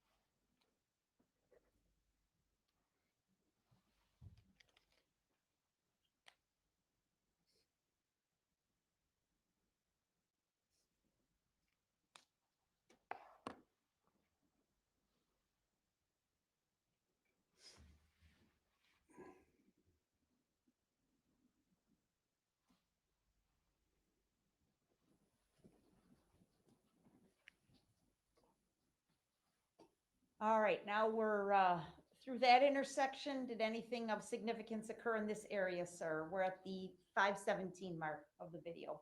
Yes, this is where the dancing grannies were at when they were impacted. All right, can you please identify some of the businesses as we're going?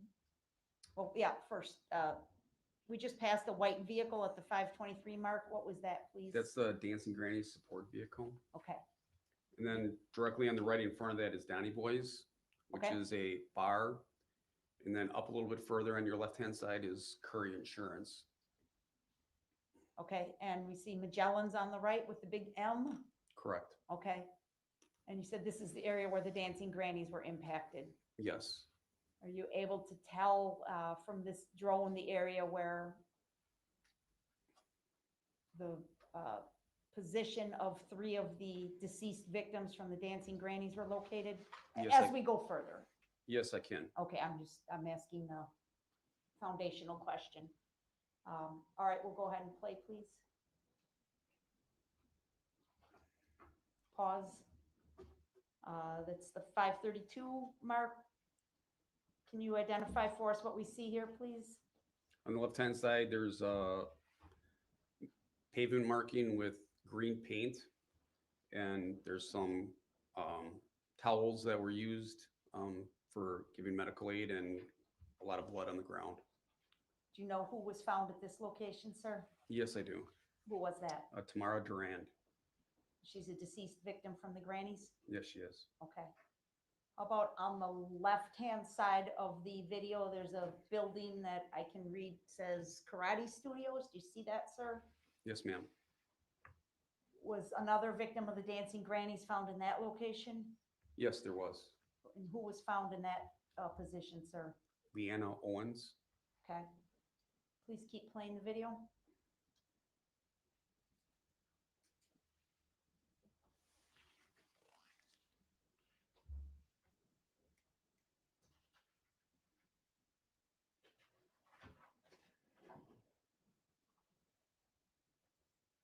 That's Curry Insurance on the left. I can see the sign.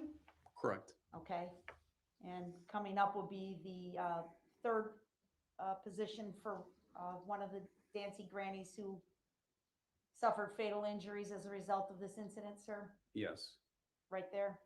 Correct. Who was found in that location? Virginia Sorensen. Okay. Continue playing. What's the side street we're passing here? Maple Avenue. Okay.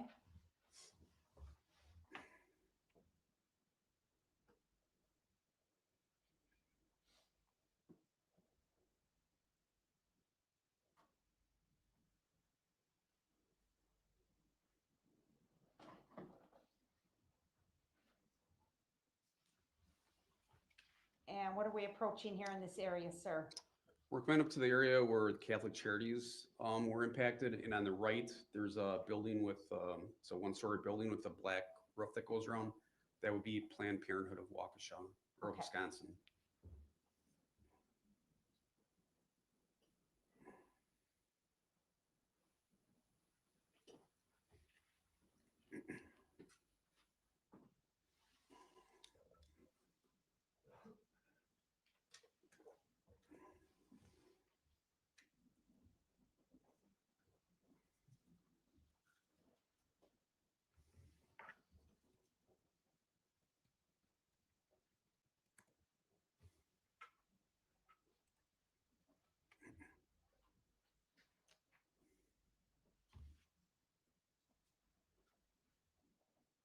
And now we're getting towards the end of Main Street here where it turns to Wisconsin Avenue? That is correct. Okay. There's a natural bend in the road to the left, right? That is correct. Dog leg left.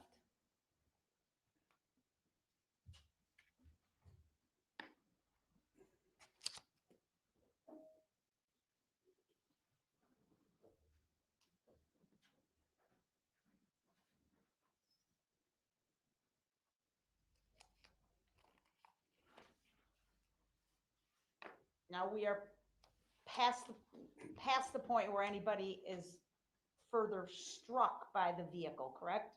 That's correct. No, nobody was injured in this location. No, they were not. But we're approaching, if the video will go, we're approaching Veterans Park. Correct. Veterans Park is directly in front. If you were not to not turn on the roadway, you would run into Veterans Park. Right where that big tree is in the middle of the stream. Yes.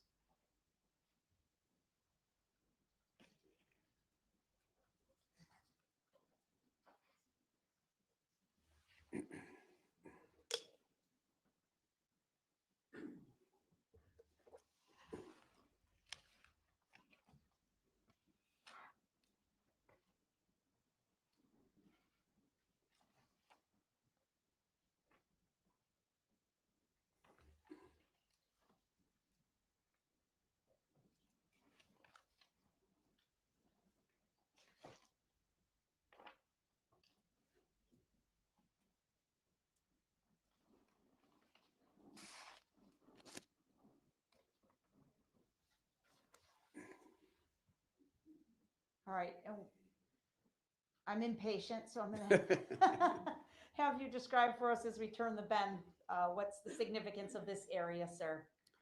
So in this area, when the vehicle that was hitting and killing all these people came up to the bend in the road, it turned to the left, and Officer Schulten was standing there, and he made the decision to use deadly force to attempt to stop the vehicle. Okay. And that's this intersection here that we're seeing where the two squad cars are parked. Yes, it is. This is the area where Officer Schulten was standing when he fired at the defendant's vehicle. Yes, it is. All right. We can go ahead and stop it at the 8:01 mark, please. Thank you. Oh, wait, before you turn it off, it's kind of hard to see, and nobody probably will be able to read it, but maybe you, if you look real close. In the upper left-hand corner, there's a date and time stamp on the drone video. Do you see that, sir? Yes, I do. Could you please read that? It says 2021-11-22, and then it says 10:06, and I can't read the smaller numbers. So to me, that'd mean it was November 22nd, 2021 at 10:06. That's the time this recording was made, correct? Yes. Okay. All right, thank you. Yeah, but we'll be turning to a new topic. Yeah, actually, I don't have too much more with Detective Casey. I could probably finish my direct in about the next 10 or 15 minutes, Your Honor. I'll let you finish the direct and we'll reserve cross for Monday morning. Thank you. Go ahead. Sir, I want to show you another item that's been marked as exhibit. Exhibit 141. May I approach the witness, Your Honor? You may.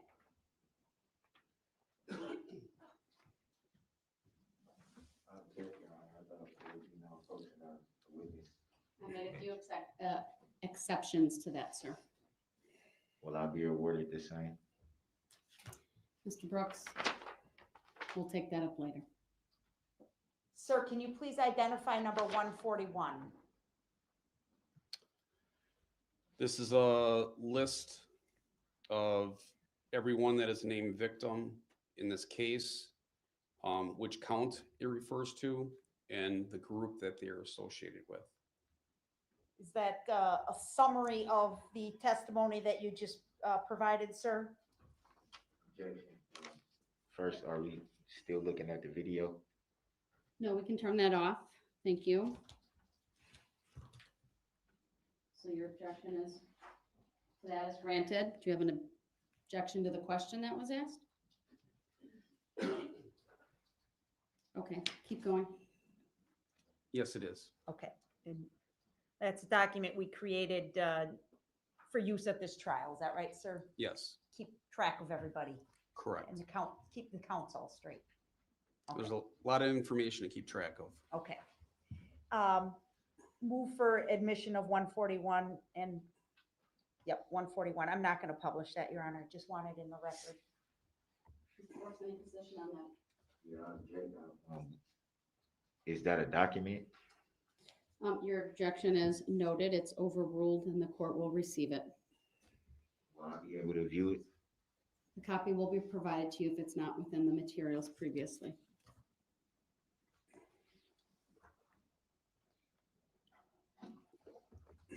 Now, Detective Casey, I would like to return back to your post on White Rock Avenue and Main Street on November 21 of 2021. And do you remember something happening around 4:35 p.m. that afternoon, sir? Yes, I do. What do you remember? You know, it was a normal day. It was windy out. It was cold. A little bit after 4 p.m., I heard on Channel 1, which is a primary channel that our road squads use. Squads being first, I heard a reserve officer call out that he's out with two people, and they reported that there was a fight down by the boat launch. Okay. Did that draw your attention for any reason? It was just a little bit north of my location, and I just wanted to make sure that I was aware in case somebody came my direction. Okay. But you didn't leave your post. I did not. Okay. What do you remember happening next, sir? They dispatched a number of squads there to attempt to locate this incident. What did you do? You know, I started just paying a little bit more attention. I stood up, I started looking in that direction just to try to be aware in case somebody came my way. Okay. At some point, did you hear a radio transmission from Sergeant Warner? I am aware of the transmission, but I did not hear it that day. Okay. How did you become alerted to a problem? It was about 4:37 p.m. I was standing up. I was sort of in the diagonal part of the intersection, and I heard a horn blaring, beep, beep, beep, beep. And that sort of like alerted me, trying to figure out what was going on White Rock in the staging area. So I started to look up that way. Okay. What did you see? At first, I didn't see anything. And then a few seconds later, I saw the people in the staging area start to spread apart. And within seconds, a red Ford Escape appeared to come through where the staging area was. You saw this with your own eyes. Yes, I did. And did you see where the red Ford Escape went? Yes, I did. Where did it go? Well, first it was coming down southbound. There was a vehicle that was stopped at the intersection in the lane that was supposed to turn to the left that was part of the parade. This vehicle went around that car and then made a started to make a left-hand turn. Okay. What action, if any, did you take? You know, as soon as I heard the car beeping and I was alerted, I started to head towards the center of the intersection. As the vehicle continued at me, I ran to get in front of the vehicle to try to get it to stop. What was going through your mind at this point? I thought it was just a lost motorist, somebody that from the apartment building that wanted to get in their parking spot. You know, it doesn't happen often, but sometimes there's people that come through. They're impatient. What's going on? It's like, it's a parade. And we have to tell them, hey, you can't be on the road right now. They always stop. It's So you thought there was some innocent explanation at this point? Correct. I thought I would get out in front of the car and he would just stop. We'd have a conversation and we'd safely get him off the parade route. Okay. How did you try and stop the car, the Ford Escape? Well, at first I was a little surprised that the vehicle kept coming at me because I'm in full police uniform. I'm standing in front of it and it started closing the distance pretty fast. So as the vehicle approached me, I started pounding on the hood. So you were close enough to pound on the hood of the car? Yes, I was in the roadway and the distance closed really fast. Okay. How fast was the car traveling, would you say?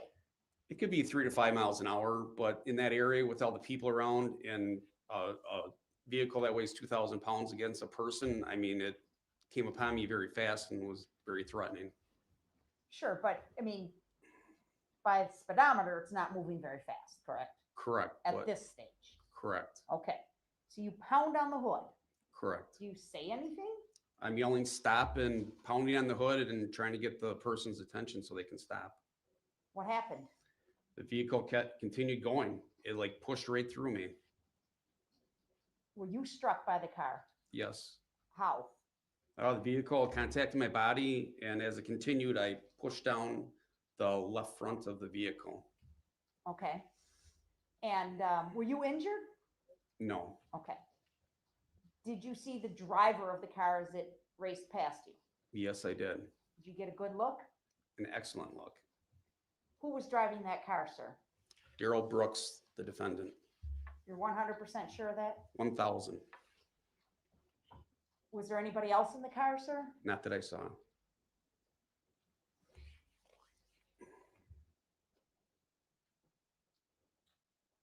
I'd like to show you an item that's been marked as exhibit number 8, please.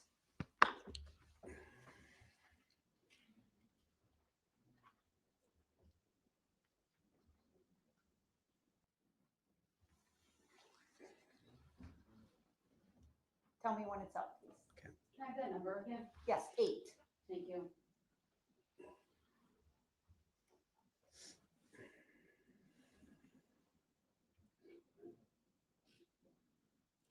It is up. What do you see on the screen, sir? So this is a camera from Randy's Imports, which would be on the southwest corner where I was located at. There's a number of cars in the parking lot, and on the north side, you can see West Main Street, and there's a number of people that are on the sides of the roads that were spectators in the parade, and then there's people that were actually marching in the parade that you can see they have red shirts on. You've seen this video clip before, sir? Yes, I have. Do you believe it's a true and accurate representation of the events of November 21, 2021? Absolutely. And this clip is about 28 seconds long, is that right? Yes. Move to admit and permission to publish number 8. Mr. Brooks, any position on that? Is that an objection? Yes, Your Honor. Your objection is noted. It's overruled. Exhibit 8 is received. Permission to publish is granted.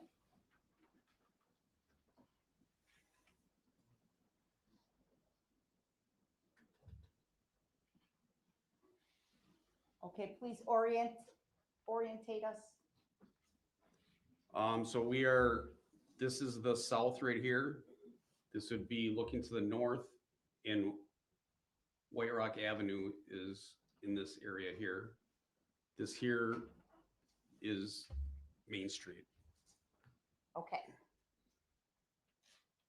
On the right near that arrow that you drew near the top of the screen, it looks like there's a very bright light at the top of the screen. Do you see that? The street lights? No. Or to the right? To the, yep, right there. What's up in that area, sir? That would be the squad cars that I had with me. Okay. You have the red and blues on? Correct, on both vehicles. Okay, and that's what that light is in that area. Yes. Now you scribbled all over this, but can you see yourself? Not right now. Not right now. Where do you remember standing? So if the squad cars were by this circle right here, Yep. I would have been like right in this area to the left. Okay. And what I'm going to do is I'm going to play this, but I'm going to ask Miss Gussie to put it in full screen because I'm not going to be pausing it or stopping it. I want to make sure we capture the whole top and bottom of this one. Okay. We'll clear the annotation since this is a video. So I'm going to play it through once and we're just going to watch it and then I'll ask you what we saw and we can go back if we need to. Play.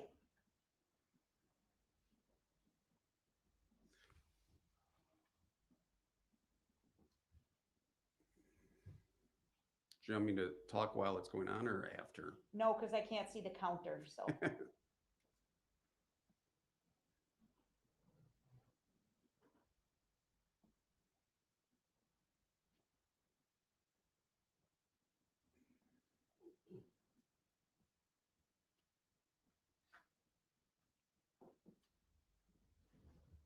Okay, we're going to do that one again with the counter up so I can pause it and have you point out. So it's really hard to see what the heck we're supposed to be looking at on this one, isn't it? Yes. All right. So here we are. We're paused at, whoop, you're going to start. Okay. That's okay. So right by the flashing lights on the left-hand side, you'll suddenly see me come out with the orange vest on. Pause, please. I'm sorry to interrupt you, Detective. Okay, we're pausing at the 8-second mark. Show us, circle where the jury's supposed to be looking right now. And what are we gonna see up there? You should see me walk from the right-hand side to the left-hand side, slow speed at first and then speeding up towards the end. You are, in other words, you picked up the pace. Correct. And then shortly after, you will see the red Ford Escape come down the street here and traverse westbound on Main Street. Okay, now, is this video good enough to see you actually pounding on the hood? Unfortunately, this black pickup truck is blocking where that happened at. If that pickup truck wasn't there, you would be able to see it. Okay, and just to remind us, you're in a bright fluorescent yellow safety vest, right? Yes. Okay. Okay, play, please. Right there, is that you? Yeah, that is me. Okay, 12 seconds. Circle yourself, please. We're paused at 12 seconds. Okay. Okay, go ahead and play, please. There's the red SUV. Correct. Okay.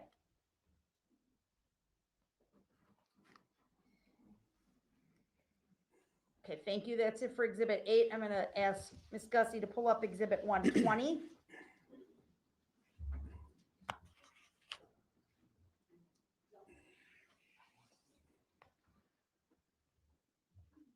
Tell me when it's on the screen, please, sir.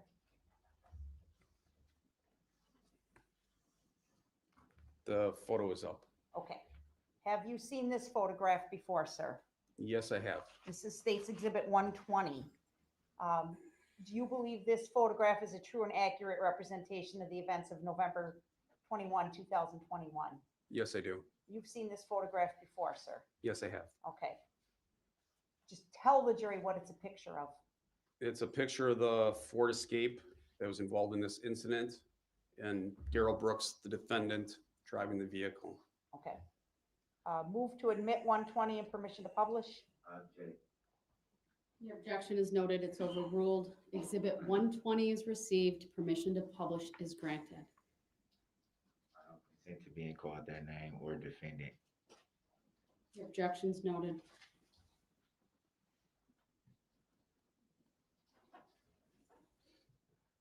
Objection for hearsay as well. Overruled.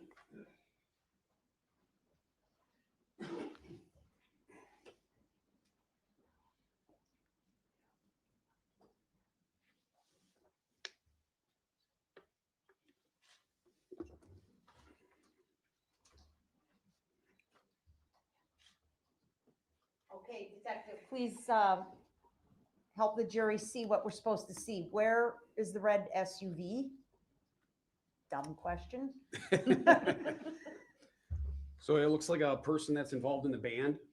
One of the band people are to your right in the center. And then right in the middle of the screen, you see a red vehicle. And then seated at the driver's seat is a gentleman with a white hoodie on. And appears to be black facial hair, is that correct? Correct. Is that what Darrell Brooks looked like as he drove past you just a block or two earlier? Objection. I do not consent to being called that name. I do not know anyone by that name, nor do I agree to being called that name. And it's hearsay. It's not hearsay. Your objection's overruled. You may answer, detective. Yes, that's the defendant, Darrell Brooks, the person that drove past me and didn't stop when I tried to stop the vehicle. Is that how he looked as he drove past you? Yes, it is. With the hood up? To be honest with you, I don't remember the hood up when he went past me. It happened very fast. I could only see the outline of his face. I know some people later on say that they saw him with hair. When I saw the pictures with his hoodie up, it explained to me why I did not see his hair. Okay. All right. Just let me consult here 1 second. I think I'm done for right now, Your Honor.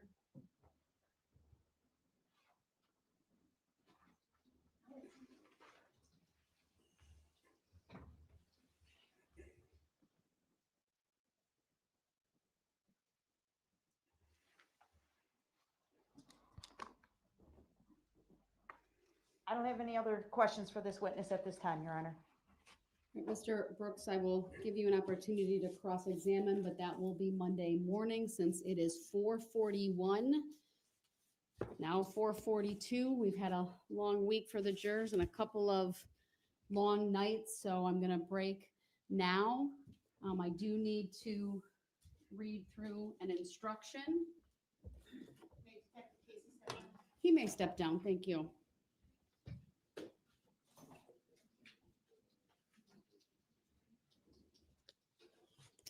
Ladies and gentlemen of the jury, do not begin your deliberations and discussion of the case until all the evidence is presented and I guess we really don't have to hear that part of it. Yeah, and it don't look like he cut up after that. So we have our opening statements. We have day 2 down pat. So we're on at day 3. Just for everybody that if I haven't did any shout outs, if you just came over here and just found me today, like YouTube kind of liking me right now. So we're gonna keep the wave moving, right? I appreciate everybody for subscribing, joining, even if you didn't subscribe and you just came over here to check it out. I hope you loved it, right? Where you will want to become a subscriber. It's very fun over here. We have an amazing chat and we're just building one big family, right? That way you'll have friends all over the world, right? So I think for our agenda, I don't know, did y'all want to do sizzling Saturdays? I don't know if y'all want to do a half a day. Do y'all want to do anything? Do y'all want to take a break? Y'all tell me. I'm down for whatever. So I guess let's do ones in the chat if we want to do a sizzling Saturday and just do a half a day or so. Or 2 in the chat if y'all want to kind of like, we can wait. And it seems like Monday going to be real busy for us with this, nasty Stefan coming out. I don't know if he going to take a plea deal or not, but we going to be in there to figure out what he going to do. So that's going to start early because Florida is ahead of where we're at. So it shouldn't interfere with anything with the Ali versus Ali. So that notification has already been out. So if you haven't already selected the notify button, you want to go ahead and select that.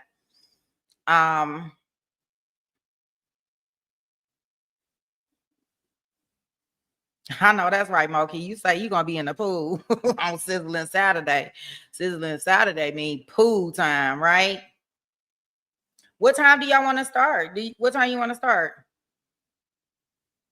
Because we'll do some more of this Darrell Brooks. Get as much of this kind of out the way. Pretty brown girl, you here? I never get her on the weekends. So I'm trying to see if I can catch her on a Sizzling Saturday. You say sleep in a little bit on a Saturday. Okay, well, what time you want, or y'all want to do something in the evening? Y'all give me a time. We can do you two determined. I know that's right. I like that answer. Depending on how many shots I take tonight, it might be to be determined for me. That's what I can tell you.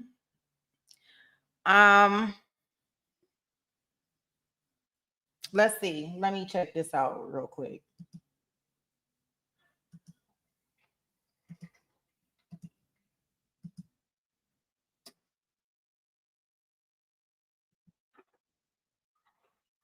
Wait a minute.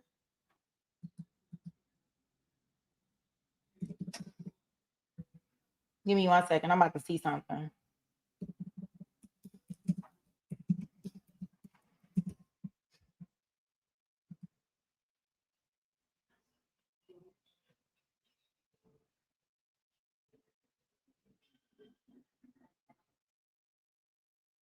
So it looked like day 3.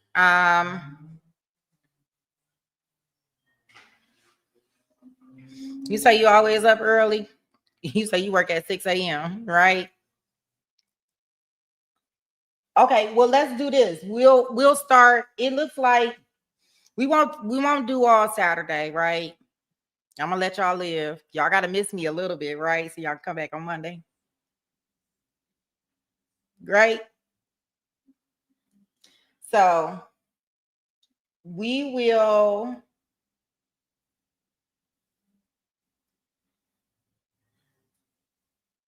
How does 8 sound, everybody? You say you at work, so you can start at any time. I think maybe we can do something like,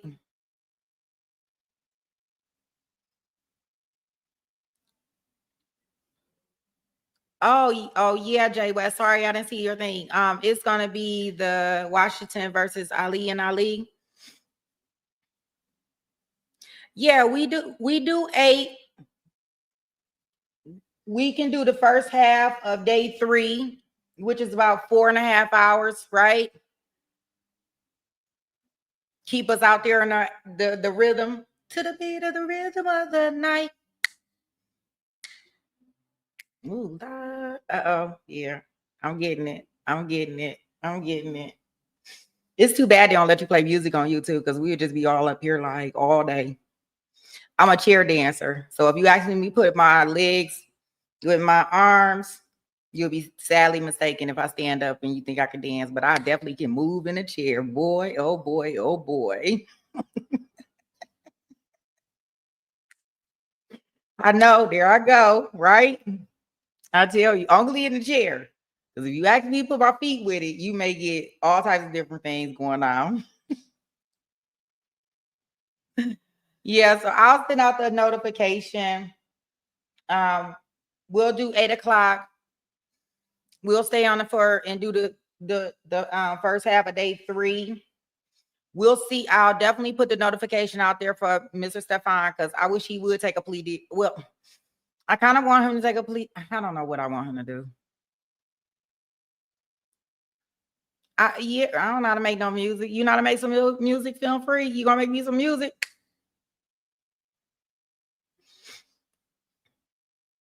Go DJ. I just sing and with my horrible voice and, rock to the beat in my head. Yeah, I don't know how to make no music. Yeah, so we'll do Darrell tomorrow. Y'all, or what you want to do? You want to do something different? You don't want to finish him up?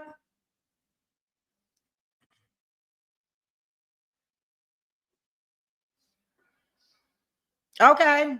Moki, I've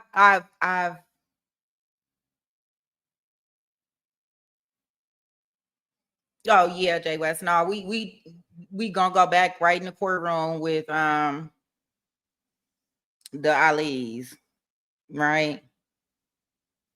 And I'll send out a thing for Stephen Stern's plea hearing, because y'all know his trial is supposed to jury selection is supposed to be next week. Yeah, it's like they have 13 days of testimony. So we got through 2 days today. So we have about either 11 or 12 left. As far as the days, film free. Because when I went to go look at it, I was trying to see how long it's gonna be. And I think I seen about 12 days. Yeah, Pretty Brown. It's 12 days of this mess. Yeah, I know. And it's almost a good thing, like just even taking him in doses. That's what I will say. So I think that what we'll do is, thank you, Vicky. Thank you. I appreciate it. My purple hair. It's my favorite color. Other than that, I wouldn't do it. Oh, okay. Y'all talking about, okay, Darrell Brooks was about a 4-week trial, and then isn't the Depp Heard trial like 23 days long? I have no clue. I'll go back and I'll start looking to see. Yeah, so we'll continue with Darrell Brooks tomorrow. We'll do the day 3 in the morning. Oh, you didn't watch that one. Okay, so that's gonna be a new one for you, right? I love reruns, replays, to see if everybody was thinking what I was thinking while I was watching it by myself. So we'll do that. You'll see a notification also come out for Stephen Stearns. That's gonna start early because remember that's in Florida. And then we'll have Ali versus Ali that'll come at 9 o'clock on Monday. So Stephen Stearns, whatever his name is, Stephen Stearns, and Ali versus Ali. Those will be Monday. Oh, eggplant purple. Okay. I got a little bit of that in here. Yeah, and we'll do that like that. And I'll send out those notifications. That way y'all can it can bring y'all right in as soon as everything starts. I still have to look up and see what time Stefan's starts. But I'm assuming his is gonna start about 7. Oh, just Shamrock. Okay.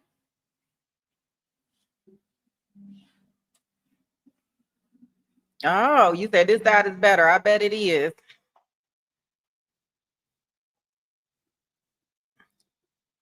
Oh, stench. I tell you, I'm a nasty Stern is the best way I can describe him. Yeah, so I'll get those alerts out right away to you guys. And yeah, we'll kind of go and do it like that. I'm gonna put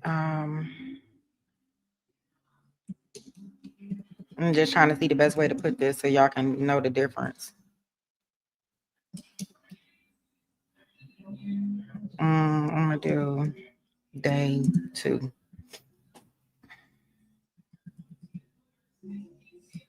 I try to keep everything a little bit uniform, and I'm trying to give y'all everything that I would like to see when I go to different channels. So yeah, I think this will work. And then I'll send this out for tomorrow. And then I will get Stefan out there. And Ali is already out there. Yeah, that's going to be a hearing. But, you know, his trial is supposed to start next Friday, Pretty Brown. They're supposed to pick the jury next week. So I don't know.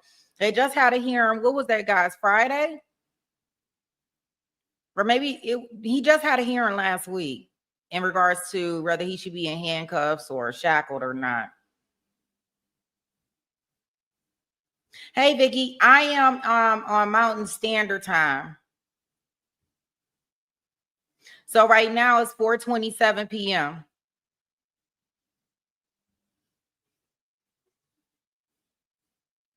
Okay, so 1:30 p.m. Okay, thanks, Film Freak. Okay, let me put that down. So if that's Eastern Standard Time. Oh, maybe that'll be just on our lunch, guys. Because if it's at 1:30, we're typically at lunch with our Ali and Ali case. 1:30. Yeah, because it'd be around 11:30 for Ali.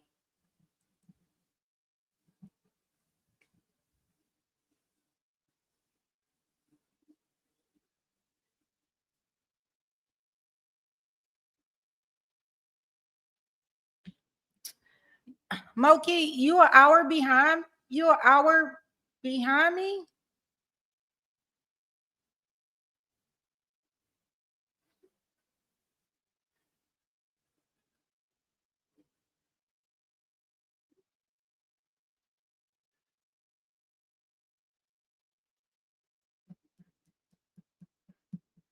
I thought that we were on the same time.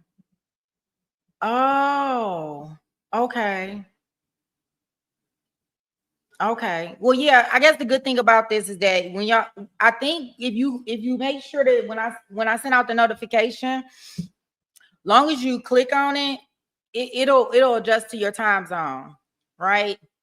And worst case, yeah, yeah, I am in Mountain. No, yeah, I'm in Arizona, so yeah, we don't change. We don't do nothing, nothing at all. We just sit still and watch y'all go spring forward, spring back, do this, do that, and that is not something that we do over here in these streets. Yeah, but I know that if you hit that alert thing, the notification, it'll adjust to your time.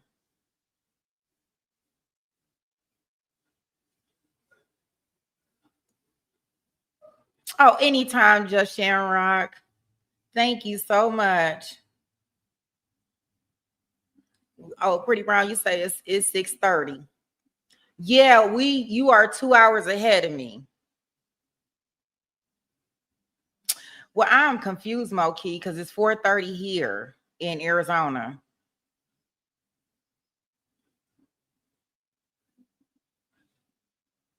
I'm getting confused.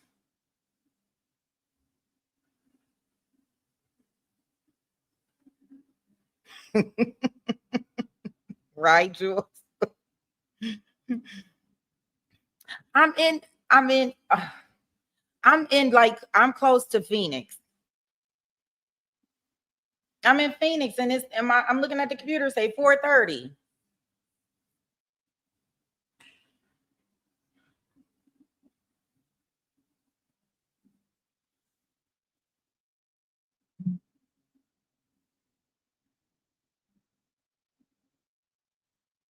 Oh my, he gonna take a plea deal, y'all.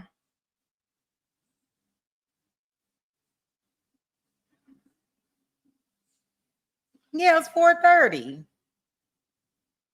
And she's saying it's 4:30 in Vegas. Okay, well, we all on the same time.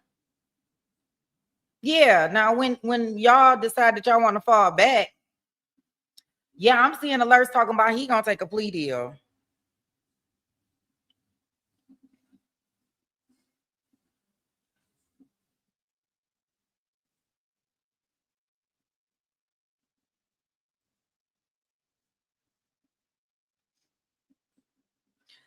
Yeah, we the same time as California. And then when they do that fall back, what they do, fall back, when they fall back in October or whenever they do it, then they are an hour behind us, right? The Jules?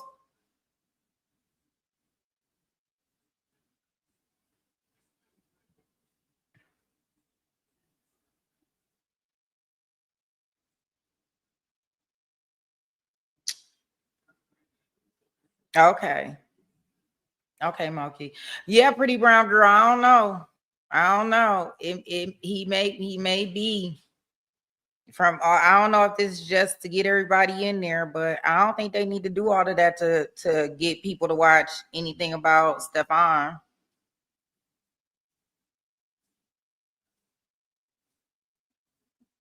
Yeah, we'll see.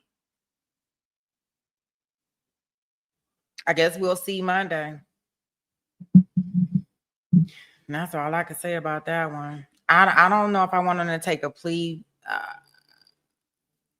I don't know. I don't know what I want him to do. To be honest, I don't know. Can he take a plea when they want to, or is the death penalty off the case for him, off the table for him?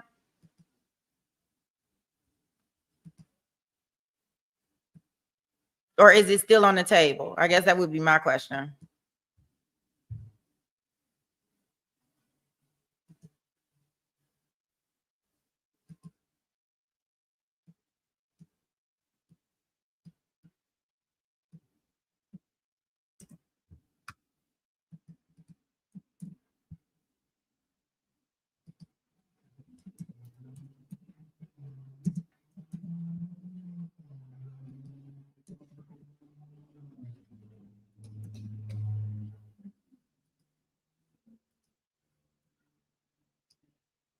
Hmm.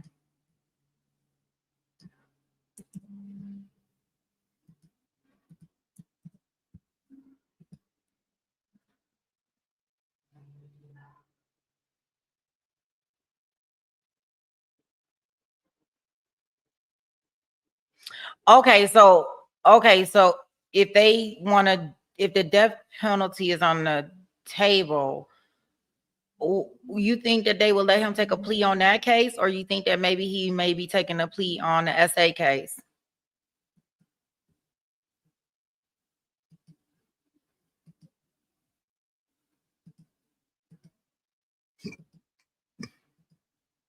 I guess that would be my thing, because the SA case is the one that's supposed to start this week.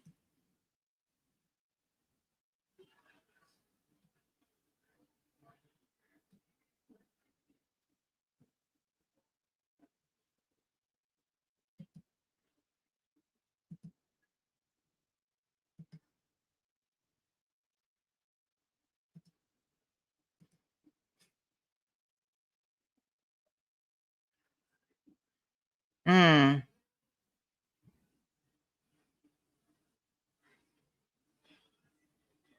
Wow. Well, I guess we'll see him plea if that's what they decide to do. I mean, I guess with the SA case, even though, you know, we were gonna stream it, we probably wasn't gonna be able to see much in it, you know, like they wasn't gonna show us, you know, there's probably gonna be a whole bunch of blurred out stuff. Just look at what we going through with the Ali and Ali case, and that's just a fight.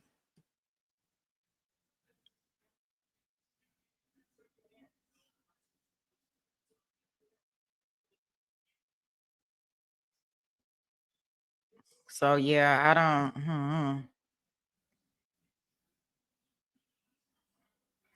Yeah, I wanted to see the other trial because I wanted to see if the mama was gonna testify.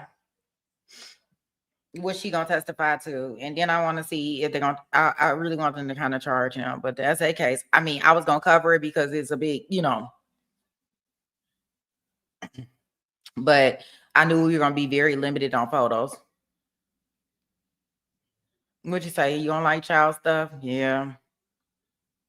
Yeah, so I don't know. I don't know. I guess we'll see what he decides on Monday, and we'll build out from there, because I'm sure it's gonna be much more stuff coming up. Every time that I think that nobody has done something and that their case is not going to trial and they don't have to come address the bench, I get well surprised. Yeah, I don't understand that, Just Shamrock, at all. In no way, shape, form, or fashion. No way, shape, form, fashion. And I don't know, do she have other kids?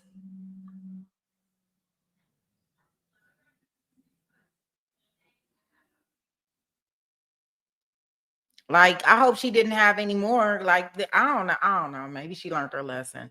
I feel all types of ways about that, because I think the mama is just as equally responsible as he is.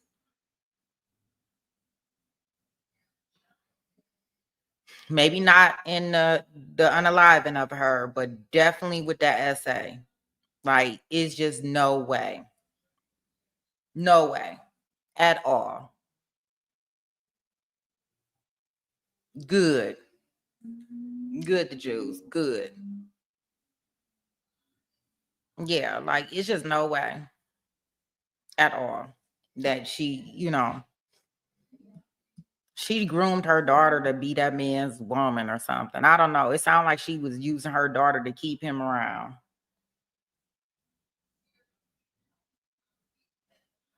So that's my thought on that. The flower petal trial involved the mother making CP with her daughter. Wow. You say they flat out told him, look, if you don't take a plea deal, you know you about to get the lethal injection. But you know, it's so from listening to his calls, Pretty Brown, I guess with him being behind bars, it must be doing something for him. Because when he was on the call with his mom and them, he was like he wanted the DP. He didn't say he didn't. He said he didn't want to spend the rest of his life in behind bars. And his mom was like, yeah, nobody wants you to spend your freaking life behind bars, you know, the rest of your life. Like, he was like making peace with that. I guess he must have had to change. Who knows?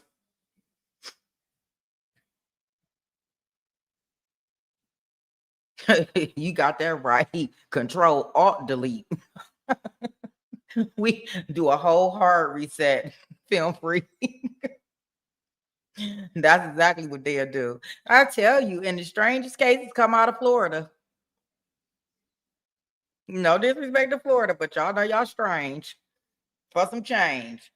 I tell you, they always giving it to us. Whenever we think we ain't got it, they like, we got it for you right down here. Here you go. Don't forget about us. They are something else. Woo. I mean, all over. Yeah, apparently they don't play, right? I mean, and they be the weirdest cases, like stuff people don't even think about trying to do. Yeah. Shout out to them Floridans.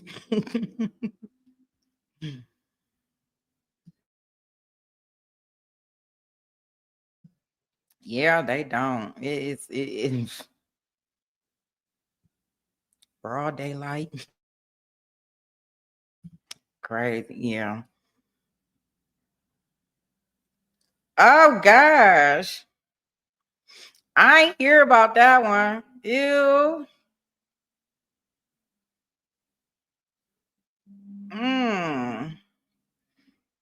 Yeah.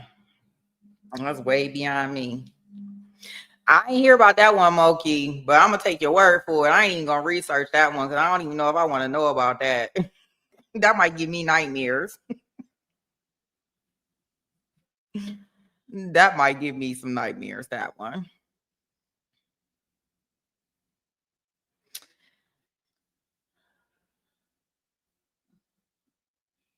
Oh, wow. Oh, okay, film free. You say you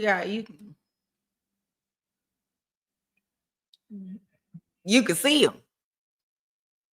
You can ride past them. Yeah. But yeah, I don't even know where they had a prison down here. So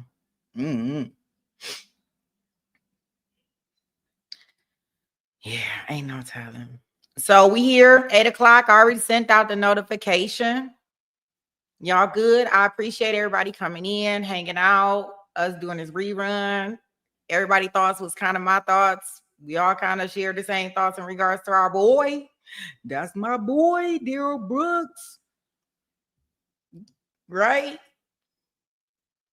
Grounds. He gave us a laugh on our freaky frisky. It was a fantastic Friday, right? And you know, now y'all all know that y'all were in the right place where there's no filters, no fluffs, just facts.